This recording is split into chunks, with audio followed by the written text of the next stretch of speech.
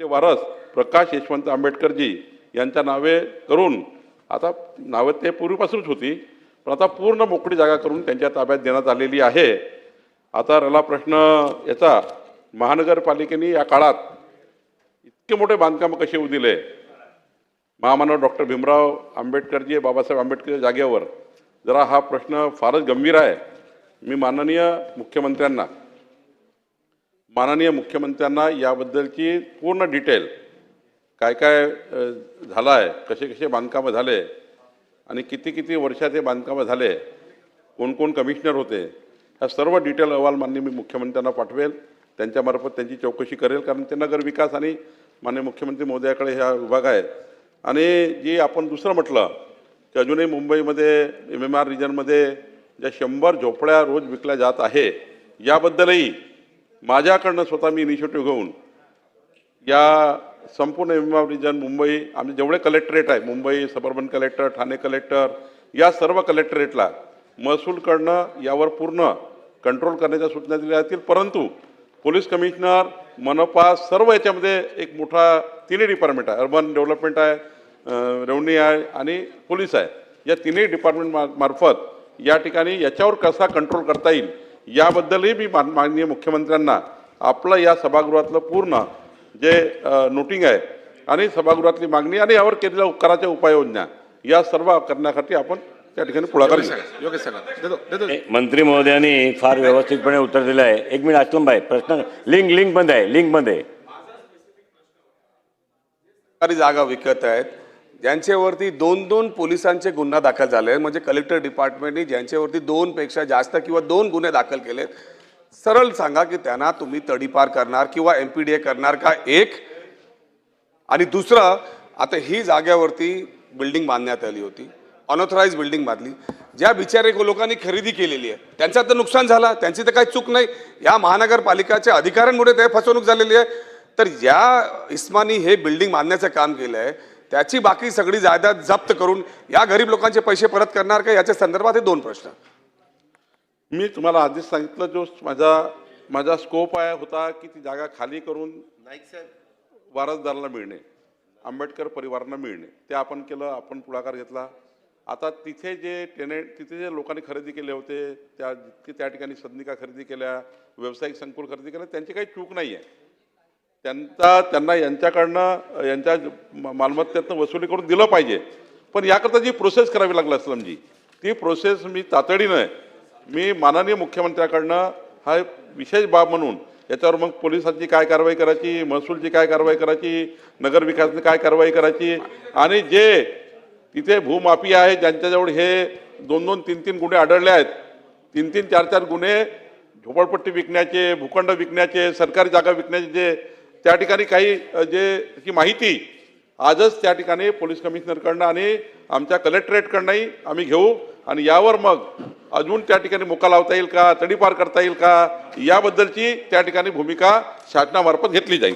अध्यक्ष महोदय, मंत्री महोदयांनी फार सकारात्मक उत्तर दिलं आहे आणि विशेष दिलंही पाहिजे होता, कारण परमपूज्य डॉक्टर बाबासाहेब आंबेडकरांच्या परिवारातील हा संबंध आहे. सामान्य नागरिकांचं काय अध्यक्ष महाराज, जे सामान्य लोक आहेत ज्यांच्या जागा अशा बळकावून त्याच्यावरती ज्या काम केले जात, खास करून गावठाण एरियामध्ये, माननीय मंत्री महोदय, या आपल्या सरकारने आणि मागच्या सरकारने एक GR काढला होता.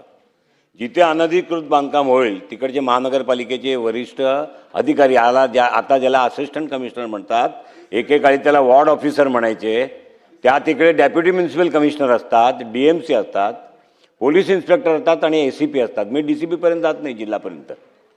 अध्यक्ष महोदय, आपण GR काढला होता. मला सांगा सरकारने किती FIR दाखल केले? मग अधिकार तुम्ही नागरिकांना द्या. ज्या ठिकाणी अशा पद्धतीने सरकारी जागेवरती, मग फॉरेस्ट ऑफची जागा असेल तर तुम्ही रेंज फॉरेस्ट ऑफिसरला गृहीत धरा, डेप्युटी फॉरेस्ट ऑफिसरला गृहीत धरा, कांदळवनची जागा असेल तर कांदळवनच्या अधिकाऱ्यांना गृहीत धरा, सरकारची जागा असेल तर तलाठीला, तहसीलदारला गृहीत धरा. म्हणजे ह्यांचे मालक कोण आहे? ह्यांचं कोण वालीच नाही का अध्यक्ष महाराज सरकारी जागेचा? आणि म्हणून मंत्री महोदय, आपण स्पेसिफिक उत्तर द्या.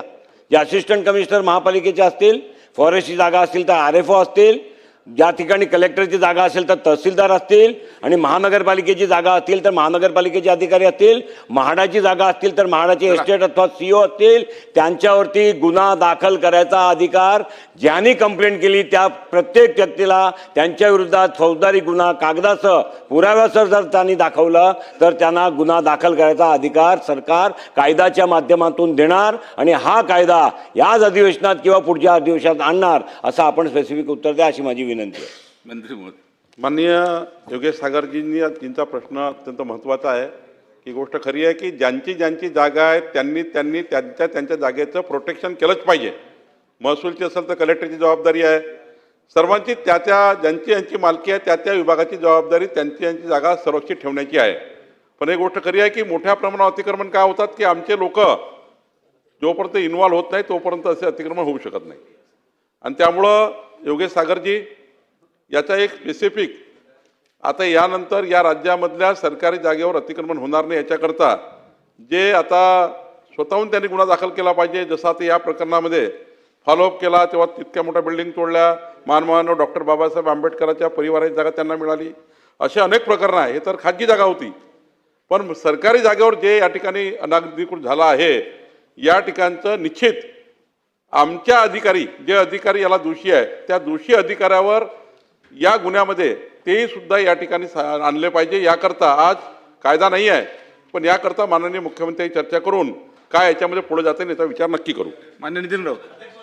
अध्यक्ष महोदय, मी धन्यवाद देऊ इच्छेन असलम शेख यांना आणि त्यांचे ज्यांनी प्रश्न या ठिकाणी उपस्थित केला त्यांना, की भारतीय राज्यघटनेचे शिल्पकार परमपूज्य डॉक्टर बाबासाहेब आंबेडकर यांचे वारसदार दिवंगत भैयासाहेब आंबेडकर यांच्या नावे असलेली जमीन ही काही भूमाफियांनी त्या ठिकाणी बळकावली होती आणि त्यासंबंधी हा प्रश्न या ठिकाणी उपस्थित झाला. सन्माननीय मंत्री महोदयांनी अत्यंत विस्तृत उत्तर या ठिकाणी देण्याचा प्रयत्न केला आहे अध्यक्ष महोदय. परंतु मला एक समजत नाही अध्यक्ष महोदय याच्यामध्ये, की ही जी इमारत अनधिकृतपणे त्या ठिकाणी बांधण्यात आली ती आपोआपच बांधण्यात आलेली नाही. त्या ठिकाणी महानगरपालिका पूर्णपणे गुंतलेली होती, त्या ठिकाणचे पोलीस अधिकारी त्या ठिकाणी गुंतलेले होते आणि सगळ्यांच्या संगनमतानं त्या ठिकाणी ती इमारत बांधली गेली. या ठिकाणी मंत्री महोदय म्हणाले की माझ्या स्कोपमध्ये नाही आहे. किमान या ठिकाणी आपल्या स्कोपमध्ये जे आहे ते आपण केलं. या ठिकाणी ती जागा खाली करून दिली त्याबद्दल आम्ही आपले मनपूर्वक त्या ठिकाणी आभारी आहोत. परंतु मला एक सांगा की जे संबंधित अधिकारी आहेत ज्यांनी ते होऊ दिलं, ते घडू दिलं, आणि जो भूमाफिया ज्यांनी त्यावर ताबा घेतला, या दोघांवर कारवाई संबंधी तर काही सांगण्यात आलेलं नाही. ती कारवाई आपण करणार का? मला आठवतं की दिवंगत विलासराव देशमुख मुख्यमंत्री असताना त्यांनी एक GR काढलेला होता आणि GR काढून या ठिकाणी सांगितलं होतं की अशा प्रकारचं अनधिकृत असेल त्याच्यावर सिनियर PI त्या ठिकाणचा आणि असिस्टंट कमिशनर BMC यांना तात्काळ त्या ठिकाणी निलंबित करण्यात येणार आहे, येऊ शकतं. तर त्या GRच्या अनुषंगानं आपण तात्काळ ही कारवाई करणार का? नंबर 1. नंबर 2, या संबंधाने स्कोपच्या बाहेर थोडासा एक प्रश्न असा आहे की अनेक जमिनी या ठिकाणी सागर आमचे सहकारी यांनी या ठिकाणी विचारलं की इतर जमिनींबद्दल काय, तर नागपूरमध्ये सुद्धा माझ्या मतदारसंघात आपल्या मालकीची, सरकारच्या मालकीच्या अनेक जमिनी आहेत आणि त्याला अनधिकृतपणे लोक ताबा घेऊन बसलेले आहेत. काही सरकारी योजना सुद्धा त्या ठिकाणी आणता येत नाही. तर तुम्ही नागपूर कलेक्टरला आदेश देऊन आणि पोलीस कमिशनरला त्या ठिकाणी सूचना देऊन तात्काळ त्या जमिनी खाली करून सरकारच्या ताब्यात घेणार आहेत का? असे 2 प्रश्न माझे आहेत अध्यक्ष. मंत्री महोदय. नाही राऊत साहेब, आपला थोडा समज वेगळा झाला. मी असं नाही म्हटलं स्कोपमध्ये नाही, म्हणजे आता गृह विभागातर्फे कारवाई करावी लागेल त्या बिल्डरवर. त्यांनी इतकं मोठं त्या ठिकाणी धाडस केलं की महामानव डॉक्टर परमपूज्य बाबासाहेब आंबेडकरांच्या परिवाराची जमीन हडप करण्याचा प्रयत्न केला. तो तर जेलमध्ये गेलाच पाहिजे आणि जे अधिकारी आहे ज्यांनी होऊ दिलं त्यांच्यावर कारवाई झालीच पाहिजे. मला नगरविकास आणि गृहला दोघांनाही या ठिकाणी नसती पाठवून त्यांच्यावर कारवाई करतो असं मी सांगितलं. दुसरं मी सांगितलं की हे जे आहे हे बांधकामं संगनमताने झाले आहेत, मोठे बिल्डर्स आहे हे, आणि त्यामुळे याच्यावर कारवाई झाली पाहिजे, तेही आपण करणार आहोत. आणि आपण तर हा विचार नाही केला, कितीतरी लोक या ठिकाणी होते, म्हणजे 72 सदनिका होत्या, 8 व्यावसायिक मोठे संकुलं होते, आपण तोडून टाकले आणि आत्ता तोडले 20/5 आणि 13/6 जमीनदोस्त करून टाकले. माझी एकच या ठिकाणी आपल्याला विनंती आहे की आपण याच्यामध्ये कुणाला सोडणार नाही आहे. मी माननीय मुख्यमंत्र्यांकडून कारवाई करून सदनालाही सांगेल की गृह खात्याने काय कारवाई केली, नगरविकासने काय कारवाई केली. आणि दुसरं, नागपूरबद्दल जी आपण मला माहिती दिली आहे त्याबद्दलही आपल्या जे काही आपण या ठिकाणी ज्या जागेबद्दल प्रश्न उपस्थित केला, ती प्रश्नाधीन जागा आपण नागपूर कलेक्टरला, नागपूर पोलीस कमिशनरला सांगून ते रिकामी करू. चला शेवटचा प्रश्न अबू आदमी जी. अध्यक्ष महोदय धन्यवाद। अध्यक्ष महोदय, मंत्री जी बहुत काम करने वाले हैं। मैं देखता हूँ रात को 12-12, 1 बजे तक काम करते हैं, और आपके आने के बाद मुझे लगता है कि जो मैं पिछले 5-10 सालों से चिल्ला रहा हूँ शायद आप तक मेरी आवाज़ पहुँच जाए। मानकुश शिवाजी नगर में सर कोई स्पोर्ट्स का कम्प्लेक्स नहीं बन पा रहा है, स्कूल नहीं बन पा रहा है, बच्चों के लिए कुछ खेलने का मैदान नहीं है। वहाँ पर एक कुर्ला स्क्रब में 15 एकड़ ज़मीन इन राइटिंग आया कलेक्टर ऑफिस से कि इन्होंने जो है इलीगल किया, इन पे लीज इसकी नहीं है, और जो ज़मीन की लीज है एक्सपायर हो चुकी कितने पहले, आज तक उसको ख़त्म भी नहीं किया जा रहा है। और उसी जीएम लिंक रोड के ऊपर ज़मीन कब्जा करके बहुत बड़े बड़े शेड बना करके कई लाख रुपया महीना कमाया जा रहा है। जीएम लिंक रोड पर एक 8 गाला बना दिया गया, जब मैंने कंप्लेन किया सर तो टूट गया, सब फिर बन गया। तो मैं कह रहा हूँ तोड़ते क्यों नहीं, बोले स्टे आ गया। कैसे स्टे आ सकता, जब एक बार इलीगल था वो, तो स्टे के साथ। यानी मैं आपको पूरी ईमानदारी से कहता हूं कि हमारे अधिकारी मिलकर उनको स्टे दिलाते हैं और उनसे पैसे लेते हैं। मैं बार बार कह रहा हूं उसको तोड़ो, तोड़ते नहीं। मेरा सवाल है सर कि जितनी भी ज़मीनें कलेक्टर की मानकुश शिवाजी नगर में अनधिकृत कब्जा की हुई है, उन ज़मीनों को खाली कराएंगे क्या? और खाली कराना, जिन्होंने कब्जा किया हुआ है उन पे FIR करके उन पे केस दर्ज होना चाहिए। क्या आप करेंगे? क्या तोड़ने का पूरा खर्च जो GR है उनसे लिया जाएगा क्या, और कितने दिन में होगा सर? मैं आपसे जानना चाहता हूँ। धन्यवाद। नहीं, अबू आदमी जी, इतना ही है कि जहाँ पे गरीब आदमी बैठे होंगे सरकारी जगह पर और उनको रेगुलाइज करने के लिए एक जो पॉलिसी है उस पॉलिसी में नहीं है, और बदमाश लोगों ने, बिल्डर लोगों ने हड़प ली है। ऐसी सारी जगह मानकुर शिवाजी नगर ही नहीं, मुंबई में भी पूरा खाली करने का निर्णय हम करते हैं, और पूरे महाराष्ट्र में भी करना है। ये सरकारी जगह पर सिर्फ गरीब आदमी का जो 2011 के पहले के घर है उनको प्रधानमंत्री आवास योजना में, उनको पट्टे वाटप योजना में, नजुल की जगह है, जिनके ऊपर एक घर नहीं है और वो लोग वहाँ बैठे हैं, ऐसे लोग छोड़ के बाकी जो भूमाफिया ने किया हुआ अतिक्रमण, भूमाफिया ने किया हुआ कब्जा, इसको पूरे राज्य में ही एक स्पेशल ड्राइव लेके हटाने का काम करेंगे। और आप जो बोल रहे हैं कि आपके लिए ग्राउंड चाहिए, अगर वो प्रपोजल अगर जिलाधिकारी से आ जाता है तो निश्चित रूप से ग्राउंड के लिए भी वहाँ जगह देने का प्रयास शासन करेंगे। चला प्रश्न क्रमांक 4. नाही, प्रश्न क्रमांक 9364.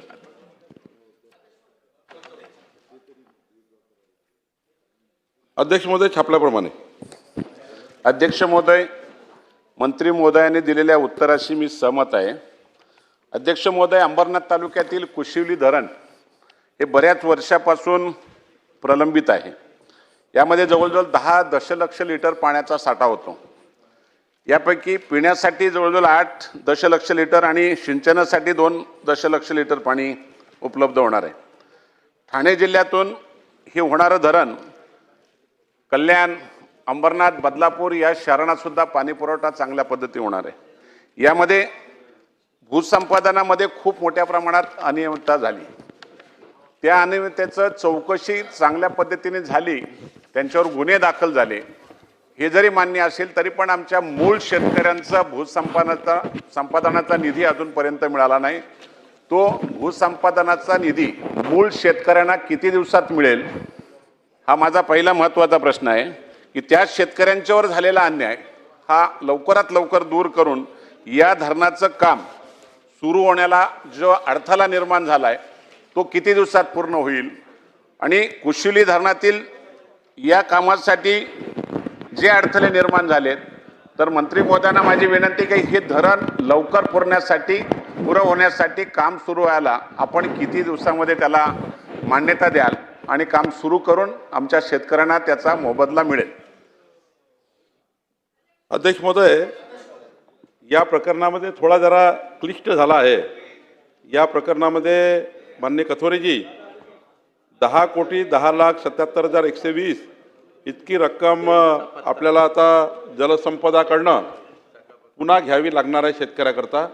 कारण इतक्या रकमेचा घोटाळा म्हणजे 10,10,77,120 एवढी रक्कम शेतकऱ्यांचे बनावट पॅन कार्ड, आधार कार्ड, त्या ठिकाणी बँक पासबुक बनवून एका रिटायर्ड नायब तहसीलदारनी, मोहन किसनराव नावाचा नायब तहसीलदार यांनी बनावट बनवलं मजुराच्या नावाने आणि ते बरोबर शेतकऱ्याच्या नावाने तयार केले आणि याच्यामध्ये परस्पर पैसे उचलून टाकले शेतकऱ्यांचे. आणि मग याच्यावर SIT झाली. SITमध्ये हे सर्व आरोपी झाले. सर्वांना त्या ठिकाणी आरोपी करण्यात आलं. पण या ठिकाणी आता प्रश्न एवढाच आहे की कारवाई पूर्ण झाली आहे.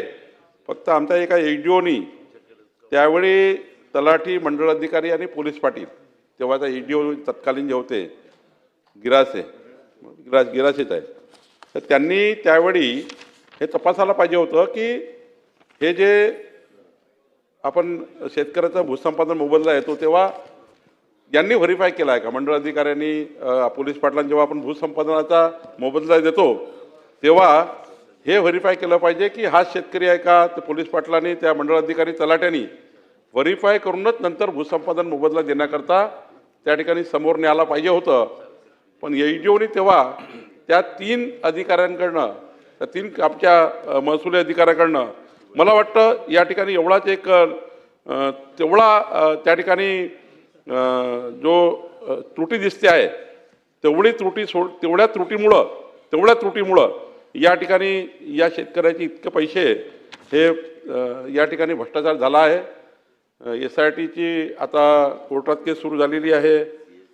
मी एवढंच या ठिकाणी सांगतो की हे 10 कोटी आता आपण भूसंपादनचे जलसंपदाकडनं मिळवायचे आहे. अजितदादा बसले त्यांनाही विनंती करेल. पण ते शेतकरी मात्र आता हा भूसंपादन मोबदला घेण्यास तयार नाही. ते म्हणतात की आता आम्हाला पुन्हा नवीन रेटनी वाढवून द्या. म्हणजे आता हा रेट इतके ज्या केसेस झाल्या मधात, त्या केसेसमुळे जो 4-5 वर्षाचा, 8 वर्षाचा काळ गेला, या काळामधला जो पिरियड आहे त्या पिरियडमधला आत्ताचा रेट त्या शेतकऱ्याला पाहिजे. म्हणून ते तयार होईल का याच्याबद्दलची एक चर्चा करावी लागेल. 10 कोटी जर जुने मिळाले, त्याच्यात ते जर मान्य झाले तर आत्ताच मोबदला वाटप होऊ शकतो. हे आपल्याला तपासावं लागेल. बाकी मला वाटतं हे पुढची कारवाई करायला शासनाला काही अडचण नाही. प्रशांत भाऊ. अध्यक्ष महोदय, मंत्री महोदय धन्यवाद. आपण सिस्टमॅटिक सगळी चौकशी केलेली आहे. 2-3 प्रश्न असे आहेत की एकटे नायब तहसीलदार याच्यामध्ये दोषी असू शकत नाही. आपण या ठिकाणी सांगितलं, म्हणजे तेही रिटायर नायब तहसीलदार आपण सांगितलेलं आहे. आणि आपण त्या शेतकऱ्यांचे अकाउंट नंबर घेतो आणि मग ते पैसे ट्रान्सफर करतो. याचा अर्थ चुकीचे अकाउंट नंबर देणारे सुद्धा तहसीलदारापासून, SDM पासून ते असणारच आहेत. त्यांच्याच हातातनं हे सगळं जाणार आहे. आणि दिसतं काय हे सगळे जेव्हा होतं आता बघा.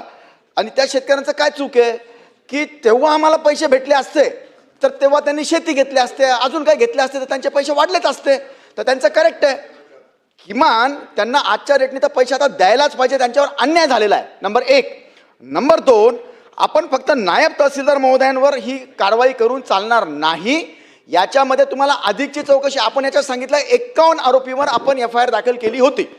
ज्यांनी पैसे घेतले त्यांच्या पण प्रॉपर्टी जप्त केल्या पाहिजे. आणि मी तर या उपर सांगेल, जितका अधिकचा पैसा आता त्यांना द्यावा लागेल ह्याच लोकांकडनं ज्यांनी असा अपहार करून घेतलेला आहे त्यांच्याकडनं आपण वसूल करून दिला पाहिजे. शासनाने भुर्दंड का सोसावा, ह्या सगळ्या कारवाया आपण करणार का? माननीय प्रशांत बमजी, याच्यामध्ये मी जे सांगितलं की एक रिटायर्ड नायब तहसीलदार यांनी त्यावेळी कामावर घेतला होता सरकारी काम करण्याकरता. ती पॉलिसीप्रमाणे ती पॉलिसी होती, आहे आताही. आपण रिटायर्ड लोकांना घेतो.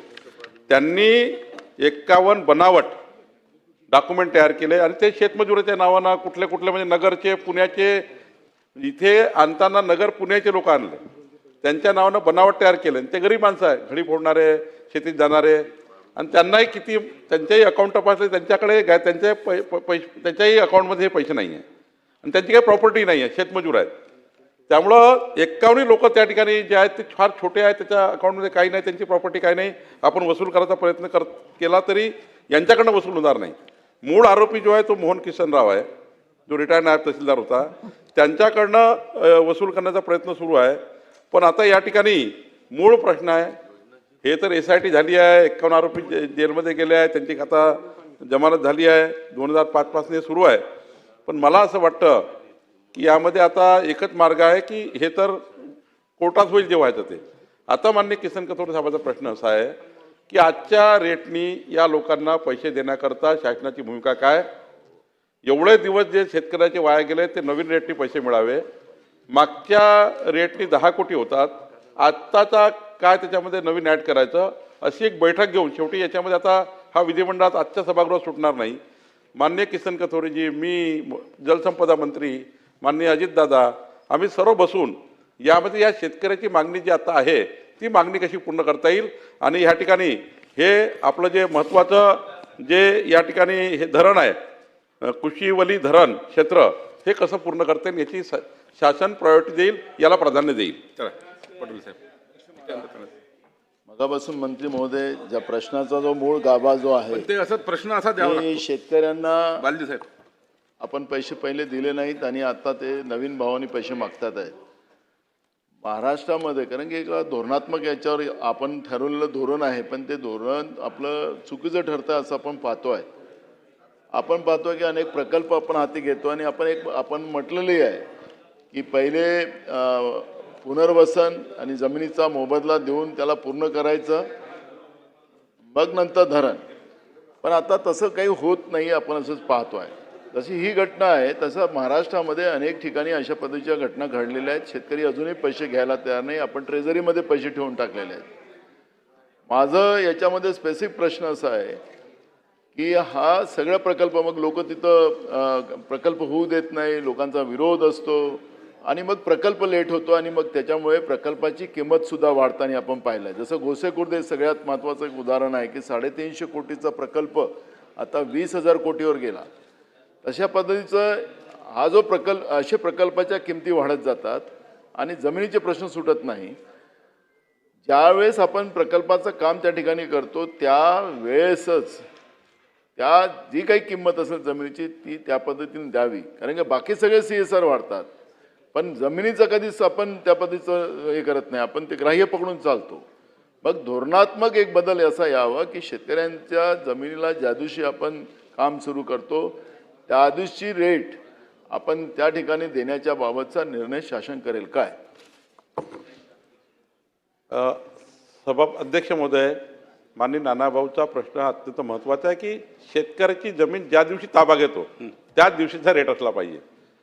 या राज्यामध्ये लार ॲक्ट आहे, काही आपण आपसात त्या ठिकाणी निगोशिएशन करून काही जमिनी ॲक्वायर करतो. पण ही गोष्ट खरी आहे, निश्चितपणे याच्याबद्दलचा काय भूसंपादन कायद्यामध्ये काही बदल करता येईल का, किंवा भूसंपादन कायद्यात अनेक बदल करायचे आहे, खूप जुना कायदा आहे. तर लार ॲक्ट आपल्याकडे आहे, याच्यामध्ये ज्या दिवशी आपण ताबा घेऊ त्या दिवशीची परिस्थिती विचारात घेऊन शेतकऱ्याला त्यांच्या ज्या दिवशीचा रेडी राखणार त्या दिवशीचा भूसंपादन मोबदला देता येईल का, याकरता एक याबद्दलचं माननीय मुख्यमंत्री उपमुख्यमंत्री आम्ही सर्व बसून याबद्दल चर्चा करून मगच त्या ठिकाणी कायद्यामध्ये तशी सुधारणा आणण्याचा आम्ही प्रयत्न करू. चला बोला ताई. धन्यवाद. हा प्रश्न माझ्या मतदारसंघातला आहे आणि आमदार गणपत गायकवाड यांनी हा प्रश्न वारंवार मांडलेला होता, पण त्या शेतकऱ्यांना त्याचा काय मोबदला मिळाला नाही. आणि ज्यांच्यावर आता भ्रष्टाचार होऊन ज्यांच्यावर कारवाई झालेले ते आतमध्ये आहेत, पण जे आता शेतकरी वाढवून भाव मागतात त्यांना कधी देणार? आणि आताच्या बाजारभावात त्यांना भाव मिळायला पाहिजे, कारण एवढी वर्ष झाली तो विलंबित आहे प्रश्न. पण त्याच्यावर जर आता नाही त्यांना ह्या वाढत्या भावात जर मिळाला तर ते कधी देणार आणि हा प्रकल्प कधी सुरू करणार, ह्याचं उत्तर मला मंत्री महोदयांनी द्यावं. धन्यवाद. प्रकल्प माननीय या ठिकाणी गायकवाडताई, प्रकल्प तर जलसंपदा पूर्ण करेल, पण आमचा जो भाग आहे की आत्ताच्या रेटनी जी काही मागणी आहे ती मागणी पुन्हा एकदा आम्ही तपासून घेतो आणि आत्ता त्यांचे 10 कोटी जुने आहेत, अजून त्यात काय ॲडिशन करून या शेतकऱ्यांना त्यांचा पैशाचा मोबदला देऊन आपण लवकरात लवकर धरण पूर्ण करण्याचा प्रयत्न करू. पण शेतकऱ्याला मात्र पैसे द्यायचे आहे का द्यायचे आहे? माननीय मुख्यमंत्र्यांची भूमिका आहे की त्या शेतकऱ्यावर अन्याय होऊ नये, आमची भूमिका आहे. याच्यामध्ये मी वेगळी बैठक लावतो. मी आत्ताच किसन कथोरेजी आणि माननीय आपल्या गायकवाडताई आपण याची वेगळी बैठक लावून या शेतकऱ्याशी चर्चा करून जे काही अंतिम मोबदला निघेल तो जलसंपदाकडनं आपण डिमांड करू आणि शेतकऱ्याचा प्रश्न आधी सोडू. चला प्रश्न क्रमांक 5. प्रश्न क्रमांक 5.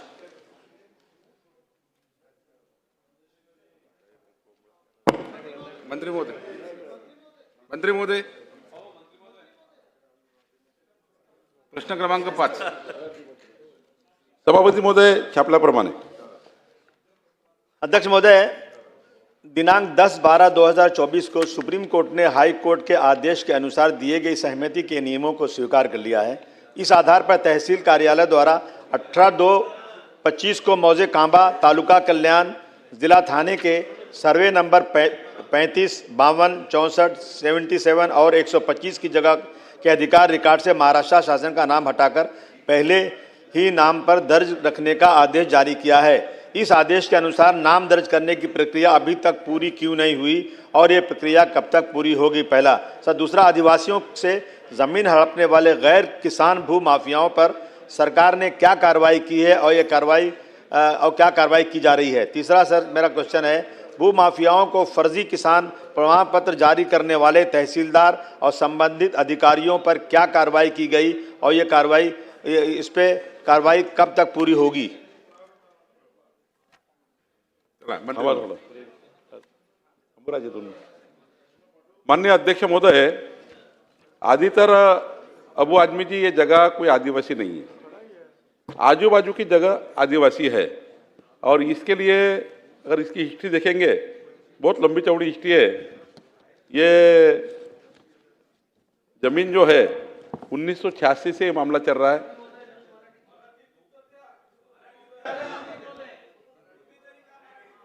माननीय अध्यक्ष महोदय,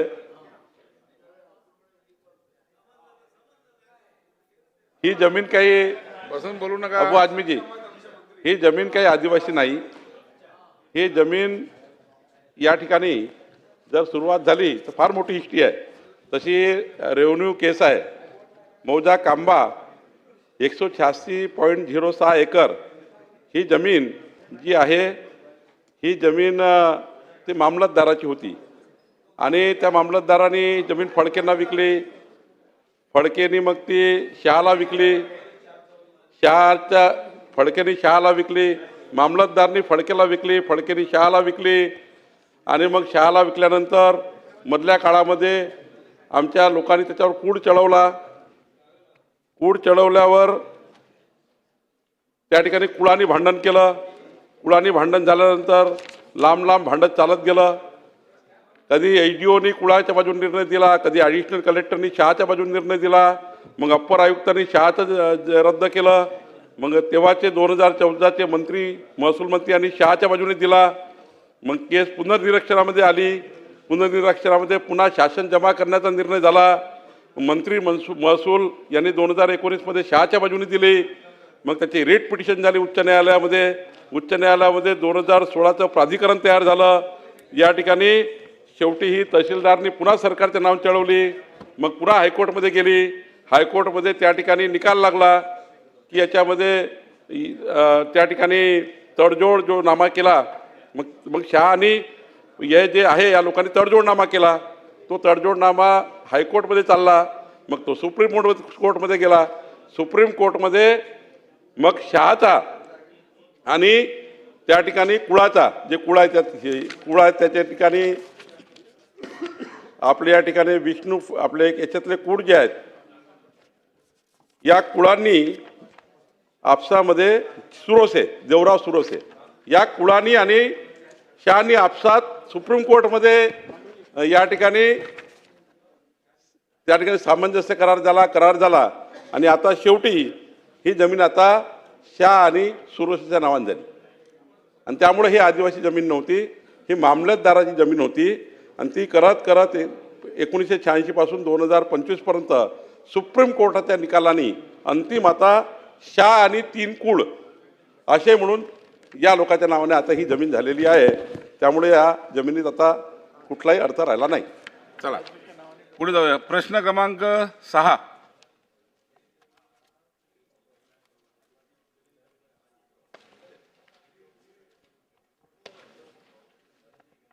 नाही का? चला पुढे जाऊ. दुसऱ्या कोणाला मांडायचा आहे का प्रश्न क्रमांक 6? चला प्रश्न क्रमांक 7.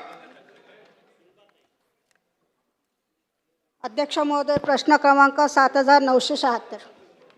अध्यक्ष महोदय, छापल्याप्रमाणे. अध्यक्ष महोदय, हा आमच्या अमरावती जिल्ह्यातील मेळघाटातील प्रश्न आहे आणि हा व्याघ्र प्रकल्प जवळपास 1974 हा व्याघ्र प्रकल्प मंजूर झाला आणि त्याच्यामध्ये खऱ्या अर्थानं या बिबट्या असेल, वाघ असेल किंवा अन्य जीव प्राणी या ठिकाणी राहतात. आणि याच्यामध्ये ज्यांनी म्हटलं आहे की मंत्री महोदयांनी या ठिकाणी उत्तर दिलं आहे नैसर्गिक पाणवठे वगैरे आहे, परंतु खऱ्या अर्थाने इथली परिस्थिती फार गंभीर आहे. आपल्याला माहीत आहे विदर्भातलं वातावरण मे महिन्यामध्ये जर आपण बघितलं तर 45च्या वर त्या ठिकाणी तापमान असतं आणि त्या माध्यमातून या ठिकाणी जे काही आपण पाणथळे वगैरे आपण हे केलेले आहे पण ते पावसाळ्यामध्ये सुकून जातात. खऱ्या अर्थानं आपल्याला या ठिकाणी सांगावं असं वाटतं की सन्माननीय मुख्यमंत्री सुधाकरराव नाईक साहेब असताना 92-93मध्ये खऱ्या अर्थाने हे काम झालेलं आहे.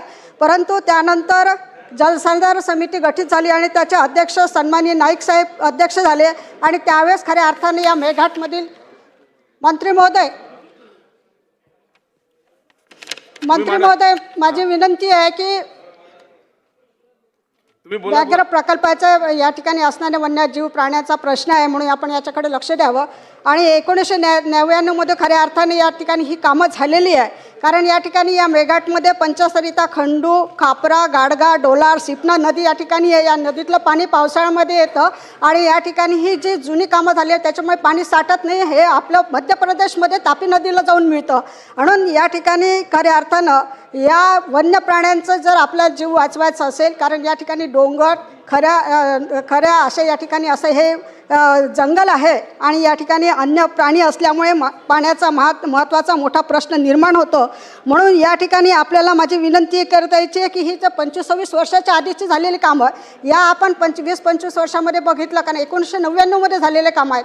त्याच्यानंतर याच्यामध्ये छोटी मोठी कामं केलं. आज आपण जर बघितलं तर त्या ठिकाणी उन्हाळ्यात जर गेलं तर त्या ठिकाणी माझ्याकडे एक चित्र आहे, मी आपल्याकडे पोहोचवतो की या ठिकाणी उन्हाळ्यात गेलं तर त्या ठिकाणी असणारे तळे हे पूर्ण हे कोरडे झालेले असते आणि त्या ठिकाणी वन्य प्राणी हे रस्त्यावर येतात आणि रस्त्यावर आल्यामुळे पाण्यासाठी भरकंटी होते. त्याच्यामुळे त्या ठिकाणी ॲक्सिडेंट होता. अनेक वाघ या ठिकाणी त्यांचं बिबट्यांचं मृत्यू झालेलं आहे. पक्षी मरत आहे, सरपटणारे प्राणी आहेत. त्या ठिकाणी हरिण असेल, सांबार असेल असे प्राणी आहेत. म्हणून या प्राण्यांना जर आपल्याला वाचवायचं असेल तर आणि या पाण्याची व्यवस्था करायची असेल तर मला या ठिकाणी शासनाला विनंती करायची आहे की या संदर्भात आपण जे काही सांगितले आहे हे फार जुने झाले आहे. या संदर्भात वन विभाग आणि जलसंधारणाच्या माध्यमातून या ठिकाणी आपण मीटिंग बोलवणार का, किंवा या ठिकाणी आपण आमच्या अमरावतीमध्ये चिखलदरा, धारणी या भागामध्ये येऊन याची पाहणी करू, नंतर याची मीटिंग करून या ठिकाणी हे पाणथळे तयार करण्यासाठी किंवा या ठिकाणी असणारे जे काही आपल्याला करायचं आहे ते त्या संदर्भात पाणथळे असेल, कृत्रिम पाणथळे असेल, सोलर पंप असेल, सिमेंट बंधारे असेल किंवा त्या ठिकाणी असणारे अनेक बंधारे असेल किंवा माती बंधारे असेल, हे आपल्याला कामं करावी लागतील. तेव्हाच खऱ्या अर्थानं आमचा मेळघाटचा व्याघ्र प्रकल्प आहे तो वाचेल. म्हणून आपण या ठिकाणी अमरावतीला येऊन मेळघाटमध्ये आपण भेट देणार का आणि या संदर्भात जलसंधारण आपण, कारण वन विभाग आणि जलसंधारण यांची मिटिंग घेतल्याशिवाय हे प्रश्न मिटणार नाही. म्हणून या संदर्भात आपण आपल्या दालनामध्ये मिटिंग बोलवणार का, या 2 प्रश्नाची उत्तर द्या. मंत्री महोदय. अध्यक्ष महोदय, सन्माननीय सदस्य श्रीमती सुलभाताई खोडके यांनी अमरावतीच्या मेळघाट व्याघ्र प्रकल्पाच्या अनुषंगाने जे वर्णन केलं तापमानाचं, त्या मताशी मी सहमत आहे. उन्हाळ्यामध्ये मे महिन्यामध्ये 45 डिग्रीपर्यंत तिथं तापमान जातं आणि निश्चितपणे जे पाणवटे आहेत त्याची पाण्याची पातळी कमी होते. परंतु एकूणच खात्याच्या अनुषंगानं जो अहवाल त्या ठिकाणी प्राप्त झाले त्यामध्ये नैसर्गिक पाणवठे 561 आहेत, कृत्रिम पाणवठे 432 आहेत, सोलर पंप 202 आहेत, सिमेंट बंधारे 269 आहेत, दगडी बांध 895, मेलघाट बंधारे 1236, अॅनिकेट बंधारे 15, माती बंधारे 67, वनतले 120. परंतु त्यांनी एक बाब सांगितली, फार पूर्वी काम केलेलं त्याच्यामध्ये माती साठलेली आहे. निश्चितपणे त्या अनुषंगानं खात्याच्या अधिकाऱ्यांना सांगून त्याच्यात साठलेला गाळ काढला जाईल. जिथे दुरुस्ती करण्याची गरज असेल ती दुरुस्ती केली जाईल. आणि निश्चितपणे आपली जर त्यात साधारण 3 महिन्याच्या आतमध्ये याच्यात जर सुद्धा, आता हा पावसाळा आहे, पावसाळ्यानंतर त्याच्यात कामं होतील आणि कामं नाही झाली तर आपल्याला अन्य त्या परिसरातील लोकप्रतिनिधींना बोलवून मंत्रालयामध्ये बैठक लावली जाईल. चला, झालं ना, बोला. अध्यक्ष महोदय, सन्मान्य सदस्यांनी एक खूपच संवेदनशील विषय आपल्यासमोर आणलेला आहे. मी मंत्री महोदयांना एवढीच विनंती करीन की याच्यावर कुठचाही पुढचा निर्णय घेत असताना नुसतं खातं नाही आणि नुसतं आम्ही लोकप्रतिनिधी नाही, तर जागतिक पातळीवर जे कोणी एक्सपर्ट्स असतील त्यांना पण आपण ह्याच्यात बोलवणं गरजेचं आहे. कारण जेव्हा आपण जंगलात काही इंटरव्हेन्शन करतो, ह्युमन इंटरव्हेन्शन करतो, आपण पाहतो मसाई मारा असेल, सेरेंगेटी असेल, हे मायग्रेशन जे आहे ह्याच कारणाने होतं की कुठेतरी पाणी कमी होतं, कुठेतरी खाणं कमी होतं. तर आपण हे सगळे एक्सपर्ट्स बोलवून आणि मग सन्मान्य सदस्यांना बोलवून तेव्हाच आपण नक्की हे इंटरव्हेन्शन करावं. विदाऊट एक्सपर्ट ॲडवाईस ह्याच्यात इंटरव्हेन्शन होऊ नये. धन्यवाद. अध्यक्ष महोदय, सन्माननीय सदस्य आदित्य ठाकरे यांनी जी सूचना केली की आंतरराष्ट्रीय दर्जाचे ज्यांना या विषयात खोल ज्ञान आहे अशा लोकांना सुद्धा त्या ठिकाणी निमंत्रित केलं जाईल. हा, बोला.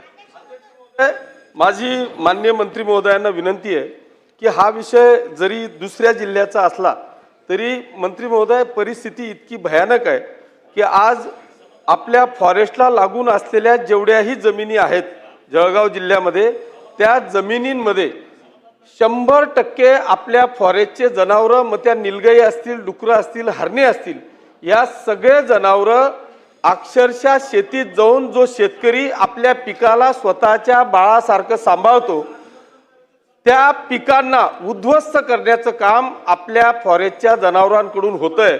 माझ्याकडची तर अशी परिस्थिती होती की एकदा ते जनावरं घुसल्यानंतर जेव्हा ते उद्ध्वस्त झालं तर अक्षरशः एका व्यक्तीला त्या ठिकाणी परिस्थिती पाहून अध्यक्ष महोदय अटॅक आला आणि तो व्यक्ती त्या ठिकाणी मृत्यू पावला.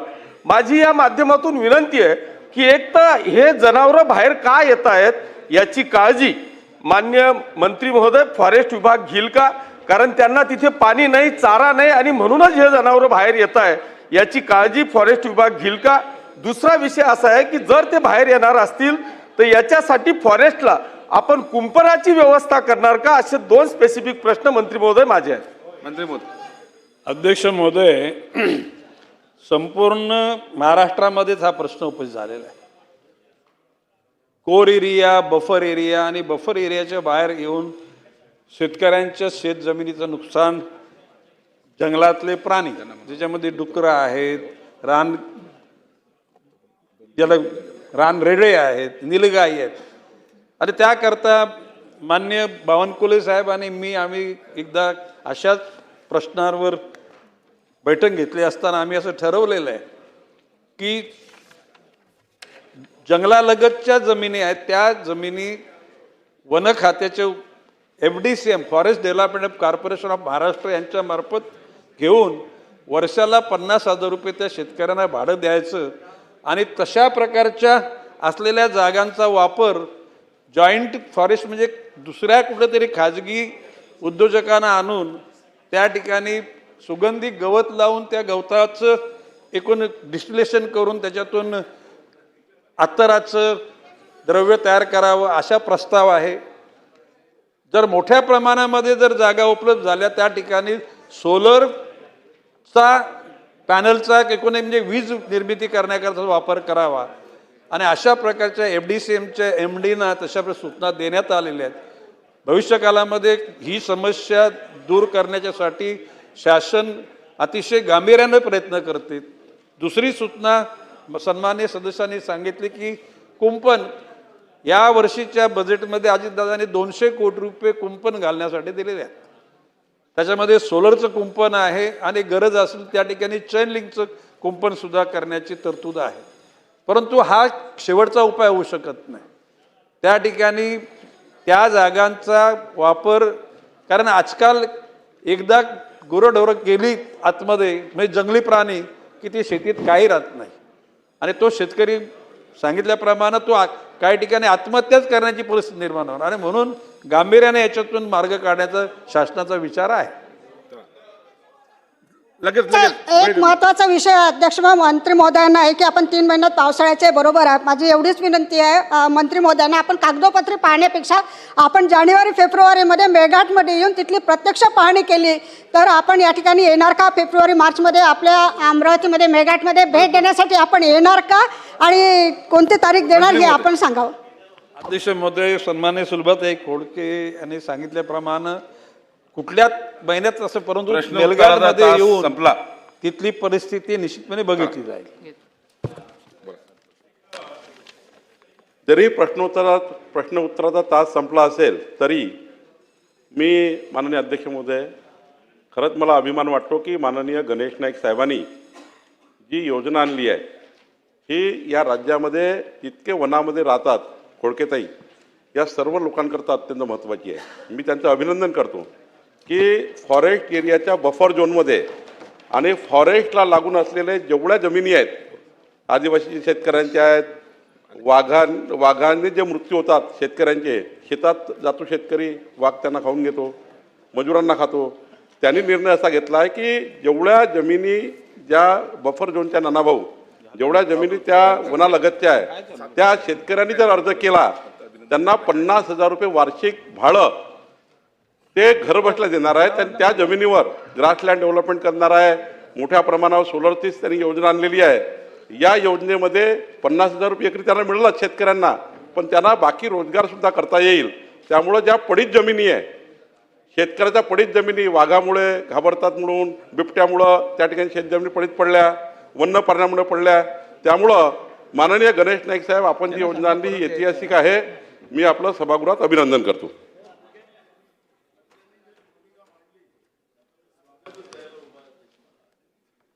स्वागत करतो जे वनमंत्र्यांनी जो या ठिकाणी जी योजना आणली आणि त्याचं तुम्ही स्वागत केलं, मी पण स्वागत करतो. पण जे शेतकऱ्यांच्या पिकाचं नुकसान जे होते वन्य प्राण्यापासून त्याचे पैसेच मिळत नाही, तर त्याला एक थोडीशी गॅरंटी थोडीशी आपण दिली तर बरं होऊन जाईल. अजूनही वर्षे पैसे मिळाले. अशा प्रकारच्या ज्यांना नुकसान भरपाई नसेल मिळाली त्या RFO DFO या लेवलच्या अधिकाऱ्यांना सांगून त्या नुकसान भरपाई देण्याचे आदेश दिले जातील.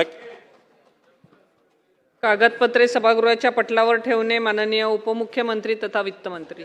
अध्यक्ष महोदय, मी आपल्या अनुमतीने दिनांक 1 एप्रिल 2024 ते दिनांक 31 मार्च 2025 या कालावधीत शासनाच्या उद्योग, ऊर्जा, कामगार, खनिकर्म विभाग, सार्वजनिक बांधकाम विभाग, आदिवासी विकास विभाग व नगर विकास विभागात अंतर्गत प्रशासकीय नियंत्रणाखाली संस्था उपक्रमांना देण्यात आलेली कर्ज रोखे, लेटर ऑफ कन्फर्म व त्यावरील व्याजास देण्यात आलेल्या हमीविषयीचे विवरणपत्र सभागृहाच्या पटलावर ठेवतो. विवरणपत्र सभागृहाच्या पटलावर ठेवण्यात आले.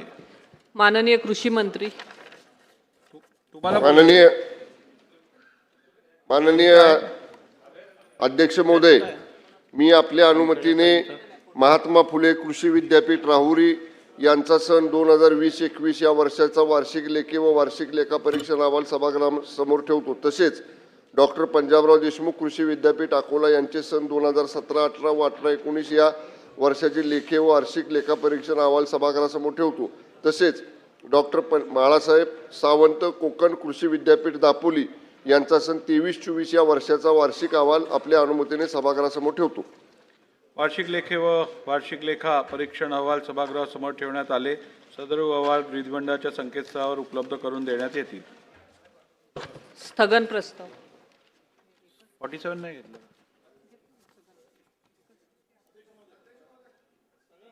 आज प्राप्त झालेल्या सर्व सदन प्रस्तावांना मी दालनात अनुमती नाकारलेली आहे. आणि ऐका अध्यक्ष महोदय, धाराशिवमध्ये ज्या अत्यंत मागास जिल्हा जे अंकशित जिल्हे आहेत त्यामध्ये अनेक जिल्ह्यांचा समावेश होतो. त्यामध्ये जिल्हा परिषदेच्या म्हणजे शासनानेच दिलेलं काम आहे, त्यामध्ये मिलेट बारच्या मध्ये जिवंत अळ्या सापडल्या. अध्यक्ष महोदय ही अत्यंत गंभीर बाब आहे. हे मिलेट्स आपण त्या पोरांना देतो, त्याच्या कुपोषित बालक आहेत किंवा तिकडे त्याला ते विटॅमिन्स मिळत नाही म्हणून आपण देतो. आणि हा कंत्राटदार स्वतःच ते ब्रँड तयार करून त्यामध्ये जिवंत अळ्या, अध्यक्ष महोदय, हे दुसऱ्यांदा झालेलं आहे. मी आता शिवूंशी बोललो आणि ते खाण्यासाठी आता त्याच्यावर बंदी घातली, ठीक आहे. पण अध्यक्ष महोदय, आज अंगणवाडीमध्ये सुद्धा पनवेलमध्ये हाच प्रकार घडला. अध्यक्ष महोदय, म्हणजे तिथे सुद्धा त्या महिलांनी असं सांगितलंय की आहाराचे पाकिट उघडताच घाण वास येतो, त्यात मुंग्या असतात. पूर्वी निदान कडधान्य मिळायचे पण ते वापरले तरी जायचे. आत्ताचा पोषणाहार घरी आणून फेकण्यापेक्षा तो न आणलेलाच बरा, असं त्या महिलेने सांगितलं. अध्यक्ष महोदय, मला एवढाच विषय आहे की आपण या ठिकाणी सूचना द्या. ही जी कंपनी आहे, ही कंपनी अनेक विभागामध्ये काम करते. अध्यक्ष महोदय, आणि या कंपनीमध्ये जे काही हे पुरवलं जातं, हे मिलेट्स न्यूट्रिटिव्ह बार म्हणून, मिलेट न्यूट्रिटिव्ह बार म्हणून, हे कंपनी अनेक वर्षापासून काम करत आहे. मग FDAनं तपासणी शिवाय हे सगळे अधिकारी हे स्वीकारतात कसे? त्या जिल्ह्यात पुरवठा होतो कसा? त्यांचं प्रमाणपत्र असल्याशिवाय स्वीकारू नयेत, अशा प्रकारची सूचना सुद्धा. अध्यक्ष महोदय, हा विद्यार्थ्यांशी जीवघेणा प्रकार आहे. अध्यक्ष महोदय, अत्यंत गंभीर विषय आहे. या कंपनीला ब्लॅकलिस्ट केलं गेलं पाहिजेत. मुलांच्या जीवनाशी ते करोडो रुपये कमवत असतात. अध्यक्ष महोदय, ही कंपनी आणि हा पुरवठादार गेल्या अनेक वर्षापासून हे धंदे करतोय, अनेक वर्षापासून. म्हणून आपल्याला माझी हात जोडून विनंती आहे, या मुलांसाठी हे जे काही पुरवठा होता, यामध्ये जर हे शेण खात असतील कंत्राटदार मिळून, आणि हे शेण खाणाऱ्यांना, घाण करणाऱ्यांना आपण सूचना द्यावी आणि यांच्यावर ही कंपनी ब्लॅकलिस्ट करावी आणि या कंपनीकडून काम काढून घ्यावं. आणि जे अधिकारी या ठिकाणी पुरवठा करत असताना सहभागी आहेत त्यांच्यावर कारवाई करावी, अशी आमची अध्यक्ष महोदय आपल्याला विनंती आहे. अध्यक्ष, ठीक आहे, चला आझमी साहेब बोला. अध्यक्ष महोदय धन्यवाद. अध्यक्ष महोदय करणार अध्यक्ष महोदय, शासनाने मेरे मानखुश दिलेल्या शिवाजीनगर क्षेत्र माहितीची में शासनाने नोंद घ्यावी आणि उचित कारवाई करावी. होय अध्यक्ष महाराज. अध्यक्ष महोदय धन्यवाद. हमारे मानखुश शिवाजी नगर क्षेत्र में फोटो पास ट्रांसफर फीस झोपड़पट्टी में झोपड़े की 40,000 है और दुकान की 60,000 है. अध्यक्ष महोदय, इसको कम किया जाए. फोटो पास लोग बना नहीं रहे हैं, सालों से बंद पड़ा है क्योंकि ये फीस बहुत ज़्यादा है. फोटो पास में 23 रेंट कलेक्टर ऑफिसर की जगह में सिर्फ 2 रेंट कलेक्टर ऑफिसर हैं. 6 कॉलोनी ऑफिसर की जगह पर सिर्फ 3 कॉलोनी ऑफिसर हैं. कम से कम 15 से 20 लाख आबादी है जिसमें सिर्फ 2 रेंट कलेक्टर हैं. इस वजह से रेवेन्यू सरकार का रुका हुआ है. रेंट कलेक्टर ना होने की वजह से फोटो पास नहीं बन रहा है, ट्रांसफर नहीं हो पा रहा है, और जो सरकार का रेंट भरने जा रहे हैं वो रेंट नहीं भर पा रहे हैं. अध्यक्ष महोदय, जिसके पास 2000 तक का सर्वे पावती है उसको जल्द से जल्द फोटो पास बनाया जाए और ये जो उसकी फीस है अध्यक्ष महोदय उसकी कम की जाए. इससे गवर्नमेंट का रेवेन्यू बहुत लॉस हो रहा है. जल्द से जल्द इस पर कदम उठाया जाए. अध्यक्ष महोदय धन्यवाद. ठीक है, चलो ठीक है, पुढे घ्या. क्या हो गया असलम भाई, बोलो. अध्यक्ष महोदय, मुंबई मलाड येथील मौजे मडगाव अंधेरी तालुका स्थानिक 1200 मच्छीमारांचा मड मच्छीमार सर्वोदय सोसायटीचा 20,000 चौरस मीटर जागा संस्थेच्या ताब्यात देण्यासंदर्भात. अध्यक्ष महोदय, मुंबई मलाड येथील सर्वे नंबर 5 आणि वेगवेगळे हिस्सा नंबर सर्वे नंबर 116, 1, 3 आणि 119 यापर्यंत एकूण जागा 19,894 चौरस मीटरची ही जागा मच्छीमार सर्वोदय सोसायटीची असणे. ऑक्टोबर 1965च्या दरम्यान ही सोसायटीनी जागा खरेदी केलेली आहे. त्यानंतर ULCचे कायदे आल्यानंतर ही जागा सरकारने घेतली होती. मग ही संस्था कोर्टात गेलेली आहे. कोर्टात जाऊन त्यांनी या ULCच्या विरोधात ऑर्डर आणलेला आहे आणि ऑर्डर आल्यानंतर शासनाकडे गेल्या 8 वर्षापासून ते मागणी करत आहे की कोर्टाचा ऑर्डर आलेला आहे, ती जागा आम्हाला परत देण्यात यावी. 1200 कुटुंबाचा प्रश्न आहे. 1200 कुटुंब जे आहे ना उपाशी पडतील. अध्यक्ष महोदय, या मुंबईमध्ये चालला काय? मुंबई बेसिकली ही मच्छीमारांची आहे. मच्छीमारांचे मार्केट उद्ध्वस्त करताय. मच्छीमारांचे जागा सुकरण्याच्या संदर्भाची जागा आहे ते वेगवेगळ्या डेव्हलपरला देण्यात येतं. शेवटी मच्छीमार जाणार कुठे? तर आपल्याकडे निवेदन आहे. आपण आपलाही मतदारसंघ ते मच्छीमारचे लोक आहेत तिथे, तर ताबडतोब सरकारने कोर्टाने जे आदेश दिलेला आहे त्याचं पालन करून त्यांची जागा त्यांना परत द्यावी. ठीक आहे. ठीक आहे, शासनाने दिलेल्या माहितीची नोंद घेऊन कारवाई करावी. होय अध्यक्ष महाराज.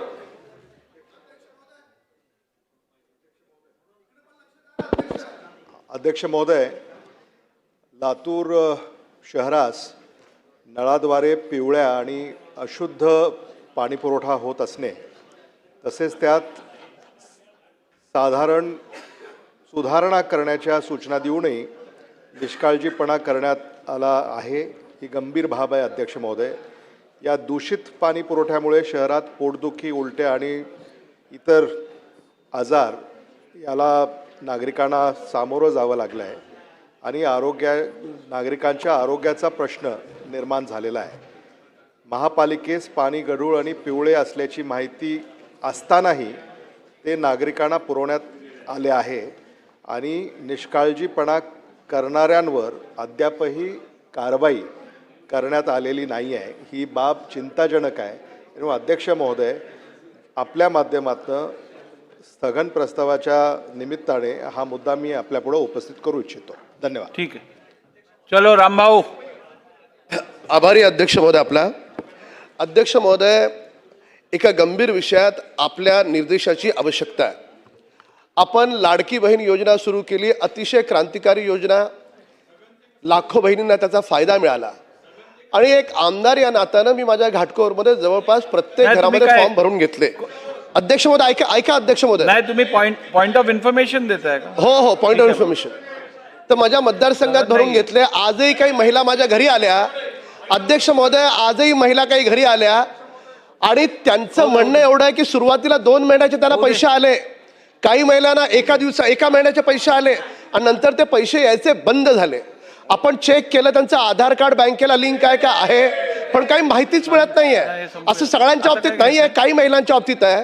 तर माझी शासनाला विनंती आहे की महाराष्ट्रातल्या सगळ्या महिलांना, लाडक्या बहिणींना हे कळावं की ज्यांच्या अकाउंटमध्ये पैसे येत नाही आहेत तर कुठली तरी अशी वेबसाईट असावी की ज्याच्यावर नाव टाकलं तर तिला पैसे येणार आहेत, न येणार आहेत, न येत आहेत तर काय कारण आहे, तिला तिचं कारण कळलं पाहिजे.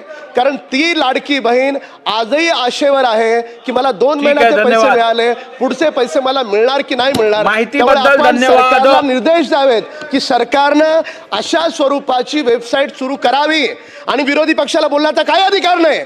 तुम्ही त्या लाडक्या बहिणीला खडकू दिला नाहीत, आम्ही दिलेत पैसे आम्ही, आणि ज्या बहिणींना मिळत नाहीत त्या बहिणींना सुद्धा आम्ही देऊ.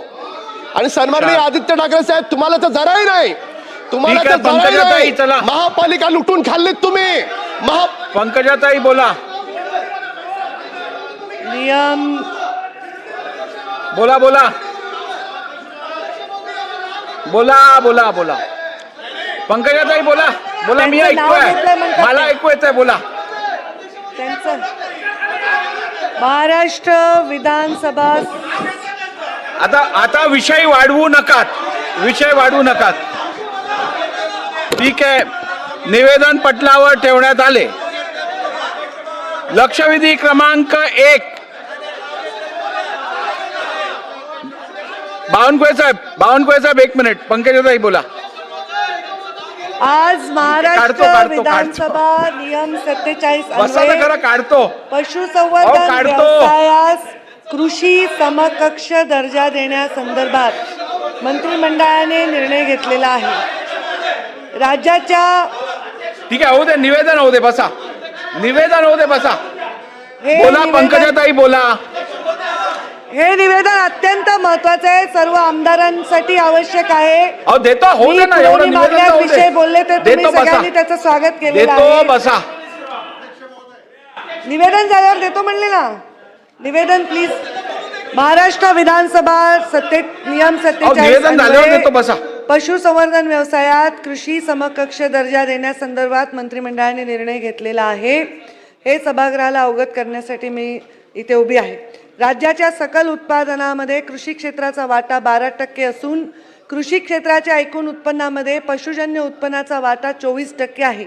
महाराष्ट्रातील पशुजन्य उत्पन्नाचा विचार करता भारतीय आरोग्य परिषदेने दैनंदिन आहारामध्ये शिफारस केलेल्या प्रमाणाइतके अंडी व मांस उपलब्ध होत नाही.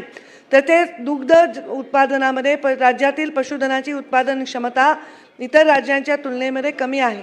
याशिवाय नीती आयोगाच्या 2021च्या अहवालामध्ये पशुसंवर्धन क्षेत्रामध्ये नियोजनपूर्वक व शास्त्रीय पद्धतीने व्यवस्थापन करण्याकडे दुर्लक्ष होत असून त्यावर उपाययोजना करण्याचे सूचना आलेल्या आहेत. शेतकरी पशुपालकांच्या आर्थिक जोखमी कमी करण्यासाठी त्यांनी शिफारस देखील केलेली आहे. दिनांक 17/7/2025 रोजी मंत्रिमंडळाने पशुपालन व्यवसायाला प्रोत्साहन देण्यासाठी अतिशय क्रांतिकारी निर्णय घेतलेला आहे. या निर्णयानुसार राज्यातील पशुपालन व्यवसायास कृषी व्यवसायाचा दर्जा देण्यात आलेला आहे. असा निर्णय घेणारे महाराष्ट्र राज्य हे राज्य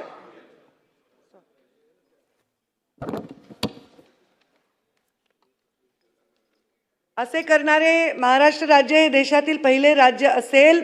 याबद्दल सन्माननीय मुख्यमंत्री आणि दोन्ही उपमुख्यमंत्र्यांचे आभार आणि अभिनंदन.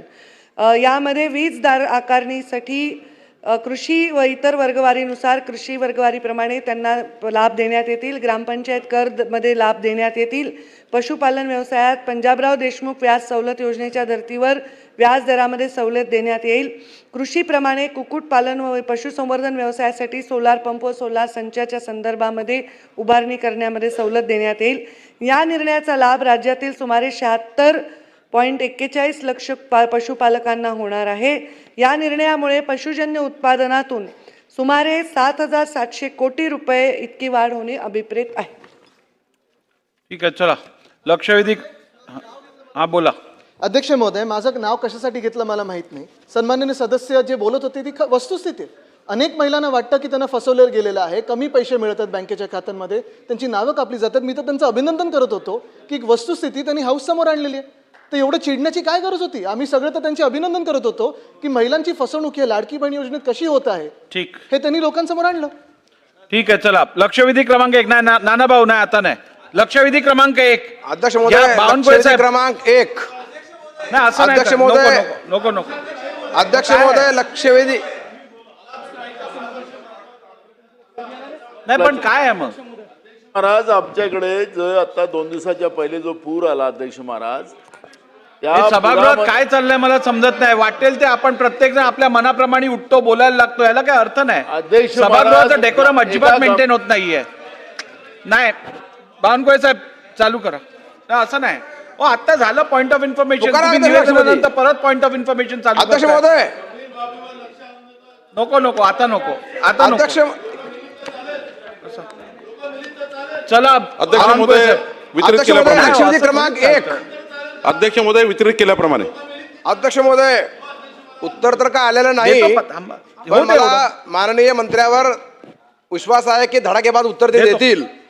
अध्यक्ष महोदय, शेतकऱ्यांच्या दृष्टीनं अत्यंत महत्वाचा, जिव्हाळ्याचा, अतिशय संवेदनशील विषय या ठिकाणी मी मांडतोय. अध्यक्ष महोदय, शेतरस्ता हा शेतकऱ्याच्या जीवनवाहिनी आहे. अध्यक्ष महोदय, शेती जर हृदय असेल तर शेतरस्ता या वाहिन्या आहेत, रक्तवाहिन्या आहेत. अध्यक्ष महोदय, या ठिकाणी या रक्तवाहिन्या अनेक ठिकाणी बंद पडल्यात. काही ठिकाणी अँजिओप्लास्टीची गरज आहे, काही ठिकाणी बायपासची गरज आहे. अध्यक्ष महोदय, त्या निमित्तानं अध्यक्ष महसूल खात्याने जो मागे निर्णय घेतला त्या निर्णयाचं मी स्वागत करतो, त्यांचं मी अभिनंदन या निमित्तानं करतो. अध्यक्ष महोदय, शेतकऱ्याच्या दृष्टीनं रस्ते, वीज आणि पाणी हे अत्यंत विषय महत्वाचे आहेत. अध्यक्ष महोदय, पण वीज आणि पाण्यापेक्षा सर्वात महत्वाचा विषय जर का असेल तर रस्ता विषय आहे.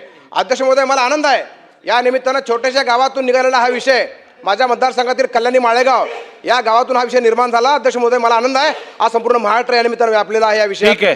आणि अध्यक्ष महोदय, या विषयानं आज एक अंतिम निर्णयावर पोहोचलो आपण. अध्यक्ष महोदय, या निमित्तानं माझं म्हणणं आहे महसूल मंत्री महोदयांना. अध्यक्ष महोदय, VR रोड आणि ODR याला जिल्हा परिषदची मालकी आहे. MDR स्टेट हायवेला PWDची मालकी आहे.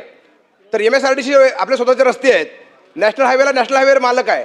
पण अध्यक्ष महोदय, हे जे शेतरस्ते आहेत, हे पांधन रस्ते आहेत, हे ओढा नाल्याचे विषय आहेत, याला अध्यक्ष महोदय महसूलच खातं हँडल करतं. त्यामुळे अध्यक्ष महोदय, माझी या निमित्तानं मागणी. अध्यक्ष महोदय, मी काम करत असताना अध्यक्ष महोदय आमदार म्हणून या विषयाला मी पहिल्यांदा हात घातला आहे महाराष्ट्रामध्ये. आणि 1200 किलोमीटरचे रस्ते मी या निमित्तानं आज माझ्या आमदार निधीतून अध्यक्ष महोदय केले. त्याचे 400 किलोमीटरचे मजबूतीकरण केले. पण मजबूतीकरण करत असताना EGS आणि MREGSच्या माध्यमातून काही अडचणी येतात. मातोश्री आपण पाणी योजना आणली, ती मीच आणून दिली आहे, भुमरे साहेबांना माहिती आहे. पण अध्यक्ष महोदय, त्यात मर्यादा पडतात. माझी मागणी अध्यक्ष महोदय या निमित्तानं आहे की MREGS म्हणून EGS असेल त्यावेळेस मॅन्डेट कमी पडतात. अध्यक्ष महोदय, वैयक्तिक लाभ शेतकरी घेत असतात. रेशीम उद्योग असेल, घरकुल आहे, गोठा आहे, बिहार पॅटर्न आहे, शोष खड्डे आहेत, शेततळे आहेत, फळबाग आहेत. यामध्ये मॅन्डेट संपून जातात आणि रस्त्याच्या कामाला मॅन्डेट शिल्लक राहत नाही आणि अनेक प्रॉब्लेम पण येतात. त्यामुळे माझी मागणी आहे, जर हे महसूलच खातं हे हँडल केलं तर महसूलनं मालकी घेतली, महसूलनं संपूर्ण जबाबदारी घेतली, देखभालीची सुद्धा आणि मेंटेनन्सची सुद्धा आणि बांधण्याची सुद्धा, तर महसूल खात्याचं अभिनंदन आपण करूया.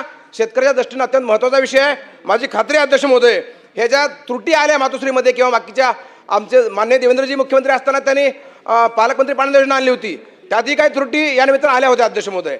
पण या दोन्ही विषयावर मात करत महसूल खात्यानं संपूर्ण जबाबदारी घ्यावी आणि या विषयात शेतकऱ्याला न्याय मिळवून द्यावा. हे देणार का अशी माझी मागणी आहे. माननीय अध्यक्ष महोदय,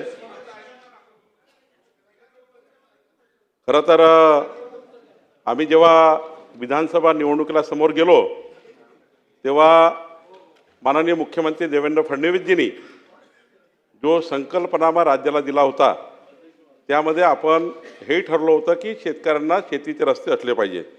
त्याकरता आपण मागच्या बजेटमध्ये माननीय देवेंद्रजींच्या नेतृत्वामध्ये जे बजेट झालं, माननीय अजितदादांनी या ठिकाणी याच विधानसभागृहामध्ये एक नागपूर पॅटर्नसारखी चांगली योजना आणि अजून लातूर पॅटर्नसारखी चांगली योजना या ठिकाणी आणण्यात येईल असंही बजेटमध्ये आश्वासन दिलं होतं.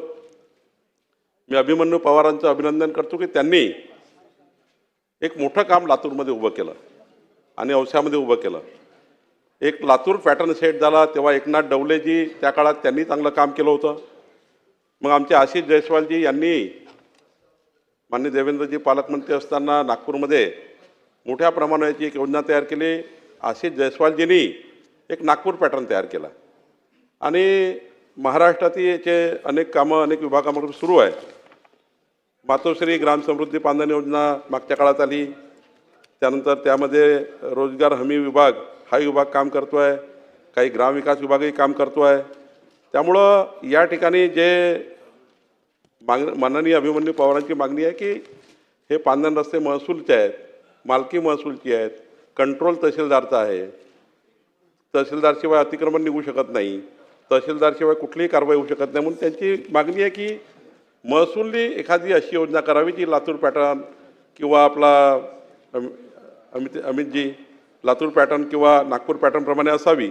पण आता या ठिकाणी आपण 4-5 गोष्टी ज्या महत्त्वाच्या या ठिकाणी केल्या आहेत त्यामध्ये पूर्वी आता पांधन रस्ते बांधण्यापूर्वीची जी उपाययोजना आहे त्यामध्ये आपण शेत रस्ते व गाव रस्त्याची हद्द निश्चिती झाली पाहिजे. ती अमरावती पॅटर्न चांगली आहे. अमरावतीने प्रत्येक ग्रामपंचायतचे सर्व रस्ते एका ग्रामपंचायत वाईज त्यांनी नकाशामध्ये त्या ठिकाणी रेखांकन केलं आणि प्रत्येक ग्रामपंचायतला ते नकाशे आता लावले. एक अमरावती पॅटर्न तयार झालं. या शेतरस्त्याची मोजणी करणे, त्यांचं अतिक्रमण काढणे, शेतरस्ते खुले करण्याबद्दल मोहीम घेणे, शेतरस्त्याच्या प्रकरणाची अपील हे मंत्र्यापर्यंत येतं. पुढच्या काळात ही अपील जी आहे शेतरस्त्याची ती ADO संपली पाहिजे. म्हणजे नायब तहसीलदार पहिली अपील अथॉरिटी, दुसरी ADOच्यावर ॲडिशनल कलेक्टर, ॲडिशनल कमिशनर, मंत्र्यापर्यंत अपिला येतात. त्यामुळं 2च ठिकाणी ह्या अपिला संपल्या पाहिजे. याकरता आपण त्या ठिकाणी निर्णय घेणे. वाटपपत्रामध्ये शेतरस्त्याचा उल्लेख नाही आहे तो करणे, शेतरस्त्याचे सीमांकन व हद्दनिश्चिती करणे, शेतरस्त्याचे प्रलंबित प्रकरणं निपटारे काढणे. जसं आता एक पुण्यामध्ये आमचे पुणे जिल्हाधिकारी डुडी यांनी लोक अदालत घेतली. 30,000 प्रकरणं पेंडिंग होते, त्यातले 11,000 प्रकरणं लोक अदालतीमध्ये घेऊन हे रस्त्याचे प्रकरणं संपवले, आणखी काही प्रकरणं संपवले. अशा लोक अदालती घेणे जेणेकरून आपल्याला या ठिकाणी प्रलंबित प्रकरणं निपटारा करणे, शेत व गाव रस्त्याचे सपाटीकरण करणे, रोड मॉडेल व्हिलेजमध्ये त्या ठिकाणी आपण काही पांधन रस्ते घेतले, चालू वहिवाटीच्या रस्त्याचे सर्वेक्षण करणे, गाव नोंदी नकाशावर करणे, शिवपांधन शेतरस्त्याचे नंबर करणे, सर्वेक्षण करणे, त्याला नंबर देणे. अशा एखाद्या शेतात रस्ता नसेल 2 शेतकऱ्याची संमती करून त्यांचा 12 फुटाचा रस्ता करून देणे. पांधन रस्ता शिवरस्ता हा 30 फुटाचा आहे, काही ठिकाणी 40 फुटाचा आहे, काही 60 फुटाचा आहे. तो असणारच आहे, तो सरकारी रस्ता आहे. पण ज्या ठिकाणी रस्ताच नाही आहे तो 12 फुटाचा कमीत कमी, म्हणजे 12 फुटाच्या कमी नाही. 90% केसेस कशा सुरू आहे, एक डॉट आहे, सिंगल डॉट, तो 3 मीटर आहे की 1 मीटर तो काही दाखवला नाही आहे. त्यामुळे शासनाने निर्णय घेतला की 12 फुटाच्या कमी रस्ता असणार नाही. तो 12 फुटाचाच असेल, त्यापेक्षा जास्त असेल, 12 असेल, 15 असेल, 18 असेल, जेवढी जागा असेल तेवढी असेल, पण कमीत कमी 12 फूट असला पाहिजे. आणि समजा खाजगी मालकाचा असेल तर दोन्ही 7/12 नोंदी होतील, यांच्याही 6 फूट, त्याच्याही 6 फूट, याची नोंदी आपण त्या ठिकाणी संमतीपत्राने घेणार आहोत. या ठिकाणी रस्त्याच्या तपशिलाबद्दलच्या आपण अनेक गोष्टी या ठिकाणी करतो आहे. शेवटी माननीय मुख्यमंत्र्यांनी जो या राज्याच्या जनतेला शब्द दिला आहे, आम्ही संकल्पनाम्यामध्ये दिला आहे, निश्चितपणे ज्या पहिले या ठिकाणी जे टास्क आहे महत्त्वाचे, या रस्ते खुले करणे, रस्त्याचं नंबरिंग करणे, जसं VRODL नंबरिंग आहे अध्यक्ष महोदय, तसे याचं नंबरिंग करणे, हे सर्व प्रकरण आता आम्ही जमाबंदी आयुक्ताच्या माध्यमातून 13 लोकांची समिती तयार केली आहे आणि आता यामध्ये काम सुरू झालं आहे आणि मोठ्या प्रमाणावर आपण या ठिकाणी पुढे जातो आहे. आता प्रश्न एवढाच आहे की रोजगार हमीतर्फे एक योजना सुरू आहे त्या ठिकाणी पांदन रस्ते बांधकामाची, तर त्यांची जी वेगळी मागणी आहे की आमचं वेगळं बजेट हेड करावं, त्यामध्ये थोडे वेगळे शासनाकडनं काही पैसे मिळावे, काही DPCतनं मिळावे, आमदारांनाही काही पैसे देता आले पाहिजे याकरता आणि रस्ते बांधकाम करता आले पाहिजे. ही गोष्ट खरी आहे की महाराष्ट्राच्या, ग्रामीण महाराष्ट्राचा शेत रस्ते हाच प्रश्न आहे. निश्चितपणे यावर चांगली उपाययोजना करण्याचा प्रयत्न करू. अध्यक्ष महाराज, नाही, बसा 1 मिनिट, बसून घ्या, सगळ्यांनी बसून घ्या, सगळ्यांनी बसून घ्या. हे बघा, मी ऐका, संधी देतो, ऐका, विस्तृत उत्तर दिलेलं आहे, ऐका, ऐकून तर घ्या, संधी देतो, ऐकून तर घ्या, अहो ऐकून तर घ्या. अगदी वेगळा प्रश्न असेल तर मांडा, नाही तर तोच रिपीट करण्यात अर्थ नाही. सुमित वानखेडे. अध्यक्ष महोदय, माननीय महसूल मंत्र्यांनी शेत रस्त्यांबाबत जे काही ज्यांचं निर्णय या लक्षवेधीत नाव शासनाने आहे मी केले, त्यांना प्रायोरिटी देणार आणि त्याबद्दल सविस्तर माहिती दिली आहे आणि त्यांचं अतिशय अभिनंदन आहे याबाबत की आतापर्यंत शेतकऱ्यांच्या शेत रस्त्यांपर्यंत जो कोणी लक्ष दिलं नाही ते या शासनाने दिलं. परंतु माझी या पांदन रस्त्याची जी लक्षवेधी आहे त्याची मागणी वेगळी आहे. ही लक्षवेधी फक्त माझी नाही आहे, तर या ठिकाणी समस्त ग्रामीण विभागातल्या आमदारांची आहे आणि सगळ्यांचा एक आवाज आहे आणि हा आवाज शेतकऱ्यांचा आहे. अध्यक्ष महोदय, शेती करता रस्ता मिळणे हा शेतकऱ्याचा मूलभूत अधिकार आहे आणि जेव्हा आपण शासन म्हणून काम करतो तेव्हा ईज ऑफ लाईफचा विचार करतो. हा शेतकऱ्यांचा ईज ऑफ लाईफचा विषय आहे. नुसतं महसूल विभागामार्फत रस्ता मोकळा करून दिल्याने हा प्रश्न सुटणार नाही, तर त्या शेतकऱ्याला त्याचं सामान, त्याची जे काही उत्पादन आहे ते आपल्या शेतात पोहोचवणं किंवा शेतामधून मार्केटमध्ये पोहोचवणं हे अत्यंत महत्वाचं आहे. पण त्यासाठी निधी लागतो अध्यक्ष महोदय. मातोश्री पांदन रस्त्याचा आता माननीय महसूल मंत्र्यांनी उल्लेख केला. आपण थोडा विचार करायला पाहिजे की इतक्या वर्षापासून ही योजना अस्तित्वात आहे, या महाराष्ट्रात किती पांदन रस्ते या योजनेच्या माध्यमातून झाले.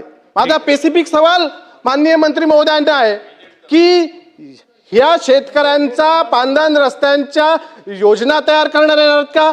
यासाठी एक फ्लॅगशिप प्रोग्राम बनवण्यात येणार आहेत का? या महसूल विभागामार्फत एक वेगळं लेखाशीर्ष पांदन रस्त्यांच्या बांधणीसाठी करण्यात येणार आहे का?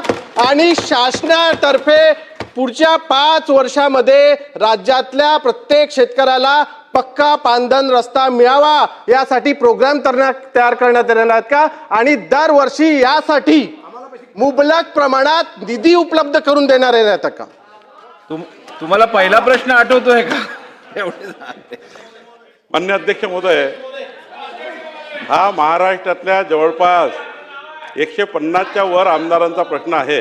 अध्यक्ष महोदय, हा प्रश्न 150 विधानसभेच्या वर विधानसभा सदस्याचा प्रश्न आहे आणि हा प्रश्न अत्यंत महत्त्वाचा आहे. मी सुमित वानखेडेजींना आवर्जून सांगेल, सुमित वानखेडेजी, आपली पोटतिरकी मला माहिती आहे की आपली प्रायोरिटीज आहे शेतकऱ्याचे रस्ते बांधणे आणि आपण त्या ठिकाणी मी सांगितलंच आहे की या रस्त्याला जी मागणी मागच्या बजेटमध्ये माननीय मुख्यमंत्री महोदयांनी, माननीय अजितदादांनी जी एक त्या ठिकाणी स्पीचमध्ये, बजेटच्या स्पीचमध्ये सांगितलं की आपण याचा नागपूर पॅटर्नचा विचार करू, लातूर पॅटर्नचा विचार करू, पांदन रस्त्याला प्राधान्य देऊ.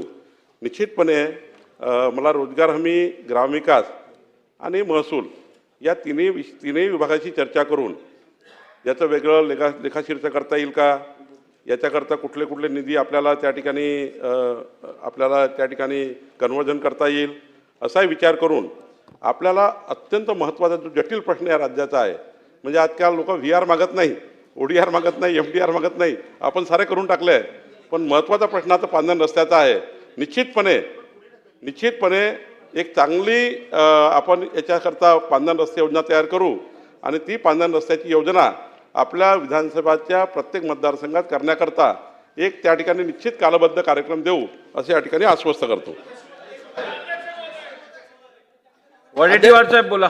अध्यक्ष महोदय, त्यांच्या खरं तर अत्यंत महत्त्वाचा विषय सन्माननीय सदस्य अभिमन्यू पवार आणि सुमितजींनी या ठिकाणी मांडला आणि त्यांचं अभिनंदनच. खरं म्हणजे फार महत्त्वाचा विषय आणि शेतकऱ्यांच्या मला आपल्याला अध्यक्ष महोदय सांगताना मंत्री महोदय अनेकांना शेतीतील माल काढताना भांडणं, डोके फुटलीत, मारहाण झालीत, मृत्यू झाले, परंतु त्यांचा आता शेतीमाल निघाल्यानंतर ते सुद्धा काढताना अडचणी निर्माण होतात. अशा वेळेस या पांधन रस्त्याचं महत्त्व फार मोठं आहे. आपण उत्तर दिलात, आपलं उत्तर सध्या काही करता येत नाही असाच त्याचा अर्थ निघतो आपल्या उत्तरातून. पण सगळ्यांना आत्ताच उत्तरामधून समाधान व्हावं अशी सगळ्यांची इच्छा आहे. म्हणजे आपल्याला उत्तराला विरोध नाही, पण मुळात प्रश्न असा आहे की आपण 25-15वर खर्च करतो, फार मोठा निधी देतो, तो गावात खेड्यात होतो. त्यापेक्षा शेतावर जाण्याचा रस्ता अत्यंत महत्त्वाचा आहे. मातोश्री पांधन रस्त्याची संकल्पना चांगली मांडली, त्यावेळेस झालेत काही रस्ते, अद्याप पैसे मिळत नाहीत. कारण अजूनही 4,500 कोटीपैकी 1,100 कोटी रुपये अध्यक्ष महोदय फक्त मिळाले रोजगार हमीच्या या रस्त्यांसाठी किंवा कामासाठी. अजूनही 3-3,500 कोटी रुपये पेंडिंग आहे आणि 2-2 वर्षापासून 3-3 वर्षापासून. मग त्यावेळेस काय झालं अध्यक्ष महोदय की काम अर्धवट झालं आणि अर्धवट काम सोडून दिलं.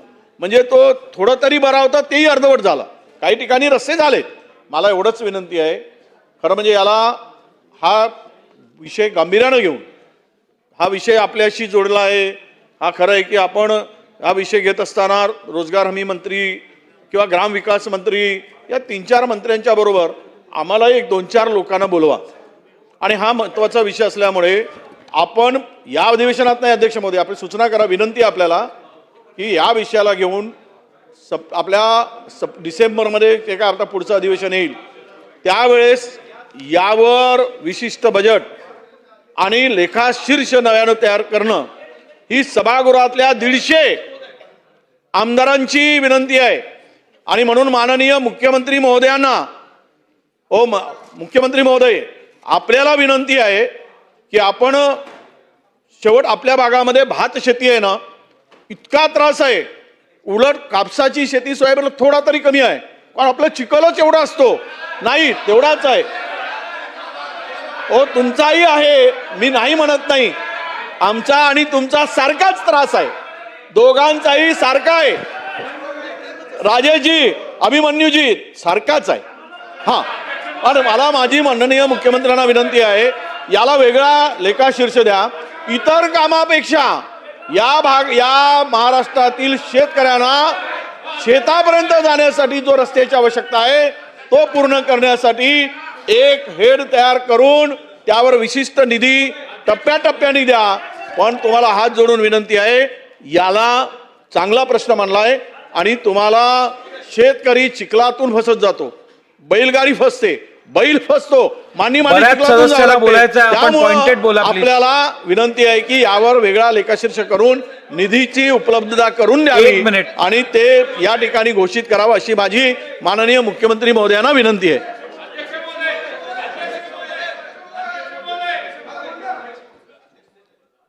माननीय अध्यक्ष महोदय, पाणंद रस्ते हा खूप महत्त्वाचा विषय आहे आणि आत्ता बावनकुळे साहेबांनी सांगितलं तेही सत्य आहे की अलीकडच्या काळामध्ये सर्वात जास्त मागणी ही आपल्या पाणंद रस्त्याकरता किंवा आमच्याकडे विदर्भात पांडन रस्ते म्हणतात त्या पांडन रस्त्यांकरता सर्वाधिक मागणी आहे. या संदर्भात यापूर्वी देखील वेगवेगळ्या योजना आपण केल्या, त्यातल्या काही योजना काही जिल्ह्यांमध्ये यशस्वी झाल्या कारण त्या ठिकाणी मजुरांची अवेलेबिलिटी होती, काही जिल्ह्यांमध्ये नव्हती, त्यामुळे त्या होऊ शकल्या नाहीत. आणि म्हणून याच्यामध्ये एक जी काही सभागृहाची भावना आहे त्याप्रमाणे आपल्याला याचा विचार करावा लागेल. आणि मुळामध्ये याचं वेगळं लेखाशीर्ष तयार करण्याची जी काही मागणी सातत्याने येते आहे त्याचाही विचार आपल्याला करता येईल. पण एक गोष्ट आपण लक्षात घेतली पाहिजे की आपल्याला जर स्केलवर काम करायचं असेल तर आपल्याला कॉन्व्हर्जन्स करावा लागेल. ज्या ज्या सोर्सेसमधनं पैसे उपलब्ध आहेत त्या सोर्सेसमधनं घेतले तर जे सुमित वानखडे म्हणाले की 5 वर्षात तुम्ही पूर्ण करणार का, तर हे 5 वर्षात जर पूर्ण करायचं असेल तर त्या सगळ्या याच्यातनं आपल्याला कॉन्व्हर्जन्स करावा लागेल. मग अशी कोणीतरी 25-15चं म्हणालं, तुम्ही म्हणालात वडेट्टीवार साहेब. माझं म्हणणं आहे की या सभागृहाने हा निर्णय करावा की 25-15तले 50% पैसे हे फक्त शेत रस्त्याला जातात, इतर कुठल्याही याला त्याचा वापर केला जाणार नाही. त्यामुळे अध्यक्ष महोदय, या निमित्ताने मी या सभागृहामध्ये असं जाहीर करतो की याची समग्र योजना तयार करण्याकरता चंद्रशेखर बावनकुळे साहेब यांच्या अध्यक्षतेखाली एक कमिटी आम्ही तयार करू. 1 महिन्यामध्ये या समितीने आपला अहवाल त्या ठिकाणी द्यावा. लेखाशीर्ष आवश्यक असेल तर डिसेंबरच्या अधिवेशनापर्यंत ते लेखाशीर्ष तयार करण्याचा आपण प्रयत्न करू. कॉन्व्हर्जन्सनी जर योजना पूर्ण होत असेल आणि त्याला कुठल्या तरी याच्यातनं पैसे द्यायचे असतील तर तशाही प्रकारचं जे काही या ठिकाणी आपण ठरवाल. पण या समितीने पुढच्या 5 वर्षामध्ये राज्यातले सगळे पाणंद रस्ते हे त्या ठिकाणी शेतकऱ्यांना त्यांच्या मालाची आवाजाही करता येईल या दृष्टीनं मजबूत करणे याकरता उपाययोजना सुचवावी आणि 1 महिन्यात त्याचा अहवाल शासनाला सादर करावा. 1 मिनिट. वनन रस्त्याचा हा जो विषय आहे तो गंभीर आहे. सगळ्या सदस्यांना बरंच काही बोलायचं आहे. सन्मान्य मुख्यमंत्र्यांनी या संदर्भात महत्त्वाची घोषणा केलेली आहे. त्यामुळे ऐका, पुढचं ऐका. मी सोमवार, मंगळवार किंवा बुधवार, येत्या सोमवारी, मंगळवारी किंवा बुधवारी या विषयाची अल्पकालीन चर्चा लावून आपण विस्तृत चर्चा करू. चला पुढे. लक्षवेधी क्रमांक 3. लक्षवेधी क्रमांक 3. लक्षवेधी क्रमांक 3 नाही येत, येत आहेत. शेवटी घ्यायची आहे ती. 8व्या नंबरला घेऊ. पुकारली की लक्षवेधी क्रमांक 3 वितरित केल्याप्रमाणे. अध्यक्ष महोदय, राज्यामध्ये धर्मांतरांच्या बाबतीमध्ये अनेक घटना महाराष्ट्रामध्ये घडत आहेत आणि त्याच्यातली एक घटना सांगलीमध्ये, सांगलीपासून जवळ गुंडेवाडी नावाचं मिरज तालुक्यामध्ये गाव आहे. तिथं डॉक्टर चंद्रकांत पाटील यांची मुलगी ऋतुजा ही वेल एज्युकेटेड मुलगी, MPSCची एक्झाम दिलेली मुलगी, लॉकडाऊनच्या काळामध्ये बाहेर पडणं बंद असताना 2021ला ऑनलाईन पद्धतीनं वधूवर सूचक मंडळ चालवणाऱ्या लोकांच्या माध्यमातून त्यांच्या घराकडं एक स्थळ आलं की जो मुलगा मर्चंट नेव्हीमध्ये काम करतोय, ज्याचा वडील मिलिटरीमध्ये होता आणि रिटायर होऊन आता बँकेमध्ये काम करतोय, असं स्थळ त्या मुलीसाठी आलं. आणि हे लग्न ठरलं. लग्न झालं तेव्हा घरातलेच मोजक्या लोकांच्या उपस्थितीमध्ये हे लग्न झालं. आणि मुलगी जेव्हा नांदायला गेली तेव्हा तिच्या पायाखालची वाळू सरकली. जेव्हा ती सासरच्या घरी गेली तेव्हा देवाऱ्यामध्ये देव नाहीत आणि तिथं हे पूर्ण घर हे ख्रिश्चन पद्धतीनं सगळा पूजा पद्धती करत होती. ते कन्व्हर्टेड कुटुंब होतं. आणि मग जेव्हा ही बाब लक्षात आली तेव्हा तिनं तिच्या आईवडिलांना सांगितली, मामाला सांगितलं. पण शेवटी आता मुलीचं लग्न झालंय तर आता काय करायचं, आणि मग त्यांनी याची वाच्यता केली नाही. मुलगी त्या घरातल्या सासूला, सासऱ्याला आणि नवऱ्याला म्हणते की तुम्ही जर धर्मांतरण केलं असेल तर तुम्ही तुमच्या पद्धतीनं पूजापाठ करा, परंतु मी माझ्या पद्धतीनं, हिंदू पद्धतीनं मी सर्व पूजापाठ करणार, उपास तापास धरणार. परंतु घरातल्या लोकांनी तिच्यावरती दबाव टाकायला चालू केलं की तू घरामध्ये उपवास धरायचा नाही, घरामध्ये कुठलंही देवाची पूजा करायची नाही. आणि मग 1 वर्ष गेलं, 2 वर्ष, 3 वर्ष गेलं. आता ती मुलगी गर्भवती होती. तिच्या पोटामध्ये 7 महिन्याचं बाळ होतं. आणि जेव्हा गर्भसंस्कार करायची वेळ आली तेव्हा ऋतुजाचं म्हणणं होतं की हिंदू पद्धतीनं, म्हणजे डोहाळे पद्धतीनं, डोहाळे जेवण घालायची जी पद्धत आहे हिंदू संस्कृतीमध्ये, तशा पद्धतीनं गर्भसंस्कार करायचे. परंतु त्या ऋतुजाची आई, सासू, सासरे, नवरा आणि तो जो पादरी त्यांच्या घरी यायचा तो म्हणायचा की गर्भसंस्कार हे ख्रिश्चन पद्धतीनं झाले पाहिजेत, चर्चमध्ये गेलं पाहिजे, बायबलचं वाचन झालं पाहिजे आणि या सगळ्या गोष्टीला ऋतुजाचा विरोध होता. परंतु या लोकांनी ऐकलं नाही, तिच्यावरती प्रचंड दबाव टाकला आणि सरते शेवटी या मुलीनं पोटात गर्भ असताना आत्महत्या केली. माझे माननीय मुख्यमंत्री महोदयांच्याकडे काही प्रश्न आहेत. ठीक आहे, दीपक बांडवलकर साहेब, या विषयात काल जे मला आठवतंय, काल प्रश्नाच्या माध्यमातून ह्याच्यावरती सखोल चर्चा झालेली आहे. त्यामुळे परत तीच चर्चा घडवून आणणं कितपत सभागृहासाठी उपयोगी आहे याचा विचार करायला लागेल. रेकॉर्डवरती उत्तर पण आहे, त्यामुळे त्या उत्तराची कॉपी मी तुम्हाला देतो. तुमचं समाधान झालं नसेल तर मग मी तुम्हाला परत सोमवारी संधी देईन. आता आपण पुढे जाऊ. आणखी 2 लागून विषय आहेत. गृहमंत्री साहेब आहेत, परवा चर्चा झाली, परंतु या विषयामध्ये जो दीपक भांडवलकर तिथला PI आहे त्यांनी गुन्हा दाखल करून घेतला नाही.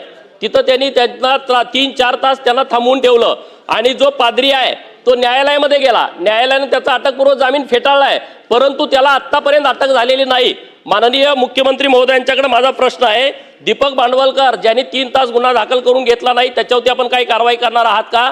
पादरीला अटक करण्याच्या बद्दलच्या सूचना आपण देणार आहात का? नंबर 1, पुणे जिल्ह्यामध्ये पंडिता रमाबाई मुक्ती मिशन या संस्थेच्या अनाथ आश्रमामध्ये मुलींचे बळजबरीनं धर्मांतरण होण्याची बाब उघडकीस आली होती आणि याच्याबद्दल या सगळ्या विषयामध्ये पदाधिकारी संस्थेचे आणि धर्मांतर प्रक्रियेतले दलाल यांच्यावरती फौजदारी गुन्हे दाखल आलेले आहेत.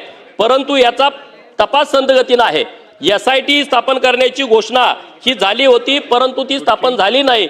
येत्या 30 दिवसामध्ये ते SITचा आपल्याकडे अहवाल देण्याच्या SIT स्थापन झालेली आहे, परंतु त्याचा अहवाल आला नाही. तर तो अहवाल 30 दिवसाच्या आतमध्ये देण्याच्या सूचना आपण देणार आहात का? तिसरा जो विषय आहे तो सोलापूर जिल्ह्यातला करमाळा तालुक्यातला महादेव टकले नावाचा जो व्यक्ती आहे त्याला मुस्लिम व्यक्तीकडून धर्मांतर करण्यासाठी बळजबरी केली जात आहे. महादेव टकले याने सदर मुस्लिम विरोधामध्ये पोलीस स्टेशनमध्ये तक्रार दाखल केलेली आहे.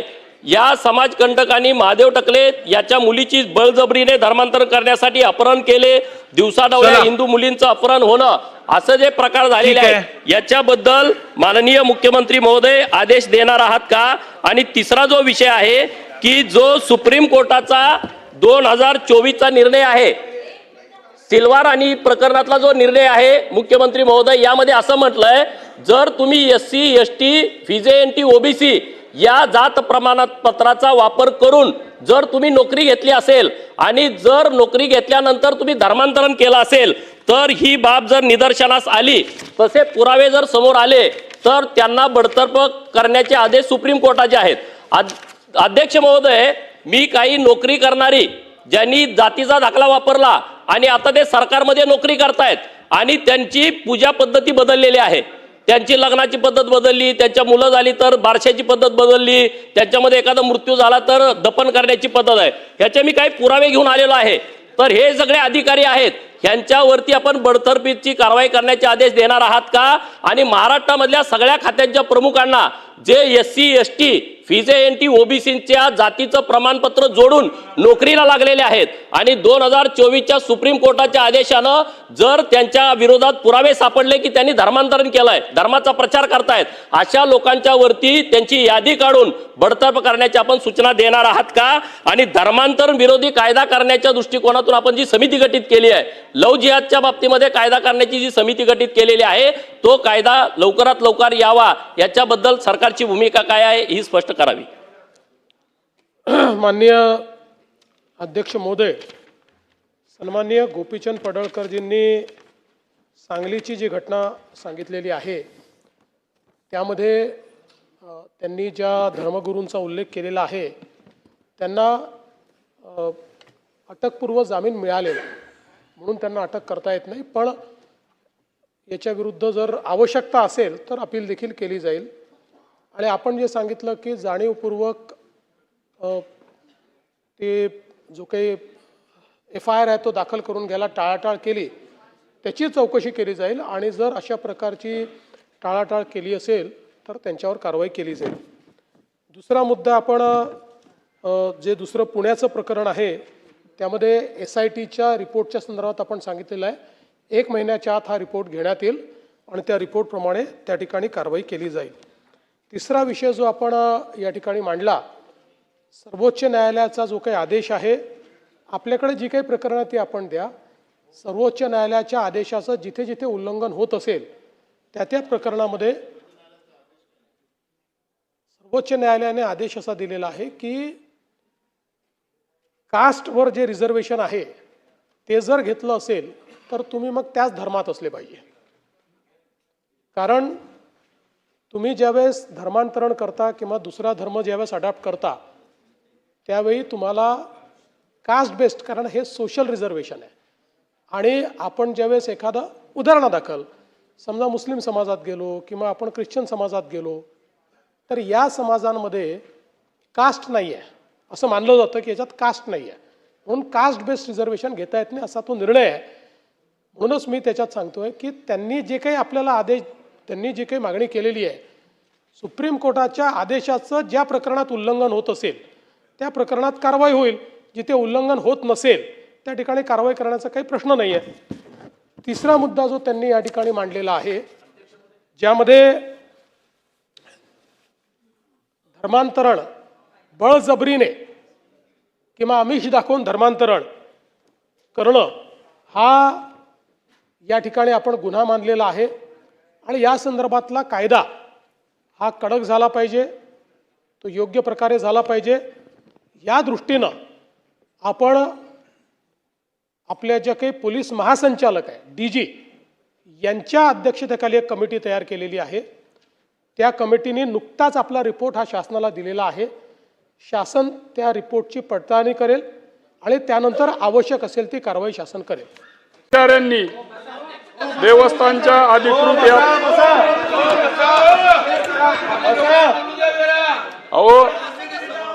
अध्यक्ष महोदय, शनेश्वर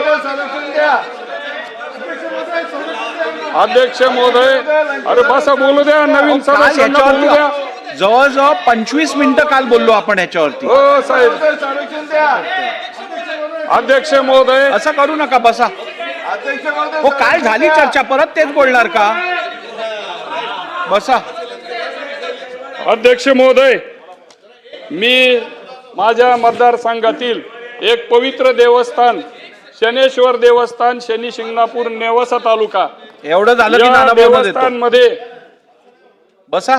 या देवस्थानमध्ये काही कर्मचारी आणि काही पुजाऱ्यांनी एक देवस्थानची अधिकृत ॲपचा ऐवजी बनावट ॲप तयार करून व QR कोड व बनावट पावती पुस्तक तयार करून ऑनलाईन पूजेच्या माध्यमातून करोडो रुपयांचा भ्रष्टाचार या ठिकाणी केलेला आहे. सकृत दर्शनी यातील एका ॲपचे 2 लाखांच्या वर करा तुम्ही. बसा. अहो, नवीन सदस्यांना विनंती आहे, मला वेळ दिला अध्यक्ष महोदयांनी. अहो बोलू द्या ना. नवीन एकतर अहो संधी द्या. तुम्ही काय अध्यक्ष महोदय, सकृत दर्शनी यातील एका ॲपचे 2 लाखाच्या वर भाविक सदस्य असून प्रति ॲप त्या ठिकाणी 1800 रुपये त्याची लावलेले आहेत. तसेच इतर पूजाचे साहित्य याची वेगळी फी लावण्यात आलेली आहे. अशा प्रकारे जवळजवळ 100 कोटीच्या वर रुपयाचा घोटाळा. एक मिनिट नाही आवाड साहेब, 1 मिनिट ऐका, थांबा. मी तुम्हाला संधी देतो, काय हरकत नाही, पण एक लक्षात घ्या, तुम्ही ज्या वेळेला ही लक्षवेधी आपण पुकारली त्यावेळेला विरोधी पक्षाच्या बाकावरनं सदस्य उभे राहून म्हणाले की ह्याच्यावरती चर्चा झालेली आहे, परत ती चर्चा तुम्ही का घेताय? त्या विनंतीचा मान राखत मी सदस्यांना सांगितलं तुम्ही उभे राहिलात म्हणून कंप्लीट करा, पण ह्यानंतर आपण ह्याच्यावरती चर्चा करणार नाही. सगळ्यांनी मान्य केलं. आणि प्रत्येक वेळेला आपल्या मनात कुठचंतरी थांबा जरा, प्रत्येक वेळेला आपल्याला काहीतरी मांडायचं आहे म्हणून सगळे नियम बाजूला ठेवून प्रत्येक जण उठणार, पॉइंट ऑफ इन्फॉर्मेशन बोलणार, मी संधी देऊ शकत नाही. ऐका, थांबा. नानाभाऊ, तुम्हाला ज्या स्थगन प्रस्तावावरती बोलायचं होतं तो स्थगन प्रस्ताव जेव्हा मी पुकारला त्यावेळेला तुम्ही सभागृहातही नव्हतात. तुम्ही सभागृहात येणार आणि मग तुम्हाला संधी द्यायची, असं होऊ शकत नाही. राहू दे आता, चला. ठीक आहे. मगाच्या ऐका, थांबा जरा. लक्षवेधी क्रमांक 3 वरती कोणाला बोलायचं आहे? एक कोण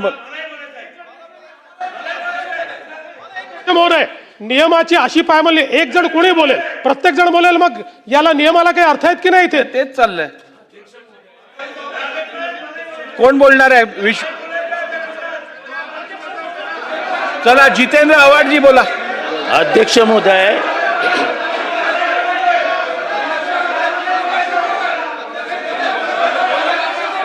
अरे नहीं बोलेगा. अध्यक्ष महोदय, चला, मुख्यमंत्री महोदय, आपण जे म्हणालात मुसलमानांमध्ये कास्टिझम आहे, ओबीसी आहे ना, शेड्यूल कास्ट आहे, ख्रिश्चनांमध्ये शेड्यूल ट्राईब आहे, असं नाही आहे. आदिवासी ख्रिश्चन आहेत, आदिवासी एससी मुसलमान आहेत, एससी ख्रिश्चन आहेत, ओबीसी मुसलमान आहेत. त्यामुळे हे विधान चुकीचं होईल. असं आहे, माझं विधान नीट ऐका. मुख्यमंत्री बोलतात, जरा काहीतरी आपण की जो डेकोरम पाळा. सुप्रीम कोर्टाने आदेश योग्य दिला आहे का? त्या मुख्यमंत्री आदेशाने, बोलतात, जागेवर बसा. त्या आदेशाच्या जागेवर बसा. अनुसार जे चुकीचं आहे ते चुकीचं आहे, जे बरोबर आहे ते बरोबर आहे. मी कुठे काढलंय तुम्ही? असं आहे आव्हाड साहेब, मी तुम्हाला प्रश्न विचारतो, सुप्रीम कोर्टाचा जो आदेश आहे तो पाळायचा की नाही? सुप्रीम कोर्टाचा आदेश पाळायचा की नाही? सुप्रीम कोर्टाचा आदेश पाळायचा की नाही? जे सुप्रीम कोर्टाने कोणाचं आरक्षण काढायला सांगितलेलं नाही. सुप्रीम कोर्टाने विविक्षित प्रकरणांमध्ये आरक्षणाचा जो गैरफायदा होतोय तो घेऊ नका म्हणून सांगितलेला आहे. तो जर कोणी गैरफायदा घेतला असेल तर कारवाई होईल. सरसकट कारवाईचं कोणी बोललेलं नाही असं सुप्रीम कोर्टाने म्हटलेलं नाही. त्यामुळे कृपया दिशाभूल करू नका. नाही, एक बसून घ्या. महाराष्ट्र विधानसभा नियमानुसार कोर्टाच्या जजमेंट वरती या सभागृहात मी चर्चा व्हायला देऊ शकत नाही. पुढे चला. लक्षवेधी क्रमांक 4 कंटिन्यू करा. अध्यक्ष महोदय, श्री क्षेत्र शनी शिंगणापूर शनी देवस्थान या देवस्थानमध्ये काही कर्मचारी यांनी देवस्थानच्या अधिकृत ॲपऐवजी बनावट ॲप तयार करून बनावट QR कोड आणि बनावट पावती पुस्तक छापून प्रचंड ऑनलाईन भ्रष्टाचार करोडो रुपयाचा केलेला आहे. सकृतदर्शनी यातील एका ॲपचे 2 लाखाच्या वर भाविक त्याचे सदस्य आहेत आणि 1800 रुपये प्रति भाविक असा याचा प्राथमिक खर्च आहे. अशा प्रकारे जवळजवळ शेकडो कोटीचा भ्रष्टाचार याच्यात दिसून येतो आणि म्हणून शनी भक्तांकडून या बनावट ॲपच्या माध्यमातून बनावट QR कोडच्या माध्यमातून जमा करण्यात आलेले कोट्यवधी रुपयाचा भ्रष्टाचार याच्यात दिसून येतो.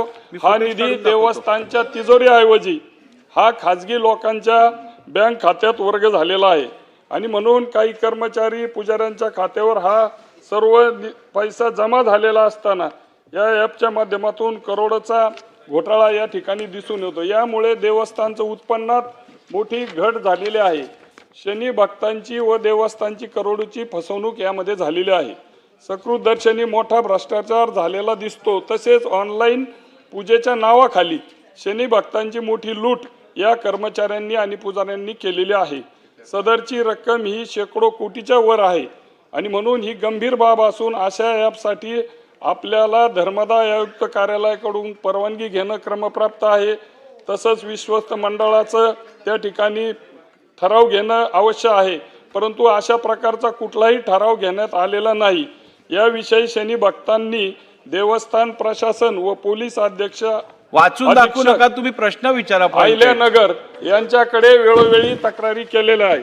अध्यक्ष महोदय, शनी देवस्थान हे एकमेव भारतामध्ये असं गाव आहे की त्या गावातल्या कुठल्याही घराला दरवाजा नाही आणि अशा देवस्थानमध्ये बनावट ॲप, बनावट QR कोड आणि बनावट पावत्या छापून करोडो रुपयाचा घोटाळा त्या ठिकाणी झालेला आहे.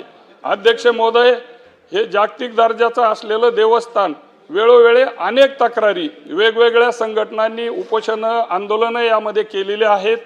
त्यामध्ये चुकीची बोगस नोकर भरती, वाहनं देवस्थानचे 8 आणि ड्रायव्हर त्याच्यावर 175, म्हणजे फार मोठ्या प्रमाणात अनियमितता त्या ठिकाणी विश्वस्त मंडळाकडून देखील झालेली आहे. आणि म्हणून एवढं जागरूक असलेलं देवस्थान, संपूर्ण देशाचं असलेलं हे श्रद्धास्थान, हे अतिशय चुकीच्या पद्धतीनं मोठ्या प्रमाणात अनियमितता वेळोवेळी ह्या देवस्थानमध्ये झालेला आहे. अनेक मान्यवर मंडळी सातत्यानं शनी दर्शनासाठी त्या ठिकाणी येत असतात. आणि म्हणून भविष्य काळामध्ये आपलं हे हिंदूंचं देवस्थान, एक श्रद्धास्थान, याला बहरायचं असेल तर जे विश्वस्त मंडळांनी वेळोवेळी या ठिकाणी केलेला चुका त्याला जबाबदार आहे. आणि हा मोठा घोटाळा प्राथमिक त्या ठिकाणी विश्वस्त मंडळाने 3 ॲपवर एक पत्र दिलं, त्याचा गुन्हा देखील अजून दाखल झालेला नाही. परंतु 15 ते 16 बनावट ॲप त्यामध्ये आहे आणि करोडो रुपयाचा घोटाळा त्या ठिकाणी झालेला आहे. आणि म्हणून माझी विनंती आहे की याची सखोल चौकशी होऊन या दोषींवर कडक कारवाई व्हावी. आणि वेळोवेळी अनियमितता या विश्वस्त मंडळाकडून झालेली आहे. वेळोवेळी आपण या सभागृहामध्ये हे मांडलेलं आहे. अनेक वेगवेगळ्या पक्षाच्या विचाराच्या संघटनांनी देखील. आणि म्हणून माझा प्रश्न आहे की संबंधित बनावट ॲप, QR कोड आणि पावत्या पुस्तक छापून ज्यांनी या ठिकाणी गुन्हे केलेले आहेत, करोडो रुपये घेतलेले आहेत, त्यांच्यावर कारवाई होणार का? आणि नसली झाली तर फौजदारी स्वरूपाचे गुन्हे त्यांच्यावरती दाखल करून हा शनिदेवावरती चुकीच्या पद्धतीनं जनतेमध्ये असलेला विश्वास बाजूला जातो. आणि म्हणून आपण लवकरात लवकर याचा निर्णय घ्यावा. धन्यवाद. माननीय अध्यक्ष महोदय, सन्मान्य असून असं बोलायचं श्री सदस्य श्री विठ्ठलराव लंगे यांनी हा जो काही लक्षवेधीच्या माध्यमातून विषय उपस्थित केला, प्रचंड गंभीर अशा प्रकारचा विषय आहे. खरं म्हणजे आपल्याला लक्षात असेल की श्री विठ्ठलराव लंगेंनी हाच विषय या ठिकाणी 24/9 या आपल्या एका याच्यात उपस्थित केला होता यापूर्वी देखील. आणि एक या संदर्भात आपण चौकशी समिती बावनकुळे साहेबांनी देखील तो प्रश्न त्यावेळेस उपस्थित केला होता. आणि मी स्वतः विधी व न्यायमंत्री म्हणून याच्यावर एक चौकशी समिती आपण लावली होती, त्याचा अहवाल आलेला आहे. आणि हा अहवाल पाहिल्यानंतर ईश्वराच्या ठिकाणी देखील लोक किती प्रचंड भ्रष्टाचार करू शकतात याचा अतिशय भयानक अशा प्रकारचा नमुना या ठिकाणी या अहवालाच्या माध्यमातून आलेला आहे. ज्या देवस्थानमध्ये 250 ते 250 कर्मचाऱ्यांच्या माध्यमातून देवस्थान इतके वर्ष चालत होतं, त्या देवस्थानमध्ये यांनी 2447 कर्मचारी भरती केले आणि सगळे बोगस. देवस्थानच्या रुग्णालयामध्ये 327 कर्मचारी कार्यरत असल्याचं दाखवलं आणि तपासणी केली तर रुग्णालयात एकही रुग्ण नव्हता. 15 खाटा, 80 वैद्यकीय आणि 247 अकुशल कर्मचारी असं या ठिकाणी दाखवलं. या ठिकाणी केवळ 4 डॉक्टर आणि 9 कर्मचारी हजर होते. या ठिकाणी रुग्णालयामध्ये कोणची मोठी बाग आढळून आली नाही, पण नसलेल्या बागेकरता देखरेखीकरता 80 कर्मचारी दाखवण्यात आले. आणि एकूण असे 327 ज्यांना काही कामच नाही, ज्यांचं काही अस्तित्व नाही, असे 327 कर्मचारी दाखवण्यात आले. आता भक्त निवास जो आहे त्यामध्ये 109 खोल्या आहेत आणि या 109 खोल्याकरता 200 कर्मचारी कार्यरत आहे असं दाखवण्यात आलं. आणि प्रत्यक्षात तिथे कोणीही आढळून आलं नाही, काही 2-4-10 कर्मचारी आढळले असतील. त्यासोबत देणगी स्वीकारण्याकरता 8 आणि तेल विक्रीकरता 4 असे 12 काउंटर आहेत. या 12 काउंटरवर 2 कर्मचारी केवळ काम करताना आढळतात. म्हणजे जर 3 शिफ्ट त्यांनी केल्या, 4 शिफ्टही केल्या तर 2चे 8 होतील. या ठिकाणी 352 कर्मचारी दाखवण्यात आले. पार्किंगमध्ये तर या ठिकाणी एकूण यांच्याकडे 13 गाड्या आहेत स्वतःच्या. त्या स्वतःच्या 13 गाड्यांकरता 163 कर्मचारी त्यांनी दाखवले आहेत आणि प्रत्यक्षात 13 कर्मचारी त्या ठिकाणी आढळून आले. वृक्ष संवर्धन विभाग 83 कर्मचारी दाखवले, कार्यरत कोणी नाही. शेती विभागामध्ये एकूण 35 एकर ज्यांच्याकडे जमीन आहे 65 कर्मचारी त्या ठिकाणी त्यांनी दाखवले आहेत. पाणी पुरवठा विभागात 79 कर्मचारी त्या ठिकाणी दाखवलेले आहेत. गोशाळा विभागामध्ये 82 कर्मचारी दाखवलेले आहेत आणि त्यातले 26 कर्मचारी तर रात्री 1 वाजेपासून काम करतात असं दाखवलेलं आहे.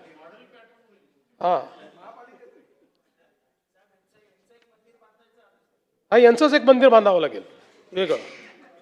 नाही म्हणून शनिदेवानी प्रताप दाखवला त्यांना त्यांचा. त्यानंतर पार्किंग परिसर म्हणजे पार्किंगचे कर्मचारी वेगळे झाले. आता पार्किंग परिसर स्वच्छ करण्याकरता 118 कर्मचारी दाखवले. सुरक्षा विभागात 315 कर्मचारी दाखवले. प्रसादालयामध्येही 97 कर्मचारी दाखवले, कुठेही ते दिसून आलेले नाहीत. वाहन विभागाचं मी मगाशी सांगितलं, तो वेगळा वाहन विभाग. आता हा जो यांचे 13 वाहन आहेत, यांच्या 13 वाहनांकरता 176 कर्मचारी दाखवले आहेत 13 वाहनांची पाहणी करण्याकरता. त्यानंतर विद्युत विभागात एकच युनिट आहे, त्या युनिट करता 200 कर्मचारी दाखवलेले आहेत आणि असे एकूण 2474 कर्मचारी कार्यरत असल्याचं दाखवलं आहे. परंतु यातला कोणाचाही मस्टर नाही, हजेरी पट नाही, कोणाची सही नाही, कोणाला हजेरी नाही.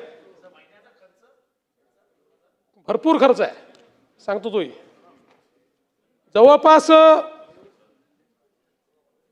या ठिकाणी आपण जर बघितलं तर याचा पॅटर्न असा केला की कार्यकर्त्यांनाच खाती उघडायला लावली आणि आपल्या हे जे काही मंदिर आहे, मंदिराच्या अकाउंटमधनं दर महिन्याला त्यांच्या अकाउंटला पैसे जातात परस्पर पगार म्हणून, आणि ते कुठेही अस्तित्वात नाही आहेत. खरं तर एकूण जुने कर्मचारी किती आहेत ज्याच्यावर इतके वर्ष मंदिर चाललं? 258. 258 कर्मचाऱ्यावर मंदिर, मी अनेक वर्ष तिथे जातोय, काही कधी अडचण नव्हती. 258 कर्मचाऱ्याच्या ऐवजी हे 2474 कर्मचारी या ठिकाणी नेमण्यात आले. आणि म्हणून आता ते चेअरमन वगैरे सांगतो त्याच्यामध्ये.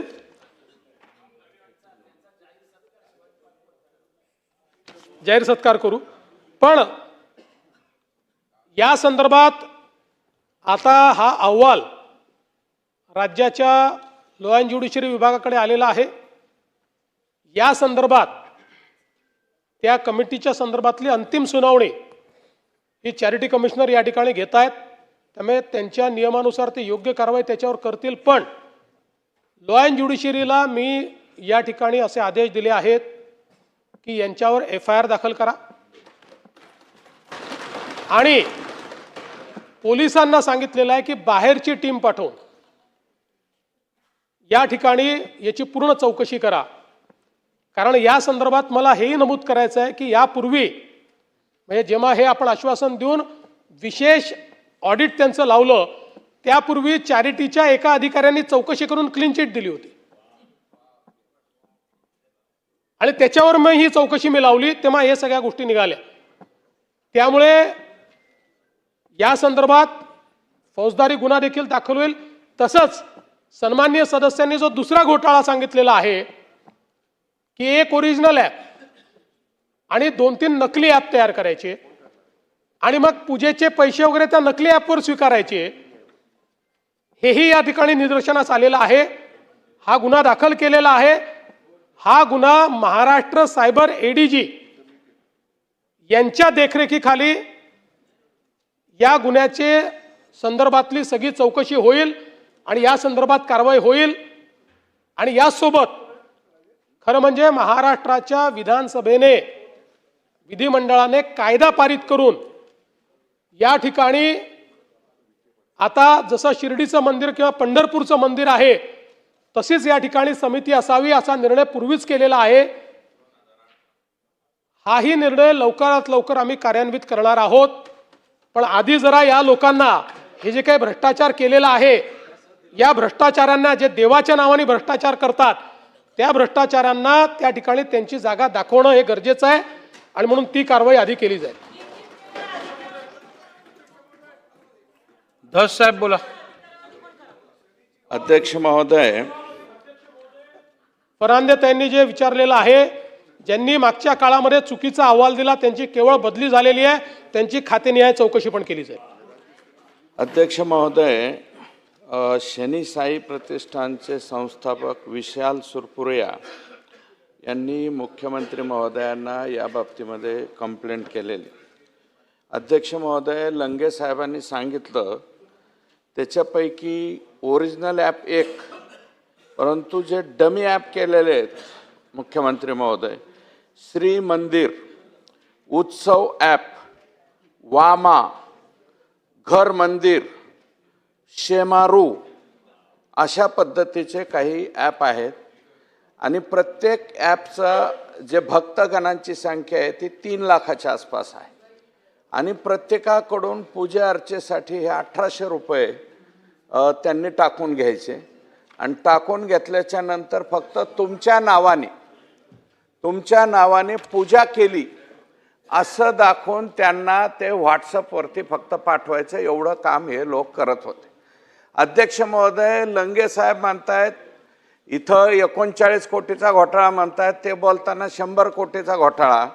ह्या सगळ्या ॲपची आणि एकूण भक्तगण आणि त्याला पैशाने गुणलं तर 500 कोटीपेक्षा जास्त पैसे ह्या ॲपमध्ये जमा झालेले आहेत. अध्यक्ष महोदय, 500 कोटीपेक्षा जास्त, 500 कोटी रुपयापेक्षा जास्त रकमा ज्या अकाउंटमध्ये जमा झालेल्या आहेत.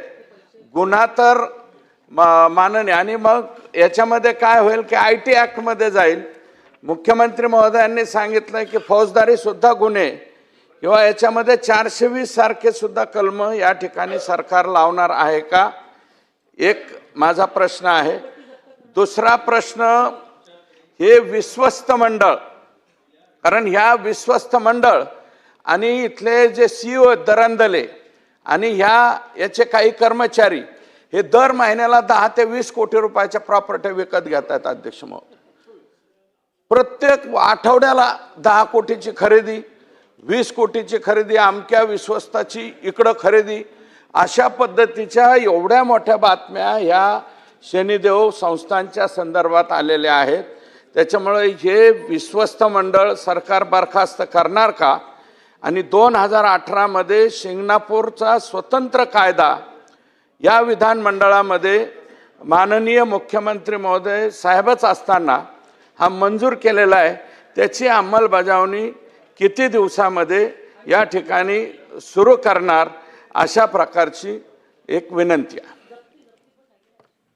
यापैकी जेही कर्मचारी किंवा विश्वस्त लोकसेवकाच्या संज्ञेमध्ये येत असतील त्या सगळ्यांच्या अपसंपदेची चौकशी केली जाईल. आणि हा जो काही कायदा आपण केला, मी आता नुकतंच सांगितलं की लवकर या कायद्याची अंमलबजावणी आपण सुरू करू. मात्र कायद्याची अंमलबजावणी केली म्हणून हे सुटून राहिले आहेत असं न करता पहिले यांना आवश्यक ती शिक्षा दिली पाहिजे आणि मग कायद्याची अंमलबजावणी केली जाईल. चला पुढे जाऊया. लक्षवेधी क्रमांक 2, तुमचा कधी नसतो महत्वाचा विषय.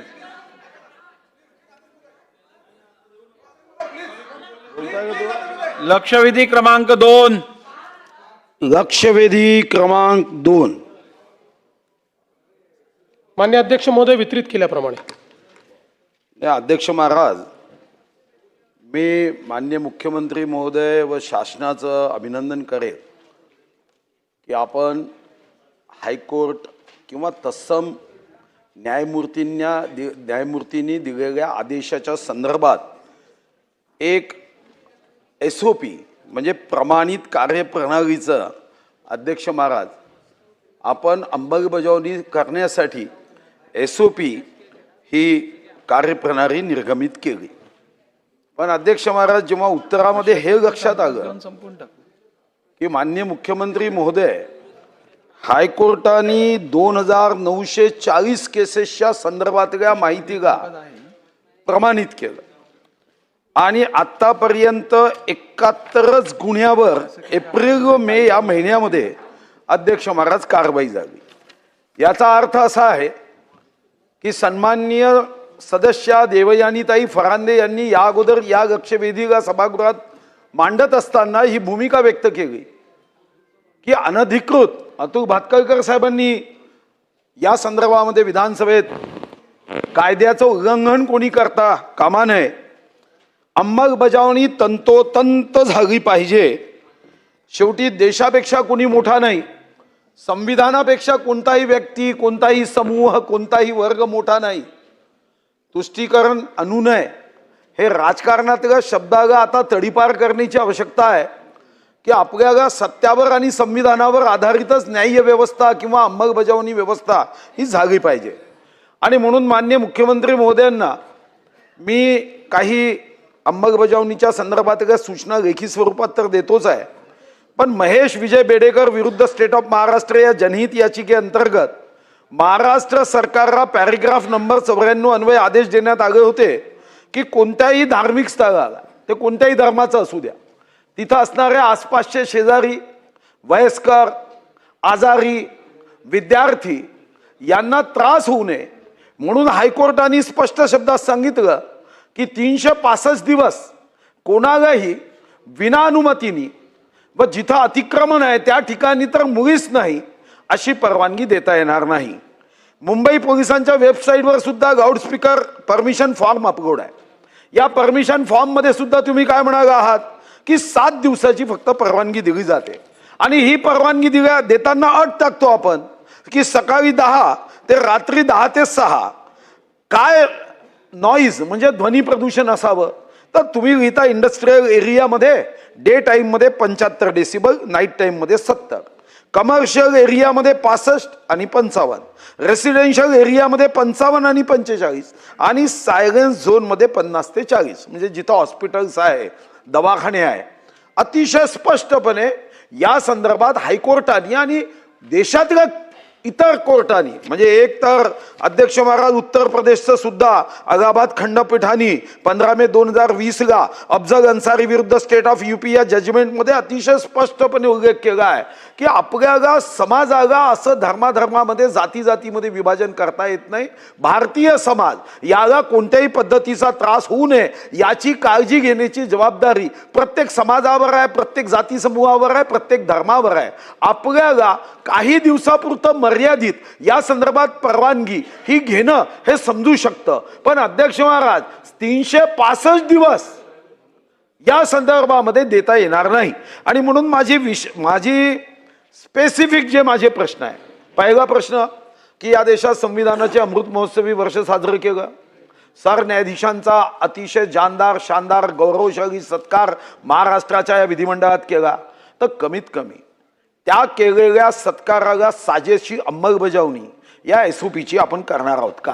2940 अध्यक्ष महाराज हायकोर्टाने त्यांच्या जजमेंटमध्ये दिलाय की अनधिकृत आहे आणि पुन्हा आपणच SOP जी केली त्या SOP मध्ये आपण अतिशय स्पष्ट शब्दात सांगितलं आहे की यामध्ये काय काय कारवाई कशी केली पाहिजे. यासाठी कोणाची वाट पाहण्याची आवश्यकता नाही आहे. तुम्ही सांगितलं आहे की यामध्ये पहिला जर गुन्हा केला तर त्याला समज दिली पाहिजे, मान्य आहे. दुसऱ्या गुन्ह्याला तुम्ही सांगितलं की त्याला शिक्षा दिली पाहिजे. तिसऱ्या गुन्ह्याच्या संदर्भात तर माझा स्पेसिफिक प्रश्न मुख्यमंत्री महोदयांना आहे की पोलिसांवरचा ताण हा वाढतो आहे, हे मला मान्य आहे. गुन्ह्यांची संख्या वाढते आहे, मला मान्य आहे. कलियुग आहे, त्याला साजेसे गुन्हे होत आहे, हेही मान्य आहे. पण अध्यक्ष महाराज, मग आपल्याला तशाच पद्धतीच्या व्यवस्थाही उभ्या करण्याची आवश्यकता आहे. मग या गोष्टींच्या संदर्भामध्ये एक 90 वर्षाचा खाटेवर पडणारा एखादा आजारी व्यक्ती तुमच्याकडे येऊन कंप्लेंट नाही करू शकणार. तुमच्या SOP मध्ये तुम्ही स्पेसिफिक सुमोटो कारवाई केली पाहिजे. आणि माझी दुसरी मागणी आहे की दर अधिवेशनात याचा अहवाल सभागृहाला दिला पाहिजे की किती कारवाई झाली. अन्यथा एक लक्षवेधी देवयानीताईंनी विचारली, दुसरी अतुल भातकरकर साहेबांनी विचारली, तिसरी मी विचारेल, चौथी अजून कोणी विचारेल. लक्षवेधी विचारता विचारता मात्र लक्षच त्याच्यावर वेधलं जाणार नाही असं होता कामा नये. आणि म्हणून दर अधिवेशनात आपण अवैध भोंग्यांच्या संदर्भातला अहवाल सभागृहात द्यावा. आणि शेवटचा, जो अवैध भोंगे याची तक्रार करेल याच्या दंडाची जी रक्कम आहे त्याच्यातली 50% रक्कम त्या सन्माननीय देशभक्त व्यक्तीला द्यावी, एवढं उत्तरात यावं. धन्यवाद.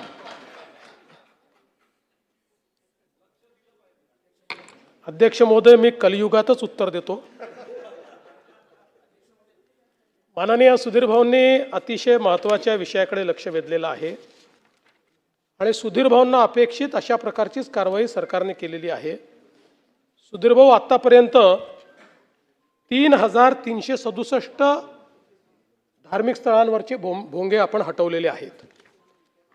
आणि याच्यामध्ये मुंबईचा विचार केला तर मुंबईमध्ये 1608 धार्मिक स्थळांवरचे भोंगे आपण हटवले आहेत, ज्यामध्ये 1149 मशिदी आहेत, 48 मंदिरं आहेत, 10 चर्च आहेत, 4 गुरुद्वारा आहेत आणि 147 इतर अशा प्रकारच्या एस्टॅब्लिशमेंट आहेत. आता या क्षणी मुंबईतल्या एकाही धार्मिक स्थळावर भोंगा नाही, एकाही नाही. त्याचप्रमाणे राज्यामध्ये 1759 धार्मिक स्थळांवरचे भोंगे हे आपण हटवलेले आहेत. या संदर्भातचा कंप्लायन्सचा अहवाल माननीय उच्च न्यायालयाला आपण दाखल केलेला आहे. त्याच्यावर उच्च न्यायालयाने सॅटिस्फॅक्शन दाखवलेलं आहे. महाराष्ट्राने SOP तयार केली आणि या SOP अनुसार मला हे सांगितलं पाहिजे की मी मुंबई पोलिसांचं विशेष कौतुक करेन की मुंबई पोलिसांनी 1608 भोंगे हे हटवत असताना चर्चा करून, सर्वोच्च न्यायालयाचा आदेश दाखवून आणि त्या ठिकाणी समंजसपणे हे सगळे भोंगे हटवलेले आहेत. कुठेही धार्मिक तणाव नाही, कुठेही FIR करायची आवश्यकता पडलेली नाही.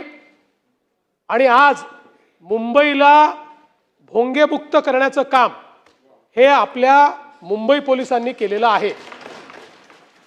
आपण जो दुसरा मुद्दा या ठिकाणी सांगितला की SOPची अंमलबजावणी करण्याच्या संदर्भात, तर निश्चितपणे ती अंमलबजावणी तर चाललेलीच आहे.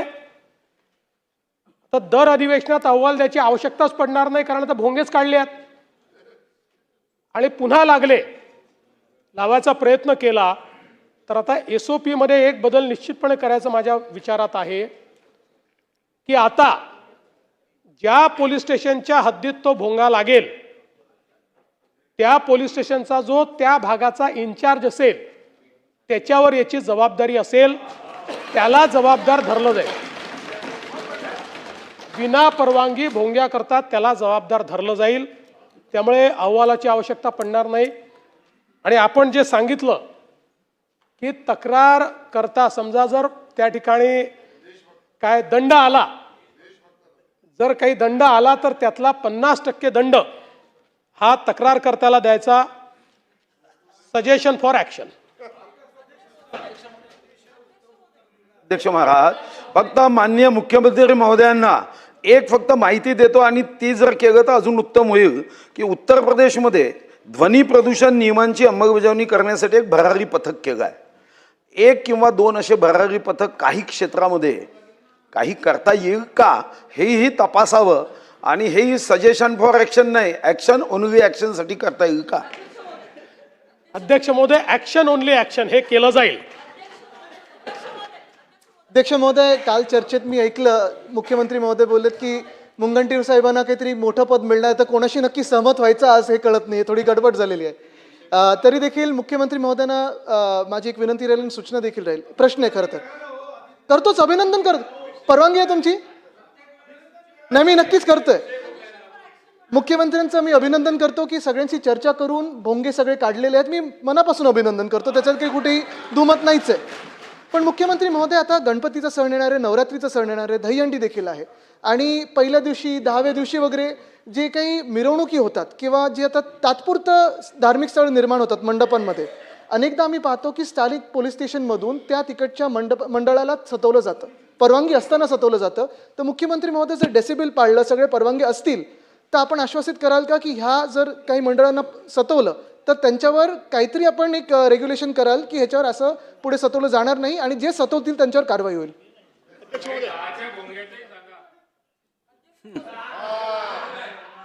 काय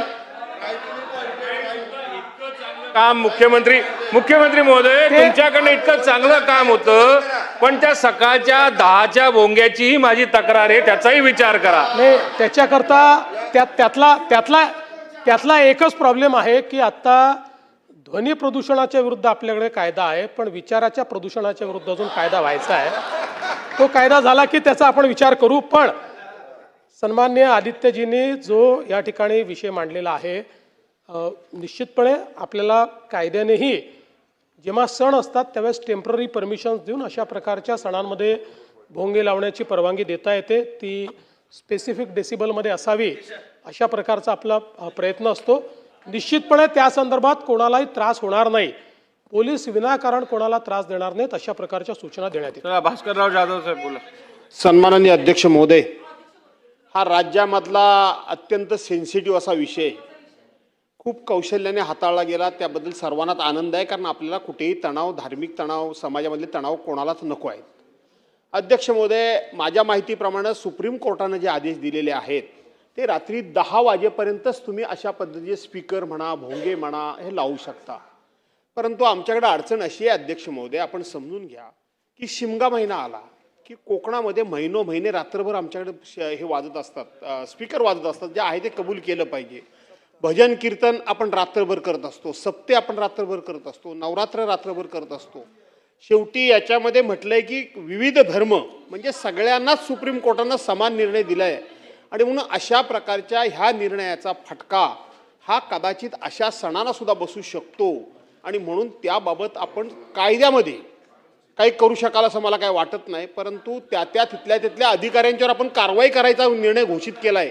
तिथला अधिकारी सहकार्य करतो म्हणून हे सण पार पडतात, आणि जर त्या अधिकाऱ्यानं कायदाच आम्हाला दाखवला तर आमचे हे सण सगळेच बंद होतील. आणि म्हणून आपण या संदर्भामध्ये सहानुभूतीपूर्वक विचार करणार का की तिथल्या अधिकाऱ्यावर कारवाई करण्यासंदर्भात, किंवा भोंगे म्हणजे नक्की काय या संदर्भात आपण तशा पद्धतीचे मार्गदर्शन करा. नाही, माननीय अध्यक्ष महोदय, मुळामध्ये हा आज आलेला नाही आहे. गेले 15-20 वर्ष हा कायदा आपल्याकडे आहे की 10 वाजेच्या नंतर आपण भोंगे लावू देत नाही.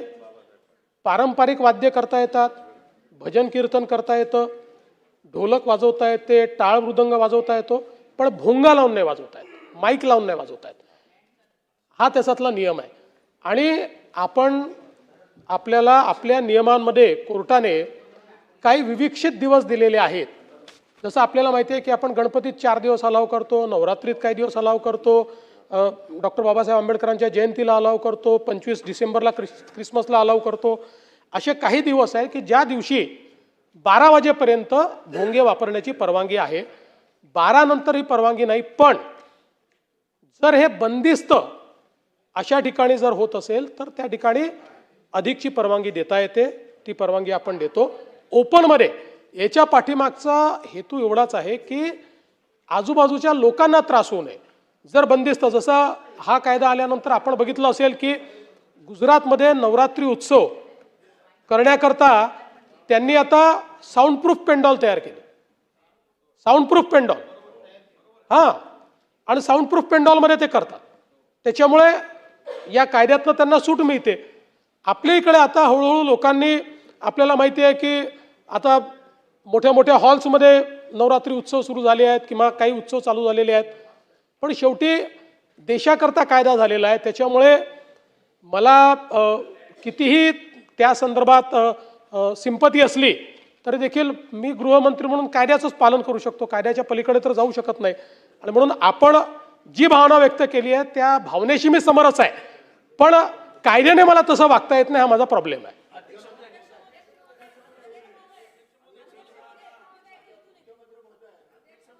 महोदय, मी राज्याचे मुख्यमंत्री आदरणीय देवेंद्र फडणवीस साहेब यांचं मनापासून अभिनंदन करते की मागच्या मार्च महिन्याच्या अधिवेशनामध्ये लक्षवेधीद्वारे मी हा प्रश्न उपस्थित केला होता मुद्दा, आणि राज्याच्या पोलीस महासंचालकांनी आदरणीय मुख्यमंत्री महोदयांनी हाऊसमध्ये उत्तर दिल्यानंतर त्याचं पत्रक जे आहे 11 एप्रिल 2025 नंतर काढलं आणि मुंबईमधले सर्व भोंगे जे आहेत ते बंद करण्यात आले, एक सोडून. सन्मान्य म्हणजे 9 वाजेचा भोंगा सोडून. सन्माननीय अध्यक्ष महोदय, माझी राज्याच्या गृहमंत्री महोदय आणि मुख्यमंत्री महोदयांना विनंती आहे की मुंबईमध्ये आपण ज्या पद्धतीने कारवाई केली तशी उर्वरित महाराष्ट्रामध्ये सर्व पोलीस आयुक्त आणि एसपींना सांगून अजून देखील काही ठिकाणी हे भोंगे 365 दिवस चालू असतात, दिवसभरातून 6 वेळा चालू असतात. तर सन्माननीय अध्यक्ष महोदय, मुंबईप्रमाणे ह्याची कारवाई उर्वरित महाराष्ट्रामध्ये सर्व सीपी आणि एसपीना सांगून सर्व जिल्ह्यांमधले हे भोंगे जे 365 दिवस रोज चालू आहेत ते बंद करण्यात येतील का? होय अध्यक्ष महोदय, उर्वरित महाराष्ट्रातही 1759 भोंगे बंद करण्यात आले आहेत. अजून कुठले भोंगे बाकी असतील तेही भोंगे बंद करण्यात येतील. आपण आत्ता प्रयत्न हा करतोय की सामंजस्याने लोकांशी चर्चा करून त्यांना समजवून त्यांच्याकडनं कायद्याचं पालन करून घ्यायचं. त्यात चांगलं सहकार्य मिळत आहे. पण जर कोणी सहकार्य देणार नाही तर मग कायद्याचा बळगा देखील दाखवण्यात येईल. अध्यक्ष महोदय, आपल्याही मतदारसंघामध्ये हा प्रॉब्लेम असेल तो तुम्ही बंद करू शकता. माननीय मुख्यमंत्री महोदय, आपण काही विविध म्हणजे काही दिवस आपण दिलेले आहेत असं म्हणालात. मी एक स्पेसिफिक पॉइंट आउट करतोय आणि अध्यक्ष महोदय आपणही लक्षात घ्या की आपण जो ख्रिश्चन समाजाला 12 वाजेस्तोवर त्यांचा क्रिसमसचा जो मास असतो तो 24 तारखेला 12 वाजता असतो. पण आपल्या जो GR जो काय आहे त्याच्यामध्ये तारीख आहे 25. त्या नाही सर मी करतो दरवर्षी, मला प्रॉब्लेम येतो हा. जर तो तारीख 25 लिहिलेली आहे आपल्या कायद्याने, मग 24च्या मासची परवानगी मागायला पोलिसांकडे जेव्हा ते जातात तेव्हा ते त्यांना परिपत्रक दाखवतात 25ला आहे, करता येणार नाही. तेव्हा तो पण GR रिपेअर करून तो 24 करा. 24 त्यांच्या दृष्टीने अतिशय महत्त्वाचा तारीख आहे, 25 त्यांच्या दृष्टीने महत्त्वाची तारीख नाही. कारण का 24ला मिडनाईट मास असतो, 25ला नसते, 24ची रात्र. तेव्हा त्याच्यात रिपेअर करा, तेवढा एक आपण जाहीर करावं. एक मिनटं एवढ्या ध्वनी प्रदूषणाबद्दल आपण बोलत असताना मी स्पेसिफिक प्रश्न विचारतोय. अध्यक्ष महोदय, मी स्पेसिफिक प्रश्न विचारतोय. आमच्या इथे येऊरचं जंगल आहे, राष्ट्रीय उद्यानात आहे. ठाणे शहरातल्या सगळ्या पार्ट्या येऊरला होतात. राष्ट्रीय उद्यानातला भाग आहे, म्हणजे 24 तास तिथे ध्वनी म्हणजे एकही वाद्य वाजता कामा नाही. सगळे नियम कायदे धाब्यावर बसवले जातात, सगळीकडे लाऊडस्पीकर्स चालू असतात. एकेकाळी साहेब 5-5 बिबटे रस्त्यावर दिसायचे, आता मांजरही दिसत नाही. तेव्हा अध्यक्ष महोदय, मुख्यमंत्री एवढे सिरियसली उत्तर दिलं त्यांनी, किती छान. कलियुगातले सगळे प्रश्न त्यांनी सोडून टाकले. आता हा कलियुगातलाच प्रश्न आहे साहेब. तेव्हा आपण ह्या येऊरच्या बाबतीत काहीतरी आदेश द्या. पोलीस स्टेशनाला आम्ही रेग्युलर तक्रारी करतो, काहीही कारवाई होत नाही. ह्याच्यावरती काहीतरी उपाययोजना करा. आणि जसं आपण सांगितलं, प्रत्येक CP एरियामध्ये एक भरारी पथक करा.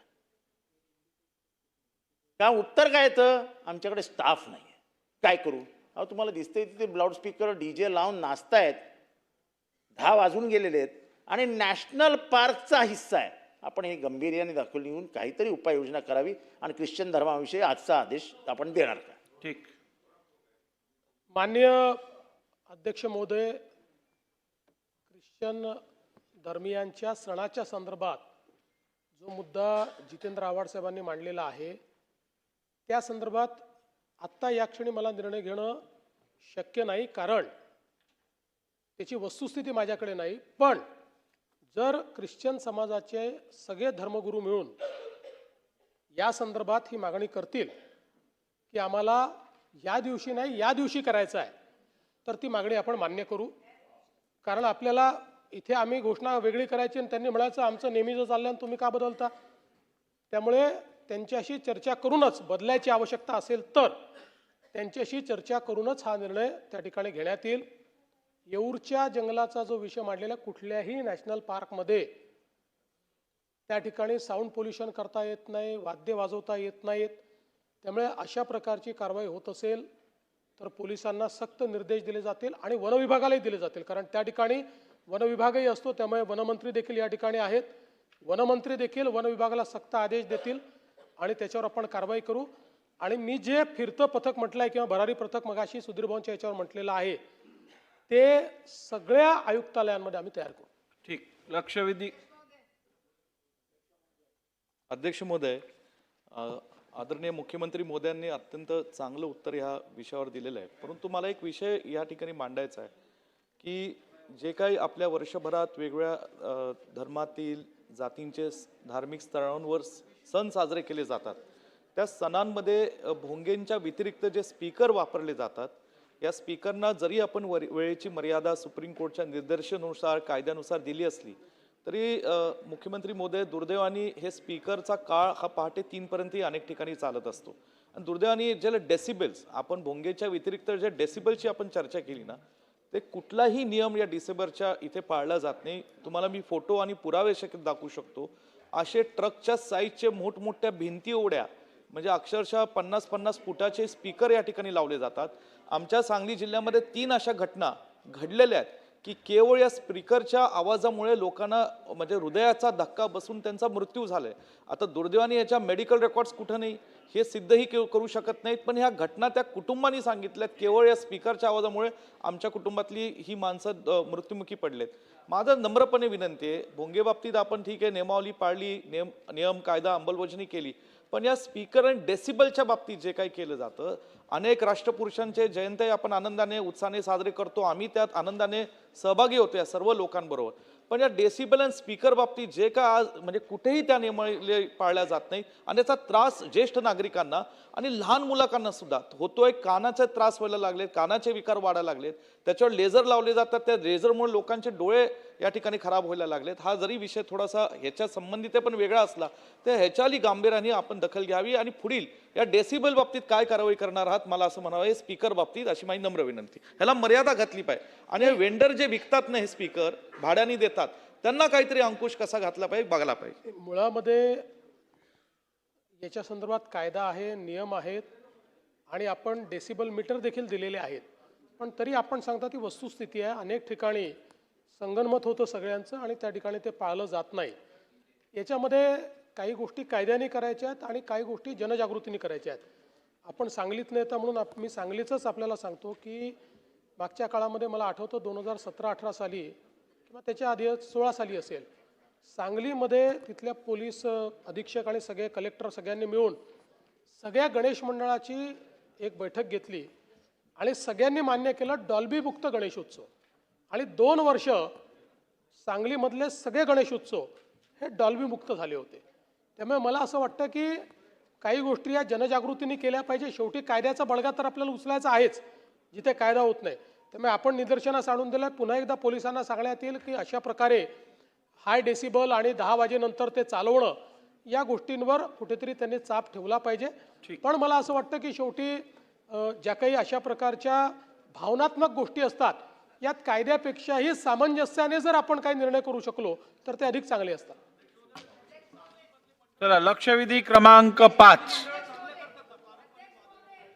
लक्षवेधी क्रमांक 5 काय काय छापल्याप्रमाणे. एक मिनिट काय एक रेकमेंड करायचं आहे. आपण एन्व्हायरमेंटल ॲक्ट 1986 अनुसार जे नॉईज पोल्युशन रूल्स 2000मध्ये बनवलेलं आहे त्यामध्ये आपण बघू तर डेसिबल लेवल्स जे आहे 75-70 for industrial day and night time आणि जे काय सायलेंट झोन 50 to 40 तक. तर या आपल्याला डेसिबल लेवल्सला रिवाईज करण्याची गरज आहे. मला माहीत आहे सेंट्रल इश्यू आहे, आपण त्यावर लॉ करू ते चेंज करू शकत नाही, आपण ते रिवाईज करू शकत नाही. पण कदाचित महाराष्ट्रामध्ये हे आता इश्यू चालू आहे, तो महाराष्ट्रामध्ये एक सर्वे करून ते आपण सेंट्रलला पाठवले, पार्लिमेंटला रेकमेंडेशन पाठवले. ते एक नवीन काही आपल्याला डेसिबल लेवल ठरण्याची गरज आहे, कारण हे 1986 एन्व्हायरमेंट ॲक्टच्या अनुसार आहे.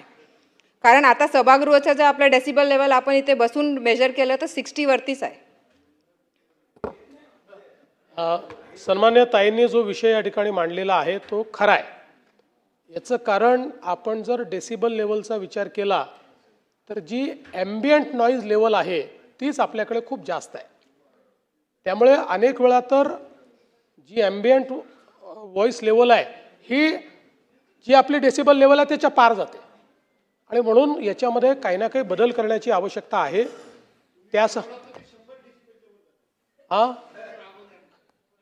भास्करराव तुमची पण 150 जाते असं काय करताय?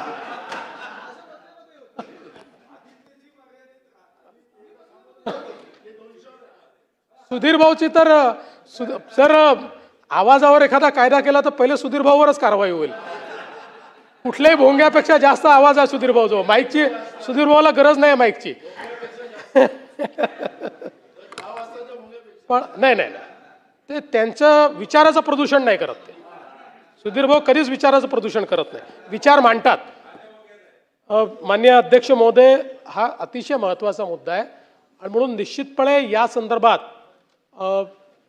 आपले डेसिबल लेवल्स या ॲम्बियंट नॉईज लेवल जे आहेत त्याचा विचार करून कशा प्रकारे रिवाईज करता येतील याचं एक रिकमेंडेशन महाराष्ट्र सरकार केंद्र सरकारकडे पाठवेल. ठीक आहे. लक्षवेधी क्रमांक 5. लक्षवेधी त्याआधी एक क्रमांक मिनिट. 5. मी मगाशी सांगितलेलं की 4 लक्षवेध्या झाल्यानंतर तुमचं काहीतरी म्हणणं होतं. दानभाऊ धन्यवाद आपला. आता मी दिलेला शब्द पूर्ण करतो, तुम्ही काळजी करू नका. अध्यक्ष महाराज, मी 2 दिवसाच्या पहिले या सभागृहामध्ये एक मुद्दा उपस्थित केला. मुख्यमंत्री महोदय या ठिकाणी आहेत. अध्यक्ष महाराज, विदर्भातल्या 5 जिल्ह्यामध्ये वर्धा, भंडारा, गोंदिया, चंद्रपूर, गडचिरोली आणि नागपूर या भागामध्ये अतिवृष्टीमुळे ढगफुटीमुळे मोठ्या प्रमाणात पूर्ण गावात पाणी घुसलं, शहरात पाणी घुसलं आणि मोठ्या प्रमाणात पिकाची नुकसान झालं. आणि आज अध्यक्ष महाराज पिण्याच्या पाण्याचा प्रश्न मोठ्या प्रमाणात निर्माण झालेला आहे. अशा वेळेस सगळं घाण पाणी लोकांना आता प्यावं लागते अशी परिस्थिती आज त्या भागामध्ये आहे. आणि म्हणून आता या गंभीर परिस्थितीवर अध्यक्ष महाराज सदनाचं लक्ष वेधू इच्छितो. माननीय मुख्यमंत्री या ठिकाणी आहेत. अध्यक्ष महाराज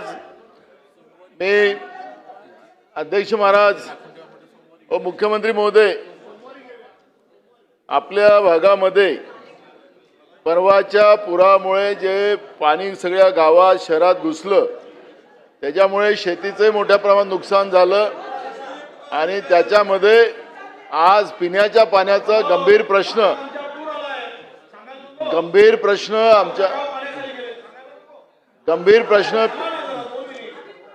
बोला नानाभाऊ, गंभीर पाण्याचा पिण्याचा प्रश्न उपस्थित झालेला आहे अध्यक्ष महाराज.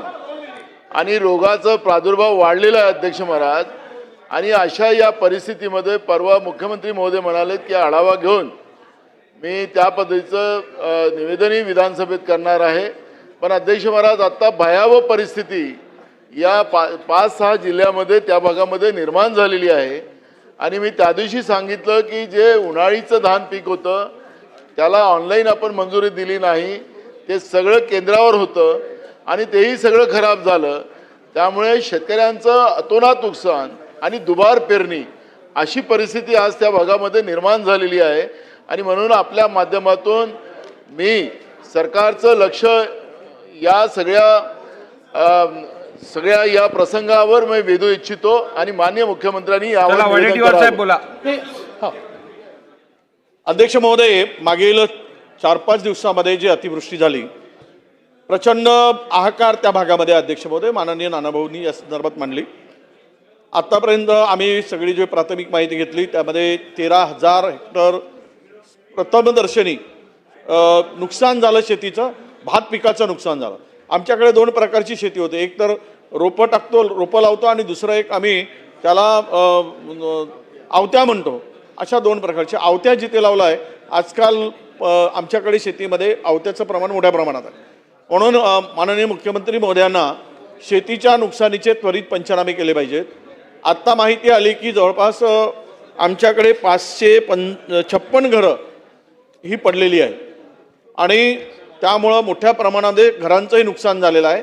आणि आत्ता पिण्याच्या पाण्याची त्या जवळपास 37 गावं अशी आहेत की जिथे पाण्याखाली आलेली होती. चंद्रपूर, गडचिरोली, भंडारा, तिथे पाण्याच्यामुळे पिण्याच्या पाण्याचा फार गंभीर प्रश्न झाला.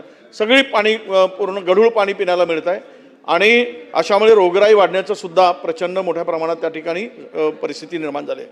मला एवढीच विनंती करायची आहे आपल्या माध्यमातून की तातडीनं हे सगळे पंचनामे करावेत आणि जे गावं पाण्याखाली आलीत, घरं पडलीत, घरात शेतात पाणी, आपल्या घरामध्ये पाणी गेलं आहे, त्याला तातडीनं त्यांना जे काही खावटी आपण म्हणतो ती मंजूर करून घ्यावी आणि ती मदत करावी. आणि तिसरा शेवटचा महत्त्वाचा विषय असा आहे की उन्हाळी धानामध्ये आपण ऑनलाईन अर्ज केला पण ते पूर्ण खरेदी झाली नाही. ती धान शेतकऱ्यांच्या घरात मोठ्या प्रमाणात अजूनही साठवलेलं आहे. आपण सगळी पंचनामे केले तर आपल्या लक्षात येईल. तर त्यामुळे सेंटरवरही मोठ्या प्रमाणात नुकसान झालं आणि उचल न झाल्यामुळे घरातही नुकसान झालं. तर याही संदर्भात माहिती घेऊन योग्य तो मदत त्यांना कशी देता येईल याबाबत निर्णय घ्यावा. मंत्री महोदय, अध्यक्षजी, सन्मान्य अध्यक्ष महोदय, या ठिकाणी मुख्यमंत्री महोदय बसलेले आहेत. नागपूरमध्ये मोठ्या प्रमाणामध्ये पूर आला आणि अनेक ठिकाणी घराघरामध्ये पाणी शिरलं आहे. अमृत 3ची जी योजना होती ती योजना माझ्या मतदारसंघात पूर्ण करताना ती केली गेली नाही. त्या ठिकाणी जे नळाचं पाणी मिळायला पाहिजे त्या ठिकाणी दूषित पाणी निर्माण होते, लोकांना त्या ठिकाणी पिण्याचं पाणी मिळत नाही. अनेक नाल्यांमध्ये भिंती नसल्याने ते पाणी घराघरामध्ये शिरलेलं आहे. मोठ्या प्रमाणात अनधिकृत लेआउट्स आहेत, त्या ठिकाणी रस्ते नसल्या कारणानं संधी देता येत नाही.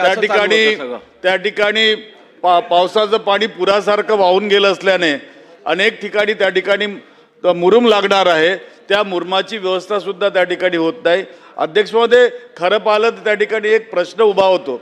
माझा मतदारसंघ हा 90% नागपूर सुधार करण्याच्या अधिपत्याखाली आहे. हे काय कुठनं सुरू झालं, कुठे चाललं?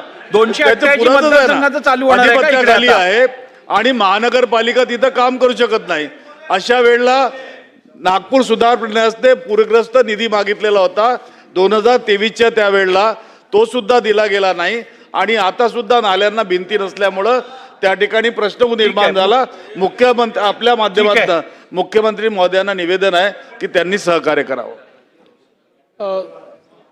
सन्माननीय अध्यक्ष महोदय, पूर्व विदर्भामध्ये जो गेले 3-4-5 दिवस प्रचंड पाऊस झाला, अतिवृष्टी झाली, काही धरणांचे दरवाजे उघडल्यामुळे काही नद्यांना देखील पुढच्या अपस्ट्रीमला पूर आला आणि यामुळे मोठ्या प्रमाणात नुकसान देखील झालेलं आहे. आणि म्हणून या संदर्भात पंचनामे करण्याचे आदेश दिलेले आहेत. जी काही तातडीची मदत आहे ते करण्याचे आदेश दिलेले आहेत.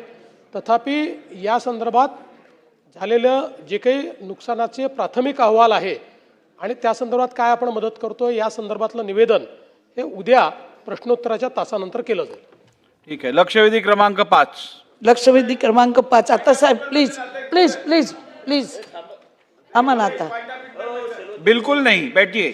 अध्यक्ष महोदय, नवी मुंबई शहर हे सुनियोजित शहर म्हणून नावारूपाला आलेलं आहे. त्याचबरोबर महाराष्ट्र राज्य ऐतिहासिक, धार्मिक, भौगोलिक, सांस्कृतिक व वैद्यकीय पर्यटनसाठी प्रसिद्ध आहे. नवी मुंबईमध्ये मुख्यमंत्री साहेब आपण बसा ना. मुख्यमंत्री साहेब, मुख्यमंत्री साहेब, मी ऐकतोय, तुम्ही बोला. मुख्यमंत्री साहेब. अहो साहेब, मॅडम, ताई, मी बोलतोय, ऐकतोय, बोला तुम्ही. मुख्यमंत्री साहेबांनी धोरण ठरवलं, आपल्याला ठरवावं लागेल आणि आपल्याला निर्णय द्यावा लागेल. आज नव्या मुंबईमध्ये अनेक धार्मिक प्रार्थनास्थळं आहेत, सर्व जाती धर्माची प्रार्थनास्थळं आहेत. आपण उत्तरामध्ये दिलेली आहे की नवी मुंबई महानगरपालिका, वन खातं असेल, त्याचप्रमाणे MIDC असेल, मध्य रेल्वे, सिडको, या सर्व जागेवरती लोकांनी धार्मिक स्थळं बांधलेली आहेत. लोकवस्ती वाढलेली आहे. धार्मिक स्थळं, त्या लोकवस्तीमुळे 18 पगड जातीची नवी मुंबईमध्ये लोक राहायला आलेली आहेत आणि त्या लोकांनी छोटी छोटी मंदिरं आपापल्या जागेत बनवली. साहेब, मी लक्षवेधी मांडू का नको मांडू? काय असं महिला बोलत, एकदा पूर्ण अधिवेशनात एक लक्षवेधी लागते, ती पण मांडताना जर 10 वेळा बस उठ करून, आता तुम्ही लक्ष द्या. जवळजवळ 18 पगड जातीची लोक आलेत मुंबईत. CBD सेक्टर 8 मध्ये वन खात्याच्या जागेवरती अनेक मंदिरं बनलेली आहेत. हिंदू धर्माची त्यांना सिडको नोटीस देते, वेळोवेळी तोडायला जातात. तिकडे चाललोय. मला असं सांगायचं अध्यक्ष महोदय, या लक्षवेधीच्या माध्यमातून माझा स्पेसिफिक प्रश्न असा आहे की आपण तिथे एका समाजाला सिडकोनी मंदिराची जागा दिलेली आहे, मग इतर संस्था सुद्धा त्या बांधलेली जी मंदिर आहेत 20-25 वर्ष छोटी आहेत, 4 गुंठे 5 गुंठे 1 गुंठे त्या डोंगराच्या परिसरामध्ये, तर मला असं वाटतं आपण एक धोरणात्मक निर्णय घेऊन शासनाने सर्व वन खातं असेल, सिडको, महानगरपालिका, रेल्वे यांची एक बैठक घेऊन धोरणात्मक निर्णय घेऊन त्या ज्या जमिनी आहेत त्या लोकांना, नाहीतरी असे अनधिकृत मंदिर बसलेलीच आहेत, जर आपण एक निर्णय घेऊन त्या 4 गुंठे किंवा 5 गुंठे जमीन त्या संस्थांना आपण दिलं तर आपल्याला पैसेही मिळतील. तसे अनधिकृत बसल्यात, तोडायला आल्यावर आम्ही लोकप्रतिनिधी फोन मारतो, मंदिरं तोडू नका. माझा आपला शासनाला प्रश्न आहे की एक धोरणात्मक निर्णय आपण मीटिंग घेणार का, आणि घेणार तर कधीपर्यंत घेणार? जर एका समाजाला एक न्याय देतो आपण, तिथे जागा देतो, तर इतर मंदिरांना का देऊ नये? सिडकोत 10 वेळा गेली मी, 10 वेळा पत्र दिलं आहे की आपण ही जी बांधलेली, आता तिथे खंडोबाचं मंदिर आहे, अय्यप्पाचं आहे, अंबाबाईचं आहे, हे जे मंदिर आहेत. तर मला असं वाटतं आपण एक शासनाने मीटिंग घेऊन लवकरात लवकर याच्यावर काहीतरी निर्णय द्यावा अशी माझी विनंती आहे. प्रश्न आहे, आपल्या जमिनी आहेत वन खात्याच्या, फॉरेस्टच्या, सेक्टर 8 CBD. ठीक आहे मंत्री महोदय, हां, द्यायला पाहिजे ना. देणार बस. अध्यक्ष महोदय, 2009ला सर्वोच्च सुप्रीम कोर्टाने आदेश दिल्याप्रमाणे अध्यक्ष महोदय 2011ला शासन निर्णय झाला, गृह खात्याने जो शासन निर्णय काढला त्यानुसार 2009 पर्यंत, म्हणजे सुप्रीम कोर्टाचे निर्देश येईपर्यंत 2009 नंतरची सर्व जे अनधिकृत धार्मिक स्थळं आहेत ती निष्कासित करावी असा गृह विभागाचा आदेश होता. त्याचप्रमाणे गृह विभागाने त्या शासन निर्णयामध्ये एक राज्यस्तरीय समिती अध्यक्ष महोदय जी सचिवांच्या अध्यक्षतेखाली, त्याचप्रमाणे जिल्हास्तरीय समिती ही जिल्हाधिकाऱ्यांच्या अध्यक्षतेखाली आणि महानगरपालिकेची समिती आयुक्तांच्या अध्यक्षतेखाली अशा समिती गठीत करायला लावल्या आणि जी त्याच्यामध्ये 3 अ, ब, क असे 3 वर्ग करायला लावले अध्यक्ष महोदय आणि त्याचा रिपोर्ट शासनाला द्यायला लावला, ज्याच्यामध्ये जे 2009च्या नंतरची जी झालेली आहेत धार्मिक स्थळं ती त्या समितीच्या स्तरावरच निष्कासित करण्यात यावीत. त्याचप्रमाणे जे अनधिकृत प्रार्थनास्थळ जुने आहे, ज्याला व्यापक लोकमान्यता आहे, ज्याचा पोलीस अहवाल, नियोजन प्राधिकरणाचे अभिप्राय सगळे अनुकूल आहेत, जमीन मालकाची संमती आहे, अशांना अ वर्गात घ्यावे आणि त्यांचा समावेश अ वर्गात केल्यानंतर अशी जी धार्मिक स्थळं आहेत ते नियमित करावी. त्याचप्रमाणे जी धार्मिक स्थळं कायदा व सुव्यवस्थेच्या कारणामुळे किंवा वाहतुकीस अडथळा ठरत असल्यामुळे किंवा तिथल्या मालकांच्या विरोधामुळे अशा सगळ्या गोष्टीमुळे त्याचा समावेश ब वर्गात करून ती निष्कासित करण्यात यावी अध्यक्ष महोदय. आणि तिसरं क वर्ग. आता आपण 2 अजून लक्षवेधी राहिल्यात त्या घेणार आहोत आणि त्यानंतर आज शुक्रवार आहे, अशासकीय कामकाज घेऊ. लक्षवेधी क्रमांक 6 आणि लक्षवेधी क्रमांक 8. त्याचप्रमाणे अध्यक्ष महोदय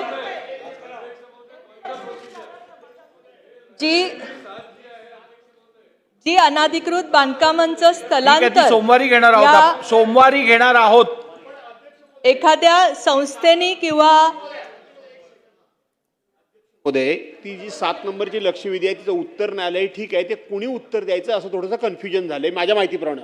मला असं वाटतं ते नगर विकास विभागानं उत्तर देणं गरजेचं आहे. तपासून आपण योग्य कारवाई करू. तसेच अध्यक्ष महोदय तुम्ही देणार नाही आहात ना?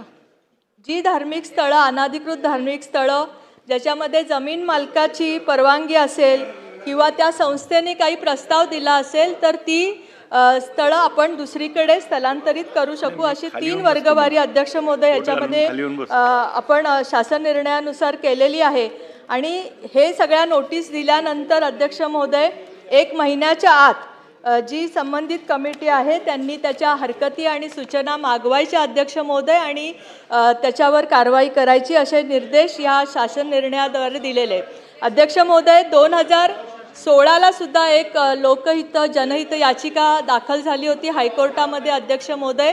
तेव्हा हायकोर्टाने पण असे निर्देश दिले अध्यक्ष महोदय की 2011चा जो शासन निर्णय आहे त्यानुसार ही कारवाई केली जावी.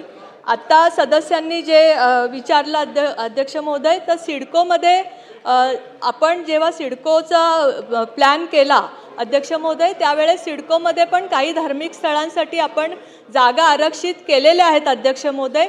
ही जी धार्मिक स्थळं जी आहेत की जी आपल्याला स्थलांतरित करायची आहे त्यासंबंधी जर संस्थेने काही प्रस्ताव दिले अध्यक्ष महोदय तर आपण ते करू शकतो. महोदय हा एक फार महत्त्वाचा विषय आहे कारण हे अनेक शहरांमध्ये होतं आहे. मुंबईमध्ये देखील माझ्या मतदारसंघामध्ये साने गुरुजी मार्ग येथील एक मेघवाल समाजाचं मंदिर आहे, जवळपास 125 वर्षापूर्वीचं मंदिर आहे. आणि आता लगेच त्यांनी इल्लिगल ठरवून तिकडे एक प्रायव्हेट बिल्डर येतोय, त्याला त्यांनी महापालिकेला हाती पकडलेला आहे आणि ते एक तर स्थलांतरित तिकडच्या समाजाला न विचारता किंवा तोडण्याचा तिथे आता प्रयत्न सुरू आहे. आम्ही जाऊन विरोध केला. मध्यंतरीच्या काळात माहीममध्ये हनुमानाचं मंदिर होतं, ते देखील रेल्वेने सांगितलं अनधिकृत आहे. मला वाटतं कुठे ना कुठेतरी शासनाने एक धोरण ठरवलं पाहिजे की अनधिकृत ठीक आहे, मान्य तुम्ही आत्ता काहीतरी मध्ये रस्त्यात बांधतात धार्मिक स्थळ अडचणीचं आहे काढता, ठीक आहे मान्य, पण किती वर्षापूर्वीचं काय म्हणजे त्याला एक प्रथा परंपरा ज्याला लाभलेली आहे किंवा ज्याला आपण बोलतो 100-125 वर्षापूर्वीचं मंदिर आहे ते तोडणार नाही ह्याचं आश्वासन आणि खास करून बिल्डरांसाठी तोडणार नाही ह्याचं आश्वासन मला सरकारकडून पाहिजे.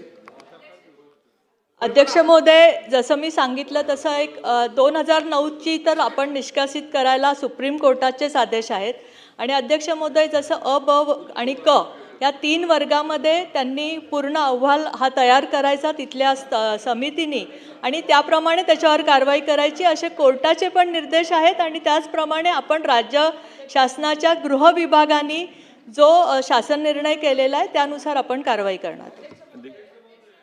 महोदय मंत्री महोदयांनी सविस्तर उत्तर दिलं आहे नवी मुंबईच्या बाबतीमध्ये, पण हे जे दुटप्पी धोरण होतं आहे की एका ठिकाणी द्यायची परवानगी एका ठिकाणी द्यायची नाही, सर्व ठिकाणी हाच प्रकार आहे.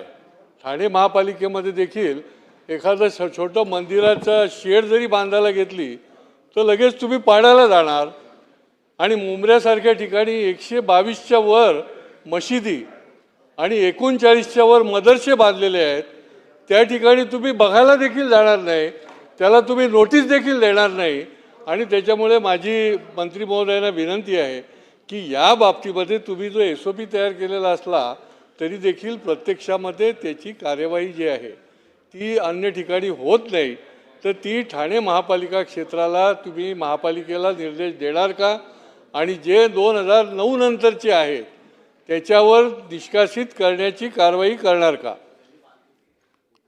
अध्यक्ष महोदय निश्चितपणे 2009च्या नंतर जी अनाधिकृत धार्मिक स्थळं आहेत त्याच्यावर कारवाई करण्याचे आदेश दिलेले आहेत. कोर्टाचा निर्णय पण आहे, त्याप्रमाणे कारवाई करण्याचे निर्देश महानगरपालिकेंना परत दिले जातील. याच्यामध्ये जर कारवाई करण्यामध्ये काही कुचराई झाली असेल अध्यक्ष महोदय तर त्याच्यावर निश्चित कारवाई होईल.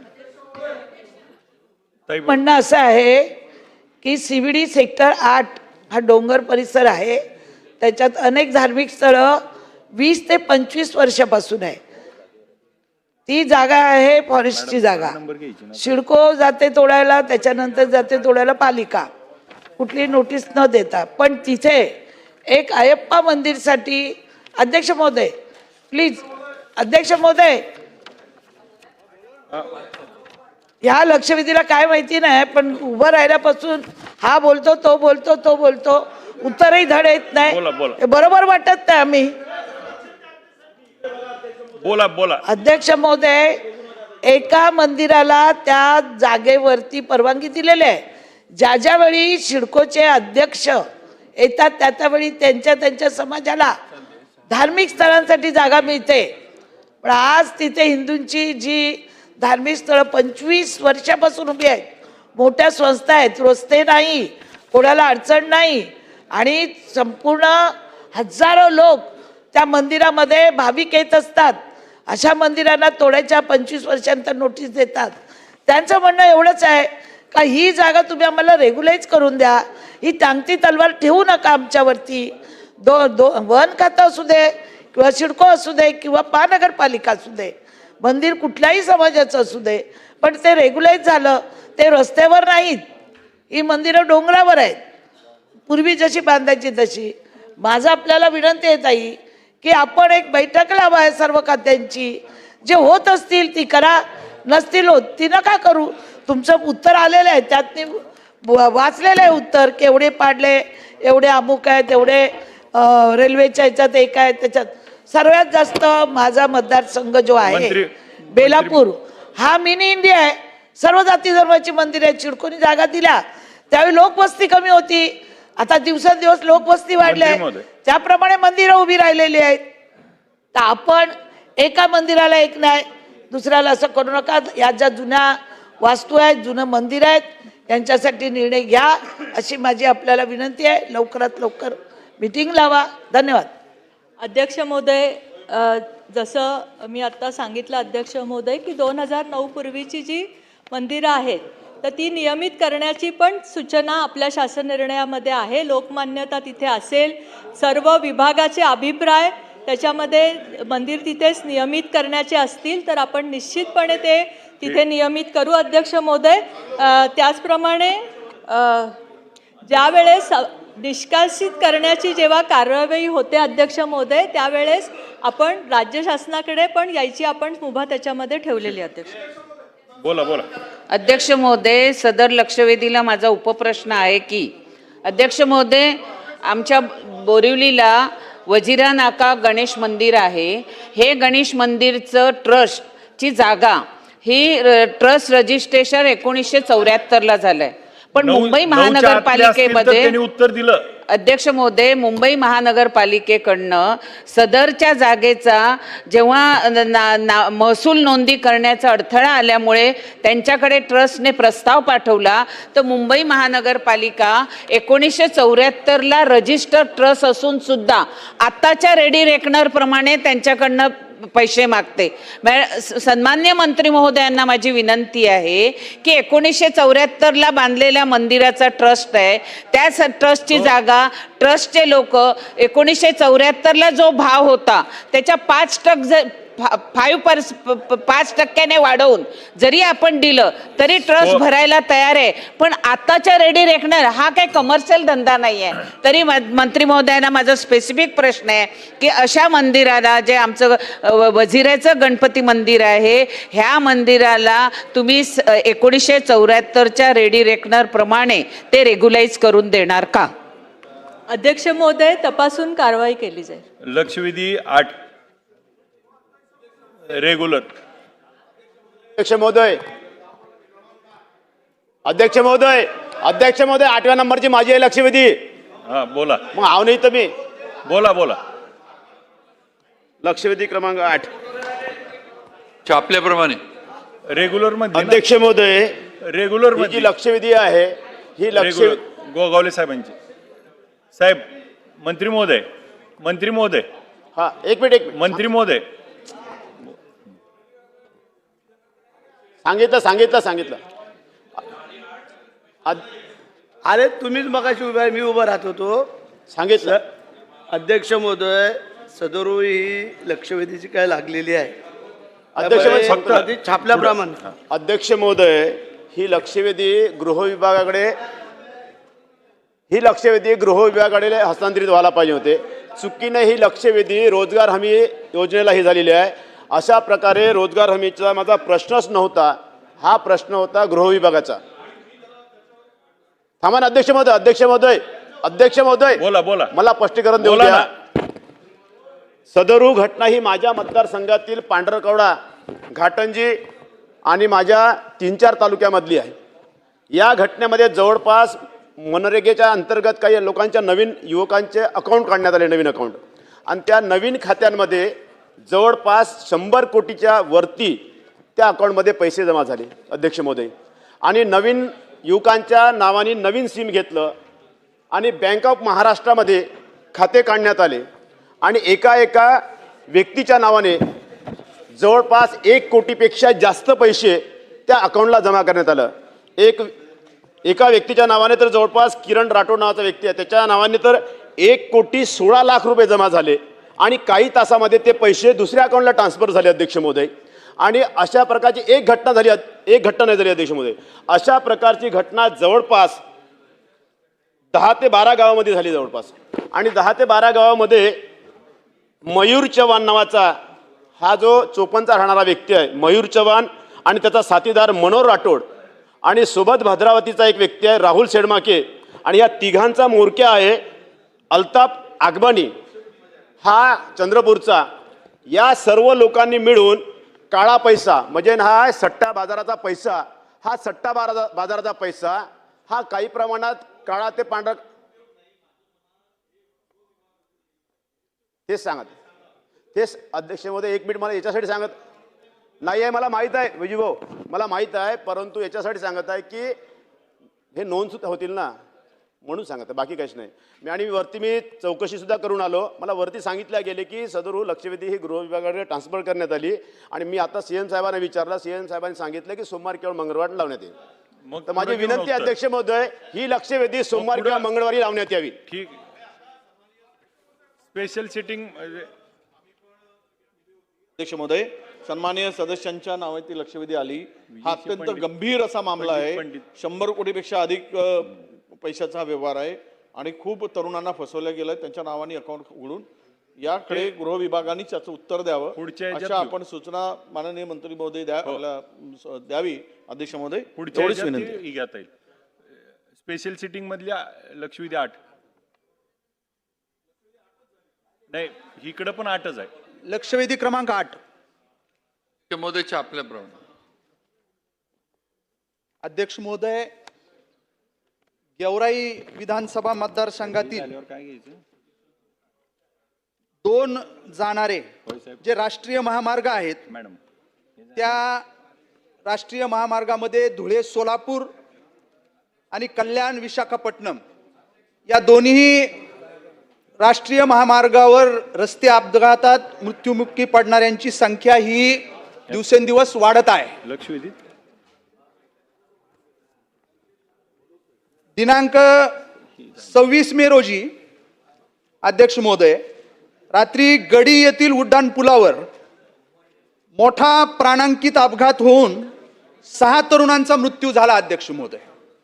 या अपघातानंतर परिवहन विभागाने दिलेल्या विश्लेषणात्मक जो अहवाल आहे त्याच्यावरचा, आणि या अहवालातून समोर आलेल्या बाबी अतिशय धक्कादायक आहेत अध्यक्ष महोदय. या सर्व लेखी असणाऱ्या बाबी या अपघाताच्या बाबतीत समोर आल्यानंतर प्रशासन आणखीन किती दिवस किती जणांच्या मृत्यूची वाट पाहणार आहे? कारण राष्ट्रीय महामार्गावरील पोलीस असतील, परिवहन विभाग असेल, मागच्या 2 वर्षात हा राष्ट्रीय महामार्ग क्रमांक 61 आणि 52 असे 2 राष्ट्रीय महामार्ग तिथून जातात. जवळपास 500 पेक्षा जास्त लोकांचा अपघाती मृत्यू या राष्ट्रीय महामार्गावर झालेला आहे. या सर्व बाबी लक्षात घेऊन या अपघाताच्या संदर्भात मी जिल्हाधिकारी बीड, जे की जिल्हा रस्ता सुरक्षा समितीचे अध्यक्ष म्हणून मी त्यांच्याकडं लेखी पत्र दिलं या अपघाताच्या संदर्भात आपण बैठक घ्यावी म्हणून. परंतु ते पत्र, एक पत्र, स्मरणपत्र 1, स्मरणपत्र 2 असे पत्र व्यवहार त्यांच्याकडे केलेला असताना कुठल्याही पद्धतीचं गांभीर्य त्यांना मला वाटतं याच्या बाबतीत नसल. त्यांनी कुठलाही रिप्लाय मला त्या पत्राच्या संदर्भात तर दिलाच नाही. आणि बैठकीची मी मागणी जे करतोय ती बैठकही त्यांनी काही लावली नाही. माननीय सर्वोच्च न्यायालयानं या अपघाताच्या संदर्भात, स्पेसिफिक अपघात ज्याच्यामध्ये 6 जणांचा मृत्यू झाला, गंभीर दखल घेतल्यानंतर अशा पद्धतीने गेंड्याची कातडी पांघरून बसलेल्या प्रशासनाला खऱ्या अर्थानं जाग आली म्हणावं लागल. प्रशासन त्यानंतर हल्लं. महामार्गावरील ब्लॅक स्पॉटचे सर्वेक्षण करून घेतले म्हणून स्वतःचीच पाठ थोपटून जे ब्लॅक स्पॉट त्या माझ्या मतदारसंघामधनं जाणारे 2 राष्ट्रीय महामार्ग आहेत तिथं 10 ते 12 ब्लॅक स्पॉट असे आहेत, ते पहिलेच आयडेंटिफाय केलेले आहेत. फक्त ते आम्ही आयडेंटिफाय केलेत असं त्या ठिकाणी भासून ती यादी मी पहिलेच त्यांना दिलेली होती. गेवराई शहराला जोडणारे 2 प्रवेश, गेवराईमध्ये राष्ट्रीय महामार्गावरून जे आपण एंटर करतो अलीकडच्या बाजूनं पलीकडच्या बाजूनं, तेही दोन्ही ब्लॅक स्पॉट आहेत. ते ब्लॅक स्पॉट तिथं उड्डाणपूल व्हावा अध्यक्ष महोदय, तिथं उड्डाणपूल व्हावा अशा पद्धतीची पहिल्यापासून मागणी आहे. त्याचं टेंडर झालं 31 मार्चला, जे काय आहे त्याची मुदतही संपली. अग्रवाल नावाचे त्या ठिकाणी कॉन्ट्रॅक्टर आहेत, त्यांनी अजून ते काम सुरू सुद्धा केलं नाही. ह्या सगळ्या ब्लॅक स्पॉट मधील हे 2 ब्लॅक स्पॉट आहेत. ते उड्डाणपूल तिथं त्या ठिकाणी ते सुरू केले नाहीत. त्याबाबत आपण सदरील जे काही कॉन्ट्रॅक्टर आहेत त्यांची मुदत संपलेली असताना त्याच्यावर कुठल्याही पद्धतीची कारवाई केली नाही. माझा स्पेसिफिक प्रश्न पहिला मंत्री महोदयाला सन्माननीय आहे की त्या कॉन्ट्रॅक्टरवर आपण काय कारवाई त्या ठिकाणी करणार. दुसरं, कल्याण विशाखापट्टणम जो दुसरा राष्ट्रीय महामार्ग आहे तो शिरसदेवी या गावावरून जातो, जे जिल्हा परिषद गटाचं मोठं गाव आहे. आणि त्या गावामधनं जाणारा जो काही रस्ता आहे त्या रस्त्यावर अक्षरशः पावसाळ्यामध्ये त्या गावामध्ये त्या राष्ट्रीय महामार्गावर तळ्याचं स्वरूप त्या ठिकाणी येतं. त्याच्याबाबतही वेळोवेळी पत्रव्यवहार मी त्या ठिकाणी केलेला आहे. त्याच्याबाबत मला अधिकाऱ्यांनी ओरली सांगतात की याचं देखभाल दुरुस्तीची जी काही निविदा ही झालेली आहे ते आम्ही काम करू अशा पद्धतीचं वेळोवेळी मी फोन केला, त्यांना पत्रव्यवहार केलाय, त्याच्यामध्ये कुठल्याही पद्धतीची कारवाई ही झालेली नाहीये. हा झालेला जो काही विलंब आहे, अशा पद्धतीनं जे काही दुर्लक्ष होत आहे त्याच्याबाबत माझा दुसरा प्रश्न स्पेसिफिक मंत्री महोदयांना आहे. त्याच्याबाबत जे काही अधिकारी आहेत ज्यांची याच्यामध्ये चुकी आहे, दुर्लक्ष ज्यांनी केलं, त्यांच्यावर आपण काय कारवाई करणार.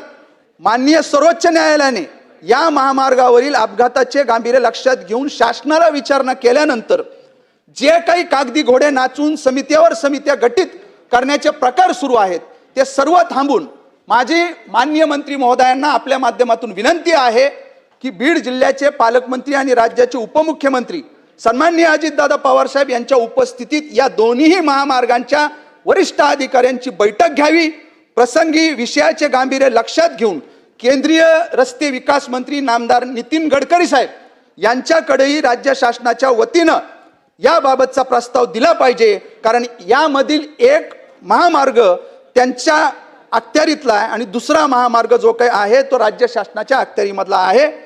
अशा प्रकारच्या बैठका केव्हा आयोजित करणार असा स्पेसिफिक त्या ठिकाणी प्रश्न माझा मंत्री महोदयाला असेल, ते उत्तर मला अपेक्षित या लक्षवेधीच्या निमित्ताने आहे.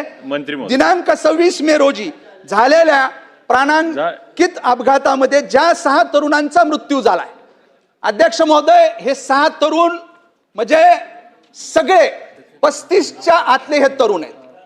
यांना लहान लेकरं, 10 वर्षातल्या आतले लेकरं यांना आहेत. अतिशय दुर्दैवी अशी घटना घडलेली. अध्यक्ष महोदय, मी जे काय आहे स्पेसिफिक प्रश्न विचारतोय शासनाला आपल्या माध्यमातून की या 6 तरुणांच्या बाबतीत मुख्यमंत्री सहायता निधीच्या माध्यमातून त्यांना मदत व्हावी अशा पद्धतीचा प्रस्ताव तहसील गेवराई खालून जो काही आहे प्रस्ताव इकडे आलेला आहे, त्यांना आपण लवकरात लवकर शासनाच्या वतीने मदत ही मिळाली पाहिजे.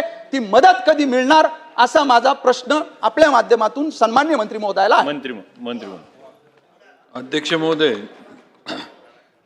माननीय आमदार विजयसिंह पंडित साहेबांनी एक अतिशय गंभीर झालेली घटना आणि त्यांच्या मतदारसंघातील याच्याबद्दल रस्त्याच्या ब्लॅक स्पॉटबद्दल प्रामुख्यानं इथं प्रश्न उपस्थित केला आहे, ज्याचा उल्लेख पंडित साहेबांनी केला. सोलापूर, बीड, छत्रपती संभाजीनगर, धुळे हा राष्ट्रीय महामार्ग आहे आणि हा NHAI जे आपण म्हणतो नॅशनल हायवे ऑथॉरिटीकडं अध्यक्ष महोदय हा त्यांच्या अखत्यारीत आहे. त्याचबरोबर कल्याण, अहिल्यानगर, माजलगाव, नांदेड हा राष्ट्रीय महामार्ग आहे, पण तो राष्ट्रीय महामार्ग सार्वजनिक बांधकाम विभाग यांच्या अखत्यारीत आहे. आणि ज्या ठिकाणी ॲक्सिडेंट घडला म्हणजे त्या ठिकाणी 6 जणांचा मृत्यू झाला, तरुण होते सगळे, ही वस्तुस्थिती आहे. आणि त्या ठिकाणी जो ब्लॅक स्पॉट आहे त्या ठिकाणी थोडंफार म्हणजे पूल उतरल्यानंतर पाणी साठतं आणि त्यामुळं ॲक्सिडेंट होतात असं एक RTOनं रिपोर्ट दिला आहे. पण अध्यक्ष महोदय, या ॲक्सिडेंटचं जर थोडं आपण घेतलं तर अतिशय म्हणजे तसं बघितलं तर गाडी पहिली ती बॅरिकेडला धडकली आणि जो रस्त्याचा मीडियन आहे त्याच्यामध्ये जाऊन अडकली. त्यावेळेला हे सगळे जे आहेत कुणाला गंभीर असं काही दुखापत झाली, पण ज्यांचा ॲक्सिडेंट झाला कधी हे गाडी सगळे काढत होते म्हणजे क्रेन वगैरे याच्या साह्यानं, आणि त्यांना रात्री दुसऱ्या टेम्पोने येऊन उडवलं या 6 जणांना आणि त्यामध्ये यांचा मृत्यू झाला. पण हा ब्लॅक स्पॉट आहे, ही वस्तुस्थिती आहे. आणि ह्या ब्लॅक स्पॉटच्या दुरुस्तीसाठी NHAI कडनं गेवराई येथे 2 VUP व्हेकल अंडरपासची कामं साधारण 70 कोटीची मंजूर आहेत. बीडमध्ये सुद्धा 2 VUPची कामं 79 कोटीची मंजूर आहेत. त्याचबरोबर ज्याचा उल्लेख पंडित साहेबांनी केला की बीड जिल्ह्यामध्ये म्हणजे सगळे जे रोड आहेत ह्यात 26 ब्लॅक स्पॉट आयडेंटिफाय झालेत आणि या ब्लॅक स्पॉटच्या दुरुस्तीचं हे ताबडतोब परत एकदा हे सगळ्या ज्या आहेत त्या दुरुस्त्या कराव्या म्हणून सूचना दिल्या जातील. जर त्या संबंधित कॉन्ट्रॅक्टरांनी वेळेमध्ये ही कामं पूर्ण केली नाहीत ब्लॅक स्पॉटची तर त्यांच्यावर दंडात्मक कार्यवाही पण आम्ही म्हणजे समजा NHAIचं असलं तर त्यांच्याकडं प्रस्तावित करू, सार्वजनिक बांधकाम विभागाचं असलं तर आम्ही त्याच्यावर विभागाकडनं निर्णय घेऊ. त्याचबरोबर बैठकीबद्दल पंडित साहेबांनी सांगितलं तर सन्मान्य बीडचे पालकमंत्री अजितदादांशी चर्चा करून, कारण अजितदादांची वेळ ही त्याप्रमाणे आपल्याला मिळाली पाहिजे, त्यांच्याशी चर्चा करून हे करू.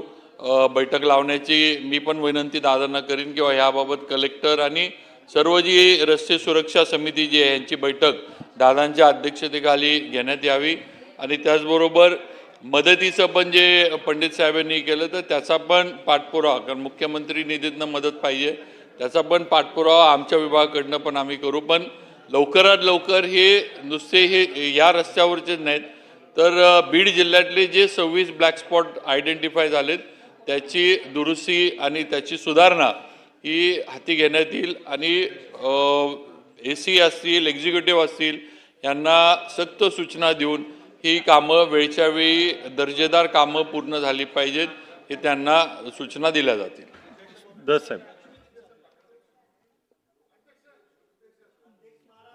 साहेब. महोदय, सन्माननीय सदस्य विजयसिंह पंडित साहेब यांनी जी लक्षवेधी या ठिकाणी आणलेली आहे, अध्यक्ष महोदय, दिनांक 26 मे 2025 रोजी ही जी घटना अतिशय दुर्दैवी घटना घडली त्याच्यामुळं आमचा संपूर्ण जिल्हा हळहळला अध्यक्ष महोदय.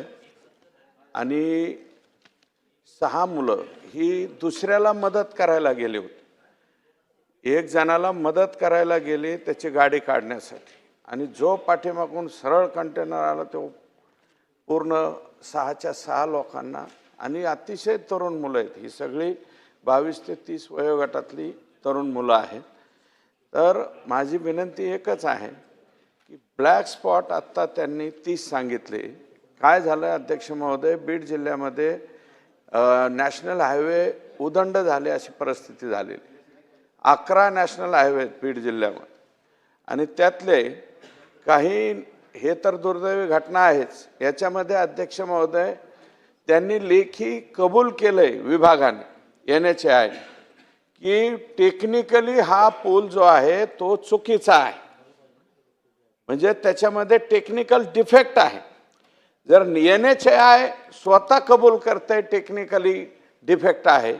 26 मेला घटना घडली अध्यक्ष महोदय आणि आज तारीख कोणती, आत्तापर्यंत दररोज तिथून हजारो नाही हजाराच्या पुढं वाहनं जात असतील. तो रस्ता कोणता आहे, सोलापूर, तुळजापूर, धाराशिव, बीड आणि बीडवरून धुळ्यापर्यंत हा रस्ता जातो अध्यक्ष महोदय. एवढा प्रमुख रस्ता आहे. एकही वाहन 100च्या आतमध्ये तिथं अजिबात चालत नाही. सगळ्याच्या सगळे 100च्या वरती स्पीड त्याला आहे. मग ब्लॅक स्पॉट तुम्ही स्वतः कबूल करताय NHAI की हा पूल चुकीच्या पद्धतीने मारलाय. तर माझं म्हणणं आहे 30 ब्लॅक स्पॉट आणि हा पूल जो आहे दुरुस्त करण्याचा, हा किती दिवसात करणार, याची कामं किती दिवसात सुरू करणार आणि हा ब्लॅक स्पॉट कधी संपवणार, एवढंच उत्तर द्या मंत्री महोदय. अध्यक्ष महोदय, ज्याचा उल्लेख धस साहेबांनी केला, तर आत्ता जी कामं 2 मंजूर आहेत या याच्यावरती मी सांगितलेली आहेतच. पण त्याचबरोबर या ठिकाणी जिथं ॲक्सिडेंट झाला तिथं ब्लॅक स्पॉटचं कारण मूळ जे होते तिथं पाणी जे आहे ते साठून राहतं आणि पाणी साठून राहिल्यामुळं गाड्या पुलावरनं उतरल्यानंतर त्या पाण्यात म्हणजे त्यांची टायरची ग्रीप म्हणा किंवा पाण्यामुळं हे सगळं होतं आहे. त्यामुळं NHAIला जे या कामाबद्दल म्हणजे नवीन काम त्या ठिकाणी हे 4 कामं सोडून अजून काही असलं तर टेक्निकली त्याचं थोडं परत एकदा त्यांना त्या स्पॉटचा अभ्यास करायला सूचना आपण देऊ. गरज पडली तर ज्याचा उल्लेख धस साहेबांनी केला की बीड जिल्ह्यात एवढे नॅशनल हायवे आहेत, जर संबंधित NHAI विभागाकडनं जर ह्यात दखल घेतली जात नसली, गरज पडली तर गडकरी साहेबांना पण या बाबतीमध्ये आम्ही करू किंवा त्यांनी सुद्धा या ह्याच्यामध्ये लक्ष घालावं. पण लवकरात लवकर हे ब्लॅक स्पॉट जे आहेत ही दुरुस्तीचं काम NHAI आणि सार्वजनिक बांधकाम ज्यांच्याकडे जे रस्ते आहेत त्या रस्त्यांचं घेतलं जाईल. अमित देशमुख साहेब. महोदय, एक मिनिट अध्यक्ष महोदय, विधानसभा सदस्य विजयसिंह पंडितजी यांनी जो लक्षवेधीद्वारे प्रश्न या ठिकाणी उपस्थित केला आहे, हा अतिशय महत्त्वाचा प्रश्न आहे आणि मंत्री महोदय सुद्धा या संदर्भामध्ये उत्तरं देत आहेत. अध्यक्ष महोदय, बीड जिल्ह्यापुरताच हा मर्यादित आहे असं नव्हे. बीडमध्ये ज्या काही दुर्घटना या रस्त्यांच्यामुळं घडत आहेत त्याच्यामध्ये तर उपाययोजना केल्याच पाहिजेत, त्याला न्याय दिलाच पाहिजे. पण अध्यक्ष महोदय, याच्यामध्ये हे जे अपघात होत आहेत किंवा अपघातांचा जो दर आहे तो महाराष्ट्रामध्ये काही कमी नाही आहे. तो दर कसा कमी करता येईल याकडं आपण खऱ्या अर्थानं प्रयत्न केला पाहिजे. अध्यक्ष महोदय, आता आपण मुंबई पुणे एक्सप्रेसवे विकसित केला, आपण नागपूर मुंबई एक्सप्रेसवे विकसित केला, आपण साधारणतः कोस्टल रोडसुद्धा आपण विकसित केला आहे. आता या सगळ्या रस्त्यांवर अध्यक्ष महोदय त्याला स्पीड लिमिट आहे, कॅमेरे आहेत आणि आपल्याला कल्पना आहे की आता गतीचं जर उल्लंघन एखाद्या वाहन चालकानं केलं तर त्याला लगेच दंड हा केला जातो. पहिल्यांदा कमी दंड आहे, दुसऱ्यांदा अधिक आहे, तिसऱ्यांदा त्याच्यापेक्षा अधिक आहे. आणि म्हणून या रस्त्यांवर अपघाताचं दर थोडंसं कमी आहे, म्हणजे आहे पण कमी आहे. पण शहरांमध्ये रस्त्यांना न्याय मिळतो अध्यक्ष महोदय, पण ग्रामीण भागामध्ये रस्त्यांना न्याय तसा म्हणावा तसा मिळत नाही. आणि म्हणून हे जे अपघात वाढत चाललेले आहेत, मी अध्यक्ष महोदय गेल्या आठवड्यातलं उदाहरण मी आपल्याला देऊ इच्छितो की लातूरहून लोहाऱ्याला जात असताना औसा तालुक्यामध्ये एक अपघात घडला, माझ्यासमोरच घडला आणि 2 दुचाकी वाहन स्वार यांच्यात धडक झाली आणि ते अपघाती जखमी झाले. त्यांना रुग्णालयात पाठवण्यासाठी तिथं जे प्राथमिक आरोग्य केंद्र आहे तिथं जेव्हा मी फोन केला अध्यक्ष महोदय, तर तिथं डॉक्टर नव्हता, कंपाऊंडरही घरी होता. मी माझ्या गाडीमध्ये त्या अपघात झालेले जे व्यक्ती होते त्यांना मग लातूरला पाठवलं. दुर्दैवानं एकाचा मृत्यू झाला अध्यक्ष महोदय आणि एक आता उपचार घेतोय, त्याचा जीव आम्ही वाचवू शकलो. अध्यक्ष महोदय, हाही अपघात झाला आणि ॲम्ब्युलन्सलाही फोन केला 108ला, तर त्याचाही नंबर लागेना किंवा तो कोणी उचले ना. आणि म्हणून अध्यक्ष महोदय, याच्यामध्ये सन्माननीय मंत्री महोदयांना माझी अशी विनंती आहे की या सगळ्या रस्त्यांचं जे जाळं आपण राज्यभरामध्ये उभं केलं, खरं म्हणजे बीड जिल्ह्यामध्ये आता सन्माननीय विधानसभा सदस्य सुरेश धसजींनी सांगितलं की 11 राष्ट्रीय महामार्ग आहेत आणि खरंच मला असं वाटतं की महाराष्ट्रामध्ये केंद्रीय मंत्री नितीन गडकरीजी यांच्या माध्यमातून हे रस्त्याचं जाळं खूप चांगल्या पद्धतीनं उभं राहिलं. तुमच्याही जिल्ह्यामध्ये पालखी मार्ग असेल, हे सगळी व्यवस्था होते आहे. पण याच्या पुढं जाऊन आता आपल्याला रोड सेफ्टी असिस्टन्स प्रणाली अध्यक्ष महोदय ही कार्यान्वित आहे का, हा माझा पहिला प्रश्न आहे. दुसरा प्रश्न असा आहे की या राष्ट्रीय महामार्गांवर जिथं ढाबे हॉटेल हे जे काही उभे राहतात याला परवानगी देण्यासाठी काही नियमावली आहे का? कारण आता नागपूर मुंबई एक्सप्रेसवेवर एक नियमावली आहे, पुणे मुंबई एक्सप्रेसवेवर एक नियमावली. या राष्ट्रीय महामार्गांवर अशा फॅसिलिटीजला परवानगी देण्यासाठी काही नियमावली आहे का अध्यक्ष महोदय? आणि ज्या ब्लाइंड स्पॉटबद्दल आपण या ठिकाणी मुद्दा उपस्थित केलेला आहे, त्या ब्लाइंड स्पॉट्सच्या संदर्भामध्ये आपण काय उपाययोजना करणार आहात? असे 3 प्रश्न अध्यक्ष महोदय आपल्या माध्यमातून मंत्री महोदयांना माझे आहे. अध्यक्ष महोदय, आपल्याला पण अध्यक्ष महोदय माहिती आहे की बांधकाम विभागाकडं हे धाबे वगैरे किंवा काही कन्स्ट्रक्शन असलं तर आपल्याकडं बांधकाम विभागाकडं त्यांचा व्यवसाय करण्याचे म्हणजे त्याचे अधिकार आमच्याकडे नाहीत. फक्त आपण किती मीटरवर ते बांधू शकतात हे अधिकार आपल्याकडं बांधकाम विभागाकडे आहे. पुणे मुंबई किंवा नागपूरचा जो आहे हा एक्सप्रेसवे हा एन्क्लोज्ड आहे, म्हणजे त्या ठिकाणी कुणी बॅरिकेड वगैरे थ्रू अँड थ्रू असल्यामुळं कुणी त्याच्यामध्ये येऊ शकत नाही. पण हे जे गावाकडचे रस्ते आहेत हे जरी हायवेज झाले असले तरी इथं काही सगळीकडनं म्हणजे ते एन्क्लोज नाही आहेत. त्यामुळं 2 व्हीलरवाले किंवा शेतातली जनावरं, बैलगाड्या, इतर वाहतूक करणारी हे रस्त्यावर येतात, ही वस्तुस्थिती आहे. हा जो ब्लॅक स्पॉट म्हणजे ज्या ह्याच्यावर प्रश्न आला आहे, इथं मेन कारण काय होतं अध्यक्ष महोदय की पाणी त्या ठिकाणी साठतंय. पाण्याचं ड्रेनेज तिथनं नीटनेटका आणि जो काही खड्डा झाला, खड्डा म्हणजे थोडं उंची जी कमी झाली आहे ती जी आहे ती नीट लेवलला केल्यानंतर पाणी पण निघालं आणि हा ब्लॅक स्पॉट जो आहे तो जो आहे तो म्हणजे संपल. त्यामुळे त्या पद्धतीने करू. दुसरं अमित देशमुख साहेबांनी जे केले की जी काही मदतीची जी काही सिस्टम आहे ती या सगळ्या हायवेजवर पाहिजे, तर त्याप्रमाणे जी काही म्हणजे प्रणाली म्हणा किंवा जी काही सिस्टम उभा करायला लागेल. एक्सप्रेसवेला आहे ज्या ठिकाणी कॉन्ट्रॅक्टर्स आम्ही टोल चालवतात त्या ठिकाणी त्या टोलवाल्यांना क्रेन, त्या ठिकाणी लागणारी ॲम्ब्युलन्स ही ठेवण्याचं आहे. पण परत एकदा आम्ही विभागाकडनं हे तपासून घेऊ की बुवा सगळ्या टोल नाक्यांवर ह्या गोष्टी उपलब्ध आहेत, चालू स्थितीमध्ये आहेत का नाहीत हे सुद्धा तपासून घेतलं जाईल. आणि ज्या ठिकाणी नसल त्या ठिकाणी कसं या सगळ्या यंत्रणा देता येतील किंवा सोयी देता येईल ह्याचं नियोजन विभागाकडनं केलं. सगळ्याच मतदारसंघाचा, सगळ्याच आमदारांचा नॅशनल हायवेचे मंत्री महोदय हा विषय आहे ते. कारण पुणे सोलापूर रोडला पण भीमानगरला सेम असंच आहे.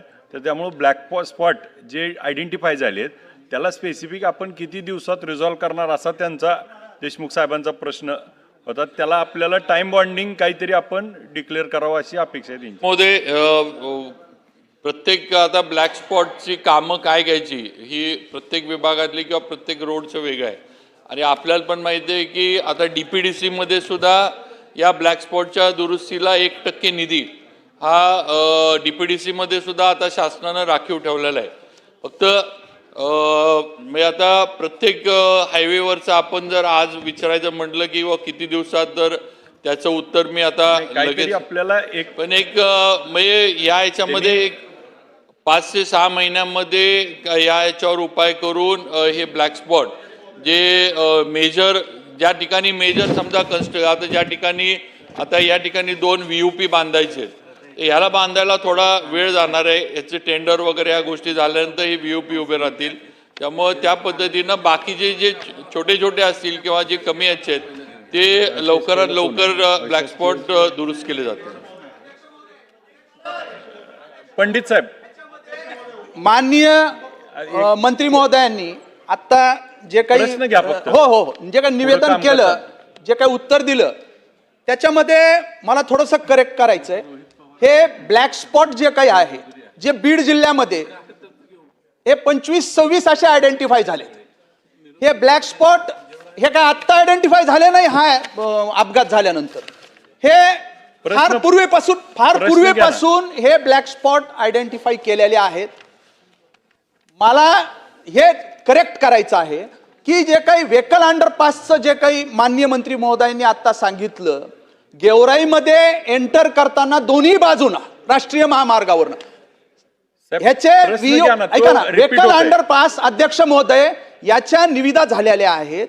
आणि मी पहिलेच सांगितलं की 31 मार्च ऐका 31 मार्चलाच त्या टेंडरची मुदत संपलेली आहे. अजून ते काम तिथं एक अशी वीट सुद्धा आणून ठेवलेली नाही. ते कामच सुरू नाहीये. अग्रवाल नावाचे जे काही कॉन्ट्रॅक्टर आहेत माझ्या माहितीप्रमाणे त्यांनी अजून ते काम सुरू केलं नाही. मी ते पहिल्यांदाच विचारलं की बाबा त्यांच्यावर जे काय आहे काय आपण हा प्रश्न आहे माझा, हे कधी चालू होणार आणि त्यांच्यावर काय आपण कारवाई करणार हा माझा स्पेसिफिक प्रश्न मंत्री महोदयांना. अध्यक्ष महोदय, ज्या कॉन्ट्रॅक्टरांचं नाव पंडित साहेबांनी घेतलं त्यांनी जे सांगितली ती वस्तुस्थिती खरी आहे हे धरून जर त्या कॉन्ट्रॅक्टरांनी काम सुरू केलं नसेल तर त्यांना दंडात्मक कार्यवाही होईल आणि गरज पडली तर त्यांना ब्लॅकलिस्ट सुद्धा केलं जाईल. बोला. ब्लाइंड स्पॉट, ब्लॅक स्पॉट या संदर्भामध्ये आमची आपल्याला अशी सूचना आहे आणि प्रश्न आहे की आपण इथं त्याचं सर्वेक्षण केलंच असेल. गतिरोधक करणं किंवा स्पीड गन्स लावणं आणि कॅमेरे लावणं हे तरी की विहित कालावधीमध्ये आपण करणार. त्याचं उत्तर दिलं ना त्यांनी. हो अध्यक्ष महोदय, दिलं ना. हायवेला लागणारे जे रंबल स्ट्रिप्स आहेत, कारण आता स्पीड ब्रेकर आपल्याला हायकोर्टच्या आणि सुप्रीम कोर्टच्या याच्यामुळं आपल्याला अलाउड नाही आहेत, पण जे रंबल स्ट्रिप्स म्हणतो आपण ते बसवून त्या ठिकाणी जिथं टर्न आहे त्याची म्हणजे रिफ्लेक्टर्स नीट बसवणं आणि त्याचबरोबर म्हणजे दिशादर्शक किंवा जे काही बाकी जे सेफ्टी मेजर ज्याला आपण म्हणतो ते नक्की आता ज्या ठिकाणी हायवेला अजून काही हायवेजना स्पीड लिमिट्स आपण दिलेले नाहीत तर त्याचं पण स्पीड लिमिट्स या ठिकाणी कॅमेरे जे आहेत हे बसवण्यासाठी विभागाकडनं एक कालबद्ध असा कार्यक्रम हाती घेतला जाईल. बाबासाहेब देशमुख थोडक्यात. अपघाती संबंधित ही आपली लक्षवेधी आहे. मुद्दा आहे की मंत्री महोदय, या राज्यामध्ये आपण अपघाताचे चर्चा करत असताना बऱ्याचशा महामार्गांवरती अध्यक्ष महाराज अजून ब्रिज कंप्लीट झालेले नाहीत. माझ्या मतदारसंघामध्ये मसवड पंढरपूर हा हायवे स्टेट हायवे 143 त्याच्यावरती अनेक वर्षापासून उपरी या गावामध्ये पूल नाहीये, ब्रिज नाहीये. त्या संदर्भात ब्रिज विलंब होण्यासाठी जे प्रशासकीय अधिकारी आहेत, कॉन्ट्रॅक्टर आहेत त्याबद्दल आपण काय कारवाई करणार. आणि आता जी चर्चा होते ब्लॅक स्पॉटची, बऱ्याचशा वेळेस नॅशनल हायवेच्या अधिकाऱ्यांसोबत चर्चा केल्यानंतर ते सांगतात की या ठिकाणी ठराविक अपघात झाले, ठराविक मृत्युमुखी पडले, त्यानंतर आम्ही त्या ठिकाणाला ब्लॅक स्पॉट असं गृहीत धरू. पण मला सांगा, नॅशनल हायवेवरची काही गावं आहेत, त्या ठिकाणी निदान स्पीड ब्रेकर करण्याची तरी कारवाई करावी आणि ती लवकरात लवकर कधीपर्यंत करणार हा माझा प्रश्न आहे. मंत्री महोदय, हा जसा आता त्यांनी ब्रिजचा सांगितलं ना, अध्यक्ष तसं महोदय. बऱ्याच 2020 ला रस्ता कंप्लीट झालाय, 4 वर्षांना त्याचे अजून ब्रिजेस नाहीत आणि ती कंपनी ऑलरेडी ब्लॅकलिस्टेड आहे. परंतु आता त्याच्या पुढे आपण काय कारवाई करून ते ब्रिजेस चालू अध्यक्ष करणे? महोदय, मी रंबल स्ट्रिप्स बद्दल, म्हणजे स्पीड ब्रेकर नाही पण रंबल स्ट्रिप ज्याला त्याच्याबद्दल सांगितलेलं आहे. आता राहिला विषय देशमुख साहेबांच्या याचा, तो आता याच्यामध्ये तो म्हणजे स्कोपच्या स्कोपच्या बाहेर आहे. बाहेरचा परत आपण आहे. पण तरी त्यांनी सांगितलेल्या सूचनेप्रमाणे माहिती घेऊन त्याच्यावर कार्यवाही लवकरात लवकर तो ब्रिज होण्यासाठी किंवा त्यासाठी जे करायला लागेल त्याचा निर्णय केला जाईल. अध्यक्ष महोदय, त्याच रस्त्यावर राष्ट्रीय महामार्ग 52 येडशी संभाजीनगर रस्त्यावर जसं पंडित साहेबांनी प्रश्न मांडला, तोच प्रश्न कॉन्ट्रॅक्टरनी काम अंडरपासची घेतलीत, उड्डाणपुलाची घेतलीत, पण ती कामं सुरू करत नाहीत, त्यामुळे अपघात वाढतात. धाराशिव शहराजवळ एका शाळेसमोर उपळा जुना व रोडला अंडरपास मंजूर आहे, टेंडर झालंय, तिथं मध्यंतरी एका विद्यार्थ्याचा मृत्यू झाला, पण ते कामं करत नाही. त्या कामं कधीपर्यंत सुरू होतील? आणि दुसरा विषय आपण मागा सांगितले रस्ता सुरक्षा समितीचा, आमच्या जिल्ह्याची रस्ता सुरक्षा समितीची बैठक 27 जानेवारी 2025 ला झाली. सन्माननीय खासदार ओमराजे यांच्या अध्यक्षतेखाली बैठक झाली. त्या जे ब्लॅक स्पॉट किंवा काय सूचना केल्या होत्या त्याची अंमलबजावणी अद्यापपर्यंत झाली नाही. अध्यक्ष महोदय, मला एक सांगायचंय, जर स्पीडचा सुरेश अण्णांनी मागा विषय सांगितला, नॅशनल हायवेवर एका खामकरवाडी एक गाव आहे, या ठिकाणी एवढा स्पीड कमी होतो की त्या ठिकाणी चोर चालत्या गाडीवर चढतात आणि त्याचं माल उतरून त्या गाडीची लूट केली जाते. मग असे म्हणजे स्पीड एका ठिकाणी जास्त पण आहे आणि अशाच पद्धतीने काही राष्ट्रीय महामार्ग बांधलेले आहेत की एवढा स्पीड कमी होतो की चालत्या गाडीवर चढून चोरी करू शकतात, त्याची वाटमारी केली जाते. असे रस्ता सुरक्षा समितीमध्ये त्यांना निर्देश देऊन सुद्धा 6-7 महिने झाले, अद्यापर्यंत कुठलंही काम केलं नाही. जे कॉन्ट्रॅक्टर अंडरपासचं काम असेल, सिंदफळचा उड्डाणपूल आहे, धाराशिव शहरातला अंडरपास आहे आणि येडशीचा उड्डाणपूल आहे, हे तिन्ही कामं कधीपर्यंत सुरू होतील हे सांगावं. अध्यक्ष महोदय, आता या तिन्ही कामांची गायकवाड साहेब आपलं पाटील साहेबांनी जे त्या तिन्ही कामांची मी माहिती घेऊन याची माहिती देतो, कारण आज या प्रश्नाच्या ह्याच्यात त्या पुलांची माहिती नाही, पण संबंधित अधिकाऱ्यांकडनं आणि विभागाकडनं. आणि मी परत सांगतो, ज्या ठिकाणी कॉन्ट्रॅक्टरांनी कामं घेऊन सुरू केली नसतील त्यांना दंडात्मक कार्यवाही करणं किंवा वेळ पडली तर त्यांना ब्लॅकलिस्ट करण्याचा निर्णय डिपार्टमेंटकडनं घेतला जाईल. उडान साहेब शेवटचा प्रश्न. अध्यक्ष महोदय, सन्माननीय पंडित साहेबांनी एक मिनिट बोला उडान साहेब बोला तुम्ही. सन्माननीय पंडित साहेबांनी रस्ते आणि सुरक्षा या संदर्भामध्ये अतिशय चांगली अशा प्रकारची लक्षवेधी या ठिकाणी आणलेली आहे. त्यानिमित्तानं मला फक्त 2च मिनटं घेतो. माझा घनसावंगी मतदारसंघाची ओळख अशी आहे की त्या मतदारसंघामध्ये रस्तेच नाही आहेत, परंतु जी छोटी छोटी कामं चालू आहेत ती पण अतिशय निकृष्ट अशा प्रकारची कामं माझ्या मतदारसंघामध्ये. एकच मिनिट आता एकच उदाहरण तुम्हाला एक दोनच उदाहरण तुम्हाला देतो की राज्य महामार्ग 26 हा एक मार्ग चालू होता. या महामार्गाचं काम चालू असताना बंद केलं, तिथं खूप ॲक्सिडेंट झाले, लोक मेले. असे 3-4 उदाहरणं आहेत. माझी मंत्री महोदयांना एकच विनंती आहे की माझ्या मतदारसंघामधली जी रस्त्याची कामं चालू आहेत त्यासाठी आपण आपल्या दालनामध्ये बैठक घेणार आहात का आणि केव्हा घेणार आहात? एकत्र उत्तर द्या ना, हे 2 जण संपून. हा बोला, एक मिनिट. हा बोला. अध्यक्ष महोदय, सुरुवातीलाच मी मंत्री महोदयांना मनापासून त्यांचं अभिनंदन करेन, कारण त्यांनी या खात्याची जबाबदारी घेतल्यानंतर 14 वर्ष रखडलेला आमचा मुंबई गोवा मार्ग स्वतः गाडीतून फिरून बघितलाय. आता ब्लॅक स्पॉट आणि हे आहे तर माझं असं म्हणणं आहे की आमचा हायवेच पुरा ब्लॅक स्पॉट आहे. तुम्ही बघितलं, सगळं बघितलं, घाट बघितलं, कशा पद्धतीने परिस्थितीतून 14 वर्ष आम्ही काढलेत. आदरणीय मंत्री महोदयांना माझी एवढीच स्पेसिफिक विनंती आहे की त्यांनी माननीय गडकरी साहेबांसोबत एक मीटिंग आमच्या सगळ्या लोकांच्या सोबत घ्यावी, कारण चिपळूण शहरात असं आहे की आमची जी बुद्धवाडी आहे तिथं आज आंदोलन चालू आहे. अनेक लोक रस्त्यावर बैठक घ्यायची ना साहेब, बैठक घ्यायची ना. ते एक फक्त सांगतो की अशी अनेक स्पॉट आहेत की शाळा इकडे पलीकडे मुलं जायला जागाच नाही, ओव्हरब्रिज नाही, अंडरपास नाही. जसा जमलाय तसा रस्ता 14 वर्ष चालू असल्यामुळे अडचणी खूप आहे. प्रश्न तर त्यांनी ती बैठक लावून मंत्री महोदय त्या बाबतीत गांभीर्य आहे म्हणून सातारा आणि रत्नागिरी एकत्र आम्ही आहोत. त्यामुळे मला खात्री आहे की बैठक लावून सगळे प्रश्न तो सोडवतील. हा हो साहेब एक मिनिट एक मिनिट. अध्यक्ष महोदय लगेच अध्यक्ष महोदय अत्यंत गंभीर असा विषय. अध्यक्ष महोदय रोज अपघात होतात. माझा देऊळगाव राजा तालुका आहे बुलढाणा जिल्ह्यामधला. माझ्या मातृतीर्थ सिंदखेड राजामध्ये देऊळगाव राजा तालुका आहे. तर त्या बायपास नवीन झालेला आहे अध्यक्ष महोदय. तर त्या बायपासवर रोज त्या ठिकाणी अपघात होतात. जाफराबाद कडून तो रोड येतो मराठवाड्यातून आणि देऊळगाव राजा बायपासवर एवढे अपघात त्या ठिकाणी होतात. सातत्यानं तक्रारी केलेल्या आहेत आणि त्याचा अहवालही आपण मागवलेला आहे, परंतु अद्यापही त्याची काही कारवाई झाली नाही. तर त्याच्यावर काय कारवाई होणार हा माझा स्पेसिफिक प्रश्न आहे अध्यक्ष महोदय. आणि दुसरा सगळ्यात महत्त्वाचा मुद्दा, स्वर्गीय हिंदू हृदय सम्राट बाळासाहेब ठाकरे समृद्धी महामार्ग हा माझ्या मतदारसंघातून जातो अध्यक्ष महोदय. आणि आपण सातत्यानं बघत असाल की आतापर्यंत जेवढे अपघात झाले त्यातले 80% अपघात या बुलढाणा जिल्ह्यात म्हणजे माझ्या मतदारसंघातून जाताना तेवढ्या परिसरातच झालेत.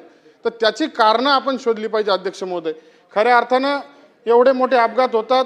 त्या समृद्धी महामार्गाने एक प्रगती तर झालीच, परंतु तिथल्या आमच्या शेतकऱ्यांच्या अडचणी अशा वाढल्यात. जे अंडरपास आहेत त्या अंडरपासमध्ये सातत्यानं थोडा जरी पाऊस पडला तरी गाळ साचतो, पाणी त्या ठिकाणी साचतंय आणि वाहनांना ये जा करण्यासाठी त्यांचा रस्ता बंद त्या ठिकाणी पडतो. MDR VR खालचे रस्ते आहेत ते सगळे बंद पडतात अध्यक्ष महोदय. तर ते त्यामध्ये आपला काय कारवाई त्या ठिकाणी आपण काय करणार आहोत. आणि समृद्धी महामार्ग झाल्यामुळे शेतरस्ते जे जुने होते ते शेतरस्ते आता बंद पडलेत. तर त्या शेतकऱ्यांना काहीतरी आपण शेतरस्त्यासाठी काहीतरी उपाययोजना त्या ठिकाणी झाली पाहिजे. अशा पद्धतीची काय कारवाई करणार असा माझा स्पेसिफिक प्रश्न आहे. माझ्या रावेर यावल मतदारसंघामध्ये भुसावळ अध्यक्ष महोदय माझ्या रावेर यावल मतदारसंघामध्ये भुसावळ ते फैजपूर रस्ता आहे आणि त्या भुसावळ ते फैजपूर रस्त्यामध्ये हायब्रिड हॅमच्या माध्यमातून रस्ता तयार करण्यात आलेला आहे. मात्र आमोदा गावाजवळ जो पूल आहे तो पूल हॅम माध्यमातून तयार केलेला नाही आहे. त्या पूलवर ते अध्यक्ष महोदय मागच्या या 6-7 महिन्यामध्ये जवळपास 23 ते 24 ॲक्सिडेंट झालेले आहेत आणि त्यामध्ये 3-4 लोक मृत्युमुखी सुद्धा पडलेले आहेत. या निमित्ताने माझी शासनाला विनंती आहे, हा पूल जर लवकर बनवण्यात आला तर खूप चांगलं होईल आणि भविष्यात होणारे असे ॲक्सिडेंट्स आपल्याला वाचवता येतील एवढी विनंती आहे. धन्यवाद. मंत्री महोदय या बाबतीमध्ये 2 मिनिटं मंत्री महोदय उत्तर देत अध्यक्ष महोदय या बाबतीमध्ये सगळ्या आमदारांनी आपापल्या मतदारसंघातले वेगवेगळे रस्त्याच्या अडचणी मांडलेत. काही MSRDCच्या याच्यातले सुद्धा आहेत. आता हा प्रश्न जो आहे हा बीडच्या आणि पंडित साहेबांच्या मतदारसंघापुरता खरं म्हणजे हा प्रश्न होता. पण या बाबतीमध्ये जे आहे ते सेफ्टीच्या बाबतीमध्ये मी सांगितले की सर्व ह्याच्यामध्ये रोड सेफ्टीसाठी जे करणं गरजेचं आहे ते करू. रंबल स्टेप्स असतील, तिथं ॲम्ब्युलन्सच्या सोयी देण्याचा असेल, क्रेन, त्याचबरोबर ज्या ज्या ठिकाणी कॉन्ट्रॅक्टरांनी कामं घेतलीत आणि सुरू केलेली नाहीत सर्वच विभागासाठी, नुसतं एक बीड जिल्हा नाही तर इतर सुद्धा तिथली सुद्धा माहिती घेऊन त्यांना दंड करणं किंवा त्यांना ब्लॅकलिस्ट करण्याचा पण निर्णय केला जाईल. आणि निकम साहेबांनी सांगितलं गडकरी साहेबांबरोबर एक बैठक हायवेजच्या बाबतीत एक व्हावी.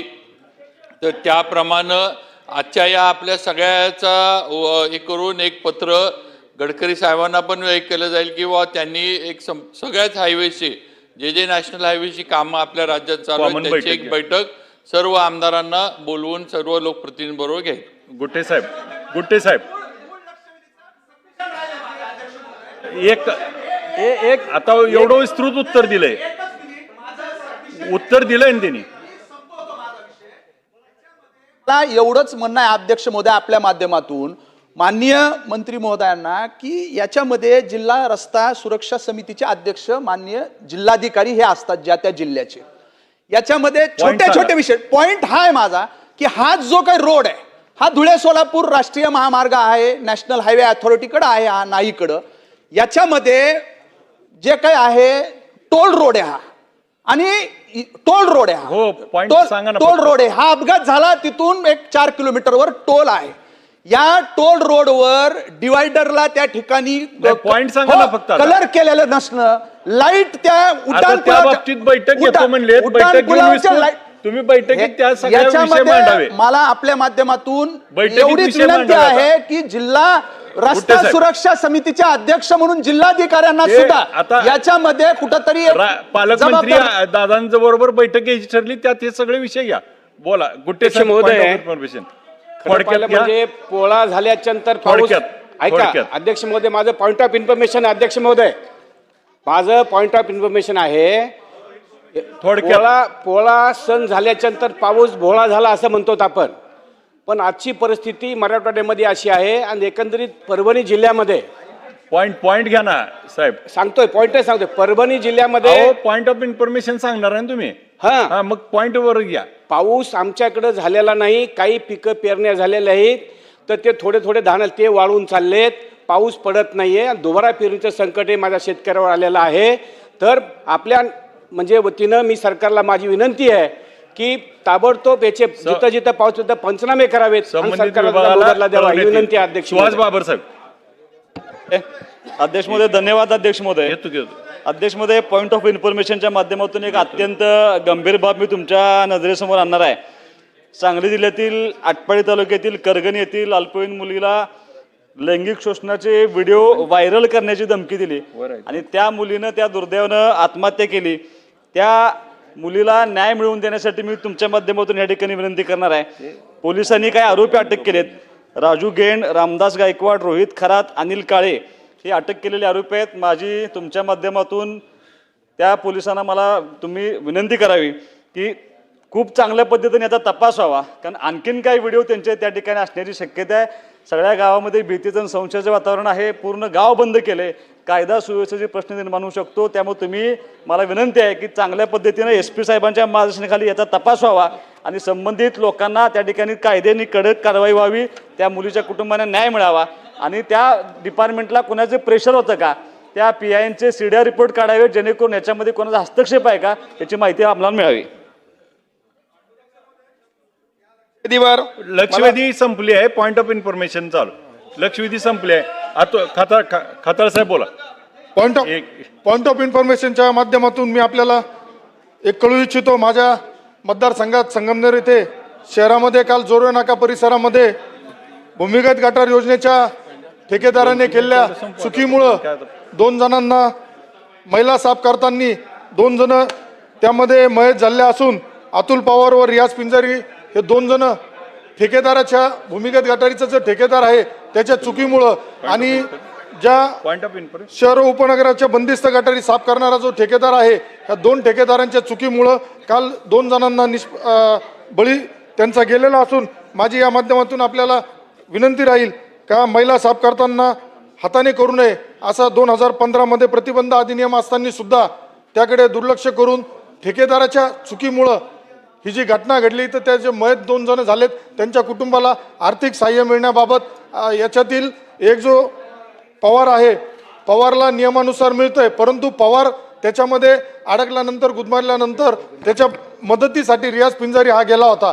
तर त्याच्याबाबत सुद्धा शासनाने मदत करावी आणि कॉन्ट्रॅक्टरवरती काल अध्यक्ष महोदय कॉन्ट्रॅक्टरवरती गुन्हा दाखल झालाय, परंतु कॉन्ट्रॅक्टरला ब्लॅकलिस्ट करावं अशी मी या निमित्ताने मागणी करतो. ठीक आहे. बाबासाहेब देशमुख.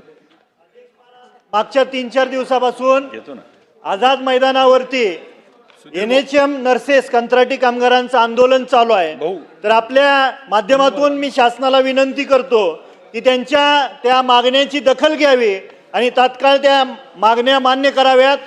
मागच्या 3 ते 4 दिवसापासून पंढरपूर या ठिकाणी काही विधितज्ञ वकील आंदोलन करत आहेत. त्या मागण्याकडेही शासनाने लक्ष द्यावं आणि लवकरात लवकर मान्य करावे. अध्यक्ष महोदय, सकल ख्रिस्ती समाजाकडून आझाद मैदान येथे आज आंदोलन या ठिकाणी करण्यात येत आहे.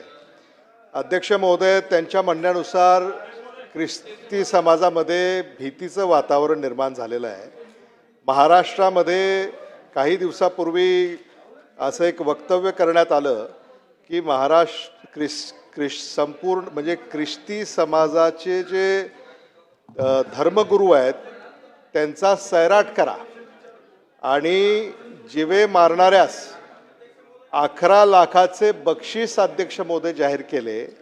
असं वक्तव्य महाराष्ट्रामध्ये झालं आहे. शासनाने याची नोंद घ्यावी, उचित कार्यवाही करावी आणि सकल ख्रिस्ती समाजाला न्याय द्यावा अशी मी आपल्याला या पॉइंट ऑफ इन्फॉर्मेशनद्वारे माहिती देऊ इच्छितो. गायकवाडताई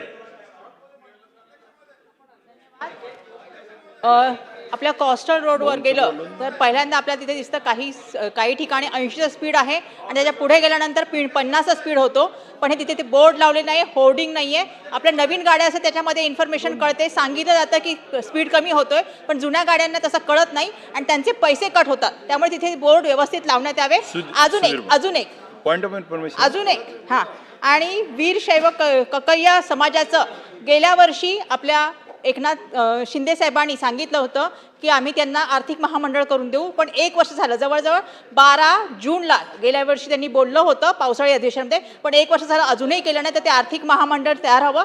अजून एक, आणि ज्या अंगणवाडी सेविका आहेत त्यांचं मानधन 5,000ने वाढवणार होते, ते सुद्धा करण्यात लवकरात लवकर यावं, कारण त्याचा GR निघाला आहे पण ते अजूनही केलं नाही. आणि त्या महिला आझाद मैदानावर बसलेल्या आहेत, आंदोलन करत आहेत, तर त्यांचाही इथे विचार व्हावा एवढी विनंती करते. धन्यवाद. माझं विधिमंडळाच्या कामकाजाच्या दर्जाबद्दल संदर्भात माझा पॉईंट ऑफ इन्फॉर्मेशन आहे.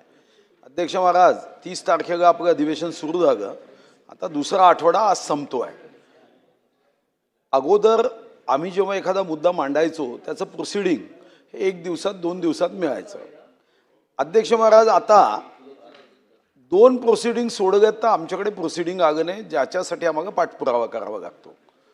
मला व्यक्तिगत पॉईंट ऑफ इन्फॉर्मेशन असा मांडायचा आहे की जेव्हा मी ही माहिती घेतली तेव्हा 48 मंजूर पदापैकी फक्त 29 पदं रिपोर्टरची भरलेली आहे, ज्याचा स्पीड 140च्या वरती पाहिजे, आणि मग त्यांच्यावर ताण पडतो आहे. तर आपल्याला पॉईंट ऑफ इन्फॉर्मेशनच्या माध्यमातून माझी विनंती आहे की जरी माननीय अध्यक्ष इथं नसले तरी तुम्ही या माध्यमातून आश्वासन द्यावं की 2 महिन्यात ही पदं किंवा पुढच्या अधिवेशनापर्यंत ही पदं भरल्या जाईल. एवढं आश्वासन दिलं ना तरी तुमचंही नाव विधानसभेच्या दर्जेदार कामकाजामध्ये घेतलं जाईल. संधीचं सोनं तुम्ही करावं एवढी विनंती. तर पुढच्या अधिवेशनापर्यंत भरू एवढं आश्वासन देऊन टाका. अध्यक्ष साहेबांच्याकडं त्या संदर्भात त्या ठिकाणी हो त्याप्रमाणे कारवाई केली जाईल. हो,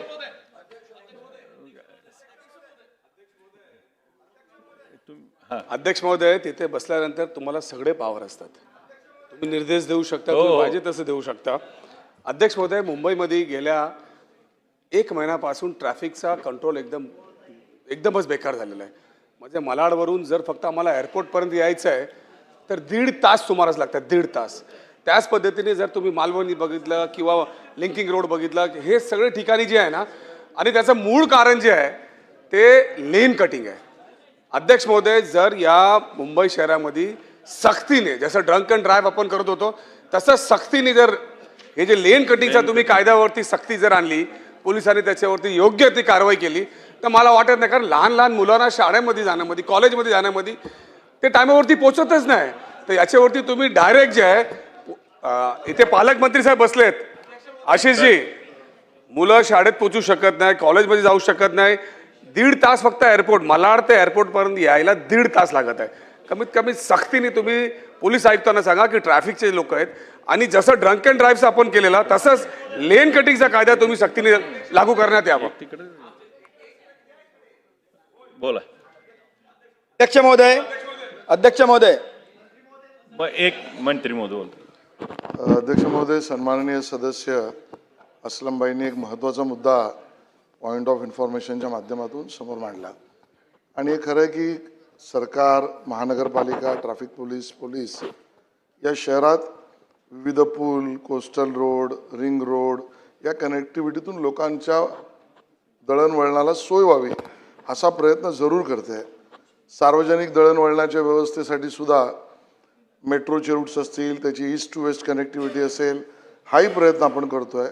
पण बरोबरीने हाही मुद्दा महत्त्वाचा आहे, तो असा आहे की आपल्या घरून निघाल्यानंतर त्या डेस्टिनेशन, मग रेल्वे स्टेशन असो, मेट्रो स्टेशन असो, शाळा असो, कॉलेज असो, ऑफिस असो, आणि सन्माननीय भातकळकरांनी तर त्याच्यावर एक लक्षवेधीसुद्धा टाकले की ज्यामध्ये रेल्वेचं टाईम टेबल म्हणजे लोकांची वेळ वाचू असो.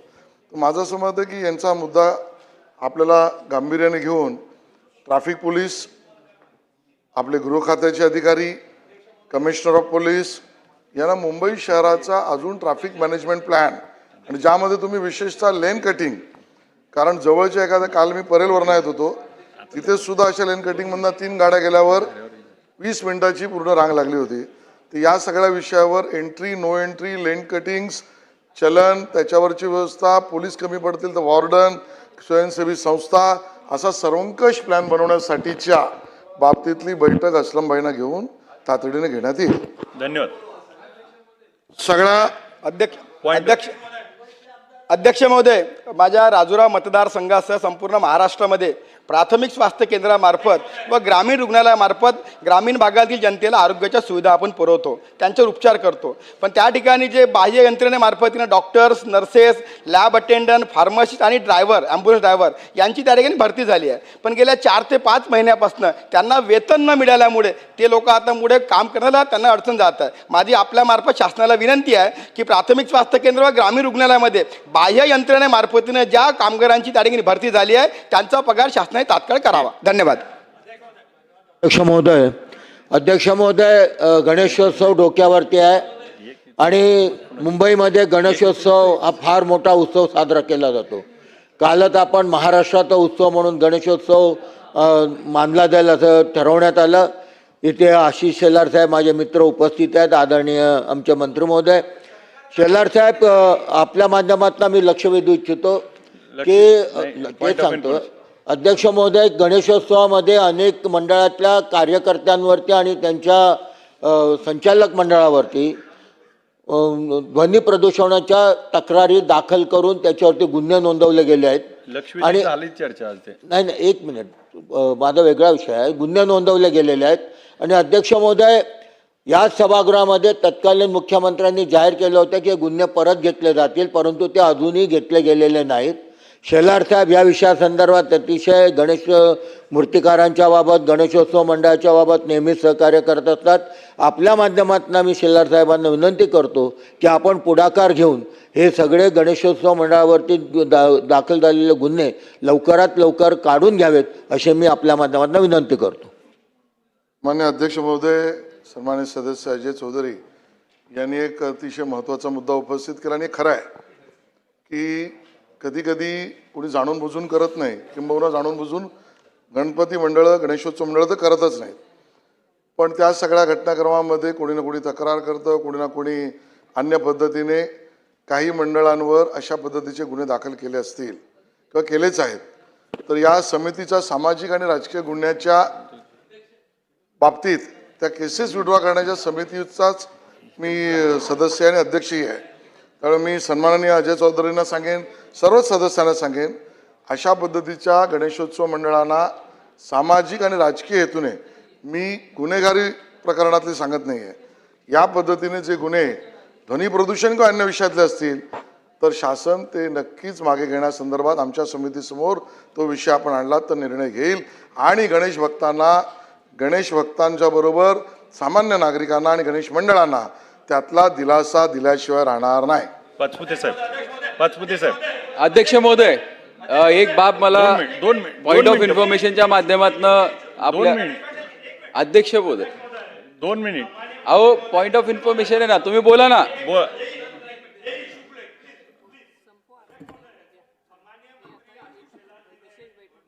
सम्मान्य मंत्री आशीष शेलार जी ने बहुत अच्छा निर्णय लिया है कि गणपति मंडलों के ऊपर जो केस दाखिल हुए हैं नॉइस पोल्यूशन को लेके, वो समिति के आप अध्यक्ष है, उसका केस वापस लेंगे. हम उस निर्णय का स्वागत करते हैं. उसके साथ साथ में पिछले दिनों में कोई मस्जिदों के ऊपर, कोई चर्च के ऊपर भी गुने दाखिल हुए. मेरी आपसे निवेदन है कि गणेश मंडल के साथ में जितने भी, अध्यक्ष महोदय, जितने भी रिलीजियस जो पंडाल है या मस्जिद है या गुरुद्वारा है, चर्च है, उसके ऊपर जितने भी गुने दाखिल हुए, मंत्री महोदय ने सब गुनाहों के वापस लेना चाहिए. मंत्री महोदय जवाब दीजिए इसका. बोला. आपल्या महाराष्ट्रामध्ये अध्यक्ष महोदय, माझे परम मित्र, आदरणीय व्यक्तिमत्व, सन्माननीय जनप्रतिनिधी, सर्वांचे कैवारी आणि आपल्या मतदारांचे पुरस्कर्ते आणि मुंबईतल्या सामान्य नागरिकाचा आवाज उचलणारे असे अमीन भाई यांनी जो प्रश्न उपस्थित केला, हायकोर्टच्या आदेशांतर्गत ज्या गोष्टी करता येतील त्या केल्या जातील. पाचपुते साहेब धन्यवाद. एक 2च मिनिटात संपवतो मी. उरका महाराष्ट्र राज्यामध्ये अध्यक्ष महोदय आपल्या माध्यमातून मला एक बाब शासनाच्या निदर्शनास आणून द्यायची आहे. पॉईंट ऑफ इन्फॉर्मेशनच्या माध्यमातून ग्रामीण मार्गांचं दर्जोन्नीती आपल्या राज्यामध्ये सुरू आहे. जे नॉन प्लॅन रोड्स आहेत त्याची दर्जोन्नीती करण्यासाठी शासनाने खास एक समिती तयार केली आणि समितीने काही निर्देश दिले होते. माझ्या मतदारसंघातले अनेक रस्ते हे दर्जोन्नीतीसाठी शासन दरबारी दाखल झालेले आहेत. अध्यक्ष महोदय हा प्रस्ताव सगळे खाली पाठवण्यात आलेले आहेत आणि प्रस्ताव खाली पाठवत असताना त्यांनी ही टिप्पणी टाकली आहे की प्रस्तावित रस्त्यांच्या शेतकरी जमीन मालकाकडून स्वखुशीने व विनामोबदला जागा देण्यास तयार असल्याबाबत नोंदणीकृत दानपत्र बक्षीसपत्र घेण्यात यावे. अध्यक्ष महोदय ही परिस्थिती भाऊ भावाला जमीन देत नाही, सरकारला कधी देईल याच्यामध्ये सुधारणा व्हावी एवढी बाब आपण लक्षात आणून द्यावी. कदम साहेब. अध्यक्ष महोदय, आता मंत्री महोदय आले की सांगली जिल्ह्यातील मिरज तालुक्यामध्ये आणि मिरज शहरामध्ये गेल्या काही दिवसांपूर्वी एक मिनिट असलमभाई बोलने दो, अमीनभाई बोलने दो यार. बोला कदम साहेब बोला. अध्यक्ष महोदय, आमच्या सांगली जिल्ह्यातील मिरज तालुक्यातील मिरज शहरामध्ये गेल्या काही दिवसांपूर्वी अत्यंत दुर्दैवाने एका महिलेचा आमच्या भगिनीचा मृत्यू झाला. ऋतुजा चंद्रकांत पाटील त्या भगिनीचं आमचं नाव आहे. तिचा मृत्यू कशामुळे झाला, नेमकं कुठल्या परिस्थितीत झाला ह्याची सखोल चौकशी ही पोलिसांनी करायला हवी. ती पोलीस यंत्रणा विभाग आमचं त्या ठिकाणी चौकशी करत आहे. परंतु अध्यक्ष महोदय, त्या आमच्या भगिनीच्या मृत्यूनंतर जे काही दोषी असतील त्यांच्यावर कडक कारवाई झाली पाहिजे अध्यक्ष महोदय. परंतु त्या भगिनीच्या मृत्यूनंतर काही लोक त्या ठिकाणी त्या प्रसंगाला आणि त्या घटनेला एक वेगळा वळण देण्याचा प्रयत्न करतायत आणि दोन समाजामध्ये या ठिकाणी जाणीवपूर्वक या ठिकाणी पेच कसा निर्माण होईल आणि विशेषतः मिरज शहरामध्ये असणारा जो काही आमचा ख्रिश्चन समाज आहे त्या ख्रिश्चन समाजाला मध्ये एक भीतीचं वातावरण या प्रसंगानंतर निर्माण काही लोक करण्याचा प्रयत्न करतायत. मला असं वाटतं आपल्या महाराष्ट्रामध्ये कायदा व्यवस्था पाळत असताना कुठलाही जाती धर्म या ठिकाणी बघितला जात नाही. जो चुकलाय, जो गुन्हेगार आहे त्याला कायद्याने शिक्षा झालीच पाहिजे. या विषयाची चौकशी झाली पाहिजे. आमच्या त्या भगिनीला सुद्धा न्याय मिळाला पाहिजे, यात कुणाचं दुमत नाही. पण कुठेतरी ख्रिश्चन समाजाला टार्गेट करून त्या समाजावर दडपण आणण्याचा प्रयत्नही कुणी करू नये अशी नम्रपणे या ठिकाणी मला भावना व्यक्त करायची. दुसरा अध्यक्षमध्ये एक महत्वाचा विषय, आज सकाळी घटना घडली माझ्या पलूस तालुक्यातील सावंतपूर गावामध्ये. एका शेतकऱ्याच्या 15 ते 17 शेळ्यांवर आज बिबट्याचा हल्ला झालेला आहे. अध्यक्ष महोदय, माझ्या पलूस कडेगावमध्ये मोहिते वडगाव गाव असेल, नेवरी असेल, कडेगाव तालुक्यातल्या काही गावांमध्ये आणि पलूस तालुक्यामध्ये पहिल्यांदा अशा बिबट्याचा वावर हा शेतकऱ्यांच्या ऊसाच्या रानात आणि या ठिकाणी शेतांमध्ये होत आहे. वारंवार तक्रार केल्यानंतर सुद्धा वन खात्याचे अधिकारी येतात आणि त्या ठिकाणी त्या जनावरांचे पगमार्क्स बघून एवढंच सांगतात की हा बिबट्या आहे. नुसतं बिबट्या सांगून उपयोग होत नाही, तर त्याच्यावर काही उपाययोजना करावी सातत्याने आम्ही विनंती आणि आग्रहाची सूचना करतोय. तर या सावंतपूरमध्ये शेतकऱ्याचं जे काय आमचं नुकसान झालेलं आहे ते नुकसान भरपाई सुद्धा त्या शेतकऱ्याला मिळायला पाहिजे असं मी सरकारला नम्रपणे विनंती आणि आवाहन करतो. धन्यवाद. रोहित दादा. अध्यक्ष महोदय, पॉईंट ऑफ इन्फॉर्मेशनच्या माध्यमातून आपल्या समोर आणि सरकारसमोर अतिशय महत्त्वाचा विषय इथं मांडतोय.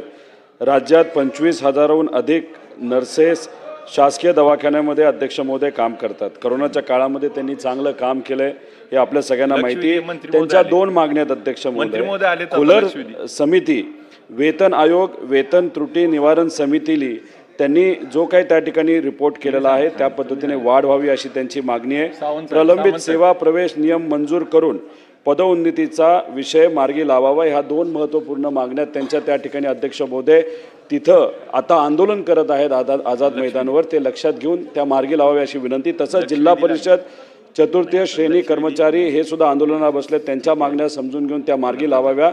नांदेड येथील शीख बांधव सुद्धा गुरुद्वारा कायद्यामध्ये काही तिथं महत्त्वाचे विषय आहेत त्यासाठी ते आंदोलनाला बसलेत, त्यांच्या सुद्धा मागण्या गृहीत धरून त्या लक्षात घ्याव्या अशा विनंती सरकारला करतो. विशेष बैठकीतील लक्षवेधी क्रमांक 6, विशेष बैठकीतील लक्षवेधी क्रमांक 6. कोटेजा साहेब, कोटेजा साहेब, कोटेजा साहेब, कोटेजा साहेब, लक्षवेधी 6 मांडा. आभारी आहे. अध्यक्ष महोदय, माझ्या मतदारसंघातील BKC जे मेट्रो स्थानक आहे त्या मेट्रो स्थानकाच्या हद्दीमध्ये एक 13 वर्षीय मुलगा फैजान खान याचा बुडून मृत्यू झाला. आज मृत्यू होऊन 15 ते 20 दिवस झाले आणि असं असून देखील शासनातर्फे त्या कुटुंबाला कुठली मदत करण्यात आलेली नाही. त्यामुळे आपल्याद्वारे माझी शासनाला विनंती आहे की BKC मेट्रो स्टेशनच्या हद्दीतील ही घटना आहे, त्यामुळे MMRCL आणि कंत्राटदार आणि शासनाने त्या कुटुंबाला मदत करावी. धन्यवाद. लक्षवेधी 6 लक्षवेधी नंबर 6 वितरित केल्याप्रमाणे अध्यक्ष महोदय, मी उत्तर पाहिलं आणि त्या उत्तरावरती मी एवढं सांगू शकतो की महानगरपालिकेचे अधिकारी या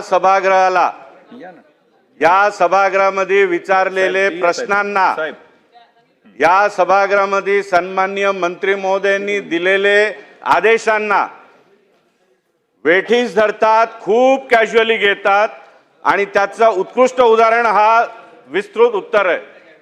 कशा प्रकारे महाराष्ट्र शासनाचे मंत्र्यांचा डोळ्यात धूळफेक करायची, तर हा उत्तर आहे. अध्यक्ष महोदय, जर या देशात जसा आपला नीरज चोप्रा हा भालाफेक मध्ये वर्ल्ड चॅम्पियन आहे, जर डोळ्यात धूळफेकचा कॉम्पिटिशन झाला ना, मी गॅरंटीने सांगतो मुंबई महानगरपालिकेचे अधिकारी हे गोल्ड मेडल जिंकणार. अध्यक्ष महोदय, अध्यक्ष महोदय, अँथनी एन्व्हायरो सोल्युशन्स प्रायव्हेट लिमिटेडना 2011 मध्ये 25 वर्षासाठी कांजूर कचराभूमीचा पूर्ण कचऱ्याची विल्हेवाट करण्यासाठी कंत्राट देण्यात आलं होतं. आता त्या कंत्राक्टाचा एक मुख्य कंडिशन आहे झिरो ऑर्डर मॅनेजमेंट.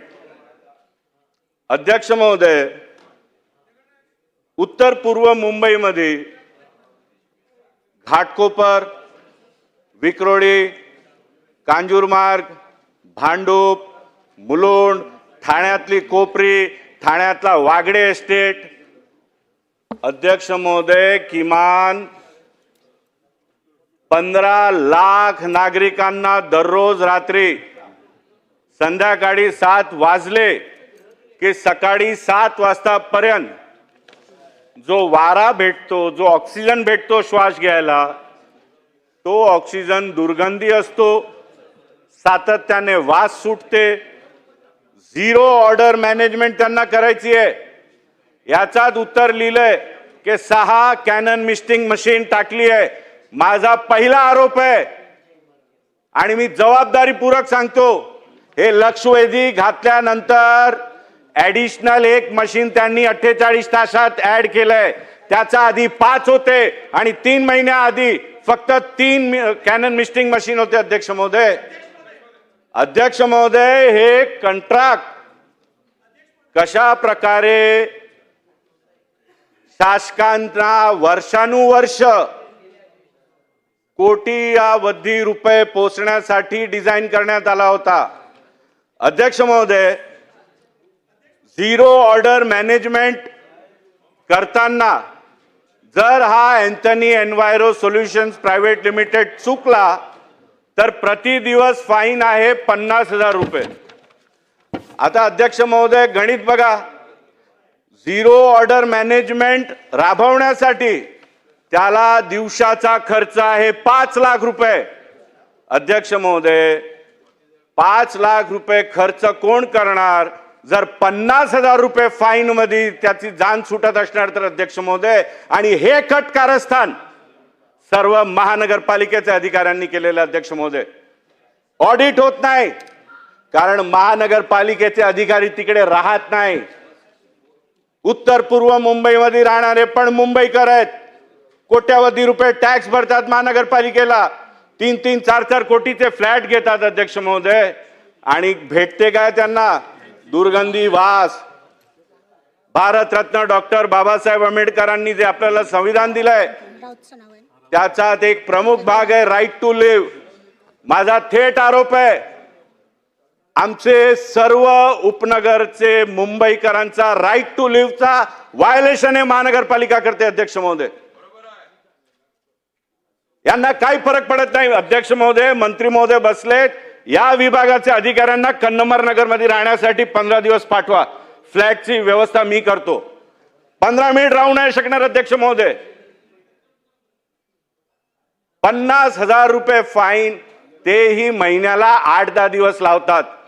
आपण जर पूर्ण कॅल्क्युलेशन केलं अध्यक्ष महोदय, झिरो ऑर्डर मॅनेजमेंट साठी 25 वर्षात हे 50,000 रुपये फाईन घेऊन 330 कोटी रुपयाचा थेट फायदा हा कॉन्ट्रॅक्टर करतोय.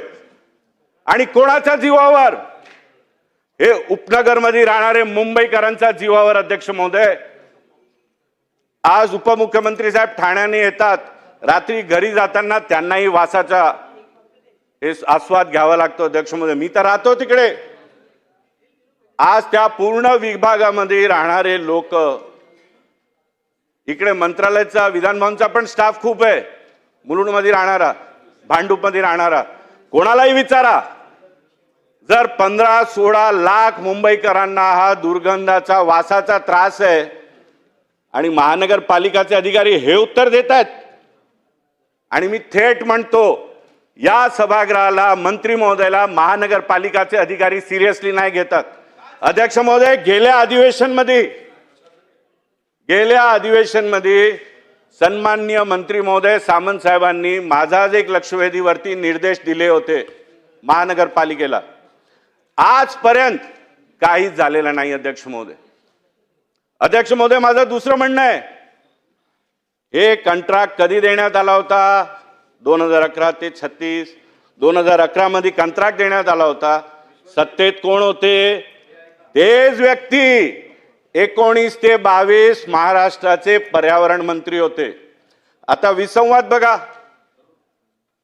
पर्यावरणची एवढी काळजी आहे, लाखो मुंबईकरांना प्रवास मधनं मेट्रो जे वेळ वाचवणार होता, ते पर्यावरणाच्या नावाखाली आरे मेट्रो शेड 2.5 वर्ष बंद करायचा पाप केलं.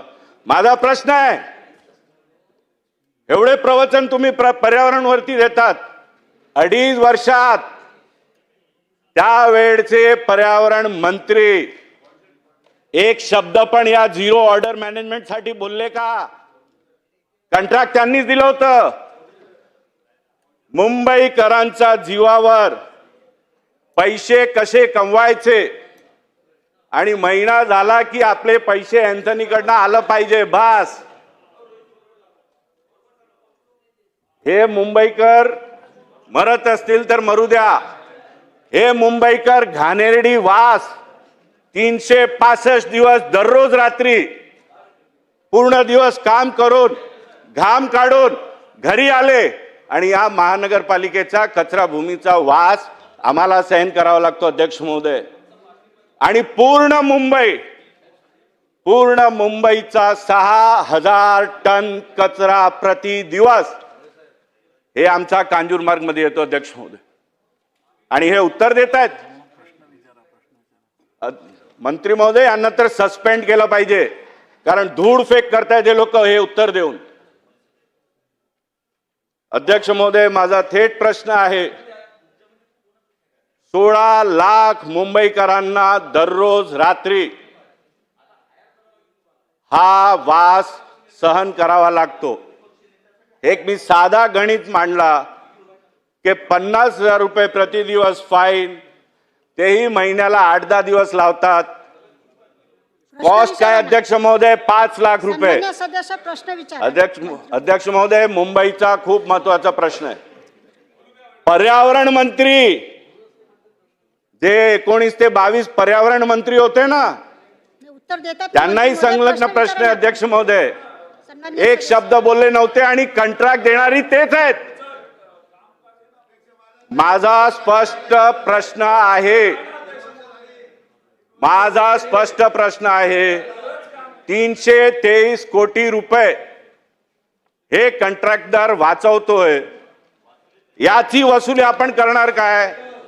आणि हे कंत्राटदार जो फक्त 50,000 रुपये फाईन देऊन मोकळा होतो आणि प्रति दिवस 4.5 लाख रुपये फायदा करून निघतो मुंबईकरांच्या जीवावर, त्यांचा कंत्राट आपण रद्द करणार काय, याची ऑडिट होतच नाही अध्यक्ष महोदय. माझी मागणी आहे इंडिपेंडेंट एजन्सीकडनं मंत्री महोदयांनी ऑडिटचे आदेश द्यावे. आणि शेवटचा प्रश्न अध्यक्ष महोदय, सन्माननीय मंत्री महोदयांना मला विचारायचं आहे, पुन्हा एकदा या महानगरपालिकाचे अधिकाऱ्यांनी आपल्या आदेशाला पालन केलं नाही, या सभागृहामध्ये दिलेल्या आदेशाला वेठीस धरलं, तर त्यांच्यावरती आपण काय कारवाई करणार अध्यक्ष महोदय? सन्माननीय मंत्री महोदय. अध्यक्ष महोदय, सन्माननीय सदस्य मिहीरबाईंनी जो कचऱ्याच्या संदर्भातला या ठिकाणी प्रश्न उपस्थित केला आहे, मुंबईच्या सगळ्याच आमदारांना माहिती असेल की दर दिवशी 6,000 ते 7,000 मेट्रिक टन हा कचरा मुंबईमध्ये तयार होतो. आणि काल देखील अशाच संदर्भातला एक प्रश्न सभागृहामध्ये आला होता आणि तो म्हणजे मिठी नदीच्या गाळाच्या संदर्भातला देखील होता. तो खरं वरच्या सभागृहामध्ये होता, पण आशय दोन्ही एकच होते, मिठी नदीचा गाळ काढणं आणि घनकचऱ्याच्या प्रकल्पाला न्याय देणं. अँथोनी लारा एनव्होरा सोल्युशन प्रायव्हेट लिमिटेडला हे 25 वर्षापूर्वीच काम दिलेलं आहे. आणि 25 वर्षापूर्वी काम दिलेलं असताना मागच्या वेळी एका प्रश्नाला उत्तर देत असताना काही महानगरपालिकेला आपण निर्देश दिले होते.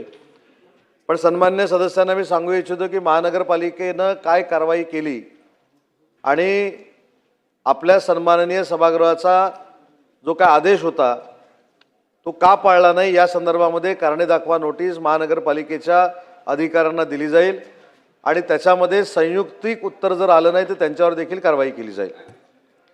दुसरा मुद्दा आहे की 2011 ते 2036 पर्यंत 25 वर्षासाठी अँथोनी लारा या कंपनीची आपण नियुक्ती केलेली आहे. आणि सन्मान्य सदस्यांनी अनेक त्याच्यामधल्या गोष्टी सांगितल्या की 50,000 रुपये दंड आहे, 50,000 रुपये दंड भरलेला परवडतो, कारण 5 लाख रुपये त्या कॉन्ट्रॅक्टरला त्या ठिकाणी खर्च येतोय म्हणून 50,000 रुपये 5-6 दिवसाचे भरायचे आणि 5 लाख रुपये वाचवायचे, अशा पद्धतीची भूमिका देखील कॉन्ट्रॅक्टरची आहे.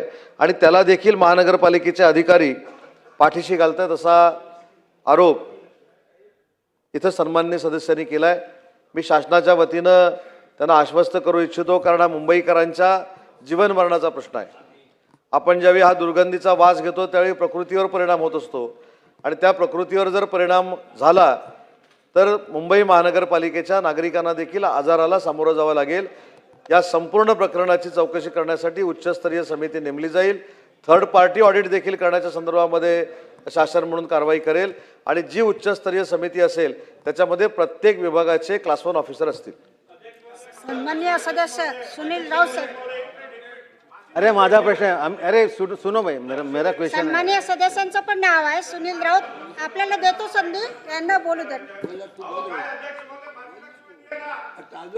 अध्यक्ष महोदय,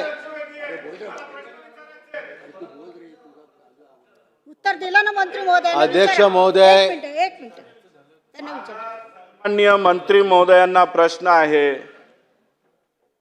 330 कोटी रुपया जो कंत्राटदार हे अटीतटी न पाळल्यामुळे कमावतो त्यावरती आपण काय कारवाई करणार?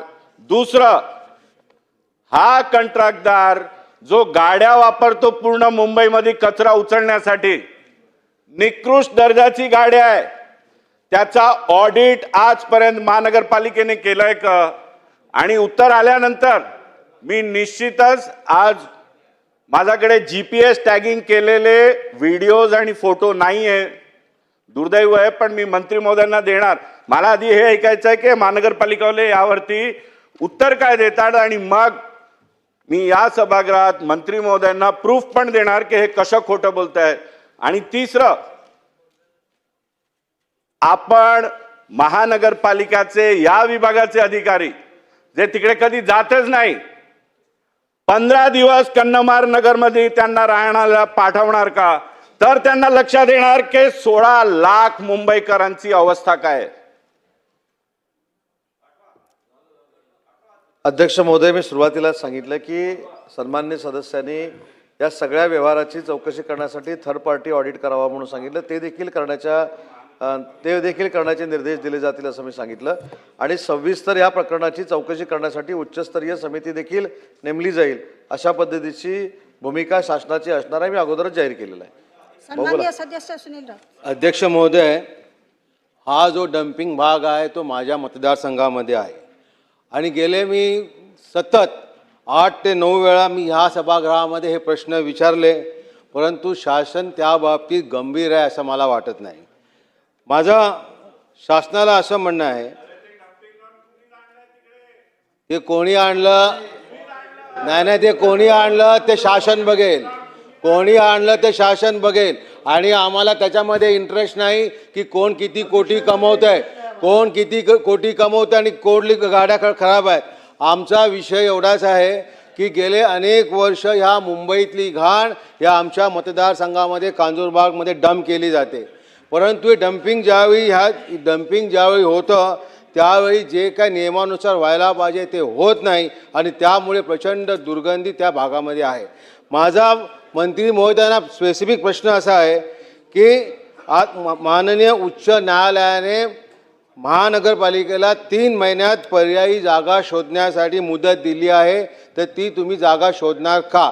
आणि मागच्या उत्तरामध्ये तुम्ही असं लिहिलं होतं की महानगरपालिकेला 114 हेक्टर जमीन डम्पिंगसाठी पनवेल का अंबरनाथ दिलेली आहे, परंतु आमच्या माहितीनुसार अशी कुठलीही जागा महानगरपालिकेला दिलेली नाही. म्हणून माझा प्रश्न असा आहे की तात्काळ हे डम्पिंग बंद कसं करता येईल किंवा उच्च न्यायालयाच्या आदेशानुसार 3 महिन्यामध्ये पर्यायी जागा देण्यात येणार का?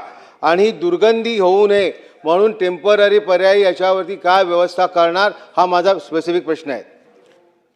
अध्यक्ष महोदय, सन्मान्य सदस्य सुनील राऊत साहेबांनी जो मुद्दा मांडला तो खरा आहे, कारण स्थानिक रहिवासी आणि वनशक्ती या संदर्भातली काही NGOज या हायकोर्टामध्ये गेल्या होत्या, PIL दाखल केलं होतं आणि 8 जुलै 2025ला हायकोर्टानं हा निकाल दिला की नगरविकास मंत्री म्हणजे उपमुख्यमंत्री त्याच्यानंतर मुख्य सचिव यांनी एक बैठक घ्यावी, एक समिती तयार करावी आणि तात्काळ हे डम्पिंग ग्राउंड बंद करून पर्यायी डम्पिंग ग्राउंडसाठी जागा हे सिलेक्ट करावी अशा पद्धतीचे हायकोर्टाचे निर्णय झालेले आहे. ती वस्तुस्थिती खरी आहे आणि त्या पद्धतीनं सुरुवातीला अधिवेशन संपायच्या अगोदर एक माझ्या स्तरावर बैठक घेतली जाईल आणि लवकरात लवकर हे डम्पिंग ग्राउंड नव्यानं स्थापित करण्यासाठी जी जागा आवश्यक आहे ते शोधण्याचे निर्देश देखील डिपार्टमेंटला दिले जातील आणि वेळ पडल्यास अधिवेशनानंतर राज्याचे उपमुख्यमंत्री आणि नगरविकास मंत्री माननीय एकनाथ शिंदे साहेबांच्या अध्यक्षतेखाली मुंबईच्या पूर्ण कचऱ्याच्या संदर्भातली एक बैठक लावली जाईल.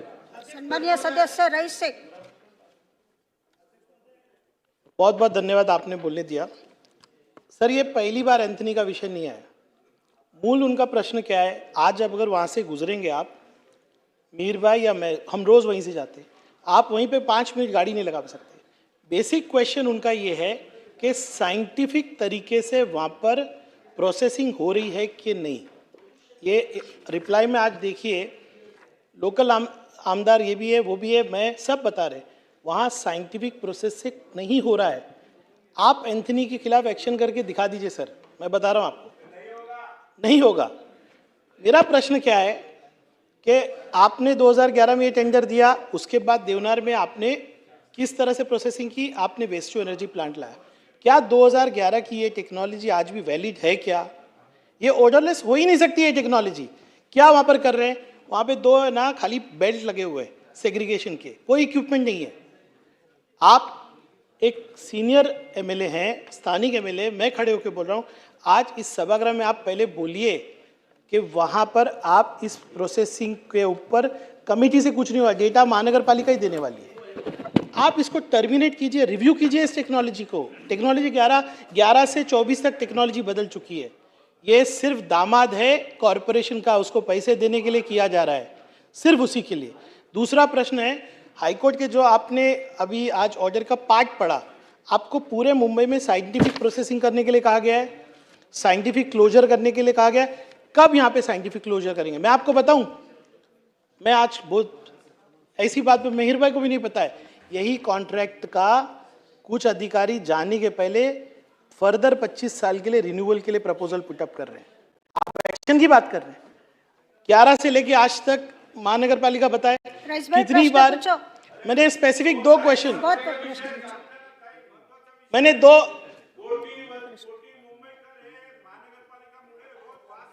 बोलो क्या बोलो बोलो क्या क्या पटल पे आज ये रखेंगे कि 2011 से जितनी तकरार हुई कितने उनको नोटिस दिए गए? कॉन्ट्रैक्ट में तो 3 नोटिस के ऊपर टर्मिनेशन है। हाँ, 3 नोटिस पे टर्मिनेशन है उसका। मैं 11 में नगर सेवक नहीं था, वैसे मीर भाई इसको अवॉर्ड करते वक्त आशीष जी को मालूम है क्या होता है, लेकिन 3 नोटिस पे टर्मिनेशन है। मैं क्या बोल रहा हूं, क्या पटल पे आएगा क्या कि कितने नोटिस दिए गए और कॉन्ट्रैक्ट पे कितने नोटिस पे टर्मिनेशन है? अध्यक्ष महोदय, ज्या कंपनीचा उल्लेख या ठिकाणी सन्मान्य सदस्यांनी केला त्या कंपनीच्या संदर्भामध्ये कोणाला काही घेणं देणं नाही. मुद्दा असा आहे की या संदर्भामध्ये भविष्यामध्ये त्यांना थांबवायचं असेल, टर्मिनेट करायचं असेल तर काहीतरी प्रोसिजर आहे. उद्या ते उठून कोर्टामध्ये गेले, कोर्टाने काही निर्णय दिले तर ते फॉलो महानगरपालिकेला करावे लागतील आणि आमचे महानगरपालिकेचे अधिकारी सांगतील कोर्टाचा निर्णय असल्यामुळं आम्ही काही करू शकलो नाही. त्याच्यामुळे मी उच्चस्तरीय समिती एवढ्यासाठी सांगितलं आणि त्याच्यामध्ये सगळे संबंधित अधिकारी आपण घेऊ आणि थर्ड पार्टी ऑडिट करण्याचे देखील मी निर्देश देणार आहे.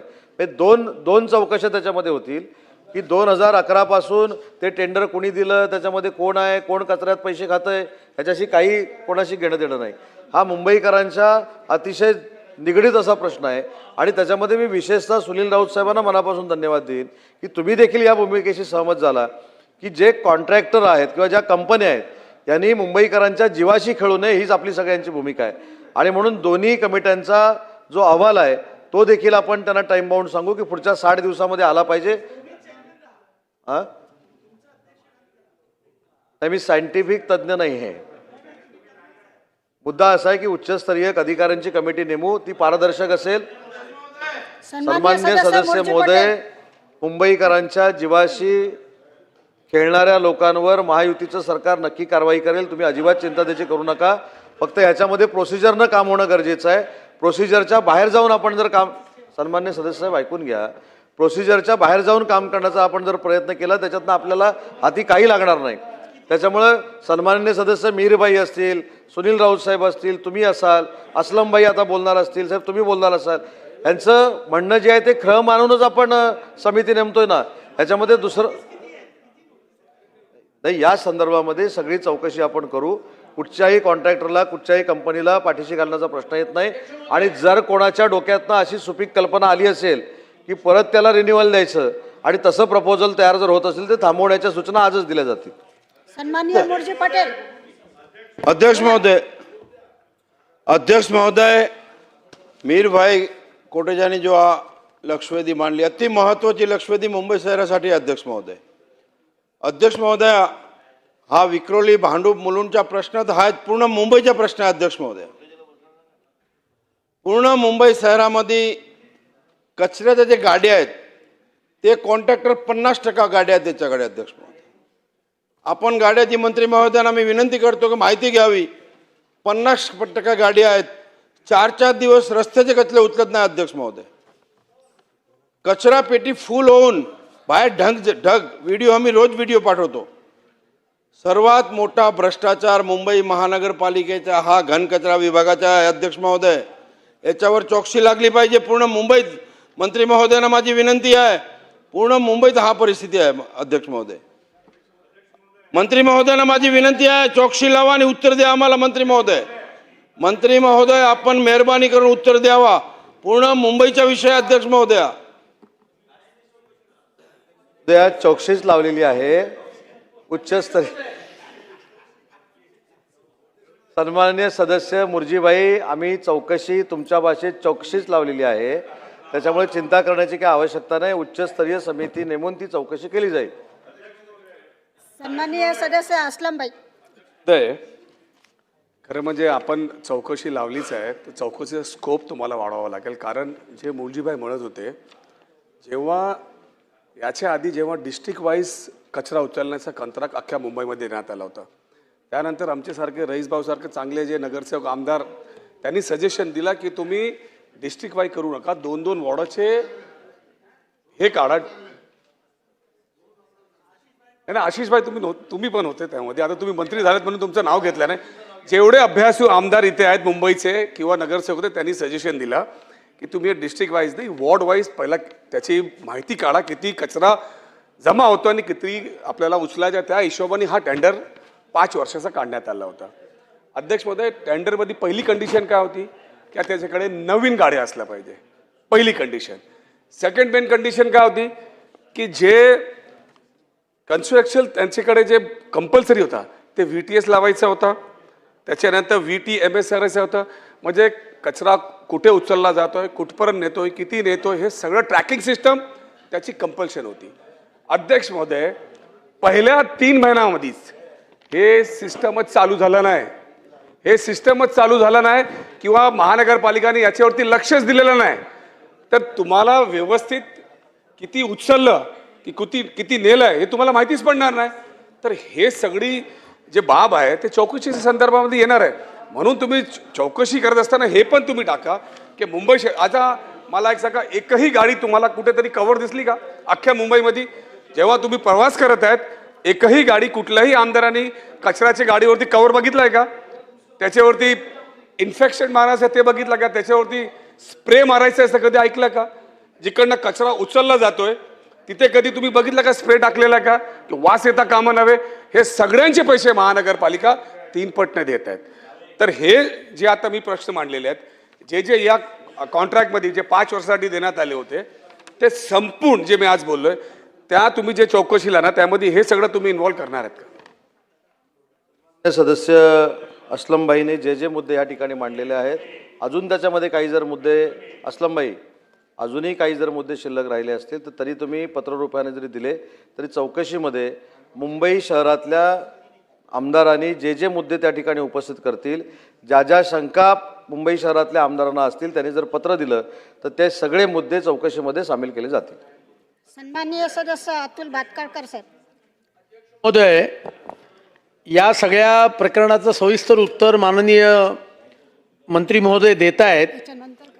कॉन्ट्रॅक्टरवर कारवाई केली पाहिजे, त्याची चौकशी करतील, त्याच्याबद्दल त्यांना धन्यवाद.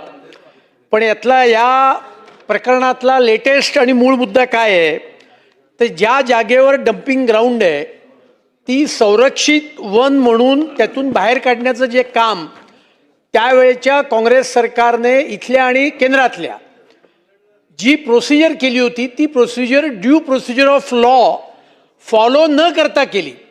आणि म्हणून उच्च न्यायालयाने काय निर्णय दिला की आता हे संरक्षित वन याच्यामध्ये समाविष्ट करा, असा उच्च न्यायालयाने या पिटिशनमध्ये निर्णय दिला.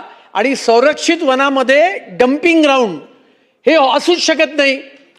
माझा स्पेसिफिक प्रश्न असा आहे की त्यावेळेला due procedure of law follow न करता ज्या इथल्या आणि केंद्रातल्या अधिकाऱ्यांनी या संदर्भात डम्पिंग ग्राउंडचा निर्णय केला, ज्यांच्यावर ताशेरे उच्च न्यायालयाने या निर्णयात ओढलेले आहेत, त्या अधिकाऱ्यांवर आणि त्यावेळेच्या नेत्यांवर कारवाई करणार का, असा माझा स्पष्ट प्रश्न आहे. सन्मान्य अध्यक्ष महोदय, त्यावेळेच्या अधिकाऱ्यांवर आणि त्यावेळेच्या नेत्यांवर आता नेत्यांची यादी पण तयार करावी लागेल. त्याच्यामध्ये मुद्दा असा आहे की अगदी सन्मान्य सदस्यांनी भातखळकर साहेबांनी सांगितलेली वस्तुस्थिती खरी आहे की जे पिटिशन दाखल केलं त्याच्यामध्ये त्यांनी सांगितलेलं तंतोतंत कोर्टानं सांगितलेलं आहे की कशा पद्धतीनं हे डम्पिंग ग्राउंड केलं गेलं, ते डम्पिंग ग्राउंड तिथं का असू नये आणि नवीन डम्पिंग ग्राउंड करण्यासाठी काय करावं हे देखील निर्देश उच्च न्यायालयानं दिलेले आहेत. त्या उच्च न्यायालयाच्या निर्देशाप्रमाणे महानगरपालिका नक्की कारवाई करेल. आणि सन्मान्य सदस्यांनी ज्या अधिकाऱ्यांच्या बाबतीमध्ये आणि ज्या नेत्यांच्या बाबतीमध्ये या ठिकाणी भूमिका मांडलेली आहे तर ती जी चौकशी समिती नेमलेली आहे त्या चौकशी समितीला हा देखील विषय चौकशी करायला लावू. कोटेच्या बजाय आता मीटिंग बोलवतो म्हणून सांगितले मंत्री महोदयांनी. शेवटचा प्रश्न, एक मी जो विषय मांडला ना त्यावरती शेवटचा बोलायचं आहे. प्रश्न विचारा. अध्यक्ष महोदय, माझे मित्र विधानसभा सदस्य रईस शेख साहेबांनी एक महत्वाची बाब सांगितली की टेंडरमध्ये अशी कंडिशन आहे की 3दा नोटीस काढली तर टेंडर रद्द करू शकतो, टर्मिनेट करू शकतो कॉन्ट्रैक्ट. बराबर है ना रईस भाई? करेंगे ही नहीं. 50,000 रुपए का पेनल्टी फाइन है, होगा ही नहीं. नोटिस देंगे ही नहीं, 50,000 रुपए का पेनल्टी फाइन, महीने में 10 बार और 5 लाख रुपए का कॉस्ट है। रईस भाई, हे आपल्याला समजावं लागेल अध्यक्ष महोदय. आणि काही मला माझे सहकारी आमदार विचारत होते, रईसभाईंनी सांगितलं की पुढचे 25 वर्षाचं पण त्यांना देण्यात आलंय. याचा जो मालक आहे शिजू अँथनी, तो ज्यावेळी महानगरपालिकेचा मुख्यालयामध्ये येतो ना अध्यक्ष महोदय, तर साधारणपणे तिकडे येणारे सर्व नागरिकांना रजिस्टर मध्ये एंट्री करावी लागते. त्यासाठी वेगळा एक द्वार आहे. पण शिजू अँथनी कुठनं येतो?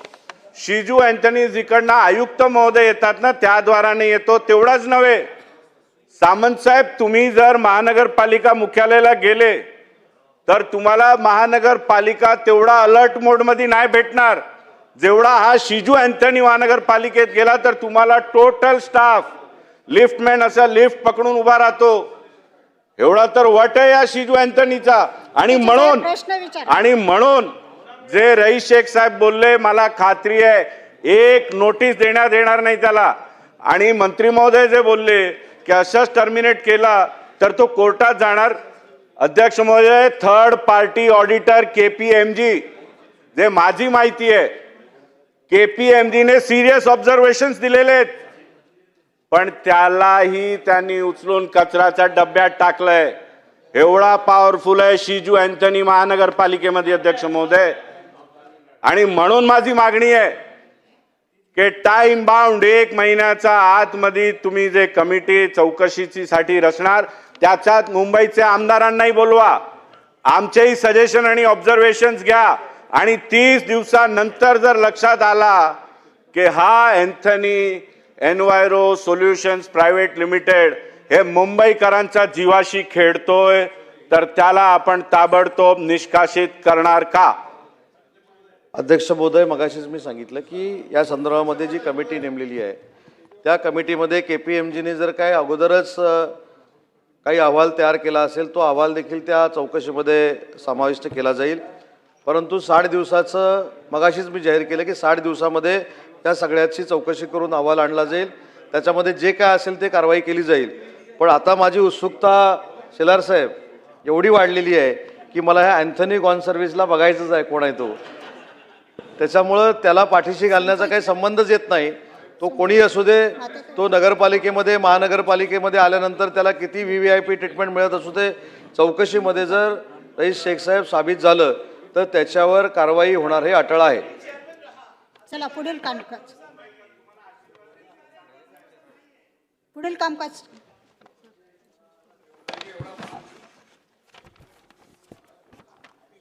अशासकीय विधेयके पुनर्स्थापनार्थ सन 2025 विधानसभा विधेयक क्रमांक 48.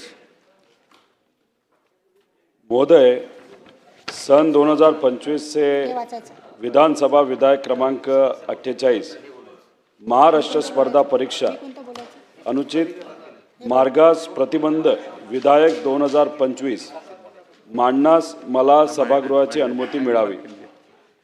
अध्यक्ष महोदय, महाराष्ट्रात 35 लाखाहून अधिक विद्यार्थी स्पर्धा परीक्षेची तयारी करत असतात. यामध्ये बहुतांश विद्यार्थी शेतकरी, कष्टकरी, कामगार आणि मध्यमवर्गीय कुटुंबातून येतात. पेपरफुटीच्या वाढत्या घटनांमुळे लाखो युवकांच्या भविष्यावर प्रतिकूल परिणाम होत असतो.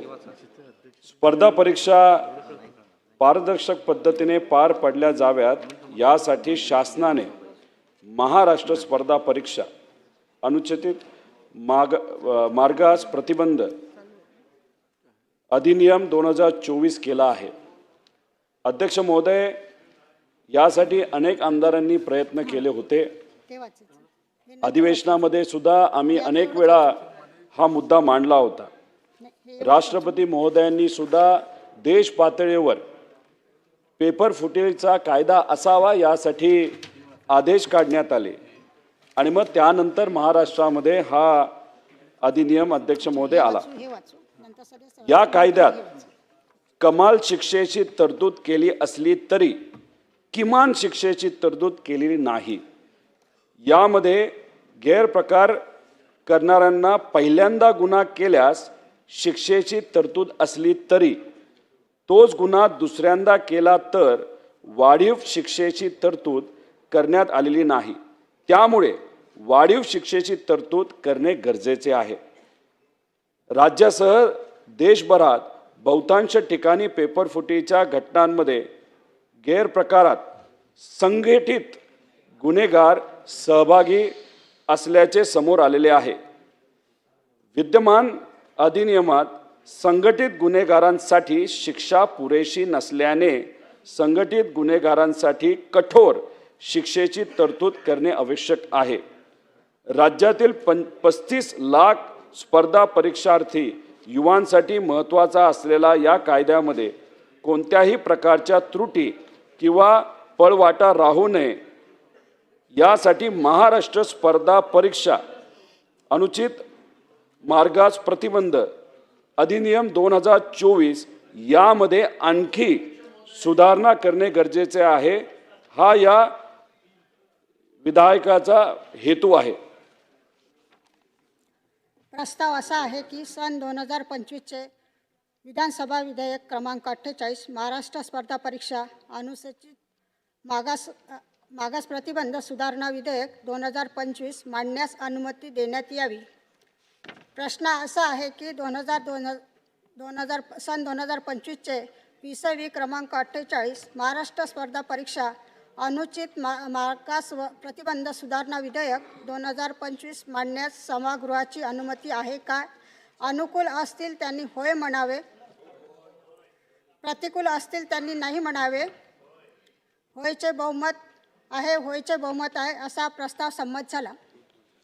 महोदय, मी आपल्या अनुमतीने सन 2025चे विधानसभा विधेयक क्रमांक 48 महाराष्ट्र स्पर्धा परीक्षा अनुचित मार्गास प्रतिबंध विधेयक 2025 मांडतो. सन 2025चे विधानसभा विधेयक क्रमांक 48 महाराष्ट्र स्पर्धा परीक्षा अनुचित मागास प्रतिबंध सुधारणा विधेयक 2025 मांडण्यात आले. सन 2025चे विधानसभा विधेयक क्रमांक 57. अध्यक्ष महोदय, मैं आपकी इजाज़त से विधानसभा विधेयक क्रमांक 57 महाराष्ट्र धार्मिक ऐतिहासिक महापुरुष आणि राष्ट्रीय व्यक्तींचा अपमान प्रतिबंध आणि शिक्षा विधेयक 2025 मांडण्याची परवानगी मांगतोय. अध्यक्ष महोदय, ये जो विधेयक मैंने लाया है, आप देख रहे होंगे कि पिछले 3-4 साल से जिस तरह से हमारे महापुरुष हो या धार्मिक गुरु हो, जैसे आप देखिए छत्रपति शिवाजी महाराज हो, महात्मा फुले हो, भारत रत्न बाबा साहेब आम्बेडकर हो, ये जितने हमारे महापुरुष हैं, उसके बाद हमारे धार्मिक गुरु हैं. जैसे कि मैं बताऊं, नबी अकरम सल्लल्लाहु अलैहि वसल्लम हमारे प्रॉफिट मोहम्मद के बारे में इस तरह से विधान किए जाते हैं कि पूरे उस शहर का या राज्य का पूरा वातावरण खराब हो जाता है. अध्यक्ष महोदय, एग्जिस्टिंग जो लॉज है वो आज उतनी शिक्षा या उतना भय नहीं देते कि जिसके अंदर लोग घबराए कि इस तरह का हम विवाद पैदा करेंगे तो अगर राज्य का वातावरण खराब होता है तो जो नुकसान उसके बाद होता है उससे लोगों को डरना चाहिए. अध्यक्ष महोदय, मैं इस बिल के माध्यम से चाहता हूं कि ऐसा एक कानून बनाया जाए कि जितने हमारे महापुरुष हो, हमारे धार्मिक गुरु हो या देवी देवता हो, इनके बारे में कोई भी इस तरह से अपशब्द या कोई भी चीज़ सोशल मीडिया पे न डाले. मैं विनंती करता हूं कि इस विधेयक को यहाँ पर मंजूरी भी दी जाए और शासन इसको पाठिंबा दे. प्रस्ताव असा आहे की सन 2025चे विधानसभा विधेयक क्रमांक 57 महाराष्ट्र धर्मगुरू ऐतिहासिक महापुरुष आणि राष्ट्रीय व्यक्तिमत्वाचा अपमान प्रतिबंध आणि शिक्षा विधेयक 2025 मांडण्यास अनुमती देण्यात यावी. प्रश्न असा आहे की सन 2025चे विधानसभा विधेयक क्रमांक 57 महाराष्ट्र धर्मगुरू ऐतिहासिक महापुरुष आणि राष्ट्रीय व्यक्तिमत्वांचा अपमान प्रतिबंध आणि शिक्षा विधेयक 2025 मांडण्यास सभागृहाची अनुमती आहे का?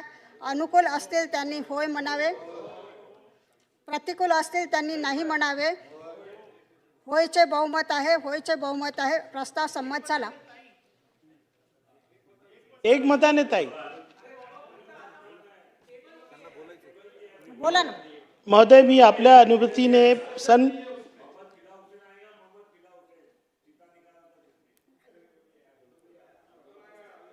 योगेश भाई, हर चीज में क्या योगेश भाई अभी? महोदय, मी आपल्या अनुमतीने सन 2025 से विधानसभा विधेयक क्रमांक 57 महाराष्ट्र धर्मगुरू, ऐतिहासिक महापुरुष आणि राष्ट्रीय व्यक्तींचा अपमान प्रतिबंध आणि शिक्षा विधेयक 2025 मांडतो. सन 2025चे विधानसभा विधेयक क्रमांक 57 महाराष्ट्र धर्मगुरू, ऐतिहासिक महापुरुष आणि राष्ट्रीय व्यक्तिमत्वाचा अपमान प्रतिबंध आणि शिक्षा विधेयक 2025 मांडण्यात आले.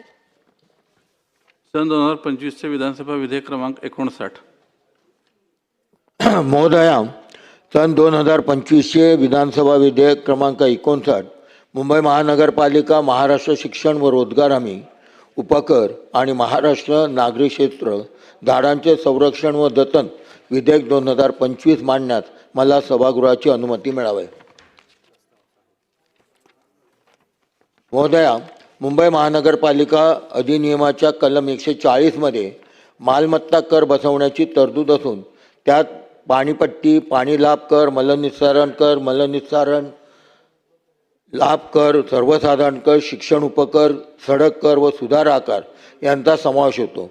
महाराष्ट्र शिक्षण व रोजगार हमी अधिनियम 1962च्या कलम 4 मध्ये शिक्षण उपकर बसवण्याची व वसूल करण्याची तरतूद आहे आणि महाराष्ट्र नागरी क्षेत्र झाडाचे संरक्षण जतन अधिनियम 1875च्या कलम 18 मध्ये वृक्ष उपकर बसवण्यात व वसूल करण्याची तरतूद आहे.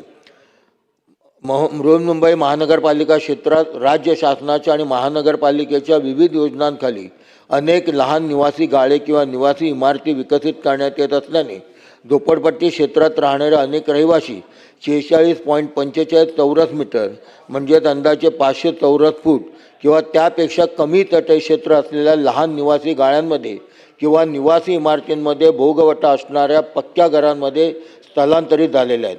सध्याच्या वाढत्या महागाईमुळे बृहन्मुंबई महापालिकेने बसवलेले वाढीव मालमत्ता कर अशा घरांमध्ये राहणाऱ्या लोकांना परवडण्याजोगे नव्हते. तसेच कोविड-19च्या सार्वत्रिक साथरोगामुळे मुंबई शहरातील अनेक व्यवसाय बंद झालेले आहेत आणि अनेक लोकांना नोकऱ्या व उपजीविकेचे साधने गमवावी लागली आहेत. म्हणून मालमत्ता कर येणे लोकांना अडचणीचे होते. म्हणून 46.45 चौरस मीटर किंवा 500 चौरस फुटापेक्षा कमी निवासी क्षेत्राला मालमत्ता करातून सूट देण्यासाठी लोकांकडून सातत्याने मागणी होत होती. त्या मागणीनुसार शासनाने सन 2022 मध्ये संबंधित कायद्यामध्ये दुरुस्ती करून मालमत्ता करात सूट देण्यात आली. महोदया, त्यामुळे मुंबईतील लाखो सदनिकाधारकांचा याचा फायदा झाला. मुंबईतील वाढते पुनर्विकास प्रकल्प विकास नियंत्रण नियमावलीत विविध सुधारित तरतुदींचा विचार करता सध्या मुंबईमध्ये जुन्या चाळींच्या समूह पुनर्विकासात देखील विकास नियमावलीप्रमाणे 2034 नुसार 550 ते 650 चौरस फुटाचे घर उपलब्ध होते. पुनर्विकसित प्रकल्पामध्ये बहुसंख्य मध्यमवर्गीय कुटुंब राहतात. त्यांना मालमत्ता करामध्ये सवलत मिळत नाही. मुंबईतील सध्याची जीवनशैली व भौगोलिकतेच्या आधारे घराच्या वाढीव मालमत्ता कर भरणे सोयीस्कर होत नसल्याने घर विकून मूळ मुंबईकर मराठी माणूस बाहेर जात आहे. त्यामुळे मुंबईतील महानगरपालिकेचा मालमत्ता व इतर कर 700 चौरस फुटापर्यंत माफ करावा आणि करणे तो अत्यावश्यक आहे अशी या व उपरोक्त कायद्यात त्याप्रमाणे दुरुस्त करण्याचा विधेयकाचा माझा उद्देश आहे.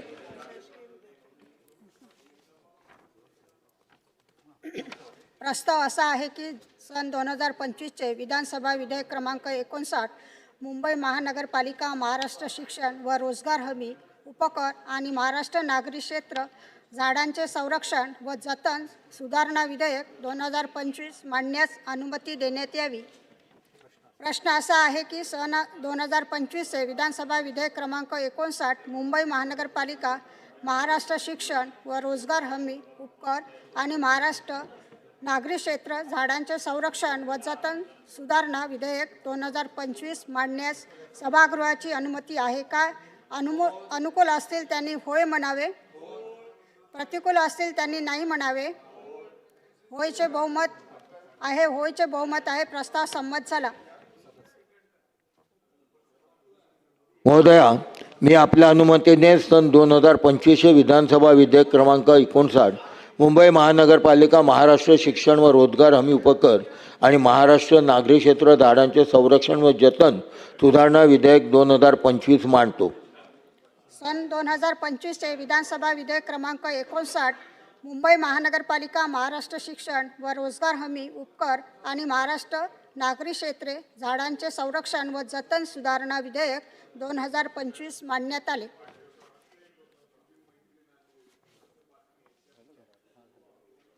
सन 2025चे विधानसभा विधेयक क्रमांक 72 डॉक्टर राहुल पाटील. अशासकीय विधेयके विचारार्थ सन 2025चे विधानसभा विधेयक क्रमांक 4 महाराष्ट्र दारूबंदी सुधारणा विधेयक 2025. महोदय, सन 2025चे विधानसभा विधेयक क्रमांक 4 महाराष्ट्र दारूबंदी सुधारणा विधेयक 2025 विचारात घेण्यात यावे असं मी आपल्या अनुमतीने प्रस्ताव मांडतो. अध्यक्ष महाराज, समाजामध्ये सार्वजनिक जागांवर दारू पिऊन त्यांच्या अश्लील कृतीमुळे कायदा व सुव्यवस्था बिघडताना मोठ्या प्रमाणावर दिसते आहे. महिला वर्गामध्ये सुद्धा असुरक्षिततेचं व असंतोषाचं वातावरण आहे. धार्मिक स्थानावर, पवित्र स्थानावर, सार्वजनिक स्थानावर छत्रपती शिवाजी महाराजांच्या पावन स्पर्शाने ज्या मातीचा कण आणि कण सोन्यापेक्षा किमती झाल्या, अशा गड किल्ल्यांवर सुद्धा दारू पिऊन सार्वजनिक जागेवर अश्लीलता निर्माण करणारे अध्यक्ष महाराज प्रकार वाढत आहे. आणि या प्रकारच्या मागे ही हिम्मत का होते आहे याची जेव्हा कारणं आपण जाणून घेतो तेव्हा सार्वजनिक स्थानावर दारू पिल्यानंतर होणाऱ्या शिक्षेमध्ये असणाऱ्या तरतुदीमध्ये मोठी वाढ करणं आवश्यक आहे. दारू प्यायची की पिऊ नये हा त्या व्यक्तीचा व्यक्तिगत, अध्यक्ष महाराज, हा व्यक्तिगत प्रश्न आहे. मी मुंबईतच एका दारू दुकानाचं नाव वाचलं, संस्कार देशी दारूचे दुकान. तर ठीक आहे, नाव जरी संस्कार असेल तरी त्यांनी देशी दारू प्यायची तर संस्कार म्हणून आपल्या घरी पिऊन त्याचा आस्वाद घ्यायला आपला कायदा मंजुरी देतो.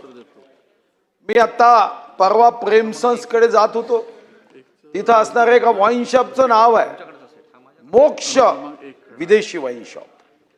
काही अडचण नाही, कोणाला पिऊन मोक्षाचा मार्ग सापडत असेल तर आमचं काही आक्षेप असण्याचं कारण नाही.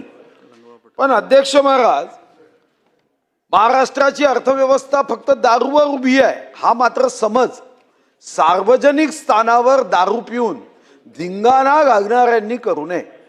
हे खरं आहे की महाराष्ट्रात 1,25,000 कोटीची दारू ही पिल्या जाते.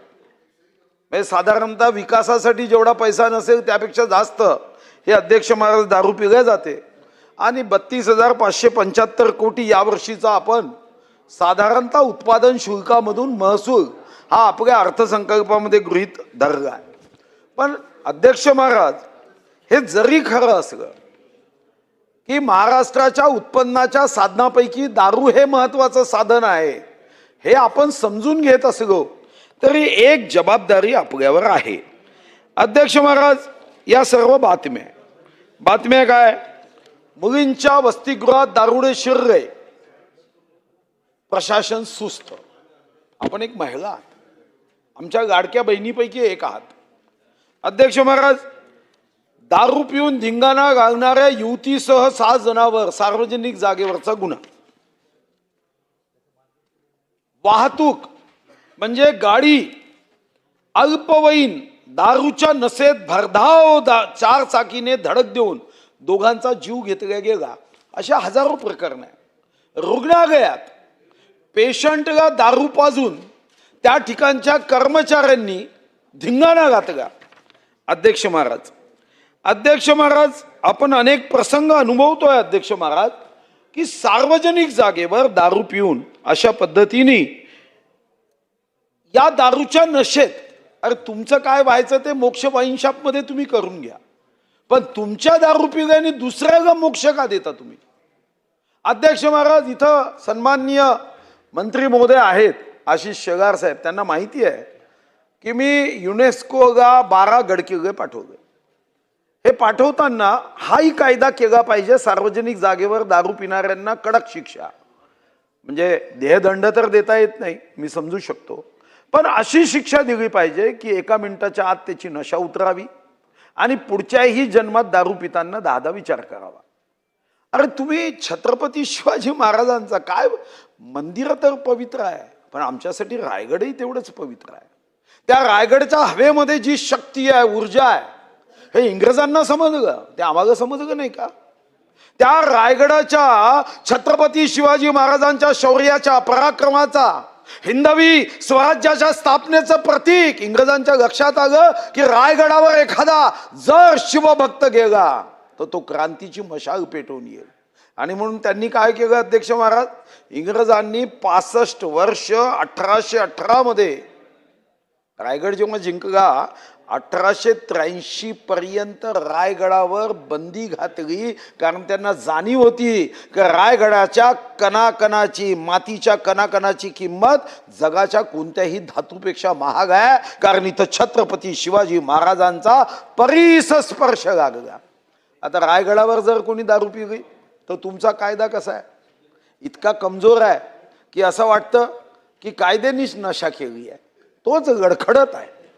आणि म्हणून अध्यक्ष महाराज, काय मागणी आपण करतोय की या कायद्यामध्ये मग रायगड असेल, राजगड असेल, प्रतापगड असेल, सुवर्णदुर्ग असेल, पन्हाळा असेल, विजयदुर्ग असेल, सिंधुदुर्ग असेल, शिवनेरी असेल, लोहगड असेल, खांदेरी असेल, जिंजी असेल, या किल्ल्यावर कोणीही दारू पिऊन गडबड करू नये, यासाठी अध्यक्ष महाराज हा सुधारणेचा कायदा अध्यक्ष महाराज आपण या ठिकाणी आणला आहे. अध्यक्ष महाराज बघा, आठवतं स्वर्गीय RR पाटलांची आज आठवण होते, यासाठी एक संवेदनशील नेते होते. मला आठवतं की माझ्या कार्यालयात एक पोलीस कर्मचारी टर्मिनेट झाला, बडतर्फ झाला, त्याची पत्नी आली. ती पत्नी मला असं म्हणाली की माझे पती टर्मिनेट झाले, माझ्यावर आता खूप अडचणीचा डोंगर आहे. तर मी विचारणा केली की तुमचे पती का टर्मिनेट झाले, पोलीस विभागात काम करतात, टर्मिनेट का झाले? ती महिला मग असं म्हणाली की माझे पती पोलीस स्टेशनमध्ये दारू पिऊन गेले होते आणि त्यावर ते टर्मिनेट झाले. तर मी सहजपणे प्रतिक्रिया देत म्हणालो, अहो दारू पिऊन पोलीस स्टेशनमध्ये गेल्यावर तर टर्मिनेट होणारच ना. तर ती म्हणाली, आमदार साहेब दारू पिणं वाईट आहे ना? म्हटलं हो, दारू पिणं वाईट आहे. मग म्हणाले, दारू पिल्याने टर्मिनेट जर माझे पती होतात, मग दारू विकायला परवानगी देणाऱ्या सरकारला तुम्ही टर्मिनेट का करत नाही? मग माझ्याकडे उत्तर नव्हतं. मी सन्माननीय RR पाटलांना फोन केला, म्हणजे या महिलेशी बोला. ते म्हणाले, बाकी माझ्या हातात नाही, पण हिच्या पतीला मी 4 दिवसात कामावर घेतो, आणि 4 दिवसात त्यांनी कामावर घेतलं. आता ती संवेदनशीलता तर कमी कमी होताना दिसते. म्हणजे उत्तर द्यायला तर मंत्री सुद्धा राहत नाही. मी तर विचार केला पुढच्या अधिवेशनात एक शासकीय विधेयक आणावं की 75% कमी, जसं आपण कॉलेजमध्ये प्रोफेशनल कोर्समध्ये करतो ना की 75% कमी उपस्थिती असणाऱ्यांना परीक्षेला बसूच दिल्या जात नाही, तसं मंत्री जे 75% कमी उत्तरासाठी उपस्थित राहतील त्यांना मंत्री म्हणून पुढे काम करण्याचा अधिकार राहणार नाही, असं अशासकीय विधेयक आणावं लागेल. कारण उत्तरासाठी राहणार नाही. आपण विधानसभा अधिवेशन घेतोय, उत्तरासाठी राहणार नाही, हे मात्र अध्यक्ष महाराज अतिशय आपल्यासाठी आणि लोकशाहीसाठी सुद्धा घातक आहे. 1 मिनिटाचा आपण 70,000 रुपये खर्च करतो, असं एकदा उपाध्यक्ष महोदयांनी आपल्या उत्तरात सांगितलं की 1 मिनिटाचा विधिमंडळाचा खर्च 70,000 रुपये. मग यासाठी उत्तरच द्यायचं नाही, म्हणजे आम्हाला काही तोंडखुरी आहे म्हणून आम्ही बोलायला उभे आहो, असा गैरसमज काही मंत्री महोदयांनी केला की काय अध्यक्ष महाराज, हे मला आपल्यासमोर दुःखाने व्यक्त करावं लागतं.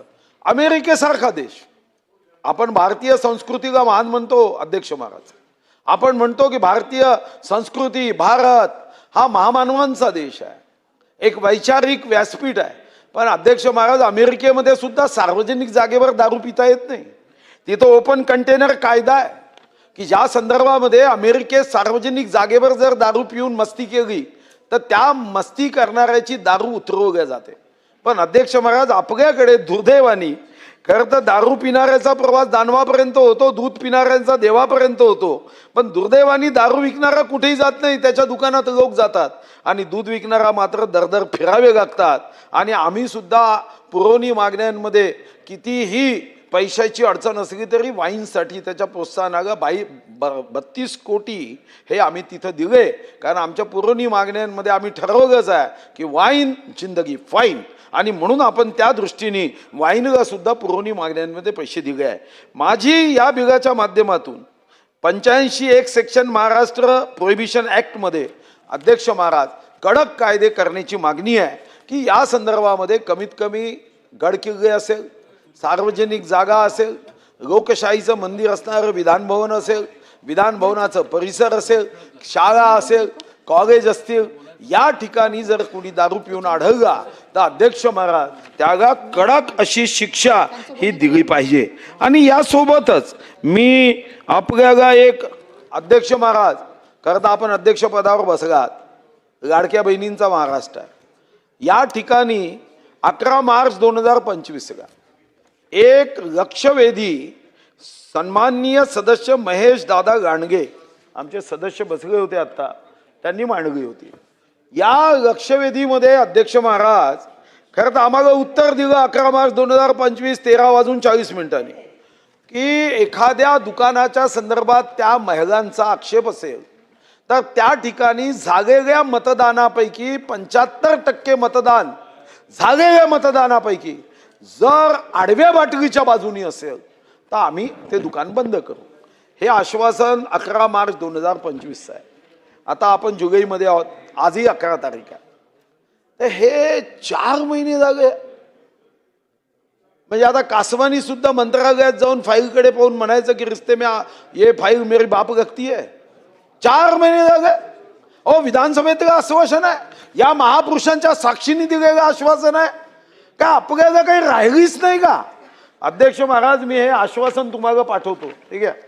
कमीत कमी मंत्री महोदयांनी उत्तर द्यावं की या पवित्र सभागृहामध्ये आश्वासन दिल्यानंतर त्या आश्वासनाची पूर्तता जर होत नसेल अध्यक्ष महाराज, तर भविष्यामध्ये जेव्हा नवीन पिढी हे कामकाज जेव्हा बघेल तेव्हा त्यांना असं वाटेल की हे सभागृह सत्यावर आधारित उत्तर देण्यासाठी नसून टाइमपास करणारं हे सभागृह आहे. आणि या संदर्भामध्ये मग अधिकाऱ्यांचं ब्रीफिंग हे असं असता कामा नये. ते मी कधीतरी गाणं ऐकलं होतं, जितनी चाबी भरी रामने उतना चले खिलौना. आता अधिकाऱ्यांचं ब्रीफिंग असं असता कामा नये, जितना ब्रीफिंग किया उतना उत्तर रहेगा, असं ब्रीफिंग राहता कामा नये. अध्यक्ष महाराज, या संदर्भामध्ये स्पष्ट कायदा करून यामध्ये 5 पट वाढ व्हावी शिक्षेमध्ये, की सार्वजनिक जागेवर कोणीही दारू पिऊन नशेमध्ये कशाही पद्धतीचा व्यवहार हा मान्य नाही. जे काही संस्कार देशी दारू दुकानातून त्याला देशी घ्यायची आहे किंवा मोक्ष वाईन शॉपमधून त्याला मोक्षाचा मार्ग पत्करायचा आहे, तो त्याच्यासाठी मर्यादित असावा, तो समाजाच्या इतरांसाठी असता कामा नये, असं आपल्या माध्यमातून संबंधित मंत्री महोदयांनी या संदर्भातले कायदे बदल करण्यासाठी एक आमदारांची समिती करावी किंवा या संदर्भामध्ये स्पष्ट आश्वासन द्यावं की सार्वजनिक जागेवर दारू पिऊन कोणालाही धिंगाणा करता येणार नाही, आणि असा धिंगाणा केलाच तर त्या संदर्भामध्ये इतकी कडक कारवाई होईल की पुन्हा तो किंवा त्याला पुनर्जन्म झाला तर तो हिंमत करणार नाही. या दृष्टीने कायदे करावे अशी या विधेयकातून मी अध्यक्ष महाराज मागणी करतोय. सन्माननीय सदस्य भाटकुळकर सर. अध्यक्ष महोदय, सन 2025 विधानसभा विधेयक क्रमांक 4 अशासकीय विधेयक महाराष्ट्र दारूबंदी अधिनियम 49 यात आणखीन सुधारणाकरता जे विधेयक मी या ठिकाणी सादर केलं आहे त्याच्यावर बोलण्याकरता मी आत्ता उभा आहे. खरं तर अध्यक्ष महोदय, हे विधेयक 2019 सालापासून मी सदनामध्ये सातत्याने मांडत होतो, परंतु गेल्या काही वर्षामध्ये अशासकीय विधेयकावर चर्चा फार अभावाने झाली. आज ती खरं तर पहिल्यांदाच होते. याच्याबद्दल विधानसभा अध्यक्षांना धन्यवाद देतोच. माननीय सुधीरभाऊ मुनगंटीवार ज्यांनी याचा सातत्याने आग्रह धरला त्यांनाही मी मनापासून या बाबीकरता धन्यवाद देतोय.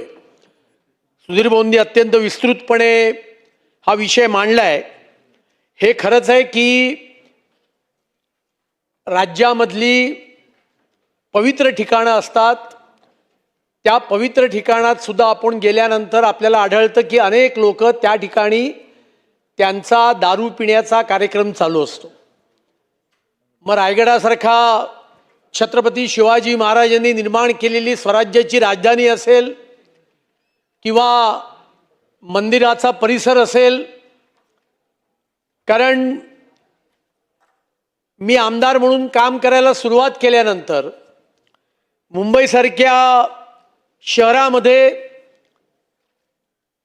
लोकांचे जे अनेक प्रश्न होते त्यातला एक प्रश्न माझ्यासमोर हा मांडला गेला की मुंबईसारख्या शहरामध्ये बाग बगीचे असतील, मैदानं असतील, अशा सर्व सार्वजनिक ठिकाणी दारू पिण्याचा कार्यक्रम दुपारी, सकाळी, रात्री हा चालू असतो.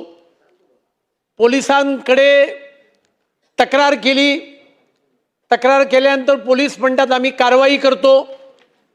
पण सार्वजनिक ठिकाणी मद्यपान करणं, धांगडधिंगा घालणं तर पुढची गोष्ट आहे, पण सार्वजनिक ठिकाणी मद्यपान करायला सुद्धा खरं कायद्याने बंदी आहे. पण आत्ता जो विद्यमान कायदा आहे हा कायदा म्हणजे दात नसलेल्या कायद्यासारखी त्याची अवस्था आहे. आणि त्याच्यामुळे पोलिसांच्या भाषेत बोलायचं तर हा बेलेबल ऑफेन्स आहे. अध्यक्ष महोदय, याच्यामुळे होतं असं की बागा असतील, प्लेग्राऊंड असतील, अशा ठिकाणी संध्याकाळी 6 नंतर महिला, चांगली लोक जाणं बंद करतात, कारण त्या ठिकाणी कोणीतरी दारूची एखादी बाटली घेऊन बसलेलं असतं. पोलिसांचा कॉल येईपर्यंत त्या ठिकाणून निघून जातात. त्यांना अटक केली तर त्या ठिकाणी परत त्यांना तात्काळ बेल मिळतो आणि त्या ठिकाणी ते परत आपल्या कामाला सुरुवात करतात. दारूची दुकानं अधिकृत, या दारूच्या दुकानाच्या बाबतीत 10 वाजता ती बंद करायचा नियम आहे. पण मुंबई शहरामध्ये मी अनेक ठिकाणी पाहतो, माझ्या मतदारसंघात पाहतो की 10 वाजता दुकान बंद होतं, पण तिथेच दारू विकत घ्यायची आणि 10 नंतर दारूच्या दुकानाच्या बाहेर बसायचं आणि त्या ठिकाणी मद्यपान करायचं. मग रात्री 11, 12, 1, 2 वाजेपर्यंत. आणि मी म्हटल्याप्रमाणे हा कायदा जो आहे या सार्वजनिक ठिकाणच्या मद्यपानाला प्रतिबंध करणारा कायदा, ज्याच्यामुळे समाजातल्या महिलांना त्रास होतो, सर्वसामान्य लोकांना त्रास होतो. ज्या सार्वजनिक जागेचा उपयोग सार्वजनिक उपक्रमांकरता करायचा आहे, बागेत जाऊन आनंद घेण्याकरता बसायचं आहे, त्या ठिकाणी खेळण्याकरता मैदान वापरायचं आहे, या ठिकाणी अंमली पदार्थ असतील, सार्वजनिक पद्धतीच्या ठिकाणी दारू पिणं असेल, हे प्रकार राजरोज घडतात आणि याला पोलीस पायबंद घालू शकत नाहीत. याचं एक कारण मी म्हटल्याप्रमाणे कायदा कमकुवत आहे. आणि हा कायदा अधिक सशक्त करावा याच्यामागे आणखीन एक माझा उद्देश आहे. कारण पोलीस आम्हाला हे सांगतात की अशा प्रकारे कृत्य करणारे जे लोक आहेत ते पोलिसांच्या भाषेत सांगायचं तर या विषयापुरते हॅबिच्युअल ऑफेंडर आहेत. हे वारंवार येतात आणि त्यामुळे यांना एक सक्तीचा दंड बसण्याची आवश्यकता आहे. जसं माननीय सुधीरभाऊ बोलले, दारू पिणं न पिणं ज्याचा ज्याचा व्यक्तिगत प्रश्न आहे, तो काही नैतिक अनैतिक या दृष्टिकोनातून सुद्धा बघण्याची आवश्यकता नाही आहे. पण सार्वजनिक ठिकाणी दारू पिणं याला बंदी आहे, पण ती बंदी कडक पद्धतीने अंमलात आणली गेली पाहिजे. आणि त्यामुळे या कायद्यामध्ये त्याची जी शिक्षा आहे ही शिक्षा अधिक कडक केली पाहिजे. जे हॅबिच्युअल ऑफेंडर आहेत, जे वारंवार या गुन्ह्यात सापडतात, त्यांना त्यातली अधिक कठोर शिक्षा करण्याची तरतूद ही कायद्यात केली पाहिजे. आणि पहिल्यांदा सुद्धा सार्वजनिक ठिकाणी मद्यपान करणारी व्यक्ती सापडली तर तो गुन्हा सुद्धा बेलेबल असता कामा नये, नॉन बेलेबल असला पाहिजे, अशी माझी या कायद्यावरच्या चर्चेच्या द्वारे माननीय मंत्री महोदयांकडे मागणी आहे. आणि मला अपेक्षा आणि आशा आहे की माननीय मंत्री महोदय या संदर्भात सकारात्मक उत्तर देतील आणि या संदर्भातला कायदा, तिथली सुधारणा शासकीय माध्यमातून लवकरात लवकर सदनासमोर उपस्थित करतील अशी आशा व्यक्त करतो आणि माझे 2 शब्द समाप्त करतो. सन्माननीय सदस्य पाटील साहेब. धन्यवाद. खरं तर आमच्यासारख्या सर्व नवीन आमदारांना त्या ठिकाणी सन्माननीय सदस्य सुधीर भाऊंच्यामुळं बऱ्याच विषयावरती आम्हाला मत मांडता येतं आणि नेमकं महाराष्ट्राचं हित काय आहे ह्याच्यातला जो अचूकपणा आहे तो भाऊंच्या विचारातून दिसतो आणि त्याच विचारातनं हे विधेयक भाऊंनी आणलंय. त्यांचं सर्वप्रथम अभिनंदन करतो की महाराष्ट्र दारूबंदी अधिनियम 1949 यातील सुधारणा विधेयक क्रमांक 4 यावर बोलत असताना आज या विधेयकातली जो गाभा आहे सार्वजनिक ठिकाणी, आज भाऊ कालचा किस्सा आहे. काल अलिबागवरनं स्वारगेट ST त्या ठिकाणी येत होती आणि त्या STतला त्या ठिकाणी कंडक्टर दारू पिऊन त्या ठिकाणी तो तिकीटं काढत नव्हता, कोण काय बोललं तर त्याला अर्वाच्य भाषेत बोलत होता आणि अशी परिस्थिती होती की त्या गाडीमध्ये माझ्या मतदारसंघातला एक मुलगा होता, त्याच्यासोबत त्याची आई होती. त्यानं व्हिडिओ काढला आणि मला पाठवला आणि तो सातत्यानं त्याची भूमिका होती की याला काहीतरी आपण केलं पाहिजे. पण आजची परिस्थिती अशी आहे की तो त्याच्यानंतर दुसरा कंडक्टर त्या ठिकाणी बसला, त्याच्या वतीनं तिकीटं काढायला, हा मात्र दारू पिलेला होता. आता आपण एका बाजूला सार्वजनिक ठिकाणी नियम आहे आणि मग आपली स्वतःची ST सार्वजनिक आहे आणि त्याच्यात जर आपला कर्मचारी सरकारचा जर दारू पिऊन असा वागत असेल तर त्याच्यासाठी देखील भाऊ अशी कुठंतरी आपल्याला कठोर कारवाई करणं अपेक्षित आहे. आज आपण पोलीस स्टेशनच्या बाबतीमध्ये जर निर्णय बघितला, आज आपण कायदा कितीही स्ट्रॉंग केला परंतु पोलिसांना तो कायदा कसा वापरायचा आहे हे त्यांना त्या ठिकाणी पक्क माहिती आहे. आणि अध्यक्ष महोदय, पोलिसांनी ठरवलं तर दारूबंदी होईल, रस्त्याच्या कडेला नव्हतं त्या ठिकाणी देवळाच्या बाहेरची चप्पल सुद्धा चोरीला जाणार नाही, परंतु ती पोलिसांची मानसिकता आज दिसत नाही. कारण आहे तर त्या ठिकाणी त्यांच्यावरती अनेक प्रकारचे त्या ठिकाणी दबाव असतात, अनेक प्रकारच्या काही गोष्टी घडतात, हाताखालचे त्या ठिकाणी एजंट, झिरो एजंट, वसुली. माझ्या मतदारसंघामध्ये त्या ठिकाणी करकम पोलीस स्टेशन आहे. मी भाऊ त्या APIला 4 वेळा फोन करून सांगितलं, एक जाधववाडी म्हणून साधं गाव आहे, त्या गावात 2 दारूचे धंदे होते, गावातल्यांनी बंद केला, दुसरा बंद करत नव्हता. 4 वेळा सांगून देखील ते धंदा बंद होत नव्हता. नाविलाजानं DYSP साहेबाला सांगून कठोर शब्दात आज रोपळे गावात 15 दारूचे व्यवसाय आहेत. आणि वाईट काय आहे, आपण कशावर चर्चा करतोय तर अंगणवाडीच्या शेजारी दारूचा व्यवसाय, जिल्हा परिषदच्या कंपाऊंडमध्ये त्या ठिकाणी दारूचा व्यवसाय विक्रीचा.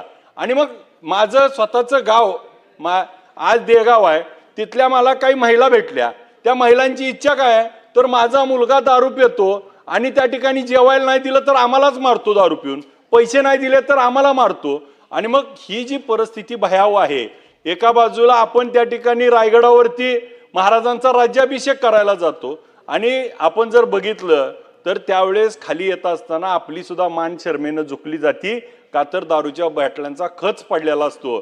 आणि मग अशा अनेक ठिकाणी पंढरपूरची वारी झाली भाऊ परवा, पंढरपूरच्या वारीमध्ये आपण बघितलं जिथं पालखी तळ होऊन गेला त्या पालखी तळाच्या आजूबाजूला आपण बाटल्या हुडकल्या तर 1 ट्रकभर बाटल्या सापडतील, अशी परिस्थिती आहे.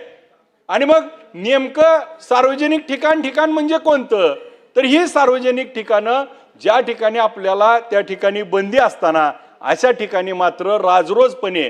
आणि मग आपण भाऊ खूप चांगलं त्या ठिकाणी 1 वर्ष शिक्षा आणि 10,000चा दंड केलाय, परंतु मला असं वाटतंय की त्याला 7 वर्षाच्या आत शिक्षा असली की पोलीस स्टेशनलाच बेल दिला जातो.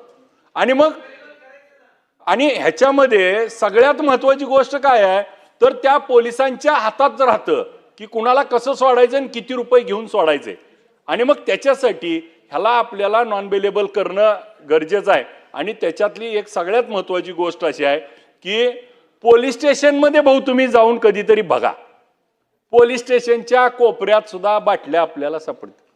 मग नेमकं कोण ह्याच्यावर करणार? आणि मग सरकार आपण त्या ठिकाणी ह्या सगळ्या गोष्टीला आपण नेमक्या कुठल्या गोष्टीवरती त्या ठिकाणी, मग असं कोणतंही ठिकाण सार्वजनिक आहे ज्या ठिकाणी मंदिरं असतील, त्या ठिकाणी आपली गड किल्ले असतील, आपले शाळा असतील, जिल्हा परिषद शाळा असतील, त्या ठिकाणी पोलीस स्टेशन, तहसील ऑफिस, कोणतंही कार्यालय सार्वजनिक असेल, रस्त्याच्या कडेची झाडं असतील, त्याच्यावर देखील त्या ठिकाणी कडेला बाटल्या पडलेल्या आहेत. आणि हे राजरोजपणे, आणि याच्यातलं अजून एक भाऊ त्या ठिकाणी हे जसं आपण सार्वजनिक ठिकाणी दारू आहे, कायदा आहे, पण तो पाळला जात नाही. दुसरी गोष्ट, हातबट्टी जी काय प्रकार होतोय त्यानं दारू पिणाऱ्याच्या देखील त्या ठिकाणी आयुष्यावर परिणाम होतोय. आज दारू पिणारी लोक इतकी भयान परिस्थिती आहे की आपण त्यांना सांगायला गेलो तर ते आपल्याला पेल्यावर किती शिव्या देतील, आज आपले व्हिडिओ ऐकल्यावर आपल्याला किती शिव्या देतील संध्याकाळी, ह्याचा सुद्धा मागमोग नाही. आणि प्रत्येक धाब्यावर आज तुम्हाला मला सगळ्याला शिव्या खायच्यात का, तर ही आमची दारू बंद करायला लागलीत म्हणून. त्यामुळं आज आपल्याला समाजामध्ये चांगलं बोलताना देखील काही गोष्टीचं त्या ठिकाणी पुढे जावं लागणार आहे. आज या माध्यमातून एक गोष्ट आपण प्रकर्षानं महाराष्ट्रातल्या युवा पिढीनं बघितली पाहिजे. ह्या व्यसनात असताना आज महाराष्ट्राचे मुख्यमंत्री असतील त्या ठिकाणी निर्व्यसनी आहेत, देशाचे पंतप्रधान निर्व्यसनी आहेत, आमचे अजितदादा साहेब त्या ठिकाणी निर्व्यसनी आहेत, जयंत पाटील साहेब असतील, सुधीर भाऊ असेल, माझ्यासारखा कार्यकर्ता असेल, आम्ही सुपारी सुद्धा खात नाही म्हणून इथपर्यंत पोहोचलो आणि इथपर्यंत जाऊ शकलो. छत्रपती शिवाजी महाराज निर्व्यसनी होते. आज असे असंख्य त्या ठिकाणी उदाहरणं घेता येतील, ज्यांनी निर्व्यसनी राहिलेत त्यालाच त्या ठिकाणी पुढे जाता येतं. मी भाऊ फक्त एक छोटासा विषय सांगतो. आम्ही त्या ठिकाणी साखर कारखान्यामध्ये काम करतो. आम्ही साखर कारखान्यात नियम बनवलाय, जर दारू पित असेल, गुटखा तंबाखू खात असेल तर नोकरी देणार नाही, आणि सापडला तर लगेच कामावरनं काढतो. जोपर्यंत आपण त्या ठिकाणी अवेअरनेस आणणार नाही. आणि मग सरकार या ठिकाणी माझी विनंती आहे की सरकारनं ही 1 वर्षाची शिक्षा त्या ठिकाणी आपल्याला वाढवून आणि 10,000चा दंड वाढवून त्या ठिकाणी दारू सार्वजनिक ठिकाणी पिल्यानंतर त्या ठिकाणी त्याच्यावरती कडकातली कडक कारवाई झाली तर अशा गोष्टींना आळा बसल. आणि तिथं त्या ठिकाणी ज्या सार्वजनिक एरियामध्ये होतंय तिथल्या पोलीस स्टेशनच्या बाबतीमध्ये देखील तिथल्या इन्चार्जवरती काही ना काही तर कारवाई करण्याची तरतूद देखील ह्यामध्ये करावी. बिलावर बोलण्यासाठी संधी दिली त्याबद्दल धन्यवाद. सन्माननीय सदस्य पाचपुते. धन्यवाद अध्यक्ष महोदय. सन 2025चे विधानसभा विधेयक क्रमांक 4 महाराष्ट्र दारूबंदी सुधारणा विधेयक 2025 हे आदरणीय सुधीरभाऊ मुनगंटीवार आणि अतुलजी भातखळकर साहेबांनी जे आणलेलं आहे अशासकीय विधेयक, याला तर मी समर्थन देण्यासाठी उभा आहे. हे विधेयक अतिशय महत्त्वाचं आहे आणि आपण बहुतेक आमदार हे ग्रामीण भागातून येतात.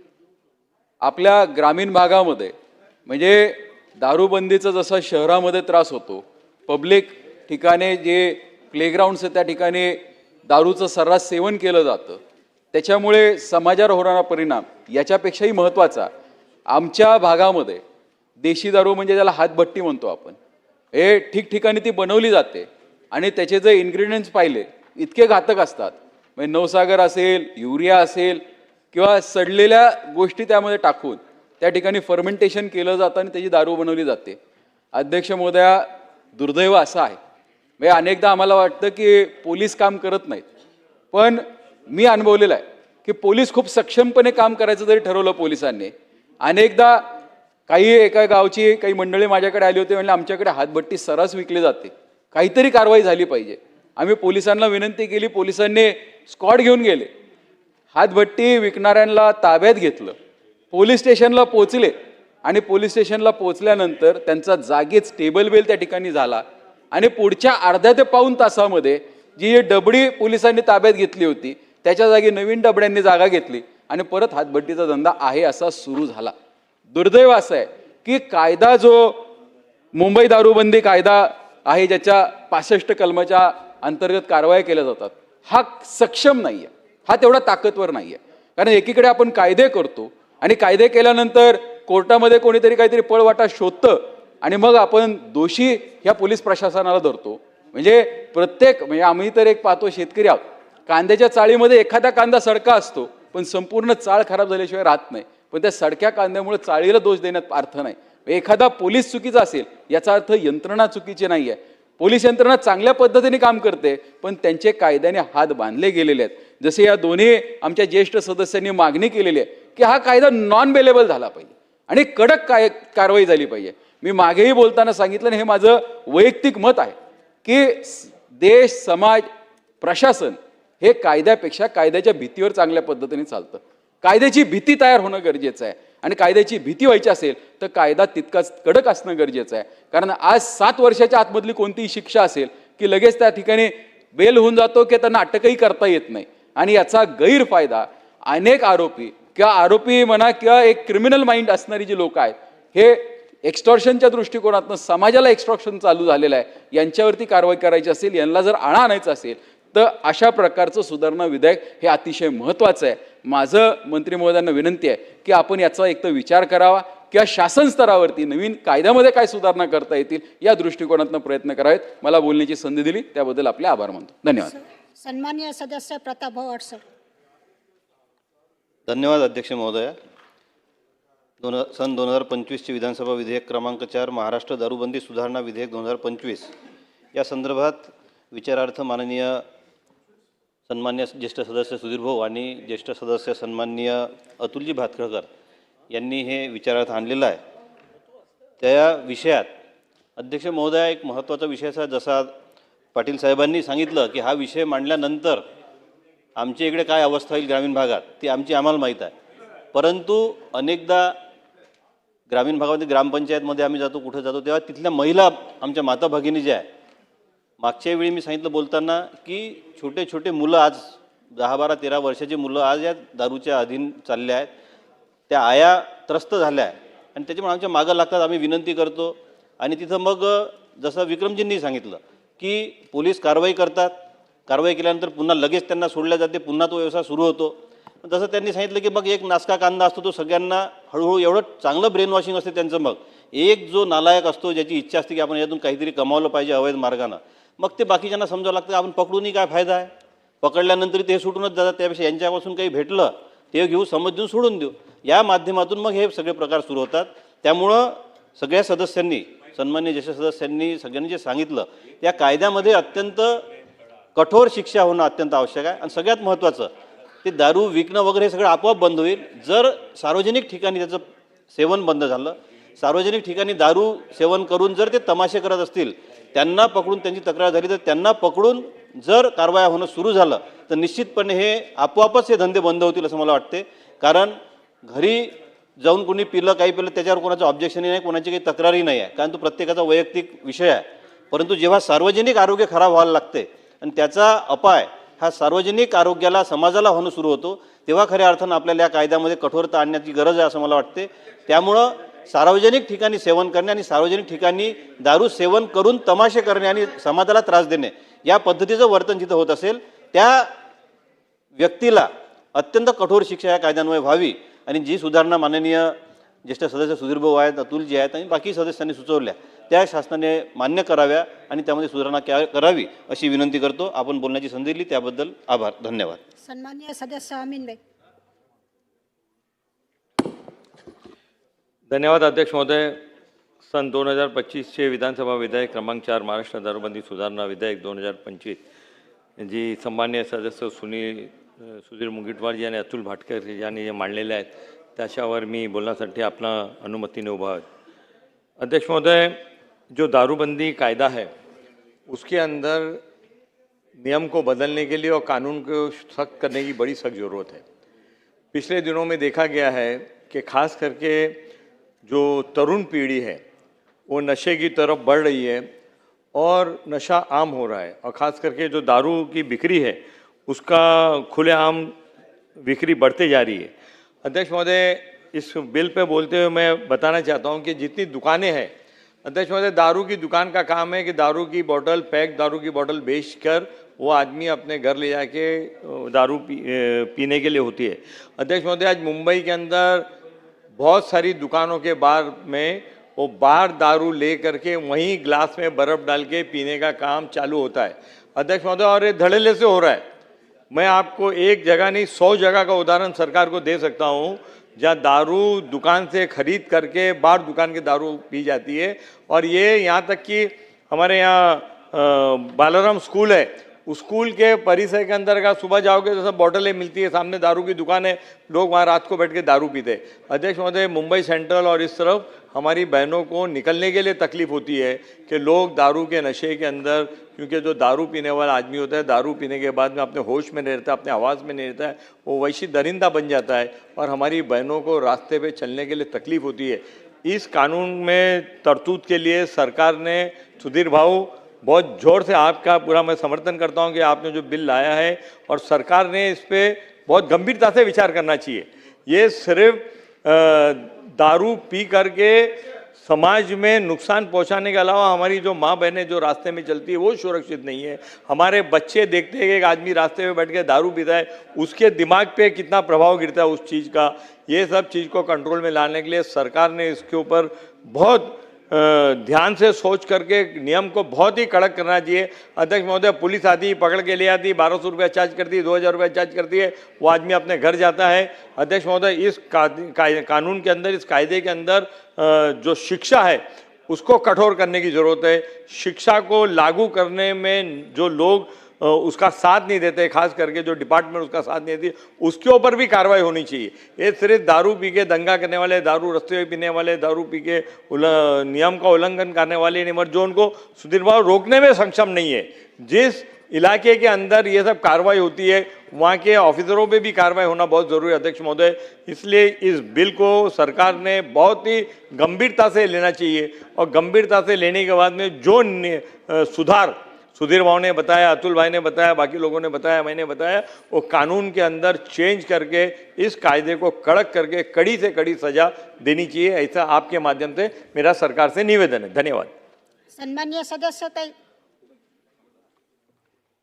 अध्यक्ष महोदय, सन 2025 विधानसभा विधेयक क्रमांक 4 महाराष्ट्र दारूबंदी सुधारणा विधेयक 2025 सन्माननीय सुधीरभाऊ मुनगंटीवार आणि अतुलजी भातखळकर यांनी आणलेल्या या अशासकीय विधेयकावरती मी बोलण्यासाठी उभी आहे। अध्यक्ष महोदय, अतिशय महत्त्वाचं हे विधेयक आणि त्याच्यामध्ये असणाऱ्या ह्या सूचना या ठिकाणी आहेत। अध्यक्ष महोदय, मी ग्रामीण भागामधून येते आणि ग्रामीण भागाची जर परिस्थिती आपण पाहिली, अतिशय दयनीय परिस्थिती या दारूमुळे त्या ठिकाणी झालेली आहे। कितीतरी आमच्या माता भगिनी आहेत, त्यांचे संसार त्या ठिकाणी अध्यक्ष महोदय उद्ध्वस्त झालेले आहेत। आमची माता भगिनी ही दिवसभर त्या ठिकाणी मोलमजुरी करते, शेतामध्ये जाते, तिच्या हाताला जे काही रोजगार मिळेल ते त्या ठिकाणी 4 पैसे ती कमवून घरी आणते आणि घरी आणल्यानंतर तिचा जो पती आहे तो पती तिच्या हातातले पैसे हिसकावून तिला मारझोड करून त्या ठिकाणी गावामध्ये जिथे कुठे दारू उपलब्ध असेल त्या ठिकाणी त्या ठेल्यावरती तो जातो आणि हे कृत्य जेव्हा घरामध्ये होत असतं तेव्हा त्या घरातला एक छोटा मुलगा जो 5व्या वर्गात आहे, 6व्या वर्गात आहे, तो हे बारकाईने त्या ठिकाणी पाहत असतो। कुठेतरी त्याच्या या बालमनावरती सुद्धा अतिशय विपरीत परिणाम अध्यक्ष महोदय या दारूमुळे त्या ठिकाणी होतो आणि त्यामुळे आज आपण बघतोय की घरामधला पुरुष म्हणजे मग तो कर्ता पुरुष असेल किंवा विद्यार्थी दशेमधले मुलं असतील, हे सगळेच या दारूच्या व्यसनामुळे त्या ठिकाणी अधीन झालेले आहेत, आहारी गेलेले आहेत। आपली जबाबदारी काय आहे, आपल्या कुटुंबाची आपली जबाबदारी आहे, आपल्या समाजाची आपल्यावरती जबाबदारी आहे, ह्या कुठल्याही जबाबदारीचं भान त्याला त्या ठिकाणी राहत नाही। आणि सगळ्यात वाईट असं वाटतंय अध्यक्ष महोदय, जेव्हा एखादा लहान मुलगा जो 6व्या 7व्या 8व्या 9व्या वर्गामधला आहे त्याच्याजवळ कुठे हे दारू घेण्यासाठी पैसे नसतात आणि मग सवय तर लागलेली आहे, पैसे तर पाहिजे असतात, मग कुठेतरी घरापासूनच त्याचे वाईट कृत्य करण्याची सवय त्याला त्या ठिकाणी लागते आणि कुठेतरी समाजावरती त्याचा विपरीत परिणाम अध्यक्ष महोदय होतो। त्याच्यामुळे हे विधेयक अतिशय महत्त्वाचं आहे, अतिशय कडक कायदा याच्यामध्ये केला पाहिजेत। आम्ही जेव्हा गावांमध्ये फिरतो त्यावेळेला आमच्या माता भगिनी ह्या अतिशय दयनीय परिस्थितीमध्ये आमच्याकडे येतात आणि ताई आम्हाला काहीच नको, एखादा रस्ता नाली कमी झाली तर चालेल, परंतु आमच्या गावामधली दारूबंदी तुम्ही करा, एवढी कळकळीने त्या ठिकाणी मागणी करतात. आणि जेव्हा आम्ही त्यांना सांगतो की तुम्ही तुमच्या ग्रामपंचायतचा ठराव घ्या, तर अशा वेळेला ग्रामपंचायतीचा ठराव घेण्यासाठीचे जे निकष आहेत सुधीर भाऊ, हे पण खूप कठीण आहेत. 50% महिला त्या ठिकाणी असल्या पाहिजेत, तरच हा दारूबंदीचा प्रस्ताव त्या ठिकाणी पारित होतो. तर या दारूबंदीच्या संदर्भात जेवढ्या काही अटी असतील ह्या सुद्धा त्या ठिकाणी कुठे शिथिल झाल्या पाहिजेत. अध्यक्ष महोदय, बऱ्याच ठिकाणी आत्ता विक्रमजींनी सांगितलंय की पोलीस प्रशासन खूप चांगल्या पद्धतीने काम करतं. जेव्हा एखाद्या लोकप्रतिनिधीकडे अशी तक्रार येते, तो लोकप्रतिनिधी संबंधित ठाणेदाराला फोन करतो आणि त्याला सांगतो की माझ्याकडे असं माहिती आलेली आहे किंवा असं निवेदन प्राप्त झालेलं आहे. आणि ज्या वेळेला तालुक्याच्या ठिकाणाहून त्या ग्रामीण भागामध्ये पोलिसांचं पथक त्या गावामध्ये जातं, तिथला जो बीडचा जामदार आहे, या बीडच्या जामदाराकडनंच त्या ठिकाणी जिथं अवैध दारू विकल्या जाते त्यांना निरोप दिला जातो. आणि बऱ्याच वेळेला या त्यांच्या टिप्समुळं पोलीस पथक तिथे जायच्या आधी हे सगळं काही उरकून घेतलेलं असतं आणि दारू नेमकी कुठे पडते, काय पडते, काही त्यांच्या हाती लागत नाही. अध्यक्ष महोदय, बऱ्याच वेळेला त्या ठिकाणी असं झालेलं आहे. आणि मग पोलीस पथक हे खाली हात त्या ठिकाणी वापस येतं. आणि मग होते असं की ज्या ह्या महिला आहेत, या महिला एखाद्या लोकप्रतिनिधीकडे पुढे येऊन सांगतात, या महिलांचे पतीच त्यांना घरी गेल्यानंतर मारतात की तू आमची तक्रार करायला गेली होती का, थांब तुला आता मी दाखवतो. तर असे खूप किस्से अध्यक्ष महोदय समाजामध्ये घडत आहेत आणि ते अतिशय दुर्दैवी आहे. कुठंतरी आपल्या मातृशक्तीला सन्मानाने जगता यावं समाजामध्ये, त्यासाठी हा दारूबंदीचा कायदा अधिक कडक करणं अतिशय आवश्यक आहे. सुधीर भाऊंनी आणि अतुलजींनी आणलेलं हे विधेयक अतिशय महत्त्वाचं आहे. याच्यामध्ये सगळ्या त्या कडक सुधारणा त्या ठिकाणी आपण कराव्या अध्यक्ष महोदय, आणि आपल्या मातृशक्तीला आणि तरुण पिढीला व्यसनाधीन होण्यापासून त्या ठिकाणी आपण वाचवावं अध्यक्ष महोदय. धन्यवाद. अध्यक्ष महोदय, सन 2025चे विधेयक क्रमांक 4 दारूबंदी सुधार विधेयक जे सुधीर भाऊ आणि अतुलजींनी मांडलंय, निश्चित सुधीर भाऊ ह्या विषय अत्यंत गंभीर आणि प्रमुख मांडलात. आणि अनेक वेळा शासनाकडून ज्या खोटे आश्वासनं मिळतात ते ऐकून तर फारच दुःख होतं. म्हणजे आपण तक्रार करायची, साहेब मी उल्वानोड आणि करंजाड्याचा विषय सांगतो. अटल सेतू देशातला सर्वात मोठा ब्रिज, हा अटल सेतू उतरल्याबरोबर उल्वानोड चालू होतो. त्या ठिकाणी शाळेच्या समोर वाईन शॉप आहे, करंजाड्यामध्ये कोठारी हायस्कूलच्या समोर वाईन शॉप आहे. ना लज्जा ना भयम साहेब. आणि यांना तुम्ही त्या एक्साईजवाल्यांना तक्रारी करा, त्यांना त्याचं काही घेणं देणं नाही. या सगळ्यांचं कुठपर्यंत कनेक्शन आहे काय माहित नाही. दारूवाला तुम्हाला कोणालाही आमदार नाही, किती तक्रारी करा. म्हणजे करंजाड्यात ग्रामपंचायतीने तक्रारी केली, उल्वानोड मध्ये अजून त्यांना काय नगरपालिका दर्जा आलेला नाही किंवा त्या ग्रामपंचायती आहेत, त्यांच्या कोणाच्याही ठरावाची या दारूवाल्यांना गरज नाही. आता करंजाड्यातला कोठारी स्कूलच्या तर एक्झॅक्ट समोर वाईन शॉप आहे. उल्वानोड मध्ये तीच परिस्थिती आहे. हे लोक कधीच त्याला मुजारत नाहीत.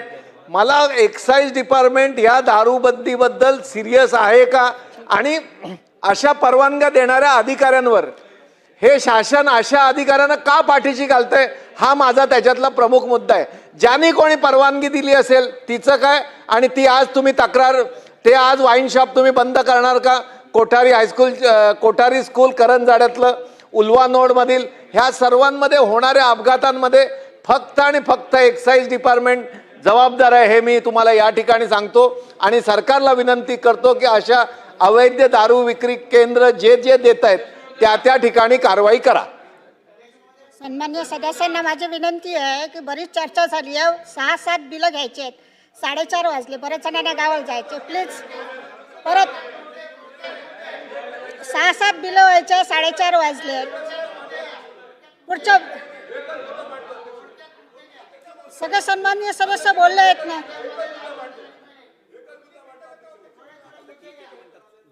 एक मिनिट देतो प्रत्येकाला. 1 मिनिटात आपण 1 मिनिट. महोदय, अध्यक्ष महोदय,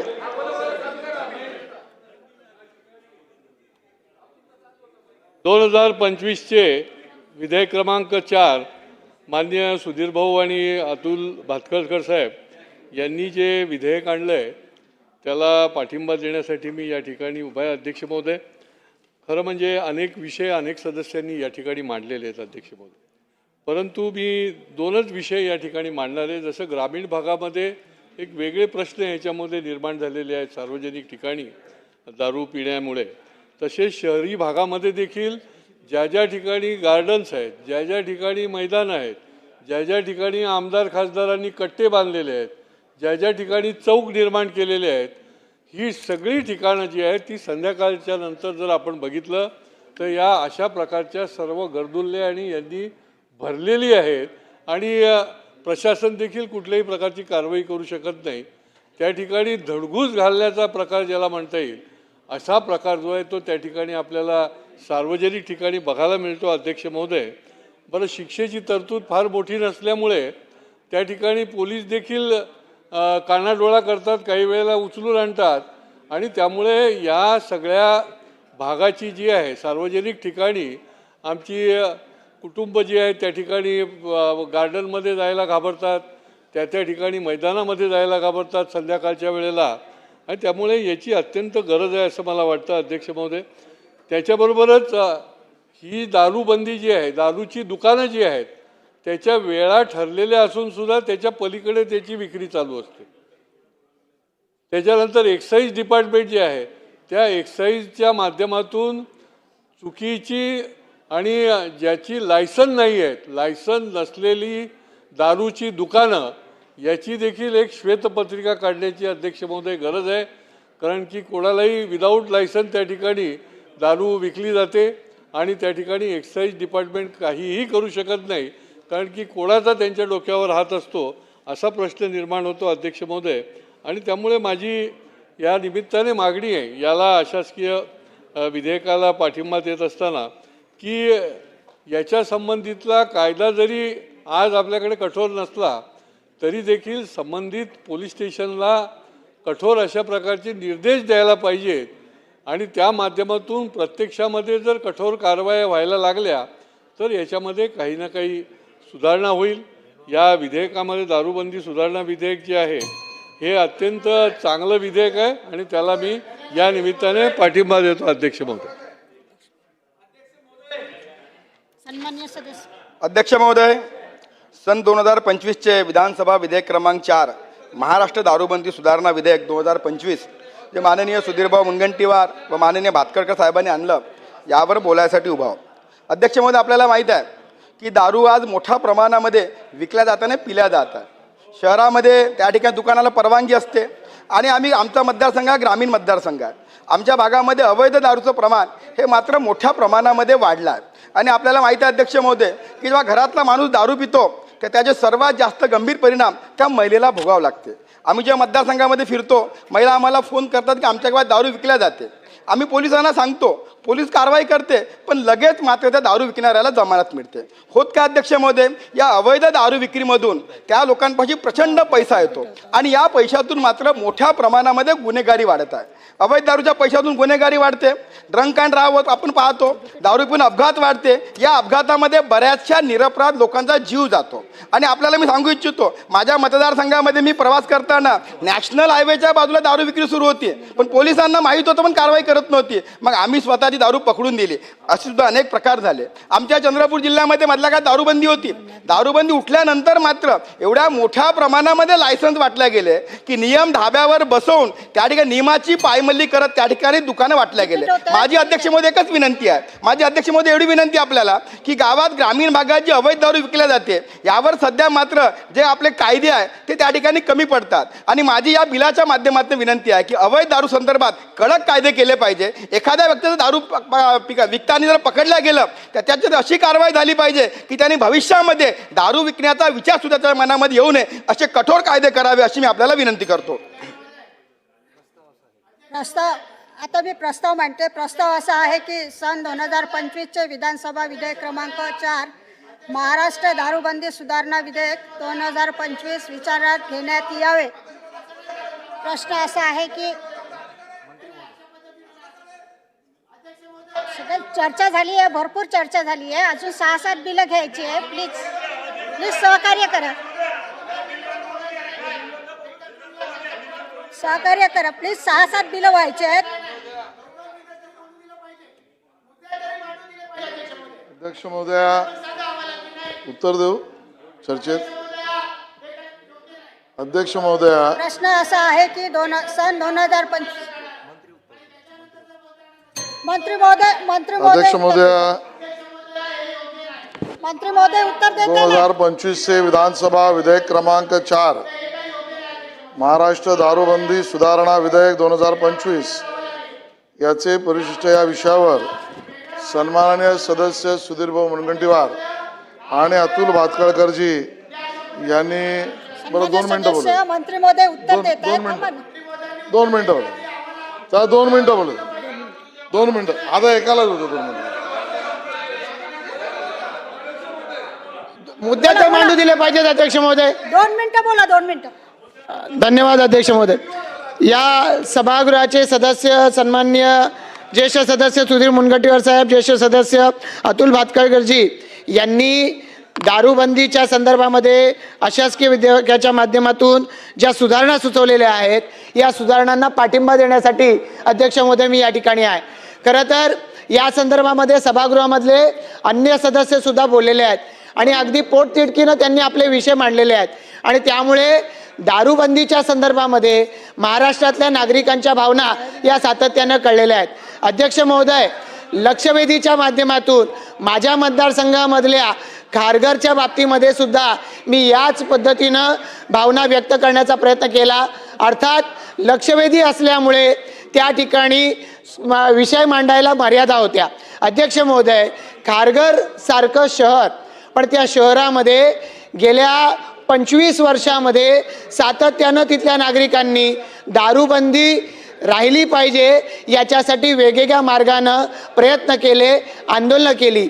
या संदर्भामध्ये उभी बाटली, आडवी बाटली याचे ठराव देखील केले. अध्यक्ष महोदय, हे जे आपले अधिनियम आहेत, या अधिनियमांमध्ये अनेक पद्धतीच्या त्रुटी आहेत आणि त्यामुळे या त्रुटी दूर करण्याची आवश्यकता आहे. जशा या संदर्भामध्ये काही सूचना किंवा याच्यामध्ये सुधारणा या सन्माननीय सुधीर भाऊंनी सुचवल्या, सन्माननीय अतुलजींनी सुचवल्या, तशाच पद्धतीनं याच्यामध्ये जो प्रस्ताव करायचा आहे त्याच्यासाठी किमान त्या प्रभागातल्या 25% महिलांनी या संदर्भामध्ये प्रस्ताव दिला पाहिजे असं सांगितलं आहे आणि मतदानाच्या वेळेला किमान 50% महिलांनी, मी संपवत आलो आहे, किमान मी फक्त सुधारणा सुचवतो आहे, किमान 50% महिलांनी मतदान केलं पाहिजे हे सुचवलेलं आहे. अध्यक्ष महोदय, या संदर्भामध्ये शहरी भागामधल्या मतदार याद्या प्रचंड प्रमाणामध्ये सदोष असतात आणि त्यामुळे याचा फायदा हा त्या भागातल्या दारूबंदी मागणाऱ्या नागरिकांना, मी सुधारणा सुचवतो अध्यक्ष महोदय, नागरिकांना न मिळता त्याचा फायदा त्या दारू विक्री करणाऱ्यांना मिळत राहतो. आज खारघरमध्ये त्या ठिकाणी रॉयल टुलिप, निरसुख पॅलेस, जे रसोई यांनी बार अँड रेस्टॉरंट खोललेले आहेत आणि उघडपणानं विक्री करतायत. अशा वेळेला यांच्यावर जर बंदी आणायची तर त्याच्यासाठी 25% अट आहे, ही अर्ज करण्यासाठी 10% आणावी आणि त्यासाठी मतदान करायची वेळ आल्यास 25% किमान त्या भागामध्ये राहणाऱ्या मतदारांच्या किमान 25% मतदारांनी दारूबंदीच्या बाजूने कौल दिला. अध्यक्ष महोदय, या विषया संदर्भामध्ये जे विधेयक आता सुधीर भाऊंनी आणि अतुल भाऊंनी मांडलेलं आहे, याला समर्थन द्यायलाच मी उभा आहे. अध्यक्ष महोदय, मध्यंतरीच्या काळामध्ये मी या संदर्भामध्ये एक लक्षवेधी मांडली होती, मला बोलता नाही आलं त्याच्यावर. थोडक्यात एक 2-3 प्रश्न मी विचारले होते. अध्यक्ष महोदय, माझ्या परिसरामध्ये या दारूबंदी संदर्भामध्ये काही तक्रारी होत्या, त्याच्यावर इथं या सभागृहामध्ये त्या संबंधित विभागातल्या मंत्र्यांनी ती दारूची दुकानं बंद करण्यासंदर्भातले आदेश त्या विभागाला दिले होते. त्या संदर्भामध्ये तशा पद्धतीचे आदेश एक्साईज विभागाकडनं त्या दारूच्या दुकानासाठी झाले, मंदिराच्या जवळ असलेल्या दारू दुकानासाठी झाले, वस्तीच्या जवळ असलेल्या दारूबंदी संदर्भात झाले. अध्यक्ष महोदय, ती दुकानं बंद झाली, त्याच्यानंतर ही दुकानं कायद्यामध्ये परत एकदा चालू करण्याचे आदेश आपल्या काही एक्साईजच्या वरिष्ठ अधिकाऱ्यांनी दिले. ती दुकानं परत चालू झाली. त्या परिसरातले परत नागरिक आमच्याकडे आले. अध्यक्ष महोदय, हे बिल सुधीर भाऊंनी आणि अतुल भाऊंनी आणल्यानंतर माझी प्रमुख मागणी अशी आहे या बिलाच्या माध्यमातून की या बिलाला तर मी समर्थन करतोच, पण याच्यामध्ये जर त्या परिसरातल्या नागरिकांचा जर त्याला विरोध असेल तर ते दुकान कधीच चालू झालं नाही पाहिजे, आणि जर संबंधित अधिकाऱ्यांनी त्याला परवानगी दिली तर माझी आज सभागृहाच्या माध्यमातून या बिलाच्या माध्यमातून मागणी आहे की ते जे दुकान त्या परिसरामध्ये ज्या लोकांची मागणी आहे की ते बंद व्हावं, तेच दुकान ज्या एक्साईज अधिकाऱ्याने मंजूर केलं त्याच्या घरात शेजारी जाऊन ते दुकान उभं केलं पाहिजे. त्या बिल्डिंग मध्ये त्याच्या ज्या एक्साईज अधिकाऱ्यांनी ते मंजूर केले त्या एक्साईज अधिकाऱ्याच्या घरा शेजारी ते दारूचं दुकान उभं केलं पाहिजे. अशा प्रकारची कायदा त्या ठिकाणी आणला पाहिजे. सन्माननीय मंत्री महोदय. सन्माननीय अध्यक्ष महोदय, सन 2025 विधानसभा विधेयक क्रमांक 4 महाराष्ट्र दारूबंदी सुधारणा विधेयक जे सभागृहाचे ज्येष्ठ सदस्य सुधीर भाऊंनी आणि त्याला समर्थन अतुलजींनी आणि सर्व सदस्य जे बोलले, ज्यामध्ये सन्मान्य सदस्य अभिजित पाटील, सन्मान्य सदस्य विक्रम पाचपुते, सन्मान्य सदस्य प्रताप अडसड, सन्मान्य सदस्य अमीन पटेल, सन्मान्य सदस्य श्वेता महाले, सन्मान्य सदस्य महेश बालदी, सन्मान्य सदस्य संजय केळकर, सन्मान्य सदस्य देवराज भोंगळे, सन्मान्य सदस्य प्रशांत ठाकूर, सन्मान्य सदस्य लांडगेजी आणि अभिमन्यूचं सुद्धा नाव त्यांनी मला नोट पाठवले, अभिमन्यू पवार, योगेश सागर, या सगळ्यांनी अतिशय महत्त्वाचे या विधेयकावरचे मुद्दे मांडले. पण सुधीर भाऊ, मी या आपल्या विधेयकावर चर्चा करायला आणि सरकारच्या बाजूने मतरूपी उत्तर मांडायला उभा असताना माझी अवस्था ऐन वेळेला मला या दिलेल्या ब्रीफ नंतर आणि सभागृहातल्या तप्त भावना आणि स्वतः माझ्या आयुष्यातली असलेली माझी मूल्य बघता मला असं वाटलं, ना जाम देखा ना मैकदा देखा. माझी अवस्था कशी आहे, ना जाम देखा ना मैकदा देखा, फिर भी शराबियों की गवाही मुझे देनी पड़ी. जिन्होंने पी वो मस्त है, जिन्होंने पी वो मस्त है, मैंने कभी हाथ भी नहीं लगाई लेकिन उनकी सफाई देनी पड़ी. आणि त्यामुळे तुझी रात्री आहे आणि म्हणून या ठिकाणी सन्माननीय सदस्यांनी जे मुद्दे मांडले, ज्यामध्ये अपेक्षा ज्या व्यक्त केल्या त्या खऱ्यात हे आपण नाकारू शकतो असं माझं मत नाही. की राज्यात दारूबंदी नाही आहे, सन्माननीय सदस्यांनी सुद्धा मांडताना काही सदस्य बोलले आणि म्हणून राज्यात दारूबंदी नाही हा पहिला विषय आहे. पण दारू विक्री, दारू पिण्याची स्थानं, दारू कुठे घेतली जाईल आणि ती घेतल्यानंतरची वर्तणूक, या सगळ्यावर मर्यादा आहेत का? तर सुधीर भाऊ त्याचं उत्तर हो, मर्यादा आहेत. त्याच्यावर काटेकोर कायदे आहेत का? तो हो, त्याच्यावर कायदे आहेत. प्रश्नचिन्ह त्या कायद्यांच्या अंमलबजावणी करणाऱ्या व्यवस्थांबद्दल लोकांच्या, सभागृहाच्या भावना आहेत, तर त्या आपल्याला नाकारता येणार नाहीत. आणि म्हणून या ठिकाणी जे प्रस्ताव या बिलाच्या माध्यमातून मांडला आहे, ज्यामध्ये कलम 85 मध्ये कोणी सडकेवर अथवा सार्वजनिक जागी व त्या कोणत्याही जागी लोकांना प्रवेश मिळू शकतो अशी जागा असेल किंवा तिथे परवानगी जाण्याची असेल, अशा जागी दारूचा निषेध गैरशिस्तीने वागेल तर अशा व्यक्तीवर सश्रम कारावास व दंडाची तरतूद आहे. ही तरतूद नाही असं नाहीये. सन्माननीय सदस्यांनी 85(1)(अ) मध्ये 6 महिन्यापर्यंत सश्रम कारावास व 10,000 रुपयापर्यंत द्रव्यदंडाची शिक्षा ही 85(1) मध्ये अशा पद्धतीने सार्वजनिक ठिकाणी गैरशिस्तीने वागेल अशा माणूस कोणी असेल त्याच्यावर कारवाईची आहे. अपेक्षा अशी जरूर केली आहे सन्माननीय सदस्यांनी की त्याची वाढ व्हावी, काही सदस्यांनी 1 वर्ष म्हटलंय, काहींनी त्या 10,000 रुपयाची शिक्षा तेवढीच ठेवा, वाढवा. 85(1) ब मध्ये तदनंतरच्या अपराधासाठी, म्हणजे पहिल्यांदा अपराध केला आणि नंतर परत सापडला, हॅबिच्युअल झाला, तर 1 वर्षापर्यंत आहे. 6 महिन्याच्या ऐवजी 1 वर्ष आहे. आणि 10,000 रुपयापर्यंत द्रव्यदंडाची शिक्षा आहे. सन्माननीय सदस्यांची अपेक्षा आहे ती 1 वर्ष न करता 1.5 वर्ष करा, ती 20,000 रुपये करा.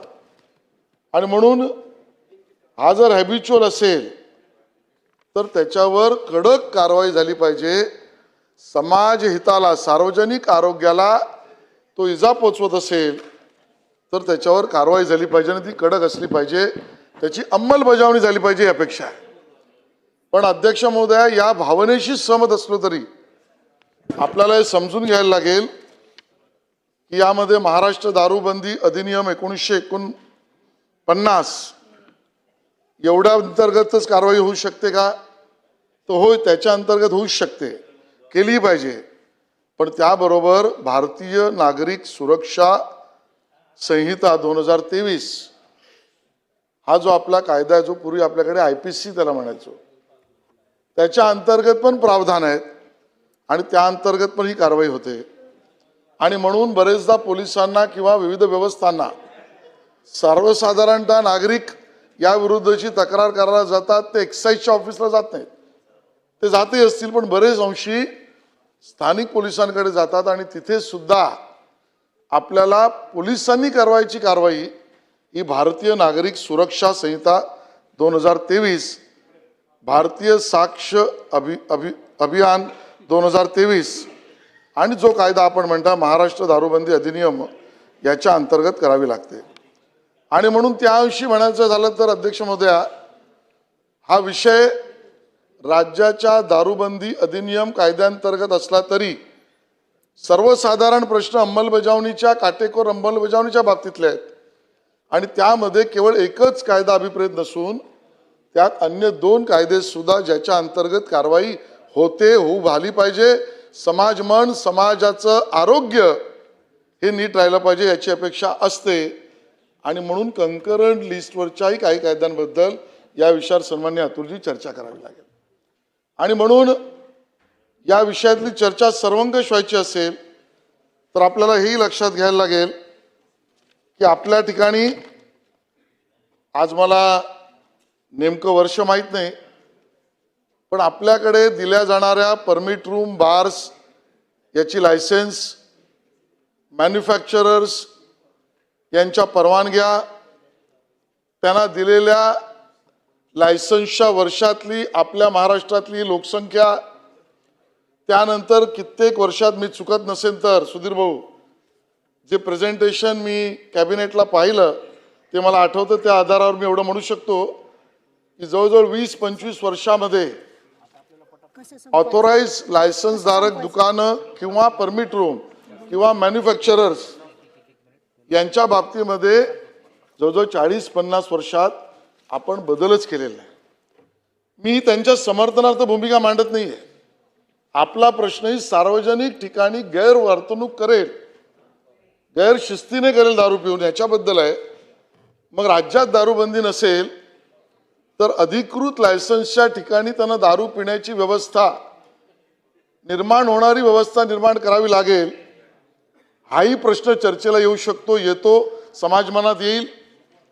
गेल्या 40-50 वर्षामध्ये त्याबाबतीत जर सरकारने रिव्ह्यू केला नसेल तर याचीही सखोल, सन्मान्य सुधीर भाऊ, माझं पुढचं वाक्य आहे का, याची सखोल चर्चा करावी लागेल, हे माझं मत नाही आहे. आणि म्हणून कंकरंट लिस्टवरचे कायदे, आतापर्यंत दिलेल्या परवानग्या आणि त्यावेळेची लोकसंख्या, लोक सार्वजनिक ठिकाणी जाऊच नये यासाठी IPC म्हणजे आपल्या न्यायसंहितेमध्ये असलेल्या कायदेशीर दंडात करावी लागणारी वाढ आणि बरोबरीने या सगळ्या गोष्टींचा आढावा, बरोबरीने एक मुद्दा जो मांडला तोही बरोबर आहे. धार्मिक स्थळाच्या ठिकाणी असेल आणि सुधीर भाऊंनी मांडलं त्याला माझं पूर्ण समर्थन आहे की होय, कुठलंही धार्मिक स्थळ आणि बरोबरीने ज्या मंदिराबद्दल आपला पावन भाव आहे तसाच आपल्या छत्रपती शिवाजी महाराजांच्या किंवा महाविभूतींनी विविध ठिकाणी निर्माण केलेल्या वास्तू गडकिल्ल्याच्या बाबतीतला आहे. आणि म्हणून सुधीर भाऊ या मताशी आम्ही सहमत आहोत, पण हेही आपल्याला कल्पना आहे गड किल्ल्यावर दारू विक्रीची परवानगी आपण देत नाही, ती नाहीच आहे. तिथे लायसन्स देण्याचं धोरणही नाही आहे. कुठून तरी घेऊन तिकडे पिणं याच्यावर कठोर कारवाई करणं अपेक्षित आहे.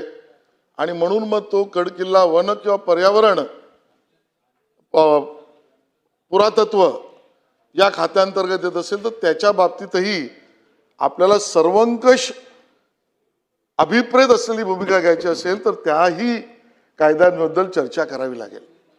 विषय 12 गडकिल्ल्यांचा सुधीर भाऊ आपण मांडलात म्हणून थोडासा विषयांतर झालं तरी मी सांगतोय, कारण माझ्या दृष्टीने ही सर्वात महत्त्वाची आणि या सदनाच्या दृष्टीने सगळ्यात महत्त्वाची गोष्ट ती म्हणजे आजच सुधीर भाऊ ज्यांची सुरुवात आपण केलीत आणि ज्यानंतर माननीय मुख्यमंत्र्यांनी प्रचंड प्रयत्न केले. मी स्वतः पॅरिसला गेलो, आयकॉमॉस नावाच्या संस्थेच्याकडे आपण प्रेझेंटेशन दिलं. दिल्लीच्या आपल्या सरकारने, केंद्रीय मंत्रिमंडळाने सगळ्या त्या ठिकाणच्या असलेल्या दूतांना बोलवून बैठक घेतली. माननीय प्रधानमंत्री कार्यालयाने त्याचा पाठपुरावा केला. आज आपण 4:45 इथे आहोत, पण आज भारतीय वेळेच्या 7:30च्या नुसार आपला प्रस्ताव वर्ल्ड युनेस्कोमध्ये चर्चेला आणि मतदानाला पडणार आहे. आणि 7:30ला सुरू होणारा प्रस्ताव या 12 गडकिल्ल्यांना जागतिक वारसा आणि छत्रपती शिवाजी महाराजांचं शौर्य पराक्रम हे जगभरातल्या लोकांसमोर मांडून त्याची मंजुरी मिळावी, मिळणारच या अपेक्षेने 7:30च्या नंतरची चर्चा आपण वाट पाहतो आहोत. आणि अपेक्षित आहे आतापर्यंत केलेल्या सरकारच्या सर्व भूमिकेतून की आपल्याला यश मिळेल आणि जग सुद्धा आश्चर्यचकित होऊन या 12 गडकिल्ल्यांकडे वारसा जागतिक म्हणून बघायला येईल.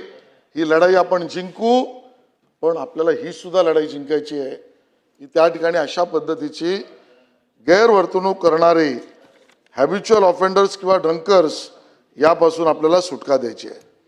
एकंदरीतच निकोप समाज करणे आणि मग या सगळ्याबरोबर आपण कारवाई करतो की नाही कदाचित नसेल, पण सराईत गुन्हेगारांवर प्रतिबंधात्मक कारवाई या महाराष्ट्र दारूबंदी कायदा कलम 93 अंतर्गत 23-24 मध्ये आपण 3,321 लोकांवर केली, 24-25 मध्ये 3,544, आतापर्यंत 7,501 आणि MPDA अंतर्गत कारवाई आतापर्यंत 58 लोकांना स्थानबद्ध करण्याची केली. सगळीच आकडेवारी मी या ठिकाणी मांडत नाही. आणि म्हणून शेवटला पुन्हा एकदा सभागृहाच्या सर्व भावनांशी सरकार सहमत आहे, नंबर 1. नंबर 2, याबद्दलच्या अंमलबजावणीबद्दल काटेकोरपणे निकोप व्यवस्था निर्माण करण्यासाठी केवळ त्या ठिकाणी असलेला आपला राज्य महाराष्ट्र दारूबंदी अधिनियम 1949 एवढ्या पुरताच बदल करून अभिप्रेत आपल्याला त्या ठिकाणचा यश मिळणार नाही, ते तर केलंच पाहिजे. नंबर 3, याबद्दल काटेकोर कारवाई करण्यासाठी भारतीय नागरिक सुरक्षा संहिता यावरही चर्चा करावी लागेल. नंबर 4, भारतीय साक्ष अधिनियम याचीही चर्चा करावी लागेल. नंबर 5, या सगळ्या विषयातलं जे manufacturing licence permit room bar बद्दलचं राज्य सरकारचं धोरण याबद्दलही चर्चा करणं अपेक्षित आहे. आणि म्हणून या सगळ्याच्या बाबतीत या अशासकीय विधेयकावर माननीय उपमुख्यमंत्री राज्य उत्पादन शुल्क यांच्याकडे बैठक घेऊन सर्व संबंधित आमदारांना बोलवून त्यातल्या अपेक्षित काटेकोर अंमलबजावणीची आपण चर्चा करू. त्या चर्चेतून जो सारांश बाहेर होईल ते राज्य सरकार आणि शासन त्यावर कारवाई करेल. आणि म्हणून मी माननीय सुधीर भाऊंना विनंती करतो की आपण विधेयक मागे घ्यावं. आहे की मंत्री महोदयांचं एक खातं नाही, कोणाचं ओझं कोणाच्या खांद्यावर. कधीतरी हिंदीमध्ये एक कथा ऐकली होती, बेचारा भगा आदमी. तसं बेचारा भगा मंत्री म्हणून त्यांची परिस्थिती मग जाणवत होती. ब्रीफिंग घेतलं नव्हतं आणि त्यांनी उत्तर चांगलं देण्याचा प्रयत्न केला, अशी जी तुम्ही माझे परम मित्र आहात. पण एका महत्वाच्या प्रश्नावर, उत्तम प्रश्नावर 2 उत्तरं तुमच्याकडून अपेक्षित होते की गोलमाल है भाई गोलमाल है असं थोडी करता येणार आहे. 2 स्पेसिफिक उत्तर. एक, जगात आहे कायदे, या संदर्भात मंत्री महोदयांकडे बैठक घेऊच नका, ही संधी आहे. तुम्ही ज्या आमदारांनी इथं आपलं मत व्यक्त केलं आणि ज्यांना या क्षेत्रात काम करायचं आहे त्यांची 15 दिवसात समिती करू. 3 महिन्यानंतर या संदर्भातल्या कायद्याच्या बाबतीमध्ये ती समिती जो अहवाल देईल त्या, कारण तुम्ही स्वतः मान्य केलं की याचा हा अभ्यास करायची आवश्यकता आहे, याचा अभ्यास करायची आहे, आणि आम्ही पूर्ण रिकामे आहोत, भरपूर अभ्यास करू, काही चिंता. आणि दुसरं ज्याच्यावर उत्तरच आलं नाही, आता सभागृहात उत्तर देताना आता आपण काही शपथपत्र घ्यायचं का की मैं पूरे होश हवास में कोणतीही नशा न करता उत्तर देतोय असं घेऊन घ्यायचं का? मी तुम्हाला आमदार साहेबांच्या लक्षवेधीवर मी माझ्या ह्याच्यात सांगितलं की 11 मार्चला याच ठिकाणी उत्तर दिलं होतं की दुकान बंद करण्याचा जो कायदा आहे, मी मागणी केली होती की दुकान बंद करण्याच्या कायद्यामध्ये म्हणजे आडवी बाटल उभी बॉटल याच्यामध्ये आपण असा नियम केला आहे की एकूण मतदानापैकी 50% असेल तर आडवी. हे विधानसभेच्या सदस्याला लागू नाही आहे, हे लोकसभेच्या सदस्याला लागू नाही, झालेल्या मतदानापैकी जास्तीत जास्त. तर मी एवढीच सूचना केली होती जी मान्य केली. ती सूचना अशी होती की झालेल्या मतदानापैकी 75% मतदान, 75 झालेल्या मतदानापैकी मी 75 केलं, झालेल्या त्यात मी सांगतो ना त्याचा फायदा आहे, ते त्यांच्या लक्षात आलं. त्यांनी 11 मार्च नंतर, आता आज 11 जुलै विश्व जनसंख्या दिवस आहे, अजूनपर्यंत त्याचा निर्णय झाला नाही. साध्या साध्या आश्वासनाचा जर निर्णय होणार नाही तर निश्चितपणे याचा अर्थ आहे सभागृह गोल आहे म्हणजे गोलमाल उत्तर देण्याची जबाबदारी आपल्यावर, नैतिक जबाबदारी असा अर्थ नाही आहे. मग स्पेसिफिक ही संधी सोडू नका, आमदारांची समिती करा, अन्यथा मग बिल मतदानाला टाकावं लागेल. मग मतदानाला बिल टाकलं तर मग अडचण येईल ना, कारण तसे सदस्य जे आहे ते बाजूनी आहे. अरे एबी फॉर्म 29 आता कुठे चिंता आहे. म्हणून माझी स्पेसिफिक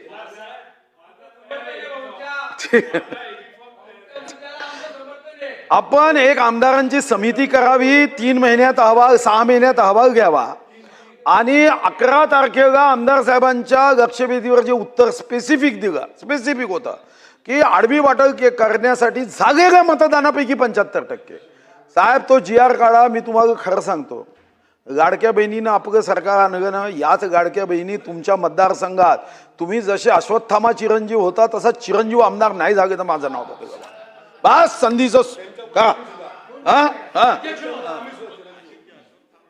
अध्यक्ष महोदय, मी खरं तर अत्यंत काळजीने लक्षपूर्वक माननीय मंत्री महोदयांचं भाषण ऐकलं. त्यांनी म्हटलं की आयत्या वेळेला त्यांच्यावर ही जबाबदारी आली, त्यामुळे अचानक ओपनिंगला जायचं आणि हरभजन सिंगची बॉलिंग चालू होईल अशी स्थिती कदाचित त्यांची झाली असेल. पण मी काही फार बोलत नाही, पण माझी अपेक्षा पुन्हा एकदा व्यक्त करतो, ज्या याला आपण फार स्पष्टपणे स्पर्श केलेलं नाही आपल्या उत्तराच्या भाषणामध्ये. विधेयकाचा मूळ हेतू काय आहे? ते सार्वजनिक ठिकाणी मद्यपान लोक करतात आणि त्यामुळे आपल्यालाही माहिती आहे, आपल्याही मतदारसंघात ते असेल की बगीचे आहेत, प्लेग्राऊंड आहेत, अशा ठिकाणी संध्याकाळी 6-7 नंतर दुपारच्या वेळेला लोकांनी जाणं बंद केलेलं आहे.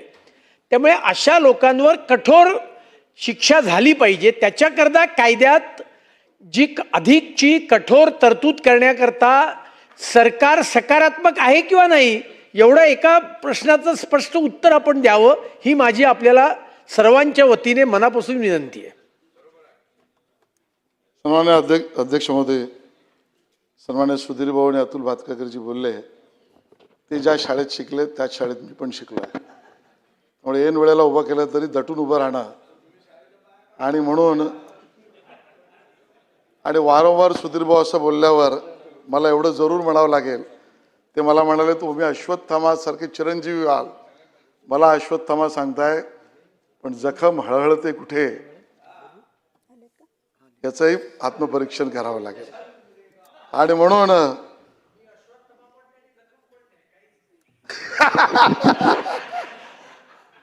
नाही, तुम्ही चिरंजीवी नाही आणि जखमी नाही. आणि म्हणून अध्यक्ष महोदय, ही मला सांगायला लागेल, गोलमाल वगैरे काय नाही. नो गोलमाल, नो हेराफेरी. नो गोलमाल, नो हेराफेरी. सुधीर भाऊ कॅबिनेट मिनिस्टर राहिले आहेत आणि त्यांचा सुद्धा प्रयत्न दारूबंदीचा त्यांनी चंद्रपूरमध्ये करून दाखवला. पण अर्थमंत्री असताना पूर्ण राज्यात ते बोलले, आता मी बोलत नाही. आणि त्यामुळे असा आपल्याला निर्णय करण्याआधी त्याची सर्वंकष चर्चा करण्यापेक्षा एवढंच मी म्हटलं. आणि एवढं ब्रीफिंग न घेता समजणं एवढी अक्कल मला आहे. आणि म्हणून मी कायदे कोट केले. मी असं म्हटलं की आपल्याकडे असलेला महाराष्ट्र दारूबंदी अधिनियम, सन्माननीय अतुल भातखळकर म्हणाले ते खरं आहे. सार्वजनिक ठिकाणी गैरशिस्तीने वागणाऱ्या व्यक्तीला मी शिक्षा पण वाचली आणि अपेक्षित काय, तुम्ही वाढ अपेक्षित काय केली ती वाचली. आणि होय खरं आहे, आमची तीच भावना आहे हे सुस्पष्ट म्हटलं. मी त्याला काही लपून उत्तर दिलं नाही. नंबर 2, आपल्याला चर्चा दारूबंदीवर न करता दारू अशा पद्धतीने अवैध ज्या ठिकाणी प्याली जाते, सार्वजनिक स्थळ असतील, मैदान असतील, गार्डन असतील, या ठिकाणवर कठोर अंमलबजावणी करायची असेल तर केवळ एक्साईजच्या कायद्यामध्ये बदल होऊन चालेल का? म्हणून मी असं म्हटलं की आपल्याला त्याच्या काटेकोर अंमलबजावणीचा यश मिळवायचं असेल तर आपल्याला भारतीय नागरिक सुरक्षा संहिता, मी कायदा वाचला, भारतीय साक्ष अधिनियम, मी इंडियन एव्हिडन्स ऍक्ट वाचला. आणि सन्माननीय प्रशांतजी यांनी सांगितल्यावर ज्याचा उल्लेख सुधीरभाऊ आपण केला तो योग्य आहे. त्यांनी तर मतदार यादीचा उल्लेख केला की मतदार यादी, आणि ते खरं आहे ना की मतदार यादी किती, त्याच्यातले किती टक्के, हा सुधीरभाऊ पुढचा विषय आहे. त्यामुळे या विषयाची व्याप्ती जी आहे याच्यामध्ये मग परत तोही विषय आला. आणि आपल्याला भावना आपल्या एकमताच्या असल्या तरी मी तुमच्या एका मताचं उत्तर स्पष्ट देतो की सन्माननीय आमदारांची एक समिती जरूर केली जाईल. माननीय उपमुख्यमंत्र्यांबरोबर त्याची नंतर बैठक केली जाईल. याची कालमर्यादाही आपण 6 महिने म्हणूया, 6 महिन्यात केली जाईल. आणि या विषयावरचा योग्य निर्णय जो राज्याला, या सभागृहाला अपेक्षित आहे तो आपण त्या ठिकाणी करू. एवढंच या ठिकाणी मला स्पष्ट करायचं.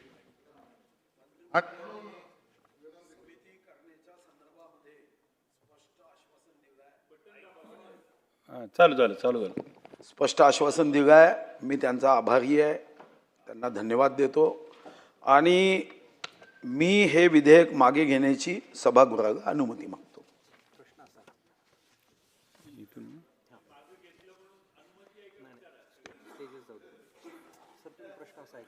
प्रश्न असा आहे की सन 2025 चे विधानसभा विधेयक क्रमांक 4 महाराष्ट्र दारूबंदी सुधारणा विधेयक 2025 विचारात घ्यावे काय? अनुकूल असतील त्यांनी होय म्हणावे,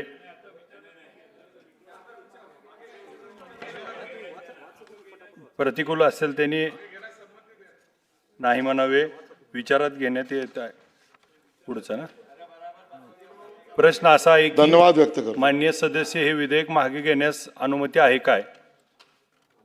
अनुकूल असतील त्यांनी होय म्हणावे, प्रतिकूल असतील त्यांनी नाही म्हणावे. होयचे बहुमत आहे. अनुमती देण्यात आली. सन 2025 अध्यक्ष महाराज, सन 2025 चे विधानसभा विधेयक क्रमांक 5 कारागृहे महाराष्ट्र सुधारणा विधेयक 2025. अध्यक्ष महाराज, यावर माझं मत व्यक्त. पुढचं नाही, हे मागे घ्यायचं. मागे घ्यायचं म्हणतो. पुन्हा एकदा सांगू, ठीक आहे. हे सदर महोदय, मी विधेयक मागे घेतो. सन 2025 चे विधानसभा विधेयक क्रमांक 4 महाराष्ट्र दारूबंदी सुधारणा विधेयक 2025 मागे घेण्यात आले. पाटील अध्यक्ष महोदय, एक मिनिट. पाटील साहेब बोलत आहेत. महाराष्ट्र सुधारणा विधेयक 2025 श्री सुधीरभाऊ विशेष. एक मिनिट. पाटील साहेब बोलत.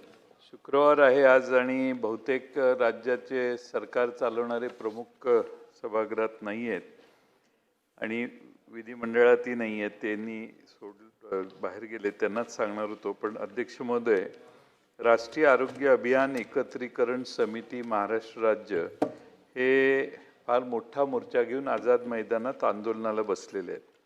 अध्यक्ष महोदय, त्यांची मागणी आहे की सार्वजनिक आरोग्य विभाग शासन निर्णय 14 मार्च 24 नुसार 10 वर्षापेक्षा जास्त सेवा झालेल्या कर्मचाऱ्यांचे शासन सेवेत समायोजन करण्यास मान्यता दिली आहे सरकारने. लोकसभेच्या निवडणुकीच्या आधीच ते सरकारी शासन निर्णय केलेला आहे, परंतु 1.25 वर्ष झाले तरी त्याची अंमलबजावणी झालेली नाही. त्याची अंमलबजावणी तात्काळ करावी अशी त्याची मागणी आहे. अध्यक्ष महोदय, 2024 14 मार्चला शासन निर्णय केला.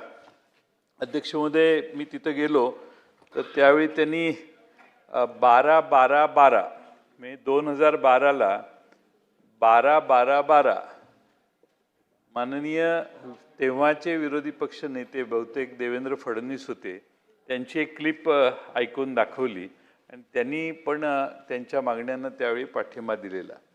आणि लोकसभेच्या आधी त्यांना शासन निर्णय झाला, पण दुर्दैवाने शासन निर्णय झाला तरी अजून त्यांना सामावून घेण्यात आले नाही.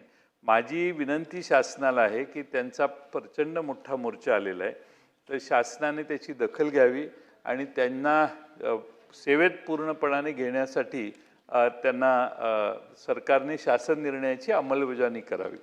दुसरा महत्त्वाचा प्रश्न अध्यक्ष महोदय आहे आणि तो म्हणजे तिथंच गुरुद्वारा बचाव संघर्ष समिती, गुरुद्वारा सचखंड श्री हुजूर अबचल नगर साहिब नांदेड यांनी आझाद मैदानात तेही जमले आहेत. त्यांच्यातर्फे एक आंदोलन करतायत. धार्मिक स्थळावर त्या ठिकाणी जे अध्यक्ष आहेत त्यांची नेमणुकीच्या पूर्वीपासून त्या प्रथा आहेत त्या बदला अशी त्यांची मागणी आहे. त्यासाठी देखील त्या शीख समाजाच्या लोकांना सरकारने लवकरात लवकर भेट द्यावी अशी माझी विनंती आहे. आणि शेवटचा मुद्दा आहे तो म्हणजे सांगली जिल्ह्यामध्ये ऋतुजा पाटील राजगे या महिलेने केलेली आत्महत्या, त्यानंतर वेगळी विधानसभेच्या सदस्यांनी तिथं जाऊन करणं, त्यातनं एक असंतोष निर्माण होणं आणि हजारोच्या संख्येनं ख्रिस्ती बांधव आज या ठिकाणी महाराष्ट्रातनं आझाद मैदानात गोळा झालेले आहेत. अध्यक्ष महोदय, त्या सर्व ख्रिस्ती बांधवांना, धर्मगुरूंना त्यांच्या भीती वाटते आणि एक वेगळं वातावरण महाराष्ट्रातल्या ख्रिस्ती बांधवात आहे. सरकारला माझी विनंती आहे की अल्पसंख्याक समाजाला भीतीयुक्त वातावरण निर्माण होणं हे महाराष्ट्राच्या हिताचं नाही. महाराष्ट्र सरकारने त्याची खात्री घ्यावी. त्या ठिकाणी झालेली घटना आहे, त्याचं पोलीस इन्व्हेस्टिगेशन करतील, काय होईल ते होईल. त्याबद्दल कुणाचं जाणीवपूर्वक आणि प्रेशराईज करून सक्तीनं कोणी धर्मांतर करत असेल तर त्याला आमचाही विरोध आहे. पण अध्यक्ष महोदय, त्या घटनेत तिथल्या असं कोणतंही सिद्ध झालेलं नाही की त्या ठिकाणी धर्मांतर हे सक्तीनं करण्यात आलं. जर एव्हिडन्स नसेल, तशी घटना झाली नसेल तरी पोलिसांनी इन्व्हेस्टिगेट करावं, जे काय होईल ते होईल. पण त्याला जाहीरपणानं विधान करून महाराष्ट्रातल्या ख्रिस्ती बांधवांना भीती निर्माण होईल असं वातावरण करण्यासाठी जर कोणी विधिमंडळातले सदस्य जर जाहीरपणाने बोलत असतील तर त्यांना माननीय मुख्यमंत्र्यांनी वेळीच अटकाव करण्याची गरज आहे. महाराष्ट्रात शांतता राहावी अशी आमची अपेक्षा आहे. मंत्री महोदय, जयंत पाटील साहेब यांनी जो विशेष सभागृहाच्या निदर्शनास आणून दिला, एकतर या दोन्ही विषयाची सरकारने गांभीर्याने नोंद घेतली आहे. नंबर 1. नंबर 2, ख्रिस्ती बांधवांच्या मोर्चाबद्दलचा उल्लेख आपण केलात आणि त्या अगोदर काही आंदोलनाचाही विषय आपण या ठिकाणी मांडलात. त्या दोन्हीही आंदोलनकर्ते आणि शीख समाजाचे असतील, ख्रिश्चन समाजाचे असतील, अन्य काही शासकीय असतील आंदोलनातली लोक, यांच्याशी सरकार चर्चा करेल, त्यांचा गैरसमज दूर करेल आणि त्यांना योग्य त्या ठिकाणी वागणूक देऊन त्यांच्याशी चर्चा करेल. शेवटी महाराष्ट्रात कुठल्याही धर्माला आणि समाजाला भीती वाटावी अशी भूमिका महाराष्ट्र सरकारची नाही. विशेषतः ख्रिश्चन समाजाबद्दल आपण मांडलं, तर ख्रिश्चन समाजालाही या सदनाच्या माध्यमातून हे आश्वस्त आपण करू इच्छितो की कायद्याचं राज्य आहे आणि कायद्याच्या राज्याप्रमाणे गुन्ह्याला गुन्ह्याप्रमाणे बघितलं जाईल. एखाद्याला एका धर्माविरुद्ध दुसऱ्या धर्माला असं वातावरण निर्माण व्हावं किंवा निर्माण करण्यासारखी भूमिका सरकारची नाही, किंबहुना शांतताच प्रस्थापित व्हावी अशी भूमिका आमची आहे. आणि तो समस्त ख्रिश्चन समाजाला या सदनातून सुद्धा मेसेज जावा. आणि जे आपण म्हणालात जो जबरदस्तीने किंवा अन्य मार्गाने आपण इंग्लिशमध्ये कोअर्शन, फोर्स, करप्शन अशा कुठल्याही मार्गाने धर्मांतरण करत असेल तर त्याच्यावरची कारवाई होईलच, तो वेगळा विषय आहे. पण समाज आणि धर्म म्हणून त्यांना कुठेही अशांतता त्यांची भंग होणार नाही हीच भूमिका सरकारची असेल. सॉरी, शांतता भंग होणार नाही अशी. अध्यक्ष महोदय, मी माननीय मंत्री महोदयांच्या समंजसपणाबद्दल त्यांचं अभिनंदन. पण अध्यक्ष महोदय, मी त्यांच्या निदर्शनास आणू इच्छितो की जे काही शब्दप्रयोग झाले, की जे काही नाही, भीती कशामुळे पसरली, भीती कशामुळे पसरली, यांचा सैराट करून टाका. कोणाचा? रेव्हरंड फादर म्हणजे पादऱ्यांचा शब्द पादरी होता. आणि त्याच्यामुळे आज तिथे काही निवडक माणसं नाही आली आहेत. उभ्या महाराष्ट्रातला ख्रिश्चन समाज एकत्र झाला आहे.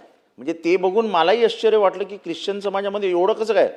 तुम्ही ख्रिश्चन समाजामध्ये खूप राहता, त्यामुळे तुमच्या बोलण्यातनंच समजलं की तुम्हाला क्लिअर मेसेज द्यायचा आहे. पण त्यांची इच्छा अशी आहे की ज्यांनी ही धमकी दिली आहे की सैराट करू, तो कोणीही असो त्याच्यावर FIR होईल असं सरकारने बघितलं पाहिजे. आणि दुसरी एक गोष्ट आहे की तिथे साहेब डोंबाऱ्यांची पोरं बसलेली आहेत, बायका आणि पोरं. पनवेलच्या इथे एक अडसूळ नावाचं गाव आहे, कळंबोली आता डोंबारी म्हणजे आपल्याला कोणीही नसेल ज्यांनी डोंबाऱ्याचा खेळ बघितला नाही असा माणूस या सभागृहात नसेल. अत्यंत गरीब, मागासलेला, अशिक्षित समाज, त्यांची घरं एका रात्रीत उद्ध्वस्त झालीत. 50-60 वर्षापासून ती तिथेच राहतात. म्हणजे डोंबारी कसा राहतो तुम्हाला माहिती आहे. आज इथे राहायला, उद्या तिथे राहायला, पाठीवरती त्यांचा संसार. तर त्याबाबत म्हणजे तुम्ही चर्चेला पाठवू नका, पण गांभीर्याने याचा विचार करावा. मला अतिशय वाईट वाटलं. त्यांच्या कमरेवर 2-2 महिन्याची बाळ आहेत, 2-2 महिन्याचं बाळ आहे. मंत्री महोदय, त्यांच्या खांद्यावरती वगैरे 2-2 महिन्याचं बाळ आहे. हे गांभीर्याने घेऊन त्यांचं विस्थापित झाले, त्यांना काही घरं देता आली, काय त्यांचं तिथेच पुनर्वसन करता आलं तर आपण ते करावं अत्यंत प्रामाणिकपणाने. आणि मनापासून मी हे आपल्याकडे म्हणणं मांडतोय. मला ती त्यांची परिस्थिती बघवली नाही म्हणून मी घाईत इथे येऊन हा विषय मांडतोय. पण जो मुद्दा मांडला त्या विषयावरही त्या डोंबाऱ्यांच्या किंवा आपल्या समाजातील जे बांधव आहेत, भगिनी आहेत, त्यांच्याबद्दल त्यांच्या मागणीचाही सकारात्मक चर्चा आपण करून मागणी करू. आज आम्ही सभागृहात सकाळपासून संपेपर्यंत राहतो. आज बहुतांश सदस्यांचे विमानाचे तिकीट्स आहेत, सर्वांची वेळेत ट्रॅफिक जाम असते. त्यामुळे माझी विनंती आहे की सभागृहाची एक वेळ आपण मर्यादा निश्चित करावी. आणि सुधीर भाऊंचे विधेयक आणि त्यामुळे थोडंसं बोलताना प्रत्येकाने भान ठेवावं, जेणेकरून प्रश्नाला न्याय मिळाला पाहिजे आणि कामकाज चाललं पाहिजे. विधेयक त्यांनी उत्तर दिले ना. अहो, मंत्री महोदयांनी उत्तर दिले. दादा उत्तर दिलंय त्यांनी. ख्रिश्चन समाजासंदर्भात, ख्रिश्चन धर्मासंदर्भात त्याला आमच्या मंत्र्यांनी उत्तर दिले. ऐका ना, त्याच्यात काही त्यांनी असं पण बोललेत, सन्माननीय सदस्य ज्येष्ठ आहेत, मी त्यांच्या बरोबरी करू शकतात, ते सिनियर आहेत, पण त्यांनी असं म्हटलं की त्या लोकांना न्याय भयभीत झालेले आहेत. अध्यक्ष महोदय, भयभीत तर आमची लोक पण झालेली आहेत. मी तुम्हाला एक उदाहरण देतो. अध्यक्ष महोदय, हा विषय असा नाहीये सैराट कोण बोललं, पादरी कोण बोललं, याच्या मागं बोलण्याच्या भावना काय त्या तर तुमच्यापर्यंत आल्या पाहिजेत. अध्यक्ष महोदय, याच्या आधी ऐका ना अध्यक्ष महोदय, सोनई पोलीस स्टेशनमध्ये नगरला 10 वर्षाच्या 2 मुलींवर या लोकांनी अत्याचार केले.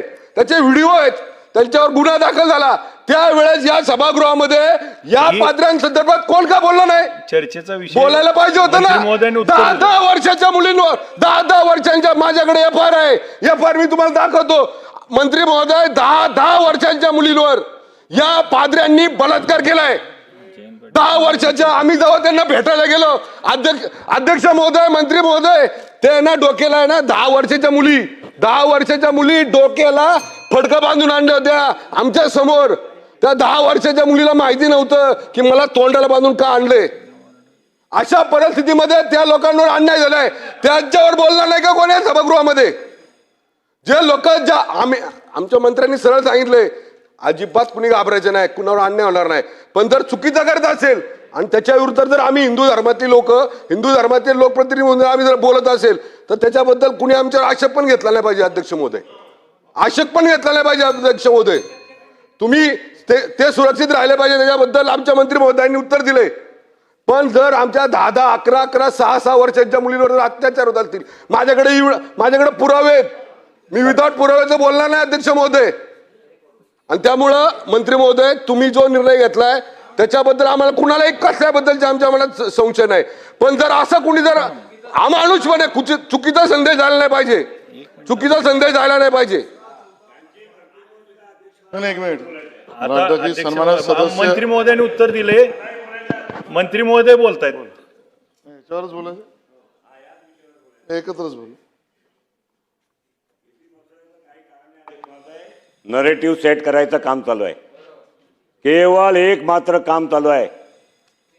सरकारच्या विरोधात कुठलीही गोष्ट झाली असेल, कोणीही बोललं असेल, सरकारने त्याचं निवेदन केलं असेल, त्या निवेदनाला कसं तोडून मोडून त्या फ्रेममध्ये बसवायचा आणि या सरकारला बदनाम करायचा एक मात्र काम या महाराष्ट्रामध्ये हा नरेटिव्हच्या माध्यमातून चालत आहे अध्यक्ष महाराज.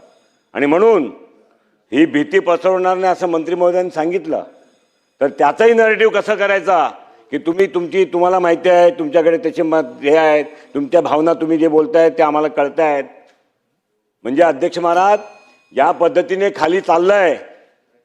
शाळेमध्ये ज्या गार्डन्समध्ये ज्या ठिकाणी लहान मुलं खेळायला जातात त्या मुलांना त्या डोक्यावरती परिणाम करण्याकरिता अध्यक्ष महोदय, आपण बेल वाजवणार असाल तर मी बसतो खाली. विषय फार गंभीर आहे अध्यक्ष महाराज. मंत्री महोदयांनी उत्तर दिलंय. नाही, मंत्री महोदयांनी उत्तर दिलंय. मंत्री महोदयांना सत्य परिस्थिती आम्ही सांगतो, त्यांनाही माहिती आहे. पण हा नरेटिव्ह सेट करायचा जो प्रयत्न चाललाय ना, तोही महाराष्ट्राला कळला पाहिजे अध्यक्ष महाराज. केवळ मात्र सरकारची बदनामी करायची आणि अशा अल्पसंख्याकांच्या नावाने एक दंगा नाही झाला अध्यक्ष महोदय देशामध्ये. माननीय पंतप्रधान नरेंद्र मोदी झाले तिथपासून देवेंद्र फडणवीसजी झाले मुख्यमंत्री, महाराष्ट्रात एक दंगे नाही अध्यक्ष महाराज. कसला नरेटिव्ह पसरवतायत तुम्ही? कुठलाही अल्पसंख्याकाला भीती करायची गरज नाही अध्यक्ष महाराज. या देशामध्ये जिथपर्यंत हिंदू बहुसंख्यक आहे तिथपर्यंत कुठल्याही अध्यक्ष महोदय अल्पसंख्याकाला घाबरायची गरज नाही. आणि म्हणून अध्यक्ष महाराज, असे जे नरेटिव्ह पसरवायचं काम करतायत त्यांनी हा सभागृहाचा उपयोग नाही झाला पाहिजे. ती दक्षता आपण घ्या, तेवढीच आपल्याला विनंती आहे. सन्माननीय अध्यक्ष महोदय, सन्मानित सदस्य लांडगेजी आणि योगेशजी बोलले त्याच्यावर पुन्हा एकदा मी जे म्हटलं, एक मिनिट, कारण योगेशजी म्हणाले ते खरं आहे. सगळा गेम नरेटिव्हचा असेल तर नरेटिव्ह स्पष्ट म्हणजे या सदनात गेला पाहिजे. आणि म्हणून अध्यक्ष महोदय, मी त्यावेळेलाही बोललो की गुन्हा जो असेल आणि तो त्या बाबतीत धर्मांतरण, मी शब्द वापरले, by coercion, by force, by corruption, तर त्या गुन्ह्यावर कारवाई होईल, कठोर कारवाई होईल. आता राहिले नरेटिव्ह पसरवलं जात असेल की ख्रिश्चन समाज, कुठलाही समाज, शीख समाज, अन्य समाज हा घाबरला आहे आणि त्याच्यात अशांतता पसरवली जात असेल तर त्या बाबतीत सरकारची भूमिका स्पष्ट आहे. कोणीही घाबरण्याचं कारण नाही याचा अर्थ, कारण कायद्याचं राज्य आहे. आणि त्यामुळे अशा नरेटिव्हचा विषय जर कोणी पसरवत असेल तर त्याच्यावरही सरकार लक्ष ठेवेल आणि त्या विषयावर योग्य ती पावलं उचलेल. आपल्या मान्यतेने एक मुद्दा उपस्थित करतो, कारण शेलार साहेब इथे उपस्थित आहेत. आपल्या महाराष्ट्रात सध्या मराठी भाषेवरून प्रचंड वाद आहेत. बेळगाव महापालिकेत याआधी मराठी, कन्नड, इंग्रजी भाषेत नामफलक, विभागाचे फलक, कागदपत्रे देण्यात येत होती. महापालिकेत महाराष्ट्र एकीकरण समितीची सत्ता होती, तोपर्यंत हे भाषेचे सौंदर्य जपण्यात आले. पण जेव्हापासून महापालिकेची भाजपची सत्ता आली तेव्हापासून तिथं काँग्रेसची सत्ता आहे. आता महापौर आणि उपमहापौर यांच्या गाडीवरचा नामफलक देखील सुटलेले नाहीत. एवढंच नाही तर महापालिकेतील अधिकारी बेळगावचे व कर्मचारी यांच्याशी मराठीत बोलल्यास त्यांना नोटीस बजावण्यात येईल असा मोंगलाई इशाराही तिथं देण्यात आलेला आहे. कर्नाटक हे शेजारचे राज्य आहे आणि अध्यक्ष महोदय, बेळगाव महापालिकेत आपण सरकारला निर्देश द्यावेत की बेळगाव महापालिकेत ह्या घटना होत आहेत. सरकारने कर्नाटक सरकारशी बोलावं आणि मराठी जनांवर लादलेली कानडी भाषा त्या ठिकाणी लक्ष घालून तिथल्या लोकांशी बोलावं आणि कानडी भाषेची सक्ती रद्द करावी. यासाठी आपण सांस्कृतिक खात्याचे मंत्री असल्यामुळे माझ्या डोक्यात आलं की आपल्या कानावर घालावं. आपण कर्नाटक सरकारशी बोलून बेळगाव शहरात आपल्या भारतीय जनता पक्षाची सत्ता बेळगाव शहरात आहे. आपण एक बेळगाव शहरात फोन केला तरी हे काम होईल अशी मला अपेक्षा आहे. आता राहिला प्रश्न नरेटिव्हचा. मोर्चा निघाला आणि नरेटिव्ह आम्ही मोर्चाची भावना इथं मोर्चेकरांच्या 2 मिनिटं. मंत्री महोदय 2 मिनिटं. वातावरण खराब मी करतोय. मी एखाद्या मोर्चा निघाला त्याची माहिती सभागृहाला दिली, सरकारला विनंती केली की त्यांना भेटून त्यांना लक्ष घाला. याच्यात फॉल्स नरेटिव्ह तयार होता असा आरोप करणं हे म्हणजे सभागृहात कोणी बाहेरच्यांची बाजूच मांडायची नाही असा अर्थ असेल तर आय एम सॉरी. हे दिस इज नॉट एथिकली करेक्ट. बोला. विधानसभा विधेयक क्रमांक 5 कारागृह महाराष्ट्र सुधारणा विधेयक 2025 श्री सुधीर मुनगंटीवार विशेष यांची. माननीय दोन्ही मंत्री महोदयांना विमान पकडायचं आहे आणि मग त्या विषयाला बियाण्यासारख्या विषयाला आपण काय न्याय देणार आहोत? अध्यक्ष महाराज महत्वाचे आहे, त्या विषयाला न्याय नाही देऊ शकणार अध्यक्ष महाराज. मंत्री महोदयांना जायचं आहे आणि ठीक आहे, पहिलं बिल आशिषजींनी केलं. आशिषजींचं बिल आहे ते लागलं तर पुढच्या आठवड्यात घेऊ आपण. आशिषजी नाही म्हणून त्यांचे 2 बिल आहे तेवढे घेऊन टाकू. एक धर्म स्वातंत्र्याचं एक आहे ते एक घेऊ आणि बियाणं 2. हा दोन्ही घेऊन टाकू.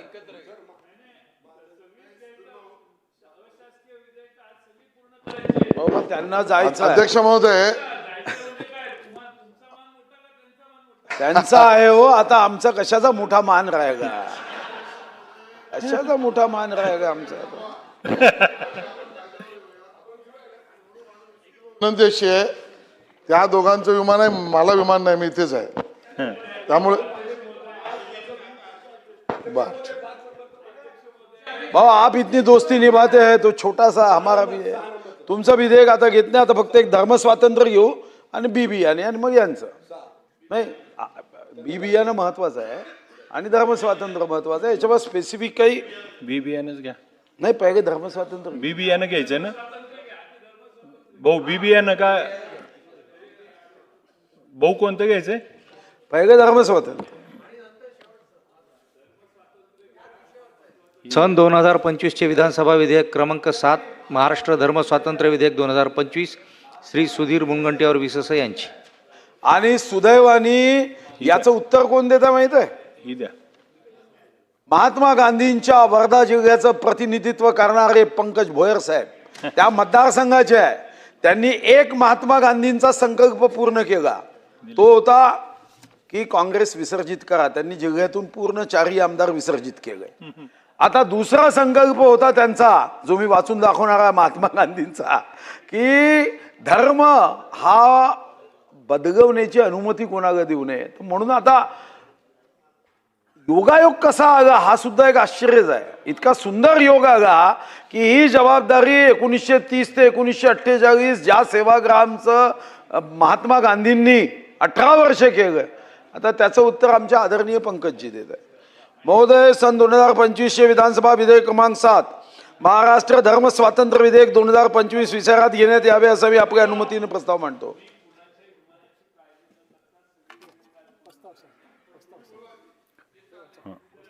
प्रस्ताव असा आहे की 2025 विधानसभा विधेयक क्रमांक 7 महाराष्ट्र धर्म स्वातंत्र्य विधेयक 2025 विचारात घेण्यात यावे.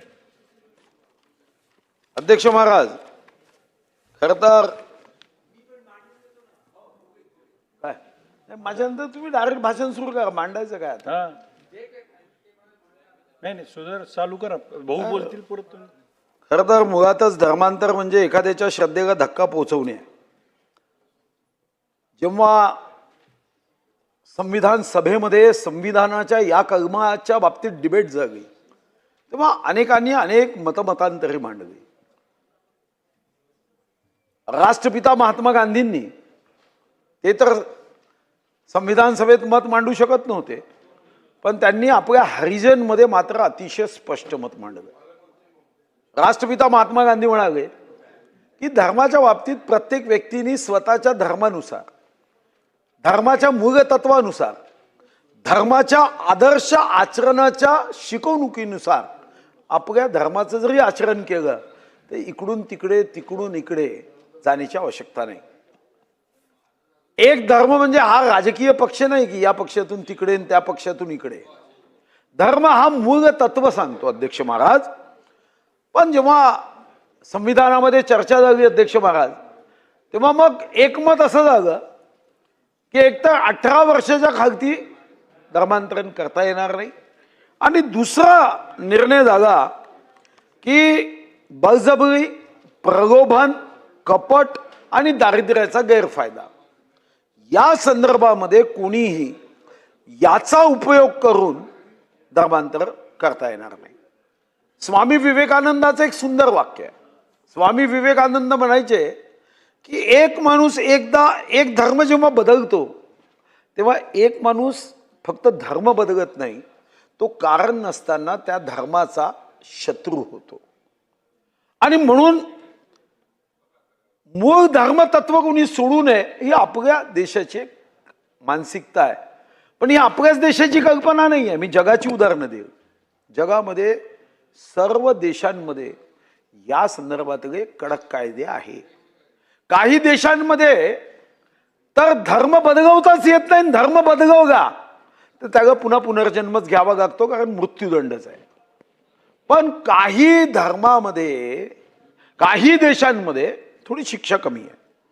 आता जबरदस्तीने फूस लावणे, काही ठिकाणची उदाहरणं आली की छानपैकी नाव बदलवायचं, मी या विशिष्ट धर्माचा आहे सांगायचं, लग्न करून घ्यायचं, आणि लग्न केल्यानंतर जसं रावण साधूचं रूप घेऊन आला आणि मग त्याचं विकट हास्य, तसं अध्यक्ष महाराज नंतर सांगायचं. कधी कधी गरिबीचा फायदा घ्यायचा, अज्ञानाचा फायदा घ्यायचा, फूस लावायची. पण अध्यक्ष महाराज कोणत्या जातीमध्ये, धर्मामध्ये जन्म घ्यावा हे तर कोणाच्या हातात नाही आहे अध्यक्ष महाराज. हा काही मोबाईल नाही. आता सॅमसंगचा नवीन 26 येत आहे, बुकिंग केलं. अध्यक्ष महाराज हे तर त्या धर्मात तिथून येतं, बदलवण्याचा तर प्रश्नच होत नाही. माझे स्पेसिफिक प्रश्न मंत्री महोदयांना असणार आहे की पहिली गोष्ट जी माहिती आता ही अनधिकृत आहे की जगातून धर्मांतरणासाठी पैसे येतात, ही माहिती आम्ही वाचली. तर पहिल्यांदा माझा स्पेसिफिक प्रश्न मंत्री महोदयांना आहे. वर्धा जिल्ह्यातून आले आहे, अतिशय कर्तबगार कार्यक्षम मंत्री आहे आणि मी त्यांना अतिशय जवळून ओळखतो. वर्धा जिल्ह्याचा जो प्रतिनिधी असेल त्याला तर कोणाला घाबरायचं कारणच नाही, कारण महात्मा गांधी घाबरत नव्हते, तर महात्मा गांधीच्या जिल्ह्याचं प्रतिनिधित्व पालकमंत्री करणाऱ्याला तर घाबरायचं काही कारणच नाही आहे. तर अध्यक्ष महाराज माझा पहिला मुद्दा आहे की परदेशातून आपल्या राज्यात 1500 पेक्षा जास्त संस्थांना जे पैसे येतात अशी माहिती आम्हाला आहे. त्याच्यावर तुम्हाला शिक्कामोर्तब करायचं आहे की खरंच किती संस्थांना पैसे येतात, किती हजार कोटी येतात, आणि या पैशाचा उपयोग करून तर धर्मांतरण होत नाही ना, हे अध्यक्ष महाराज आपल्याला तपासावं लागेल. अध्यक्ष महाराज साधारणतः 51 मध्ये जी संख्या होती मी वाचून दाखवेल, 85% देशामध्ये संख्या होती हिंदू धर्माची, ती आता 79% आहे. याचा अर्थ काही हिंदू धर्मामध्ये काही लोकसंख्या वाढण्याची शक्ती नाही आहे असं तर नाही आहे. आहे ना, शक्ती आहे वाढवण्याची. पण अध्यक्ष महाराज ही संख्या कमी का झाली याचंही उत्तर हे आपल्याला या धर्मांतरणाच्या या महत्वाच्या मुद्द्यातून आपल्याला समजून घ्यावं लागेल. अध्यक्ष महाराज, ही जी जबरदस्तीने प्रलोभन करण्याचा विषय आहे, याच्यात अध्यक्ष महाराज सर्वात मोठी अडचण काय, इतकी अस्पष्ट रेषा आहे की या रेषेनी आपल्याला धर्मांतरणाच्या बाबतीमध्ये स्पेसिफिक प्रलोभन, कपट, गरिबीचा फायदा, अज्ञानाचा फायदा, खरं तर आपल्याला आर्टिकल 25(1) हे काय सांगतं, उपासना पद्धतीचे मूळ तत्व विशद करून त्याचा फक्त प्रसार करता येतो. यापेक्षा जबरदस्तीने धर्मांतरण करण्याची अनुमती नाही. आणि अध्यक्ष महाराज, या संदर्भामध्ये अध्यक्ष महाराज, खरं तर हे घटना समितीत काय चर्चा झाली होती, घटना समितीत, की पहिल्यांदा तर घटना समितीमध्ये काँग्रेसच्या वतीने, म्हणजे ती काँग्रेस, आजची नाही, ती काँग्रेस होती, एका आपल्या तत्वासाठी, तत्व आणि मूल्यासाठी काहीही करायची. मूलभूत हक्क कमिटी समोर मार्च 1947 मध्ये KM मुन्सी यांनी धर्म स्वातंत्र्याच्या हक्काचे कलम प्रस्ताव रूपाने सादर केले. खरं तर ते कलम काँग्रेसच्या जाहीरनाम्याच्या तरतुदीशी सुसंगत होते. काँग्रेसने जे जाहीरनामा दिला, पण दुर्दैवाने अध्यक्ष महाराज, जसा पिंजऱ्यामधला मास्तर बदलून गेला तसं ती जुनी काँग्रेस बदलली. ती तत्वनिष्ठ लोकांची काँग्रेस होती. आता ही धननिष्ठ व्यवस्थेची पाईक झाली. आणि तेव्हा रुथन स्वामी यांनी मागणी केली होती की आमचे धर्म मूळतः धर्मांतरवादी आहे, आणि यांना अध्यक्ष महाराज तेव्हाही काँग्रेसनी प्रचंड विरोध केला.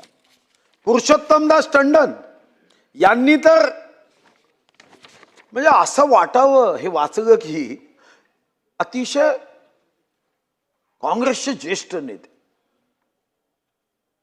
आणि पुरुषोत्तमदास टंडनजींनी काँग्रेसची भूमिका ही धर्मांतरणाच्या बाबतीमध्ये मांडताना सांगितलं की मी एक काँग्रेसमन म्हणून मी हे बोलत आहे की बहुसंख्य काँग्रेस जणांना धर्मांतराची प्रक्रियाच मान्य नाही. आणि तेव्हा एक गिब्बन म्हणून एक समितीचे सदस्य होते, त्यांचा आणि त्यांचा वादी झाला.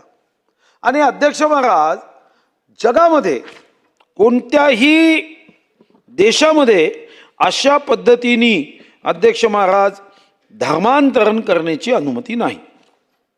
जर आपण अल्जेरियाचा विचार केला तर अध्यक्ष महाराज, अल्जेरियामध्ये धर्मांतरण केलं तर 5 वर्षाचा तुरुंगवास आहे आणि $7,200चा दंड आहे.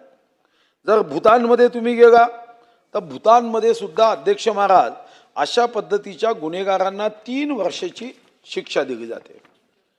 भारतामध्ये अध्यक्ष महाराज छत्तीसगडनी कायदा केलाय, गुजरातनी कायदा केलाय, हरियाणानी कायदा केलाय, हिमाचल प्रदेशनी कायदा केलाय, झारखंडनी कायदा केलाय, कर्नाटकनी कायदा केलाय, मध्य प्रदेशनी कायदा केलाय, ओरिसानी कायदा केलाय, उत्तराखंडनी कायदा केलाय, उत्तर प्रदेशनी कायदा केलाय. मग महाराष्ट्र नेहमीच पुरोगामी असताना यामध्ये महाराष्ट्र हा का मागे राहिला, याबद्दल अध्यक्ष महाराज या माध्यमातून मी सरकारला आग्रहाची विनंती करतोय की शेवटी विचार, म्हणजे एखाद्या धर्मांतरण करणाऱ्यांनी सांगितलं की मी कुराण वाचलाय, मी बायबल वाचलाय, मी भगवद्गीता वाचली आहे, मी ऋग्वेद वाचलाय, मी यजुर्वेद वाचलाय, मी सारे वेद वाचले आहे, मी सारी उपनिषदे वाचली आहे, आणि मला असं वाटतं की या वेदामध्ये, उपनिषदामध्ये, भगवद्गीतेच्या 18 अध्यायामध्ये मला जीवनाचं सत्य सापडलं नाही तर मी समजू शकतो. पण इथं धर्मांतरण तसं होत नाही आहे अध्यक्ष महाराज. इथं गव्हाची एक चुंगडी पाठवली म्हणून ज्या ठिकाणी आपल्याला धर्म बदलण्याची मान्यता नाही, तो धर्म अध्यक्ष महाराज आपल्याला बदलण्याची अनुमती हा आपल्या देशामधल्या कायद्यामध्ये दिला जातो. अध्यक्ष महाराज, पाकिस्तानमध्ये काय अध्यक्ष महाराज, पाकिस्तानच्या अनुच्छेद 20 संविधानामध्ये या ठिकाणी धर्मत्यागाला किती शिक्षा आहे, म्हणजे तशी शिक्षा आपल्या देशात तर कधी देऊही नये.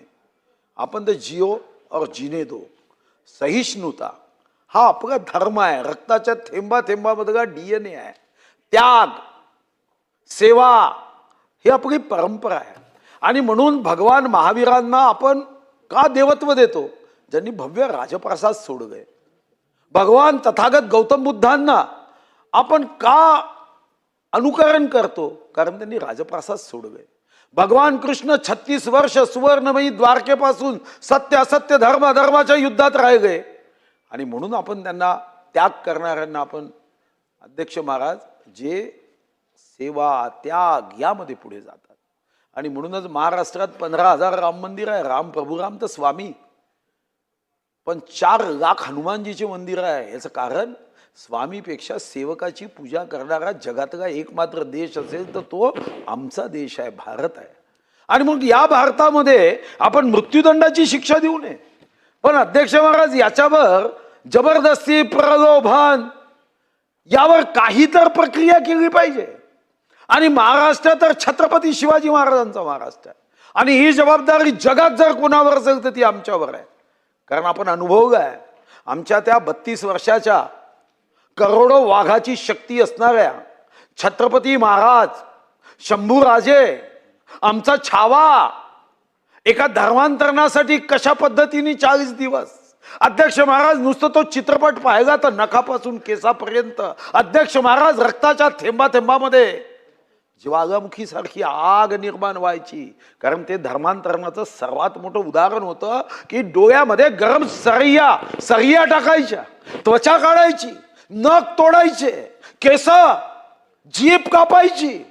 हा धर्मांतरणाचा तो सर्वात अघोरी जो जगामध्ये झालेला नाही. छावा चित्रपट पाहिला, टाळ्या वाजवल्या, आमचं काम संपलं.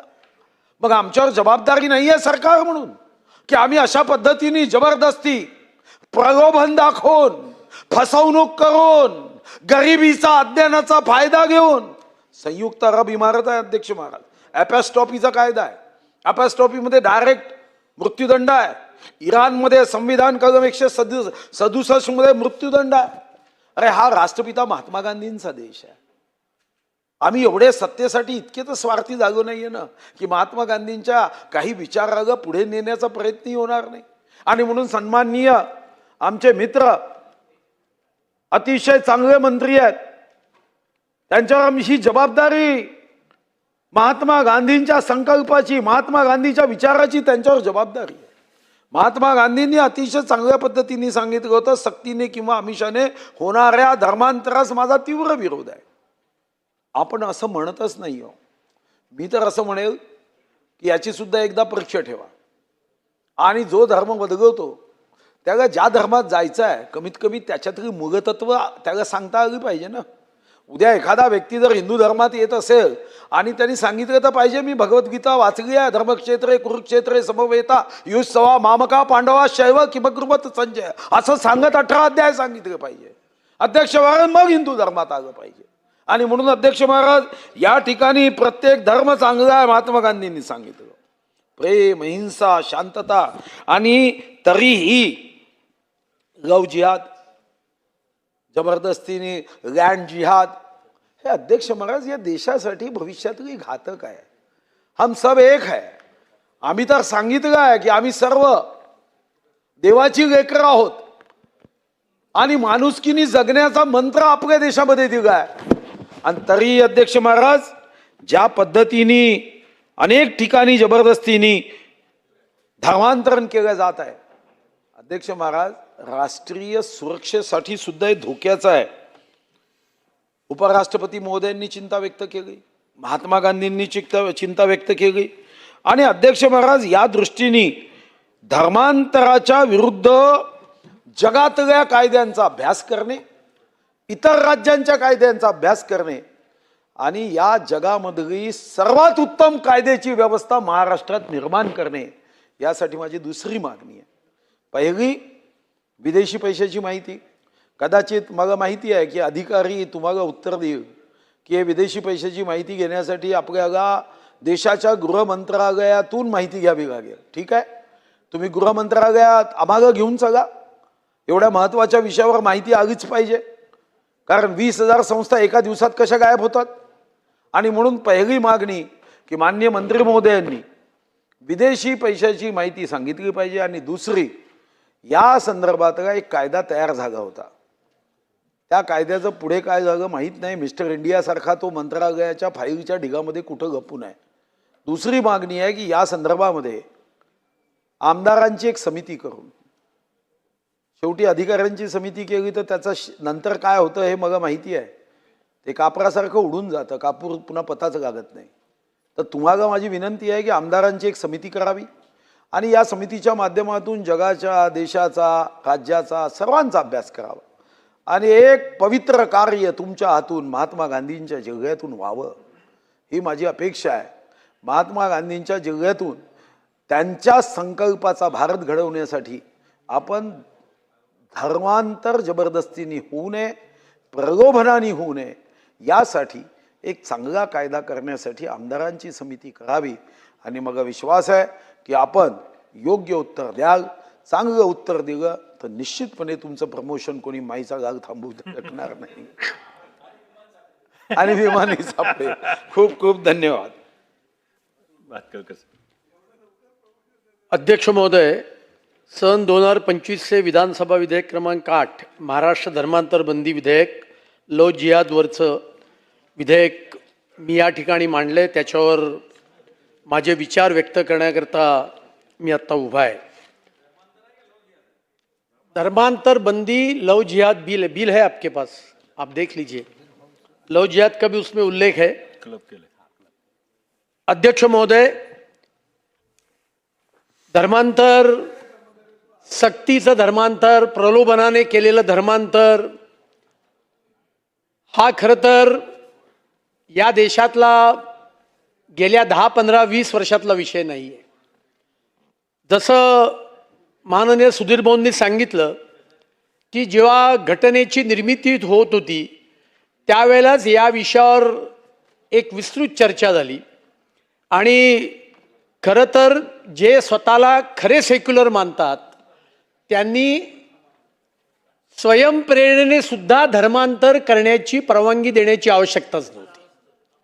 कारण एकीकडे धर्मनिरपेक्षतावाद म्हणायचा, परंतु धर्मांतराची आणि धर्माच्या प्रचाराच्या प्रसाराची परवानगी देण्याची प्रोव्हिजन त्या ठिकाणी घटना निर्मितीच्या मंत्री महोदय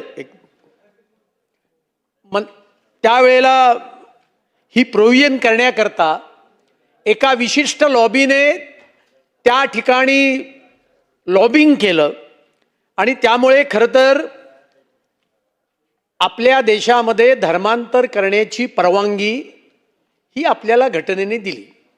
त्याच्यावर आमचं कोणाचं ऑब्जेक्शन नाही आहे. खरं तर हिंदू धर्माचं तत्वज्ञानच हे आहे की एकम सत विप्रा बहुधा वदंती. हिंदू धर्म असं म्हणतो की सत्य एक आहे, ते महापुरुष विद्वान लोक वेगवेगळ्या मार्गाने सांगत असतात. आणि त्यामुळे हिंदू धर्मामध्ये देव न मानणारं सुद्धा हिंदू आहे. आणि त्याच्यामुळे हिंदू धर्माचं तत्वज्ञान, तत्वज्ञानाच्या पातळीवर अत्यंत उच्च दर्जाचं अशा प्रकारचं हे तत्वज्ञान आहे. पण स्वातंत्र्यानंतर 1953-54 मध्येच मध्य प्रदेशने नियोगी कमिशन फॉर्म केलं होतं. आणि हे नियोगी कमिशन कशाकरता फॉर्म केलं तर ख्रिश्चन मिशनरीज लोभाने, जबरदस्तीने, पैशाने धर्मांतर करतात हे आरोप त्यावेळेला झाले. आणि म्हणून नियोगी कमिशनची स्थापना तत्कालीन मध्य प्रदेशच्या सरकारने केली. आणि आजही आपण नियोगी कमिशनचा रिपोर्ट वाचला तर त्याच्यामध्ये कशा पद्धतीने हे धर्मांतर त्या ठिकाणी चालू आहे हे त्या रिपोर्टमध्ये आपल्याला दिसतं. अध्यक्ष महोदय, धर्मांतर हे केवळ एक धर्म सोडून दुसरा धर्म असा विषय नाही आहे. या धर्मांतराचे सामाजिक, राष्ट्रीय आणि राजकीय परिणाम हे त्या समाज व्यवस्थेवर होत असतात. दुर्दैवाने या देशाची फाळणी झाली. फाळणी कशाच्या आधारावर झाली? या देशाची फाळणी ही धर्माच्या आधारावर झाली.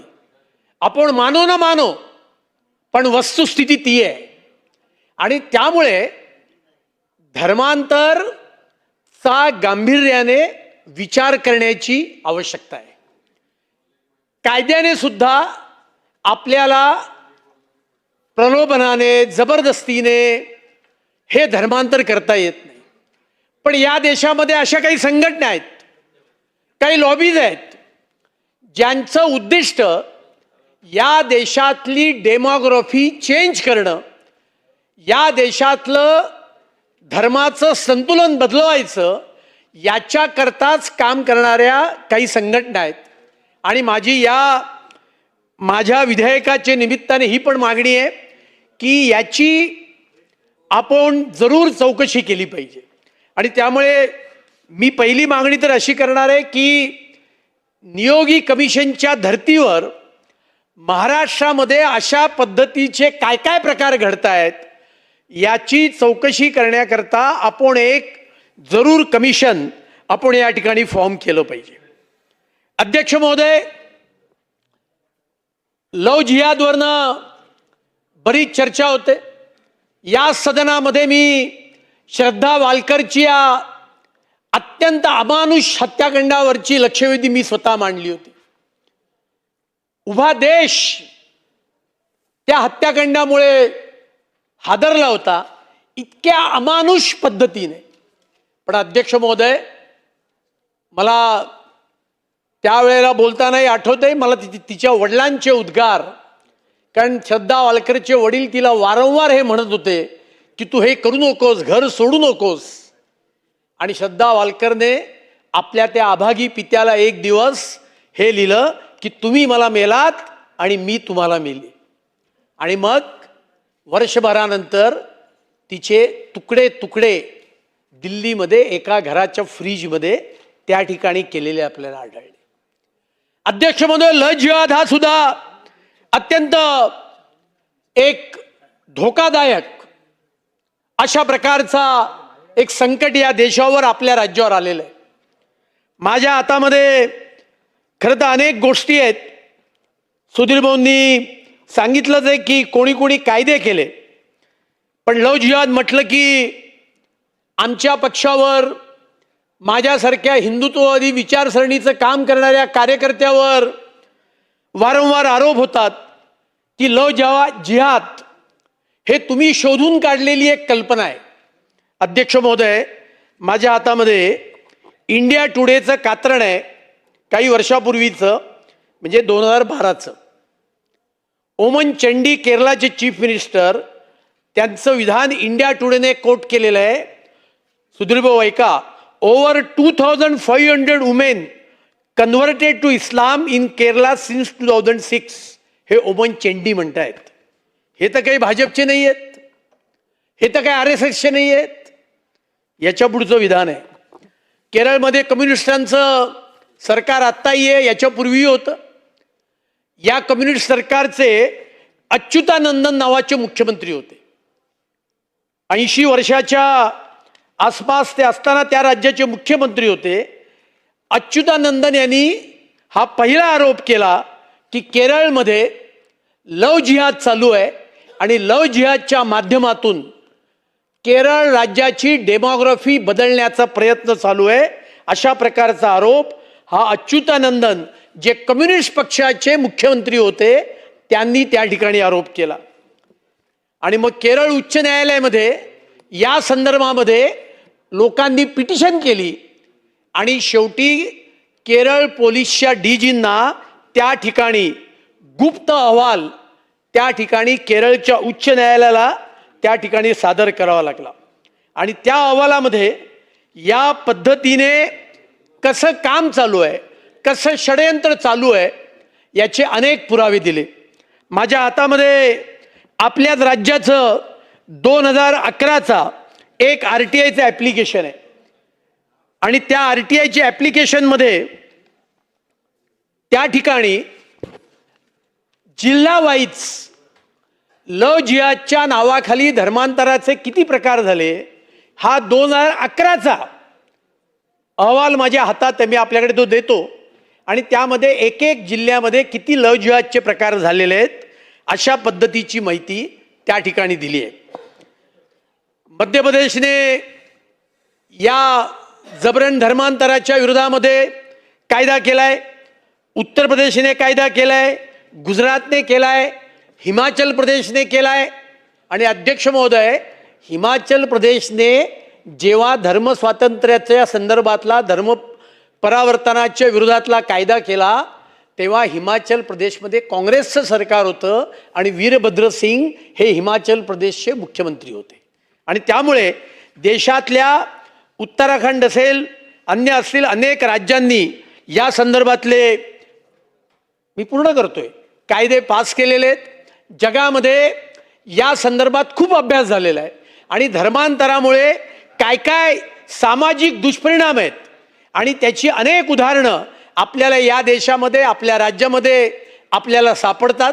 आणि त्यामुळे हे जबरन धर्मांतर, फसवणुकीचं धर्मांतर, गरिबीचा, अज्ञानाचा फायदा घेऊन त्या लोकांना हिंदू धर्मापासून परावृत्त करून ख्रिश्चन किंवा इस्लाममध्ये घेऊन जाण्याचं प्रकरण ही मोठ्या प्रमाणावर आहेत.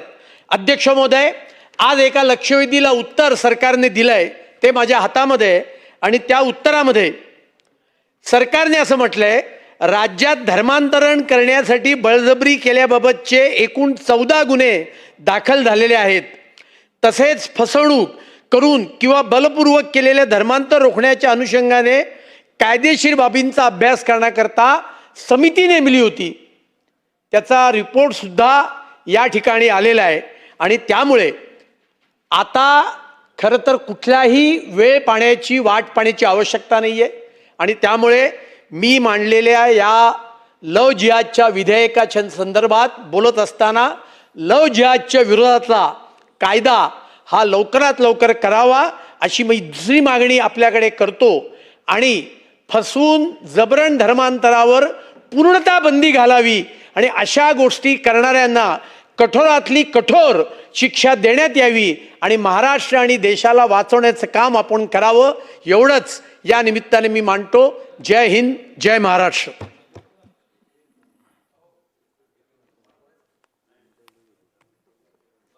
सन्मान्य सदस्य सुधीरजी मुनगंटीवार आणि सन्मान्य सदस्य अतुलजी भातखळकर यांनी विस्तृतपणे या ठिकाणी महाराष्ट्र धर्म स्वातंत्र्य विधेयक आणि त्याच पद्धतीनं महाराष्ट्र धर्मांतर बंदी बिल चालू केला याच्याबद्दल विस्तृत माहिती दिलेली आहे. आणि हे सत्य परिस्थिती आहे की राज्यातल्या वेगवेगळ्या भागामध्ये मागच्या काही वर्षामध्ये अनेक प्रकार घडले. विशेष करून जबरदस्तीने किंवा फूस लावून किंवा प्रलोभन दाखवून धर्मांतर करण्याच्या अनेक बाबी आपल्या संपूर्ण राज्यामध्ये त्या ठिकाणी उघडकीस आल्या. याची विशिष्ट दखल त्या ठिकाणी शासनाकडून घेण्यात आली. आज या ठिकाणी सन्मान्य सदस्य सुधीरजी मुनगंटीवार यांनी मांडल्याप्रमाणे आज ज्या घटना घडत आहे याच्यावर कुठेतरी अंकुश घातला गेला पाहिजे. तसं पाहिलं तर आपल्या देशाच्या संविधानानुसार प्रत्येक व्यक्तीला त्याच्या धर्माप्रमाणे आचरण करण्याचे पूर्ण स्वातंत्र्य असून कुठल्याही व्यक्तीला त्याच्या धर्मातून जबरदस्तीने दुसऱ्या धर्मामध्ये धर्मांतरण करता येत नाही. परंतु या घटना अनेक वेळेस आपल्या सर्वांच्या निदर्शनात येतात. याच्याकरता असलेले कायदे अजून मजबूत करण्याकरता या ठिकाणी सन्माननीय मुख्यमंत्री महोदयांनी आपल्या राज्य सरकारने 14 फेब्रुवारी 2025 रोजीच्या शासन निर्णयान्वये महाराष्ट्र पोलीस महासंचालक यांच्या अध्यक्षतेखाली 7 सदस्यांची विशेष समिती गठीत केली. त्यानुसार याची विस्तृत माहिती त्या ठिकाणी घेण्यात येत आहे. परंतु आपण जी मागणी केली, आपल्या प्रामुख्याने 2 मागण्या होत्या. एक म्हणजे जगातून मोठ्या प्रमाणात निधी ह्या ठिकाणी ह्या कार्याकरता येण्यात जातो, तर निश्चितपणे ह्या सर्व संघटनांची, या सर्व संस्थांची माहिती घेण्यात येईल. आणि जर का ती माहिती आपल्या राज्य सरकारजवळ नसेल तर केंद्र सरकारकडून मागण्याकरता आपल्या नेतृत्वात आम्ही सर्वजण केंद्र सरकारकडे येऊ, हे देखील आपली या ठिकाणी सरकारच्या वतीनं आपणास ग्वाही देतो. त्याच पद्धतीनं आपली दुसरी माहिती आहे की ह्या पैशाच्या जोरावर ह्या संघटना ह्या पद्धतीचं काम करतात, तर याची देखील माहिती घेण्याची सूचना ही स्थापन केलेल्या समितीला त्या ठिकाणी देण्यात येईल. दुसरी आपली मागणी आहे की आमदारांची समिती याच्याकरता झाली पाहिजे. तर निश्चितपणे अधिकाऱ्यांची जशी समिती आहे तशी आमदारांची देखील एक अभ्यास समिती याच्याकरता त्या ठिकाणी करण्यात येईल. दुसरं, आमचे सन्माननीय सदस्य अतुलजी भातखळकर यांनी मुद्दा मांडला की लव जिहादची अनेक प्रकरणं त्या ठिकाणी होतात. प्रत्यक्षात शासनाने सांगितलं की आपल्या प्रशासनाने सांगितलं की 35 प्रकरणांची नोंदणी आपल्या इथे या ठिकाणी झाली, परंतु वेगवेगळी जर का माहिती घेतली तर अनेक प्रकार त्या ठिकाणी असल्याची शंका आपण त्या ठिकाणी व्यक्त केली. राज्यातल्या अनेक भागामध्ये, देशातल्या अनेक राज्यामध्ये ह्या पद्धतीवर त्या ठिकाणी कायदे देखील करण्यात आलेले आहे. आपल्या राज्यात देखील कायदा करण्याकरता आपण त्या ठिकाणी निश्चितपणे प्रयत्न करू. आणि आपण दुसरी अजून एक मागणी केली की नियोगी कमिशनच्या धर्तीवर महाराष्ट्रात देखील एक कमिशन झालं पाहिजे, याचा देखील विचार सरकारच्या वतीनं त्या ठिकाणी निश्चितपणे करण्यात येईल. आणि आज हे झालं असल्यामुळं मी आपणास या ठिकाणी सन्मान्य सदस्य सुधीरजी मुनगंटीवार आणि सन्मान्य अतुलजी भातखळकर यांना विनंती करतो की त्यांनी सदरचे अशासकीय विधेयक मागे घ्यावे. धन्यवाद.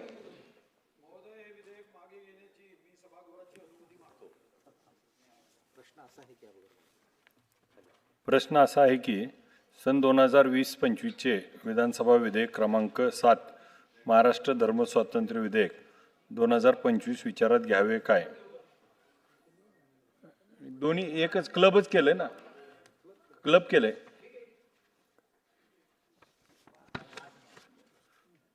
5 आणि 8. प्रश्न असा आहे की माननीय सदस्यांनी हे विधेयक मागे घेण्यास अनुमती आहे काय? प्रतिकूल असतील त्यांनी होय म्हणावे, अनुकूल असतील त्यांनी होय म्हणावे, प्रतिकूल असतील त्यांनी नाही म्हणावे. होयचे बहुमत आहे, होयचे बहुमत आहे. अनुमती देण्यात आली. मी माननीय मंत्री महोदयांना धन्यवाद देतो. अतिशय समर्पक उत्तर दिलं.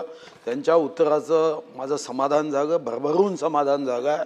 त्यामुळे मी हे विधेयक मागे घेण्यास सभागृहाची अनुमती मागतो. सन 2020-25चे विधानसभा विधेयक क्रमांक 5 व 7 महाराष्ट्र धर्म स्वातंत्र्य विधेयक 2020-25 मागे घेण्यात आले. 7 आणि ह्याच्यावर 7च आहे, फक्त 6 आहे ना. 7 आहे. 7 आणि 8. 7 आणि 8.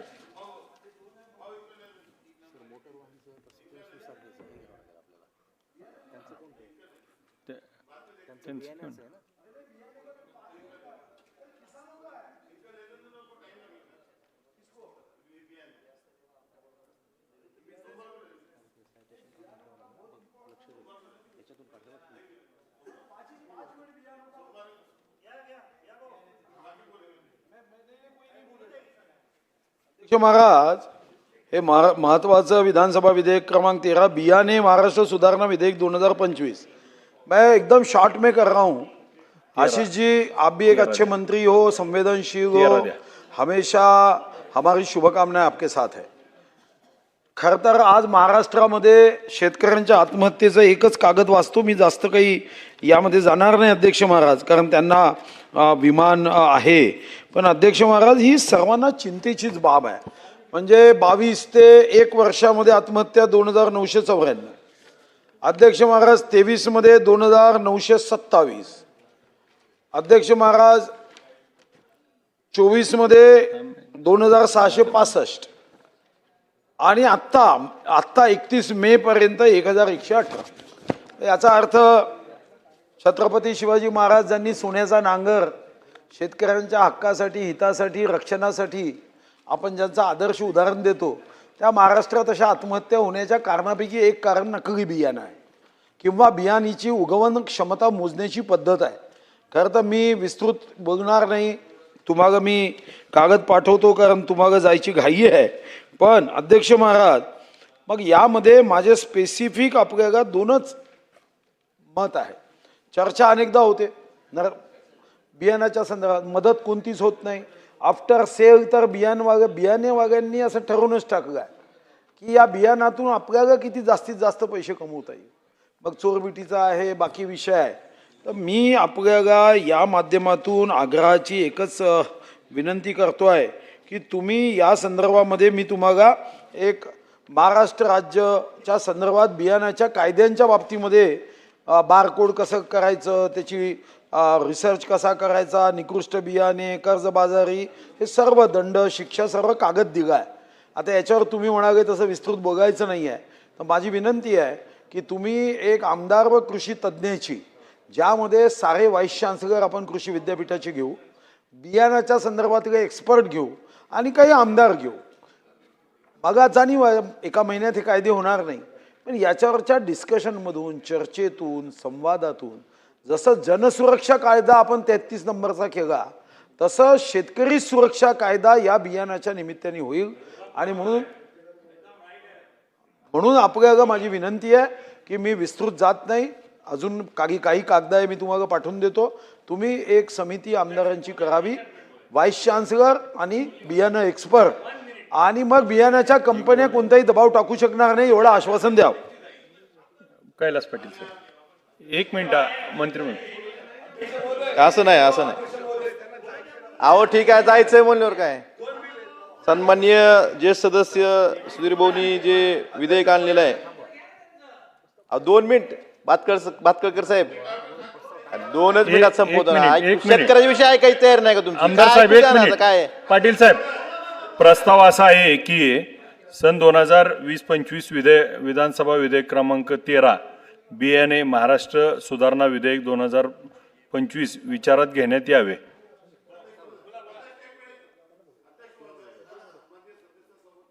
बैठक घेतली याच विषयावर 3.5 तास तुम्ही होते उपस्थित, तुमच्या सर्व बाजू मी ऐकून घेतल्या.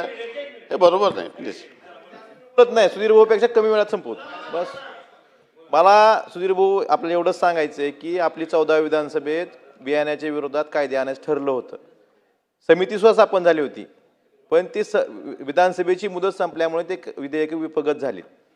तर माझी एवढीच विनंती आहे, त्या दिवशी बोललो, आजही बोलतोय, की हे कायदे कमीत कमी पुढच्या अधिवेशनात यावे, यासाठी आमदारांची समिती लवकर स्थापन करावी आणि कठोर कायदे आणावेत. एवढंच मला बोलायचं होतं. अध्यक्ष महोदय, बियाणे का विषयावर का नाही, बरोबर नाही अध्यक्ष महोदय. मध्ये मी समजणार हे चांगला सुधीर भाऊने असं प्रत्यक्ष म्हणून असं बोलायला लागलं कसं होईल? अध्यक्ष महोदय, उत्तर देऊ द्या ना. अध्यक्ष महोदय, उत्तर द्या, 2 मिनिटं उत्तर द्या, त्यांना फ्लाईट आहे त्यांची. बोला मंत्री महोदय.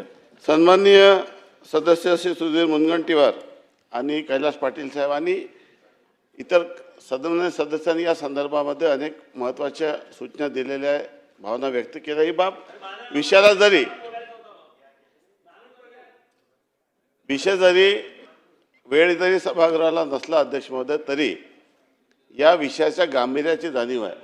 खरं म्हणजे या विषयाला तासनतास चर्चा केली आणि अनेक सन्मान्य सदस्याच्या भावना जरी विचारात घेतल्या तरी वेळ कमी पडेल अशा पद्धतीचा हा विषय अतिशय गंभीर आहे.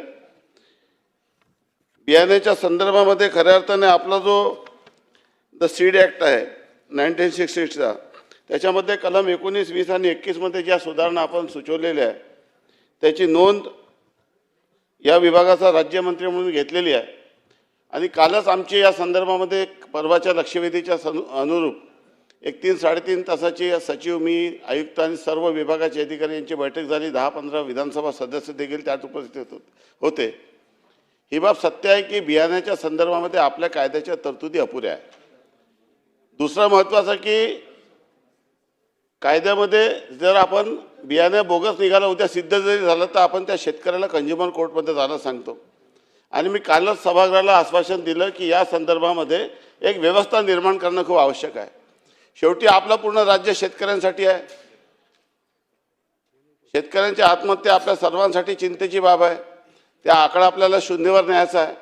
आणि कुठल्याही परिस्थितीत जेव्हा शेतकऱ्यावर अन्याय होतो अशा पद्धतीने बियाणून त्यांची फसवणूक होते. आणि म्हणून काल आम्ही काही अतिशय महत्त्वपूर्ण या सभागृहाच्या जे काही इच्छुक सदस्य आहेत त्या सर्व सदस्यांशी चर्चा सल्लासंमत करण्यात येईल. आणि कुठल्याही परिस्थितीमध्ये हा विषय राज्याच्या शेतकऱ्याच्या दृष्टीने अतिशय महत्त्वाचा आहे. मी तर असं म्हणेल की सर्व विषयापेक्षा हा विषय अतिशय महत्त्वाचा आहे, कारण की आपल्या राज्याची 50% जास्त लोकसंख्या शेतीवर आधारित आहे. आणि म्हणून मी माननीय मंत्री महोदय मंत्री महोदयाशी या संदर्भात चर्चा केलेली आहे, माननीय मुख्यमंत्री महोदयाशी या संदर्भात चर्चा केलेली आहे. आणि जो कायदा आपण करण्याचा प्रयत्न मागे केला तो जरी व्यभ्य झाला असला, परंतु आता नवीन विधानसभा या ठिकाणी गठीत झालेली आहे आणि महाराष्ट्राच्या शेतकऱ्यांना जो अपेक्षित आहे आणि माननीय सुधीरभाऊ मुनगंटीवार यांना जो अपेक्षित आहे त्या सर्व सुधारणा करून शेतकऱ्यांच्या दृष्टीने एक सशक्त कायदा आणि आवश्यक ती सुधारणा सरकार कळेल अशी मी विनंती करतो आणि माननीय सुधीरभाऊ यांना विनंती करतो की त्यांनी आपलं विधेयक परत घ्यावं. महोदय, सन 2025 विधानसभा विधेयक क्रमांक 13 मागे घेण्यास मी सभागृहाची अनुमती मागतो. प्रश्न असा आहे की मान्य सदस्यांनी हे विधेयक मागे घेण्यास अनुमती आहे काय? अनुकूल असतील त्यांनी होय म्हणावे, प्रतिकूल असतील त्यांनी नाही म्हणावे. होयचे बहुमत आहे, होयचे बहुमत आहे. अनुमती देण्यात आली. सन 2025चे विधानसभा विधेयक क्रमांक 13 BNA महाराष्ट्र सुधारणा विधेयक 2025 मागे घेण्यात आले. सन 2025चे विधानसभा विधेयक क्रमांक 11 मोटर वाहन महाराष्ट्र सुधारणा विधेयक 2000. तीन नंबरचं घ्यायचं ना, तीन घ्यायचं. 3 घ्या. त्यांना मंत्री महोदयांचं कारागृह अध्यक्ष महोदय, सन 2025चे विधानसभा विधेयक क्रमांक 3 महाराष्ट्र सार्वजनिक विश्वस्त व्यवस्था सुधारणा विधेयक 2025 मी आपल्यासमोर मांडतो. अध्यक्ष महोदय, याच्यामध्ये एक छोटीशी विनंती माझी मंत्री महोदयांकडे राहील आणि पूर्ण महाराष्ट्रातल्या जे सेवागृह पुजारी समाज आहे त्याच्यासाठी हा अत्यंत महत्त्वाचा विषय आहे. अध्यक्ष महोदय, अनादी कालापासून देव देश आणि धर्माचे रक्षण करण्यासाठी किंवा देवामध्ये देवालयामध्ये मंदिरामध्ये पूजा करण्यासाठी हा समाज सातत्याने परंपरागत त्या ठिकाणी पूजा अर्चा करतो. त्यानंतर देवाच्या पूर्णपणे आपल्या परंपरा गावच्या असतील. हा समाज प्रत्येक गावामध्ये आपल्याला आढळेल, प्रत्येक गावामध्ये बघायला मिळेल. अध्यक्ष महोदय, हे जे पुजारी आहेत यांचा ज्यावेळेस ज्या मंदिरात ते पुजारी म्हणून काम करतात या ठिकाणी ज्यावेळेस एक ट्रस्ट तयार होते आणि त्या ट्रस्टमध्ये ज्यावेळेस ट्रस्टी येतात, वेगवेगळे नियम तयार करतात आणि हे जे परंपरा जे जपणारे जे काही पारंपरिक जे पुजारी आहेत, जे सेवागृह समाजाचे जे पुजारी आहेत यांचे जी काही परंपरा आहे, जी पारंपरिक पूजा करणारे त्यांच्यावर बंधनं दिली जातात आणि मग त्यांचे जे काही म्हणजे त्यांच्या अधिकारावर एक प्रकारे अन्याय केला जातो. एक लक्षात घ्या, जर त्यांनी आजपर्यंत या पूजा अर्चा केल्या म्हणूनच आजपर्यंत आपण देवाची पूजा देवाच्या सगळ्या आपण पाहू शकतो आणि पारंपरिक प्रत्येक गावामध्ये हे पूजा करणाऱ्या काही समाज आहेत त्या सगळ्या समाजांना याच्यामध्ये न्याय मिळणार आहे. म्हणून माझी अशी विनंती आहे मंत्री महोदय की आपण कायद्यामध्ये याच्यामध्ये थोडासा बदल करून प्रत्येक ठिकाणी जे आपण काही ट्रस्ट होणार आहेत त्या ट्रस्टमध्ये या पूजा करणारे जे काही गुरु समाज सेवा गुरु पुजारी जे आहेत त्या ट्रस्टमध्ये यांना सहभागी करण्याकरता आपल्यामध्ये कायदा तयार करण्यात यावा, जेणेकरून म्हणजे जे भीतीचं वातावरण म्हणजे त्यांना असं वाटतं या सगळ्या समाजाला की कधीतरी आपल्या अधिकारांवर आपल्यावर काही लोकांची उपजीविका अध्यक्ष महोदय याच्यावर आहे. त्यामुळं मंत्री महोदय, माझी आपल्याला विनंती आहे की आपण याच्या संदर्भामध्ये या समाजाला, या पुजाऱ्यांना न्याय मिळवून देण्यासाठी आपण या कायद्यामध्ये बदल जो आम्ही अपेक्षित धरलाय तो बदल करण्याची विनंती आपल्याला या निमित्तानं करतो. माननीय अध्यक्ष महोदय, सन्माननीय सदस्य श्री महेश लांडगे यांनी जे अशासकीय विधेयक क्रमांक 3 या ठिकाणी आणलेलं आहे त्या संदर्भामध्ये प्रस्ताव असा आहे की सन 2020-25चे विधानसभा विधेयक क्रमांक 3 महाराष्ट्र सार्वजनिक विश्वस्त व्यवस्था सुधारणा विधेयक 2020-25 विचारात घेण्यात यावे. सन्माननीय सदस्य श्री महेश लांडगे यांनी जे विधेयक क्रमांक 3 अशासकीय विधेयक क्रमांक 3 आणलेला आहे तो अतिशय महत्त्वाचा आहे आणि समाजामध्ये जे वर्षानुवर्षापासून जे पुजारी मंदिराची पूजा करतात, ट्रस्टी तर खऱ्या अर्थाने केव्हाही ट्रस्टी विश्वस्त मंडळ आपण या ठिकाणी तयार करतो विश्वास व्यवस्था अधिनियम 1950 नुसार, परंतु जे वर्षानुवर्षापासून परंपरागत जे मंदिरामध्ये पूजा अर्चना करतात असे वेगवेगळ्या समाजाचे लोक महाराष्ट्रात वेगवेगळ्या धार्मिक स्थळामध्ये आहे. आणि जेव्हा त्या मंदिरामध्ये आपण विश्वास व्यवस्था निर्माण करतो तेव्हा त्या विश्वास व्यवस्थाचे लोक कुठेतरी एकदा पार्ट टाइम काम करतात, परंतु पुजारी हा त्या मंदिरामध्ये पूर्ण वेळ पूजा अर्चनेचे काम करत असतो. त्यामुळे समाजातल्या या उपेक्षित माणसाला न्याय देण्यासाठी आपण जो या ठिकाणी विधेयक आणलेलं आहे त्यासाठी मी आपल्याला मनापासून धन्यवाद देतो. राज्यामध्ये वेगवेगळे जे प्रार्थना स्थळ आहे, धार्मिक स्थळ आहे, या धार्मिक स्थळामध्ये या पुजाऱ्यांना देखील संरक्षण आवश्यक आहे, त्यांना राजाश्रय आवश्यक आहे, त्यांचा कायदेशीर हक्क त्यांना मिळवून देणं आवश्यक आहे.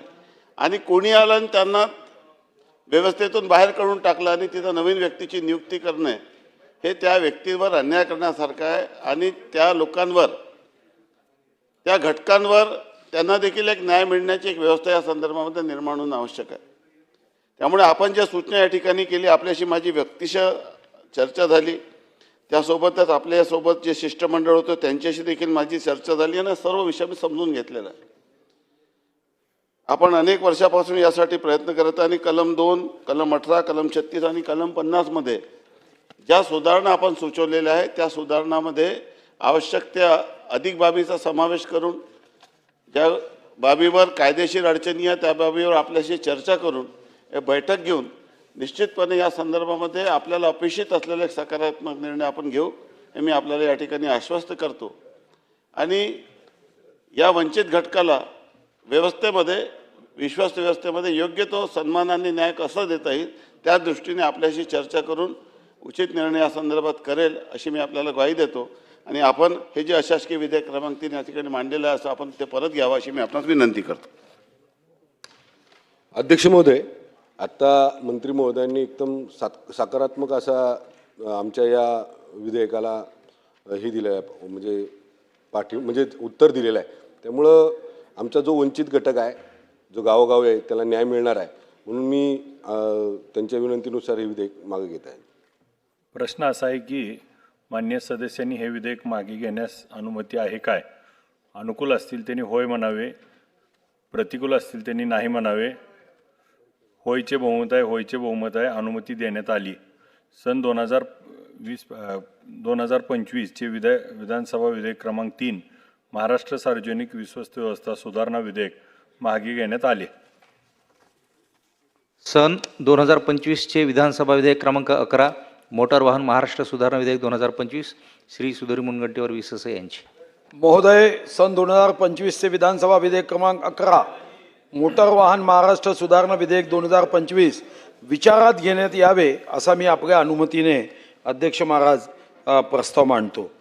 अध्यक्ष महाराज, एका महत्त्वाच्या विषयावर, आणि मला याचा आनंद आहे की आमच्याच विदर्भातले सुपुत्र ज्यांनी ठाण्याला येऊन आपलं नावलौकिक वाढवला असे प्रताप सरनाईक, वर्धा म्हणजे विदर्भाचीच आहे ना, वर्धा. अध्यक्ष महाराज ते उत्तरासाठी आहेत आणि अतिशय कार्यक्षम मंत्री आहेत. मला विश्वास आहे की याची गंभीरता त्यांच्या लक्षात येईल. अध्यक्ष महाराज, मोटार वाहन अधिनियम 1988च्या कलम 135 मध्ये अपघाताच्या प्रकरणाचे अन्वेषण करण्यासाठी आणि रस्त्याच्या कडेला सोयी इत्यादी पुरवण्यासाठी राज्य शासनाचा शासकीय राजपत्र प्रसिद्ध झालं. अध्यक्ष महाराज, आज मोठ्या प्रमाणावर अपघात होते आहे, कारण राष्ट्रीय महामार्गांची संख्या वाढली. 1965-66 मध्ये अध्यक्ष महाराज 2364 किलोमीटर राष्ट्रीय महामार्ग महाराष्ट्रात होते. 2014-15 मध्ये 4766 किलोमीटर राष्ट्रीय महामार्ग झाले. आणि 22-23चा जो आकडा आहे आपल्या आर्थिक पाहणी अहवालाचा, तो 18,366 किलोमीटर, म्हणजे 54 वर्षात 2402 किलोमीटरनी वाढ झाली. पण काही वर्षात म्हणजे 10 वर्षात 13,600 किलोमीटरनी नॅशनल हायवे वाढलेत. आता रस्ते वाढलेत, रक्तवाहिनी आहे, आवश्यकच आहे. पण रस्ते वाढत असताना वाहनांची संख्याही वाढली. 2011च्या आर्थिक पाहणी अहवालानुसार 1,69,89,659 वाहनं होती आणि 2024 मध्ये अध्यक्ष महाराज 4,58,14,123 वाहनं, म्हणजे 2,88,24,465 वाढवीत. अध्यक्ष महाराज, याचा परिणाम काय झाला?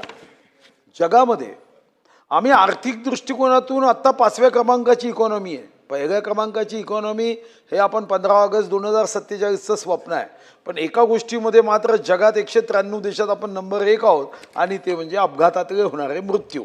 भारतातले मृत्यू आहे 1,80,000 दर वर्षाला.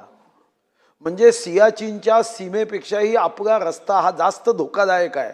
आणि महाराष्ट्राचं ही वैशिष्ट्य आपण बघितलं अध्यक्ष महाराज, हा महाराष्ट्र सरकारने दिलेला आकडा आहे. अध्यक्ष महाराज 2024 अपघातांची संख्या आहे 36,84 आणि मृत्यू किती आहे अध्यक्ष महाराज महाराष्ट्रात? 15,335. अध्यक्ष महाराज टोटल सिरियसली इंज्युअर्ड 22,571 जे परमनंट दिव्यांग झाले अध्यक्ष महाराज. आता यापैकी अनेक कारण आहेत ज्याचा अभ्यास परिवहन विभाग हा विविध माध्यमातून निश्चितपणे करेल. पण अध्यक्ष महाराज एक मी स्वतः अनुभवलं म्हणून माझ्या लक्षात आलं, त्यामुळे अशासकीय विधेयक मांडलं की अध्यक्ष महाराज ज्या गाड्या आहे तामिळनाडूमधल्या ट्रक जर तुम्ही बघितल्या इतक्या रेडियम पट्ट्या लागून राहतात की अंधारात सुद्धा मंद प्रकाशामध्ये सुद्धा तो ट्रक दिसतो. आणि महाराष्ट्राचे जर ट्रक बघितले आणि विशेष करून आमच्या भागात मोठ्या प्रमाणावर कोळसा खाणीतून ट्रक येतात, रेडियम पट्ट्या नंबर प्लेट याचा दूर दूरपर्यंत पता नाही की गाडीचं रजिस्ट्रेशन किंवा गाडीला नंबर प्लेट राहतं. हा आपल्यासाठी विश्वास बसणारा विषय राहणार नाही. अशा पद्धतीचा अध्यक्ष महाराज त्या ठिकाणी आपण अनुभवतो. आणि म्हणून मग आपल्याला कधीतरी याचा ॲनालिसिस करण्याची आवश्यकता आहे की साधारणतः होणारे मृत्यू हेल्मेटच्या अभावी किती आहे, सीट बेल्टच्या अभावी किती आहे अध्यक्ष महाराज, रेडियम पट्ट्या गाडीच्या मागे किंवा गाडीला नसल्याने या संदर्भात किती आहे, स्पीड ब्रेकरवर होणाऱ्या अपघाताची काय अध्यक्ष महाराज आहे अध्यक्ष महाराज. यासोबतच अध्यक्ष महाराज या ठिकाणी काही धोक्याचे असे टर्निंग पॉईंट असतात त्याच्याबद्दलचं काय आहे अध्यक्ष महाराज. लायसन्स नाही म्हणून किती अपघात झाले, दारू पिऊन वाहन चालवण्याने किती अपघात झाले, कारण हा पुन्हा एक धर्मसंकटाची बाब आहे अध्यक्ष महाराज. माझ्या जिल्ह्यात 431 लोकांचा मृत्यू झाला. मग मी प्रयत्न केला 2022 मध्ये निर्णय केला अरे मृत्यू होणं चांगलं नाही, आपलीच कोणीतरी बहीण विधवा होते आणि आम्ही प्रयत्न सुरू केला अध्यक्ष महाराज. आणि त्याचा अध्यक्ष महाराज फायदा अनुभवला, कारण 2022-23 मध्ये जेव्हा आम्ही काही गोष्टी केल्या अध्यक्ष महाराज तेव्हा महाराष्ट्रामध्ये रस्ते सुरक्षेमध्ये द्वितीय क्रमांक आमचा होता अध्यक्ष महाराज. महाराष्ट्रात प्रथम क्रमांक मुंबईचा होता, द्वितीय आमचा होता आणि तिसऱ्या क्रमांकावर नवी मुंबई होतं. कारण सुरक्षेच्या बाबतीत काही कठोर अशा आम्ही अध्यक्ष महाराज काही गोष्टी आम्ही केल्या. आता मी माननीय मंत्री महोदयांना विनंती काही विशिष्ट गोष्टीची करणार आहे. नंबर 1 पहिली विनंती अशी आहे की आपण या सर्वांचं विश्लेषण करण्यासाठी एक तटस्थ त्रयस्थ लोकांची समिती केली पाहिजे. बार्ग सुरक्षा समिती आहे का? आहे, मी वाचून दाखवतो. पण त्याचा म्हणजे तुम्ही केली आणि त्याचा फायदा झाला नाही, महाराष्ट्राचं नुकसान झालं, ते मी पुढे वाचतो. म्हणून माझी पहिली मागणी आहे की एक त्रयस्थ यामध्ये काही एक्सपर्ट आहे, मी त्यांची नावही वाचतो, ज्यांचा अभ्यास आहे की ज्यांनी या संदर्भामध्ये अध्यक्ष महाराज अतिशय उत्तम काम राज्यामध्ये केलं, अशी काही या संदर्भातले लोक आहेत अध्यक्ष महाराज. आपण त्यांची कमिटी करू शकता ना. एक्सपर्ट आहे डॉक्टर शंकर विश्वनाथ वाहतूक तज्ज्ञ आहे, रणजित गाडगीळ वाहतूक तज्ज्ञ आहे, संदीप गायकवाड वाहतूक अभ्यासक आहे. अशी तुम्ही एक तज्ज्ञ समिती करा ना, ज्याच्यातून आज इतक्या मोठ्या प्रमाणावर मृत्यू होत आहे, अपघात होत आहे अध्यक्ष महाराज, त्याला आपण थांबवता येईल का. दुसरा अध्यक्ष महाराज, तुम्ही परिवहन विभागाला एक सांगितलं पाहिजे की रेडियम पट्ट्या पासिंगच्या वेळी आपण 1 वर्षाला कमर्शियल व्हेकलचं पासिंग करतो, पण रेडियम पट्ट्याच गावत नाही. आणि रेडियम पट्ट्या ट्रकवाले गावत नसेल तर तुम्ही मोहीम राबवा ना. बाकी आपण मोहीम राबवतो, त्याच्यातली वसुली कशी होती तुम्हालाही माहीत आहे, मी सांगायची आवश्यकता नाही. तुम्ही अतिशय समजदार असं नेतृत्व आहे तुमचं, पंढरपूरच्या ग्रामीण भागातलं नेतृत्व आहे, तुम्हाला माहिती आहे काय पद्धतीनं होतं. मग असंच जर वाटत असेल की बा तो संबंधित ट्रक चालक आहे, ट्रॅक्टरवाला आहे, तो गावत नाही. काही जिल्ह्यामध्ये अशी पद्धत केली की जनावराच्या शिंगाला सुद्धा रेडियम पट्ट्या गावल्या. अरे याचे काही सुपरिणाम होतात. शेवटी एक जीव वाचवला. मला आठवतं की सॅन फ्रान्सिस्कोमध्ये एका ब्रिजवर 6 लोकांचा मृत्यू वर्षाला झाला तर 1200 कोटी रुपयाचा नवीन ब्रिज बांधला. ठीक आहे, आपल्या महाराष्ट्रात काही जीवाची किती किंमत आहे मला माहीत नाही, पण रेडियम पट्ट्यांसाठी मग आता कदाचित मंत्री महोदय असं म्हणतील की रेडियम पट्ट्यासाठी पैसे कुठून आणायचे, तर अध्यक्ष महाराज त्याची सुद्धा व्यवस्था मी मान्य मंत्री महोदयांना पैशाची व्यवस्था सांगतो. अध्यक्ष महाराज, आपण काय केलं होतं, एक रस्ता सुरक्षा निधी तयार केला. हे केंद्र सरकारची अध्यक्ष महाराज सूचना होती आणि ही सूचना फुकट नाही आली, हे अशासकीय विधेयकातून नाही आली. सर्वोच्च न्यायालयाने रीट याचिका 295/2015 मध्ये रस्ता सुरक्षा विषयक बाबींचा आढावा घेऊन सर्वोच्च न्यायालयाने काही गोष्टी सांगितल्या. या सर्वोच्च, शेवटी आपण काय करतो, स्वतःहून काहीच करत नाही. विद्यार्थी मेरिटचा कोण आहे, जो आई वडिलांनी न सांगता स्वतः अभ्यास करतो त्याला मेरिटचा विद्यार्थी म्हणतो. ज्याच्या मागे लागूनच त्याच्याकडून अभ्यास करून घ्यावा लागतो त्याला मेरिटचा विद्यार्थी म्हणत नाही. पण मला विश्वास आहे प्रताप सरनाईक साहेब हे मेरिटचे विद्यार्थी आहे, यांना फार मागे लागावं लागणार नाही असा विश्वास मला आहे. आणि मग सर्वोच्च न्यायालयाने जे सांगितलं 1 सप्टेंबर 2016 नुसार रस्ता सुरक्षा निधीची स्थापना झाली. पण अध्यक्ष महाराज झालं काय, अनेकदा आपण आमदार मंत्री म्हणून एवढे व्यस्त राहतो की त्या मंत्रालयात हजारो GR निघतात आणि मग त्या GR मध्ये जे उद्दिष्ट असतं ते उद्दिष्ट अध्यक्ष महाराज कधीच पूर्ण होत नाही. आता या 1 सप्टेंबर 2016 नुसार रस्ता सुरक्षा निधीची स्थापना तर केली. परिवहन विभागाकडे नोंद होणाऱ्या वाहनाच्या करावर उपकर आकारलाही गेला. कशासाठी, रस्ता सुरक्षासाठी. किती आगा आतापर्यंत, तर 24-25 पर्यंत हा आगा निधी 1295 कोटी. आता या 1295 कोटीचा हा निधी आहे आपल्याकडे. या निधीचा उपयोग काय करायला पाहिजे, स्पीड ब्रेकर आहे त्याला छानपैकी रेडियम पट्ट्या लावल्या पाहिजे, दूरही दिसलं पाहिजे, भिंगाचा चष्मा असला तरी दिसलं पाहिजे. अध्यक्ष महाराज, ज्या ट्रक्स आहे वाहनं आहे त्याच्या मागे रेडियम पट्ट्या लावल्या पाहिजे. मी वाचलो, बाकीचेही वाचले पाहिजे. माझा अपघात होता वाचला, कारण त्या अंधारामध्ये त्या ट्रकवर गाडी जात होती. तर अध्यक्ष महाराज, आता 1295 कोटीमध्ये परिवहन विभाग याचा अध्यक्ष समिती कोणी, खरं तर मंत्री महोदयांनी या समितीचं अध्यक्ष राहिलं पाहिजे. समिती कोणाची, मुख्य सचिवाची. आणि मग झालं काय त्याचा परिणाम, अध्यक्ष महाराज, ज्या उद्दिष्टासाठी सुप्रीम कोर्टाने 1 सप्टेंबर 2016 नुसार सांगितलं की याचा खर्च कुठं करावा, तर अध्यक्ष महाराज याचा खर्च हे अपघात प्रणव भागामध्ये अपघात होऊ नये यासाठी हा खर्च करावा.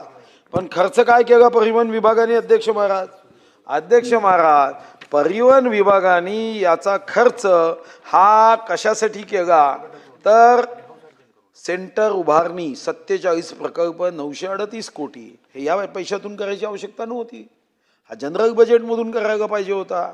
ADTT सेंटर उभारणी प्रकल्प 38 511 कोटी, वाहने विकत घेणे 13.68 कोटी, अंधेरी कार्यालय संरक्षक भिंत, अरे हे प्रवासाच्या सुरक्षेसाठी आहे, यांनी अंधेरी कार्यालयाची संरक्षक भिंत पैसे खर्च केले. नेत्र तपासणी शिबिराला 2.5 कोटी खर्च केले. अध्यक्ष महाराज, ठीक आहे, मी समजू शकतो तुम्हाला अधिकार दिलाय, तर आपण म्हणतो की तळ राखी तो पाणी चाखी, एवढं पाणी, म्हणजे या पैशाचा उपयोग हा अध्यक्ष महाराज हा रस्ते, जेव्हा मी आकडे सांगितले आणि मला विश्वास आहे की या संदर्भातली गंभीरता माननीय मंत्री महोदय हे स्वतः अतिशय संवेदनशील आहेत. 15,335 मृत्यू एकट्या 2024 मध्ये होणं हे काही पुरोगामी महाराष्ट्राला फार अभिमान वाटेल असं नाही आहे. आणि मला निश्चितपणे विश्वास आहे, आणि ती मी मंत्री महोदयांनी मला सकारात्मक उत्तर द्यावं म्हणून नाही म्हणतोय, आणि मंत्री महोदयाकडे तर माझं कोणतं तसंही निवेदन राहत नाही, ते खुश व्हावे म्हणून म्हणत नाही आहे, पण नाव कौतुकाने प्रताप ठेवलं आहे. त्या नावाप्रमाणे या संदर्भामध्ये मंत्री महोदय लक्ष देऊन या सुरक्षा निधीपैकी पहिला प्रयोग तुम्ही चंद्रपूर जिल्ह्यात करा. जेवढे स्पीड ब्रेकर आहे चंद्रपूर जिल्ह्यात, बांधकाम विभागाला सांगा या सर्व स्पीड ब्रेकरवर रेडियम पट्ट्या, रेडियमचे लाईट्स लावण्यासाठी या सुरक्षा निधीमधून आम्ही पैसे देऊ. दुसरा निर्णय करा की चंद्रपूर जिल्ह्यामध्ये जेवढ्या गाड्या आहे RTO चौकात उभे राहून सर्व ट्रक्सला रेडियम पट्ट्या गावतील. आवश्यकता असेल तर नंबर प्लेट, आता मी त्याच्या रेटमध्ये जात नाही, माझ्याकडे सर्व माहिती आहे, पण जसं नंबर प्लेट तुम्ही कंपल्सरी केला एवढ्या 1000 रुपयाचा घेतलाच पाहिजे, तर रेडियम पट्ट्या नसेल तर त्याच्या दंडाची रक्कम वाढवून टाका. त्याचा सोपी मार्ग असतो अध्यक्ष महाराज, जो जगात केला जातो. ट्रक रेडियम पट्ट्या दिसल्या नाही थांबायची, ऑन दी स्पॉट त्याच्याकडून दंड घ्यायचा आणि ऑन दी स्पॉट त्याला चिठ्ठ्या चिपकवायच्या, म्हणजे रेडियम पट्ट्या चिपकवायच्या. बस हे तुम्ही जर केलं तर चंद्रपूर जिल्ह्यात मागच्या वर्षी 431 मृत्यू झाले. मी तुम्हाला नक्की सांगतो की भविष्यामध्ये हे मृत्यू कमी होण्याच्या कारणापैकी एक कारण तुम्ही संपवाल.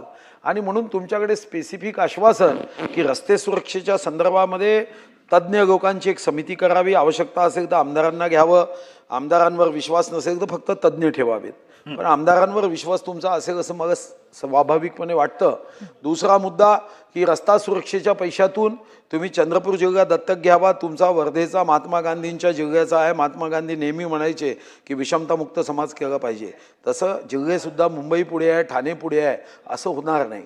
चंद्रपूरसुद्धा पुढे असलं पाहिजे, कारण या महाराष्ट्राचं वर्णन करताना चांद्यापासून बांद्यापर्यंत म्हणतो. चांदा नसेल तर महाराष्ट्राचा चेहरा कसा असेल अध्यक्ष महाराज. आणि म्हणून आपण या चंद्रपूरमध्ये या सर्व गाड्यांना रेडियम पट्ट्या गावण्यासाठी आणि तुमच्या हस्ते आपण उद्घाटन करू. तुम्ही स्वतः उभं राहून त्या ठिकाणच्या गाड्यांना पट्टे गावा. दंड कमी असेल तर एक GR काढून टाका, दंड जास्त गावा, पुऱ्या गाडीभर रेडियम पट्ट्या गावा. खूपच मागक ऐकत नसेल तर त्याच्या कपागावर सुद्धा एक रेडियम पट्टी गावा. पण यामध्ये तुम्ही रेडियम पट्टा गावलाच पाहिजे. माझा जीव जाता कामा नये, कारण एकदा वाचलो पुन्हा पुन्हा वाचन देव वाचव माहीत नाही.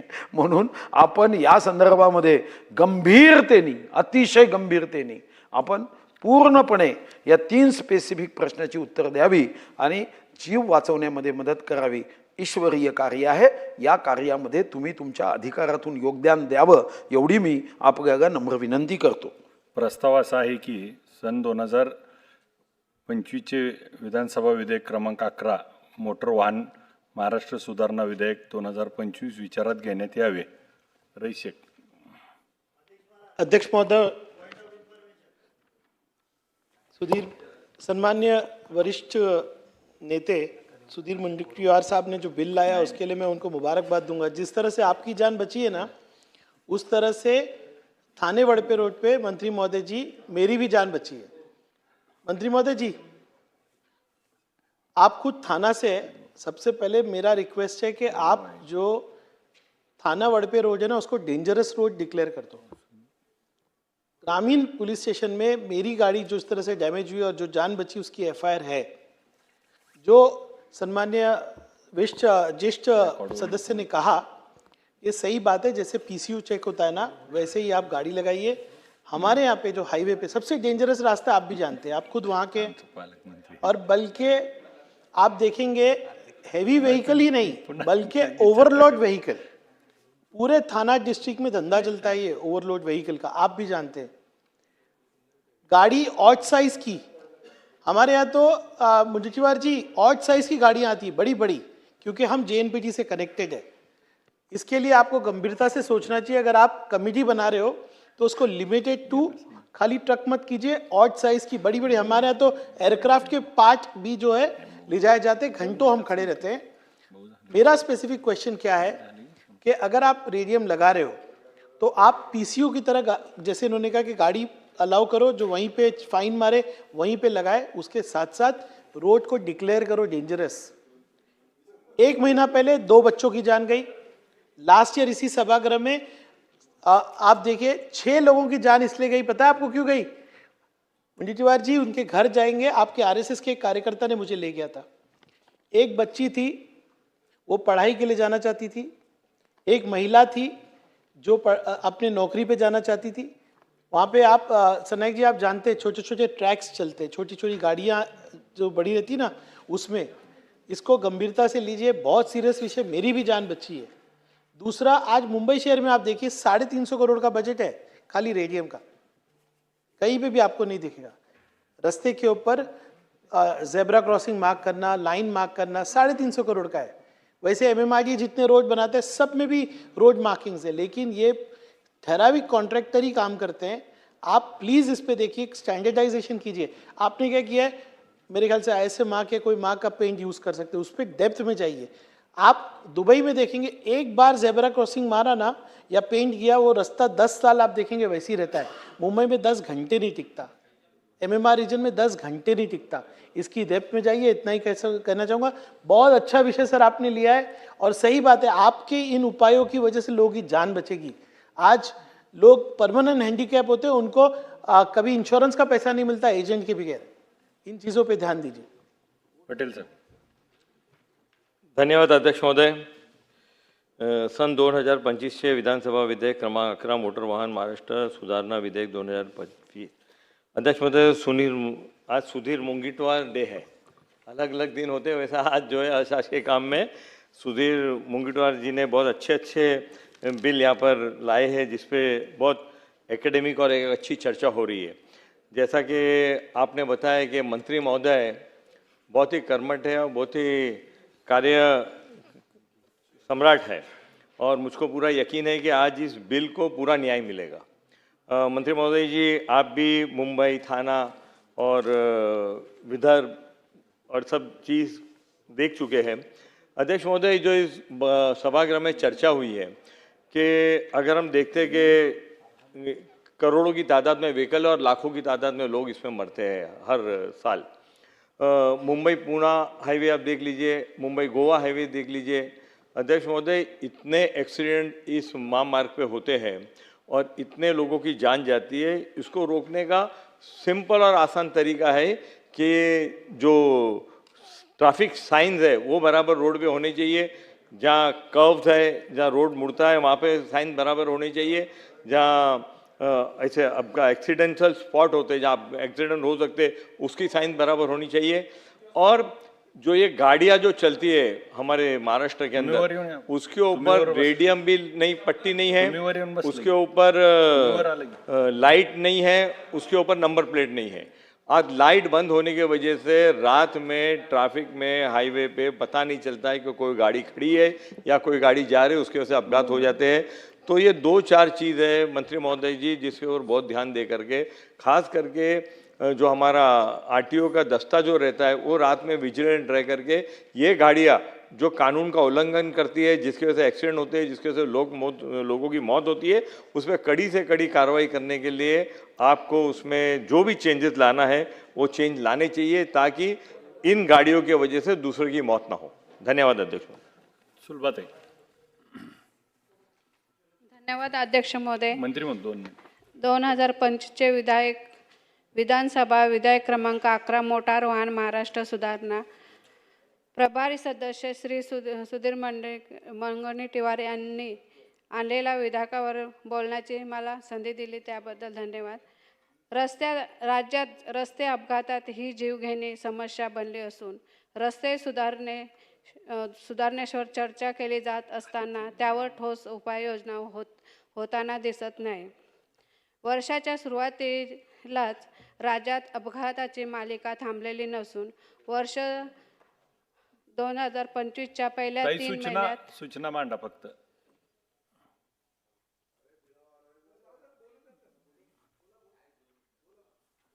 पहिल्या 3 महिन्यात जानेवारी ते मार्च दरम्यान राज्यात एकूण 93,95 रस्ते अपघातात झालेले आहेत। त्यामध्ये 4,179 जणांचा मृत्यू झाला। त्या तुलनेत गेल्या वर्षी 2024मध्ये याच कालावधीत 9,231 अपघात झाले, ज्यामुळे 4,036 जणांचा मृत्यू झाला आहे।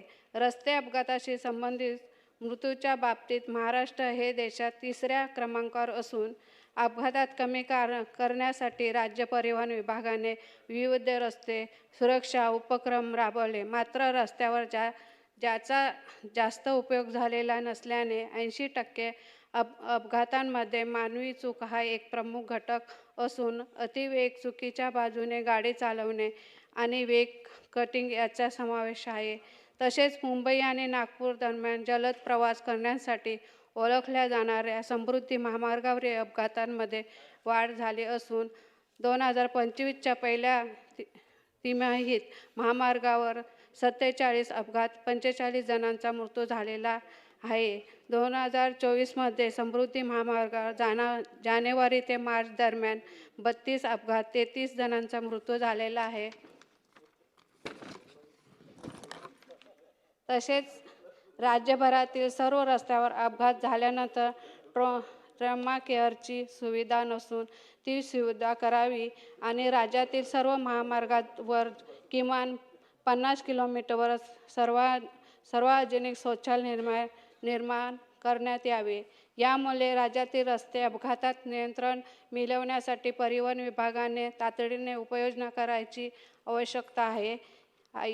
याआधी मुद्द्यावरती मी माझे मत व्यक्त केले असून शासनाने या सर्व मुद्द्यांची दखल घेऊन या विविध काळात या मुद्द्यांचा समावेश करण्याची मागणी करत आहे. धन्यवाद अध्यक्ष महोदय. अध्यक्ष महोदय, सन्माननीय श्री सुधीरभाई भाऊ मुनगंटीवार यांनी जो विधेयक आणलाय त्याचं मी स्वागत करतो. बरेच विषय आपण मांडले, पण मी एक निदर्शनास आणू इच्छितो. या सभागृहामध्ये माझा मतदारसंघात हे जे शहरामध्ये बिल्डिंग साईट्सवरती कन्स्ट्रक्शन आणि एक्सकवेशन करणारे आणि ते माती उचलून जाणारे जे डंपर आहेत त्याचा खूप मोठा विषय अध्यक्ष महोदय. ओव्हरलोडेड डंपर असतात. आता 3-4 महिना आधीच माझा मतदारसंघ मुलुंडमधील एक घटना सांगू इच्छितो. अमरनगर या परिसरात राहणारी 21 वर्षीय माझी बहीण अशाच ओव्हरलोडेड डंपरचा खाली आली आणि जागेवरती तिचा मृत्यू झाला अध्यक्ष महोदय. मी मागणी सुद्धा केली, ट्रॅफिक पोलीस विभागासोबत बैठका केली. ट्रॅफिक पोलीस म्हणतात की आम्हाला ओव्हरलोडेड ट्रक्स यांच्यावरती कारवाई करण्यासाठी अधिकारच नाही आहे आणि त्यासाठी RTO ऑफिसमधनं इंटरसेप्टर लागतात. आता अध्यक्ष महोदय, इंटरसेप्टर मी वेळोवेळी प्रयत्न केले पण रोज तिकडे हजर राहत नाही. दिवसाचे एक फक्त आमचे कॉलनीच्या GGS रोडवरनं 250 ओव्हरलोडेड डंपर रोज निघतात आणि मुखत्व जसं सुधीर भाऊनी सांगितलं रेडियम लागला पाहिजे. या डंपर प्लेटला नंबर प्लेटच असतात आणि जर नंबर प्लेट असली तरी त्याच्यावरती नंबरच नसतात. माझी ही पण मागणी आहे की जर एखादा डंपर असा कायदा आणावा आपण की जर नंबर प्लेट दिसतच नाहीये तर त्या ट्रकला तिकडे आपण जप्ती केली पाहिजे. त्याचप्रमाणे ओव्हरलोडेड डंपर्स जे आहेत जे नागरिकांचा जीवाशी खेळतायत अध्यक्ष महोदय, बऱ्याच डंपरमध्ये तर 17, 18 वर्षाचे मुले असतात, लायसन्सही नसतात. अशा लोकांची ट्रक जप्ती झाली पाहिजे आणि मोठी रक्कम दंड आकारण्यात आली पाहिजे. कायदा आपण निश्चित बनवू, पण तोपर्यंत जो नागरिकांचा जीवांना धोका आहे या ओव्हरलोडेड डंपरमुळे, त्यासाठी काही ठोक पावलं तातडीनेही आपण उचलावा अशी विनंती मी करतो. धन्यवाद. विक्रमबाद.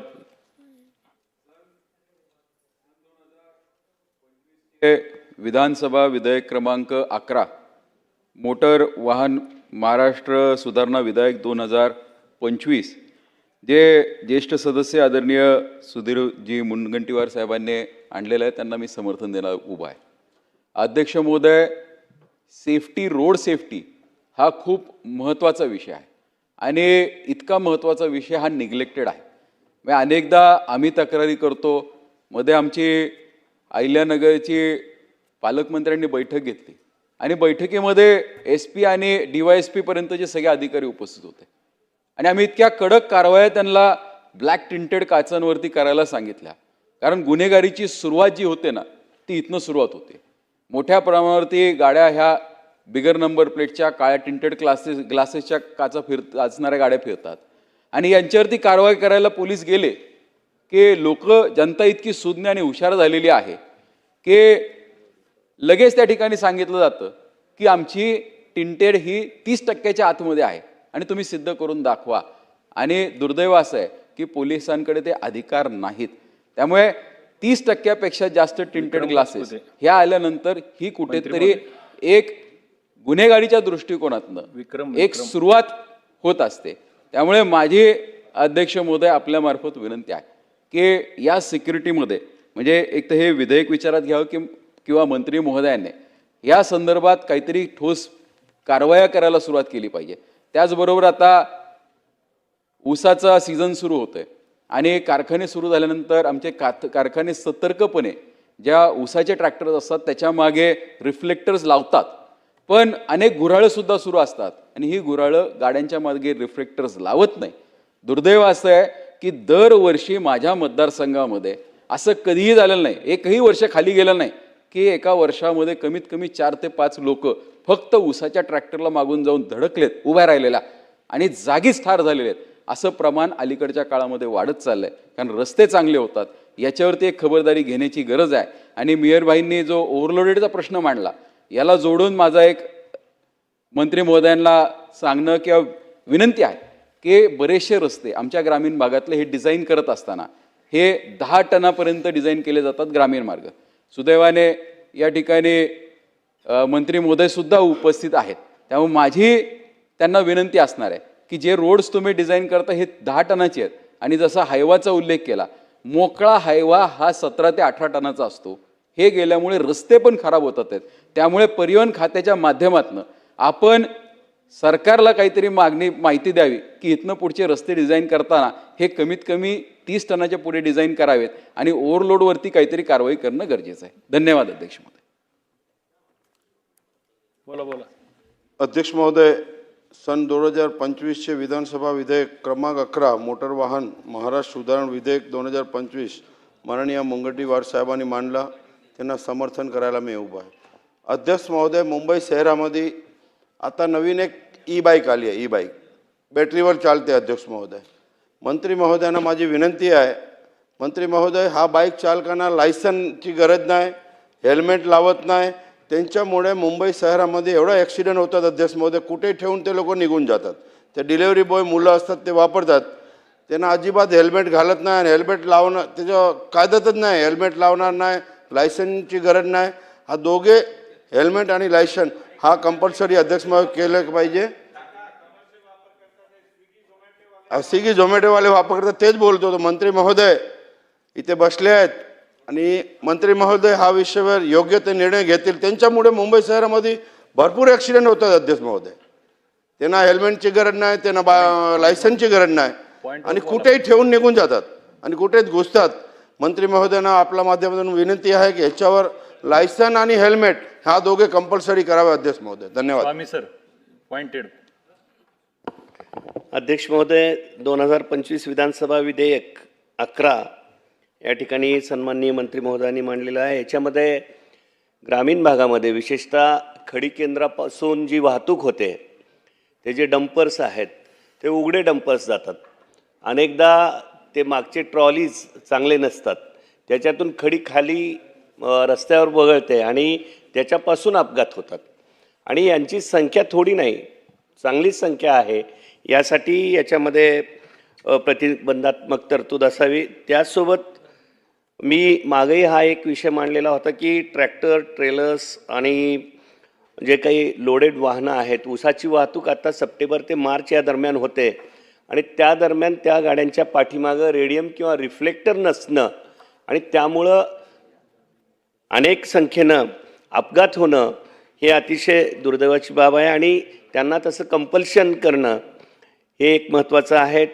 बऱ्याचदा हेडला पासिंग असतं पण ट्रेलरचं पासिंग वेगळं असावं असा एक नियम आहे, पण तो नसतं आणि कधीकधी अनेक जुना ट्रेलर्स त्या ठिकाणी वापरले जातात आणि त्याच्या माध्यमातून अपघात होतात. त्याचसोबत ट्रिपल सीट आणि हेल्मेटच्या बाबतीमध्ये या ठिकाणी चर्चा केलेली आहे आणि आपण त्याचा विचार करावा. फॅन्सी नंबर प्लेट किंवा डुप्लिकेशन या बाबतीमध्येही विचार करावा. धन्यवाद. जय हिंद, जय महाराष्ट्र.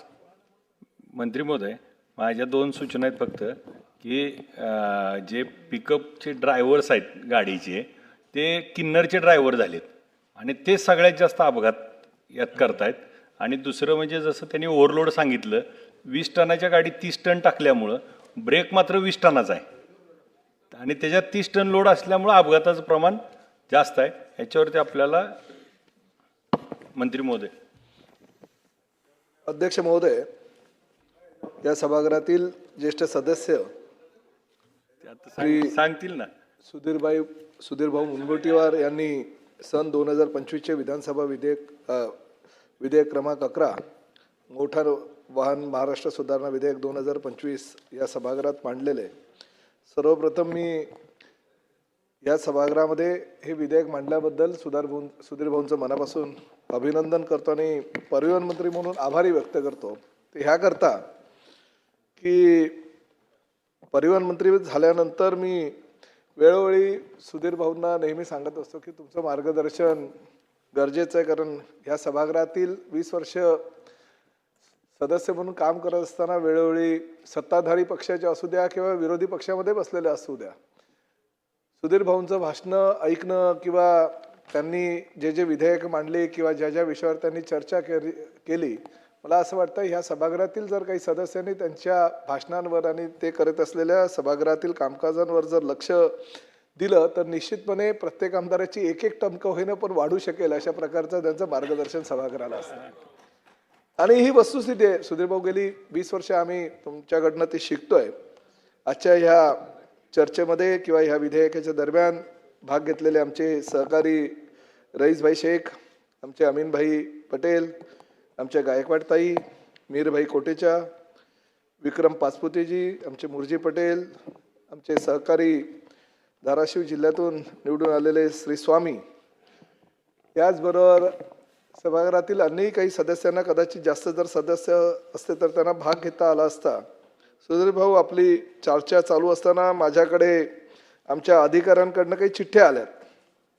म्हणजे ज्या पद्धतीनं आपण छापील उत्तर लक्षवेधीचं किंवा एखाद्या गोष्टीचं देत असतो, त्या छापील उत्तरामध्ये ज्या काही गोष्टी लिहिलेल्या असतात त्यानुसार त्यांनी छापील उत्तर दिलं. आणि त्यामध्ये मला आमचे अधिकारी जे बसलेले आहेत त्यांना एक गोष्ट ह्या ठिकाणी सांगायची आहे. त्यांनी मला चिठ्ठी पाठवली, त्यात लिहिलं होतं की 2022 पूर्वी महाराष्ट्रात दरवर्षी अपघाती मृत्यूंचे प्रमाण वाढत होते, परंतु विभागाच्या प्रयत्नामुळे सन 2023-2024 मध्ये अपघाताचे मृत्यूचे प्रमाण हे 2% कमी झालेले आहेत. म्हणजे 2022 पूर्वी सुद्धा आपलंच डिपार्टमेंट त्या ठिकाणी काम करत होतं आणि 2024-25 मध्ये किंवा 23-24 मध्ये आपलंच डिपार्टमेंट काम करत होतं. आपल्याच डिपार्टमेंटच्या कार्यकाळात तो आकडा वाढत होता आणि आपल्याच डिपार्टमेंटच्या कार्यकाळामध्ये तो आकडा 2% कमी झाला. म्हणजे काही तुमचे स्वागत, हार, फुले, श्रीफळ देऊन सत्कार करण्याचं सारखी गोष्ट नाहीये. नाही, आकडे जाऊ द्या, आकडेवारीकडे मी जात नाही, पण ही वस्तुस्थिती आहे. अपघातांच्या प्रमाण दिवसेंदिवस वाढत चाललेलं आहे आणि जी सुधीर भाऊंनी आकडेवारी सांगितलेली आहे म्हणजे आश्चर्याची गोष्ट आहे की 15,000पेक्षा जास्त मृत्यू जर ह्या राज्यामध्ये होत असतील तर शोकांतिक आहे. पण हेही तेवढंच खरं आहे की फक्त आणि फक्त RTO डिपार्टमेंटच्या चुकांमुळे किंवा त्यांनी न केलेल्या कार्यपद्धतीमुळे हे अपघात होत नाही किंवा हे मृत्यू होत नाही, इतरही काही गोष्टी कारणीभूत आहेत. आणि त्यात सगळ्यात जास्त कारणीभूत जर कोणी असेल तर नॅशनल हायवे ऑथॉरिटी, PWD, महापालिका, नगर परिषदा, ग्रामपंचायतीच्या परिसरातले जे रस्ते आहेत ते रस्ते ह्या मृत्यूला मोठ्या प्रमाणात कारणीभूत आहेत.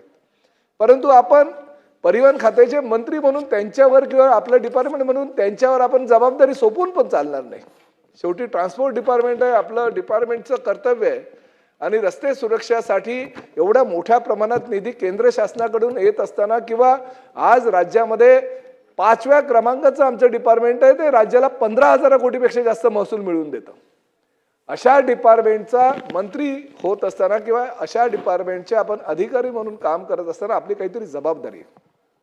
या सभागृहातील बहुतेक सदस्य हे अमेरिकेला, युरोपला किंवा UAEला किंवा अन्य सगळ्या देशांमध्ये जेव्हा जात असतात, म्हणजे मी एशियन कंट्रीचे काही भाग सोडले, इवन एशियन कंट्रीमध्ये हाँगकाँग, बँकॉक, पटायासारखे सुद्धा काही देश आहेत की त्या देशामध्ये तर सुद्धा रस्ते सुरक्षेला जास्त महत्त्व दिलं जातं. जसं सुधीर भाऊंनी सांगितलं की अमेरिकेमध्ये एका ब्रिजला ब्रिजवर 6 मृत्यू झाल्यानंतर तो ब्रिज बंद केला आणि ताबडतोब त्यांनी 1200 कोटी रुपये, 1200 कोटी असू द्या किंवा 1200 कोटी डॉलर खर्च करून त्यांनी दुसरा ब्रिज उभारला.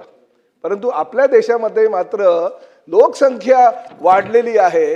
रस्त्या अपघातामुळे जे मृत्यू होतात त्यामुळे थोडेसे जर मृत्यू झाले तर काय फरक पडतो असा जर विचार काही लोकांनी केला तर ते अतिशय चुकीचं आहे. एका मृत्यूला सुद्धा आपण जबाबदार आहोत हे ध्यानात ठेवलं पाहिजे.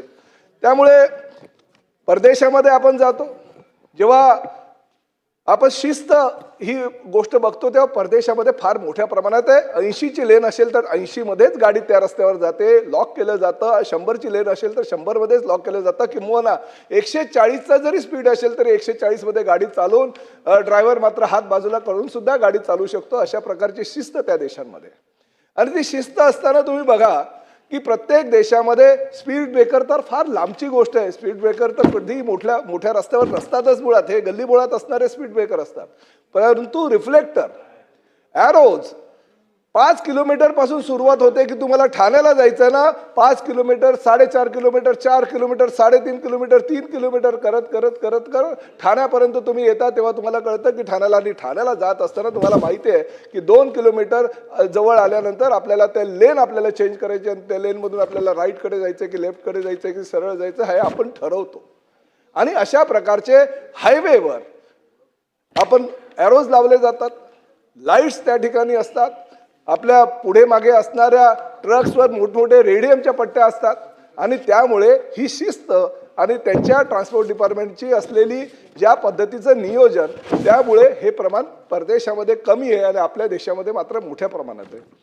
मी सुधीर भाऊंना अभिमानाने ह्या ठिकाणी सांगेल की सुधीर भाऊ, ज्यावेळेस मी ट्रान्सपोर्ट डिपार्टमेंटचा कार्यभार स्वीकारला त्यावेळेस मी आमच्या काही अधिकाऱ्यांची बैठक घेतली आणि ही जी आकडेवारी आपण सभागृहाला आज सांगितली तीच आकडेवारी मला आमच्या अधिकाऱ्यांनी 3-4 महिन्यापूर्वी दिली. त्यांना मी स्पष्टपणे सांगितलं की जो रस्ता सुरक्षेसाठी तुम्हाला निधी येतोय तो निधी इतरत्र कुठेही वळला जाता कामा नये. जशी तुम्ही कुठल्या कारणासाठी कुठला निधी किती वापरला गेले हे तुम्ही जे सांगितले ही वस्तुस्थिती आहे. तसा निधी वळला गेला. ज्या गोष्टीसाठी निधी सेंट्रल गव्हर्नमेंटने तुम्हाला दिलेला आहे, स्टेट गव्हर्नमेंट पॉझिटिव्ह आहे जर तुम्हाला तो निधी द्यायला, तर तो निधी तुम्ही फक्त रस्ता सुरक्षा आणि लोकांचे मृत्यू होणे, अपघात होणे, मृत्यू लांबची गोष्ट आहे, परंतु कोणाचे हात गेलेले आहेत, कोणाचे पाय गेलेले आहेत, कोणाचे डोळे गेलेले आहेत, असे सुद्धा अपघात झालेले आहेत, त्याची तर नोंदच नाही आहे. त्यामुळे रस्त्या सुरक्षेला प्राधान्य देण्याचं गरजेचं आहे. आणि त्या माध्यमातून मी आमच्या डिपार्टमेंटला स्पष्टपणे सांगितलंय की भले नॅशनल हायवे असू द्या, भले MSRTCचा रस्ता असू द्या, भले PWDचा रस्ता असू द्या, भले महानगरपालिकेचा रस्ता असू द्या, परंतु राज्यातील मोठ्या रस्त्यांवर रस्ते सुरक्षिततेच्या दृष्टिकोनातनं आपल्याला ह्या सगळ्या उपाययोजना ज्या परदेशामध्ये केल्या पाहिजे त्या उपाययोजना आपल्याला आपल्या राज्यामध्ये आणणं गरजेचं आहे. आणि त्यामुळे फक्त ह्या सुरक्षिततेसाठी नाही, आम्ही रिफ्लेक्टर लावून किंवा त्या ठिकाणी ॲरोज लावून सुद्धा आपल्याला थांबायचं नाहीये किंवा स्पीड ब्रेकर ची व्यवस्था करून सुद्धा थांबायचं नाही. आपण आपल्या ज्या टोल ज्या ठेकेदाराला दिले जातात त्याच्यामध्ये खूप त्या कंडिशन्स असतात की तुम्ही ॲम्ब्युलन्स ठेवली पाहिजे, तुम्ही फायर ब्रिगेडची गाडी ठेवली पाहिजे, तुम्ही अन्न सुविधा ठेवल्या पाहिजे, परंतु कुठेही काही त्याची व्यवस्था केलेली जात नाही. आपल्याला हे कळतं. रस्ते सुरक्षितेमध्ये ट्रान्सपोर्ट डिपार्टमेंटकडनं तुम्हाला ॲम्ब्युलन्स किंवा फायर ब्रिगेडच्या गाड्या सुद्धा स्वतःच्या ठेवाव्या लागेल. दर 50 किलोमीटरमध्ये जर एखाद्या गाडीला आग लागली तर 25 किलोमीटर मागे किंवा 25 किलोमीटर पुढे तुम्हाला 10 मिनिटामध्ये तिकडे किंवा 5 मिनिटामध्ये पोहोचून त्या गाडीची तुम्हाला आग विझवता आली पाहिजे. किंवा जर अपघात झाला तर 5 ते 10 मिनिटामध्ये तुमची ॲम्ब्युलन्स, डिपार्टमेंटची ॲम्ब्युलन्स त्या ठिकाणी पोहोचली पाहिजे. अशी व्यवस्था तुम्हाला करावी लागेल. आणि तो रस्ते सुरक्षिततेचा निधी आहे तो त्यासाठी तुम्हाला खर्च करावा लागेल. आणि अशी प्रकारची उपाययोजना आपण करतोय. अध्यक्ष महोदय, खूप अनेक असे प्रस्ताव आहे की ते प्रस्ताव विचाराधीन आहे. आणि त्याचबरोबर सुधीर भाऊंनी मला आज जी नावं सांगितली, डॉक्टर शंकर विश्वनाथ, डॉक्टर रणजित गाडगीळ, संदीप गायकवाड, तर ही मंडळी मोठी मंडळी ह्या सभागृहामध्ये आपण त्यांचं नाव घेतोय. परंतु मी सुधीर भाऊंनाच विनंती करेल की सुधीर भाऊ, आपण जर एक कमिटी केली आणि हे 2% प्रमाण अजून काही कमी करता येतं का, आपल्याला 5% करता येतं का, 10% करता येतात किंवा 0 करता येतं का, यासाठी जर ह्या कमिटीची आपल्याला काही गरज असेल तर आपण त्यांच्याशी चर्चा करावी. आणि चर्चा करून आपण शासन नियुक्त ही कमिटी करून त्यांच्या माध्यमातून रस्ते सुरक्षिततेसाठी भविष्यामध्ये काय उपाययोजना करता येईल. निधीची काही तरतूद किंवा काही कमी नाही आहे सुधीर भाऊ. अध्यक्ष महोदय, भरपूर निधी RTO डिपार्टमेंटकडे आहे. सेंट्रल गव्हर्नमेंट ह्या बाबतीत भरपूर मोठ्या प्रमाणात निधी देतो. फक्त त्या निधीचं नियोजन योग्य प्रकारे व्हायला पाहिजे. तर हे 2% जे प्रमाण आहे ते 20% जायला वेळ लागणार अशी मला खात्री आहे आणि त्या माध्यमातून आपण तशी उपाययोजना करतोय. आता आमचे मित्र विक्रम पाचपुते साहेबांनी सांगितलंय की त्यांच्या मतदारसंघामध्ये जे ऊसाचे ट्रॅक्टर असतात आणि त्या ऊसाच्या ट्रॅक्टरमध्ये 4 ते 5 किंवा 5 ते 6 मृत्यू होत असतात. परंतु शेवटी लोकप्रतिनिधी म्हणून पाचपुते साहेब आपली पण काही जबाबदारी असते. मी जेव्हा बघतो तेव्हा आपण रस्त्यावरून जात असताना ते ट्रॅक्टरचं वजनाची क्षमता असते 5 टन 8 टन आणि ते ट्रॅक्टर 20-20 टन वजन उचललं जातं ऊसाचं आणि अर्धेपेक्षा जास्त ऊस हे बाहेर असतात. त्यामुळे आपणही आपल्या शेतकऱ्यांना हे सांगितलं पाहिजे की बाबा अपघातांचं प्रमाण वाढलेलं आहे, ऊस पूर्णपणे बाहेर पडलेले आहेत, त्याला रेडियम किंवा काहीची सोय तुम्हाला करायला पाहिजे, लाईट लावली पाहिजे. परंतु जर नियम आणून 1 फेरायच्या ऐवजी त्यांनी 2 फेरे केले तर हे जे प्रमाण आहे ते प्रमाण कमी होईल. कारण शेवटी प्रत्येक ठिकाणी RTO किंवा ट्रान्सपोर्ट डिपार्टमेंट पोहोचू शकत नाही. त्यामुळे आपली लोकप्रतिनिधी म्हणून जबाबदारी आहे. परंतु ती जबाबदारी पार पाडत असताना जर आमच्या डिपार्टमेंटचं काही सहकार्य आपल्याला लागलं तर निश्चितपणे ते केलं जाईल. बाईकच्या बाबतीत मुरजी पटेलांनी एक मुद्दा उपस्थित केला, ही वस्तुस्थिती आहे. जे बाईकवाले जे आहेत ना त्यांना लायसन पण नाही आहे. ती इलेक्ट्रिक व्हेकल आहेत, त्यांना 25 किलोमीटरची फक्त परमिशन आहे, त्यांना RTOची परमिशन वगैरे काही नाही. पण सर्रासपणे स्विगी झोमॅटोसाठी ह्या बाईक वापरल्या जातात. त्यांच्यावर कारवाई करण्याचं प्रमाण RTOनं फार मोठ्या प्रमाणात केलेलंच आहे. पण भविष्यामध्ये ते अजूनही कसं नेस्तनाबूत करण्यात येईल, सगळ्या गाड्या कशा जप्त करण्यात येईल, प्रत्येकाला कशा आपण पोलीस स्टेशनला आणून त्यांच्या मालकांना पण कसं काय अटक करता येईल याची सुद्धा जबाबदारी आपण भविष्यामध्ये घेऊ. अनेक गोष्टी या सभागृहातील आमच्या सदस्यांनी सांगितलेल्या आहे. परंतु जी आकडेवारी सुधीर भाऊंनी सांगितलेली आहे ही आकडेवारी ह्या महाराष्ट्राला भूषणावह नाही. त्यामुळे ह्या खात्याचा मंत्री म्हणून मी निश्चितपणे त्यावर कसा तोडगा काढता येईल आणि ही आकडेवारी कशी कमी होईल यासाठी आपण 100% सगळेजण प्रयत्न करू. आज सभागृहामध्ये आम्ही नेहमी त्यांना गुरुस्थानी मानतो. आमचे सुधीर भाऊ मुनगंटीवार यांनी जो या ठिकाणी आज प्रस्ताव दिलेला आहे किंवा जे विधेयक मांडलेलं आहे, मी विनंती त्यांना करेन की अजूनही काही आपल्या सूचना असेल तर आपण लेखी स्वरूपात द्या किंवा मला सांगा. त्या सगळ्या सूचनांचा विचार करून महाराष्ट्र अतिशय कमी प्रमाणात अपघात होण्याचं राज्य कसं होईल याची आपण खबरदारी घेऊ. आणि ज्या पद्धतीने तुम्ही रेडियमच्या पट्ट्यांच्या संदर्भात सुद्धा सांगितलेलं ऑलरेडी केंद्र शासनाच्या नियमावलीमध्ये तो विषय आहे. परंतु ते रेडियम सुद्धा अतिशय चांगले असावे. रेडियम मी मध्ये कर्नाटकला गेलेलो असताना कर्नाटकमध्ये ज्या पद्धतीने आम्ही रात्रीच्या वेळेस बघत होतो, सगळ्या ट्रक टेम्पो बसेसला वगैरे रेडियमच्या पट्ट्या फार मोठ्या प्रमाणात लावल्या होत्या आणि लांबून सुद्धा दिसत होत्या त्या 50-50 फुटांवरनं. तर अशा प्रकारच्या चांगल्या क्वालिटीच्या रेडियम्स आपण आपल्या ट्रक टेम्पो किंवा इतर काही मालवाहतूक गाड्यांना लावू आणि तशा पद्धतीची आपण सुविधा करू. मी आदरणीय सुधीर भाऊंना विनंती करतो की आपण हे विधेयक कृपया मागे घ्यावं. भाऊ एक सूचना फक्त मंत्री महोदय की शेतकऱ्यांचा माल पकडल्यानंतर 200 किलो 500 किलो जास्त असल्यावर RTO 26,000 दंड करतात. तर शेतकऱ्याच्या मालाच्या बाबतीत आपण सूचना करावी. भाऊ महाराज, सन्माननीय मंत्री महोदयांनी समर्पक विस्तृत उत्तर दिलं. तर माझे 2 प्रश्न त्यांना अनुत्तरित राहिले. एक तर चंद्रपूर जिल्ह्यामध्ये रेडियम पट्ट्या गावण्याच्या संदर्भात अभियान केलं पाहिजे. या अभियानाची सुरुवात करण्यासाठी रस्ता सुरक्षा निधीतून माननीय मंत्री महोदयांनी निधी उपलब्ध करून द्यावा. दुसरी विनंती केली की जिल्ह्यातले जेवढे स्पीड ब्रेकर आहे त्यालाही निधी या रस्ता सुरक्षा जो आपण 2016मधून उपलब्ध करावा. आणि तिसरी सूचना की जिल्हा स्तरावर एक 6 महिन्यासाठी अपघात हे कमी करता येईल या दृष्टीने कलेक्टर, SP, परिवहन अधिकारी यांची एक समिती करावी. म्हणजे त्यांना कॉन्सन्ट्रेट करता येईल. कारण 431 मृत्यू हे जिल्ह्यातले काही योग्य नाही. आणि जेव्हा आपण ते दिव्यांग होताना पाहतो तेव्हा दुःख होतं की कारण नसताना आपण काही व्यवस्थेच्या अभावापोटी हे अशा पद्धतीने घडत आहे. आणि म्हणून रेडियम पट्ट्याला पैसे उपलब्ध करून द्यावे. काय लागतील 2 कोटी 5 कोटी 10 कोटी 7,52,000 कोटीचं बजेट आहे. महाराष्ट्राचं काही कमी नाही आहे. $1 ट्रिलियन इकॉनॉमीकडे आपण चाललो आहे. ते एक माणसाचा जीव तर वाचवता आलं पाहिजे ना. माननीय मंत्री महोदयांनी रस्ते सुरक्षा निधीमधून 1226 कोटीच्या आसपास आहे. आम्हाला काही 26 कोटी दिले तरी चालते, काय जास्त पाहिजे नाही. तर तेवढी फक्त मदत करायचं आश्वासन द्यावं. महोदय, सुधीर भाऊंनी जशी मागणी केली, या सभागृहातील सगळे सदस्य त्यानुसार मागणी करू शकतात. परंतु एक गोष्ट मात्र मी नक्की या सभागृहाला आणि आदरणीय अध्यक्ष महोदय आपल्याला सांगू इच्छितो की असं मी पर्टिक्युलर एवढी अमाऊंटच देईल असं सांगू शकत नाही सभागृहामध्ये. मात्र त्यांनी ज्या सूचना केल्या त्या सूचनांचा निश्चितपणे विचार करून जिल्हा स्तरीय जी समितीची त्यांनी सूचना केलेली आहे त्याचाही शेतकऱ्यांच्या वाहनं पकडू नये म्हणून, शेतकऱ्याची वाहनं पकडू नये म्हणून आदेश द्यावा. नाही, ठीक आहे ना. प्रश्न असा आहे की मान्य सदस्यांनी हे विधेयक मागे घेण्यास अनुमती आहे काय? अनुकूल असतील त्यांनी होय म्हणावे, प्रतिकूल असतील त्यांनी नाही म्हणावे. होयचे बहुमत आहे, होयचे बहुमत आहे. अनुमती देण्यात आली.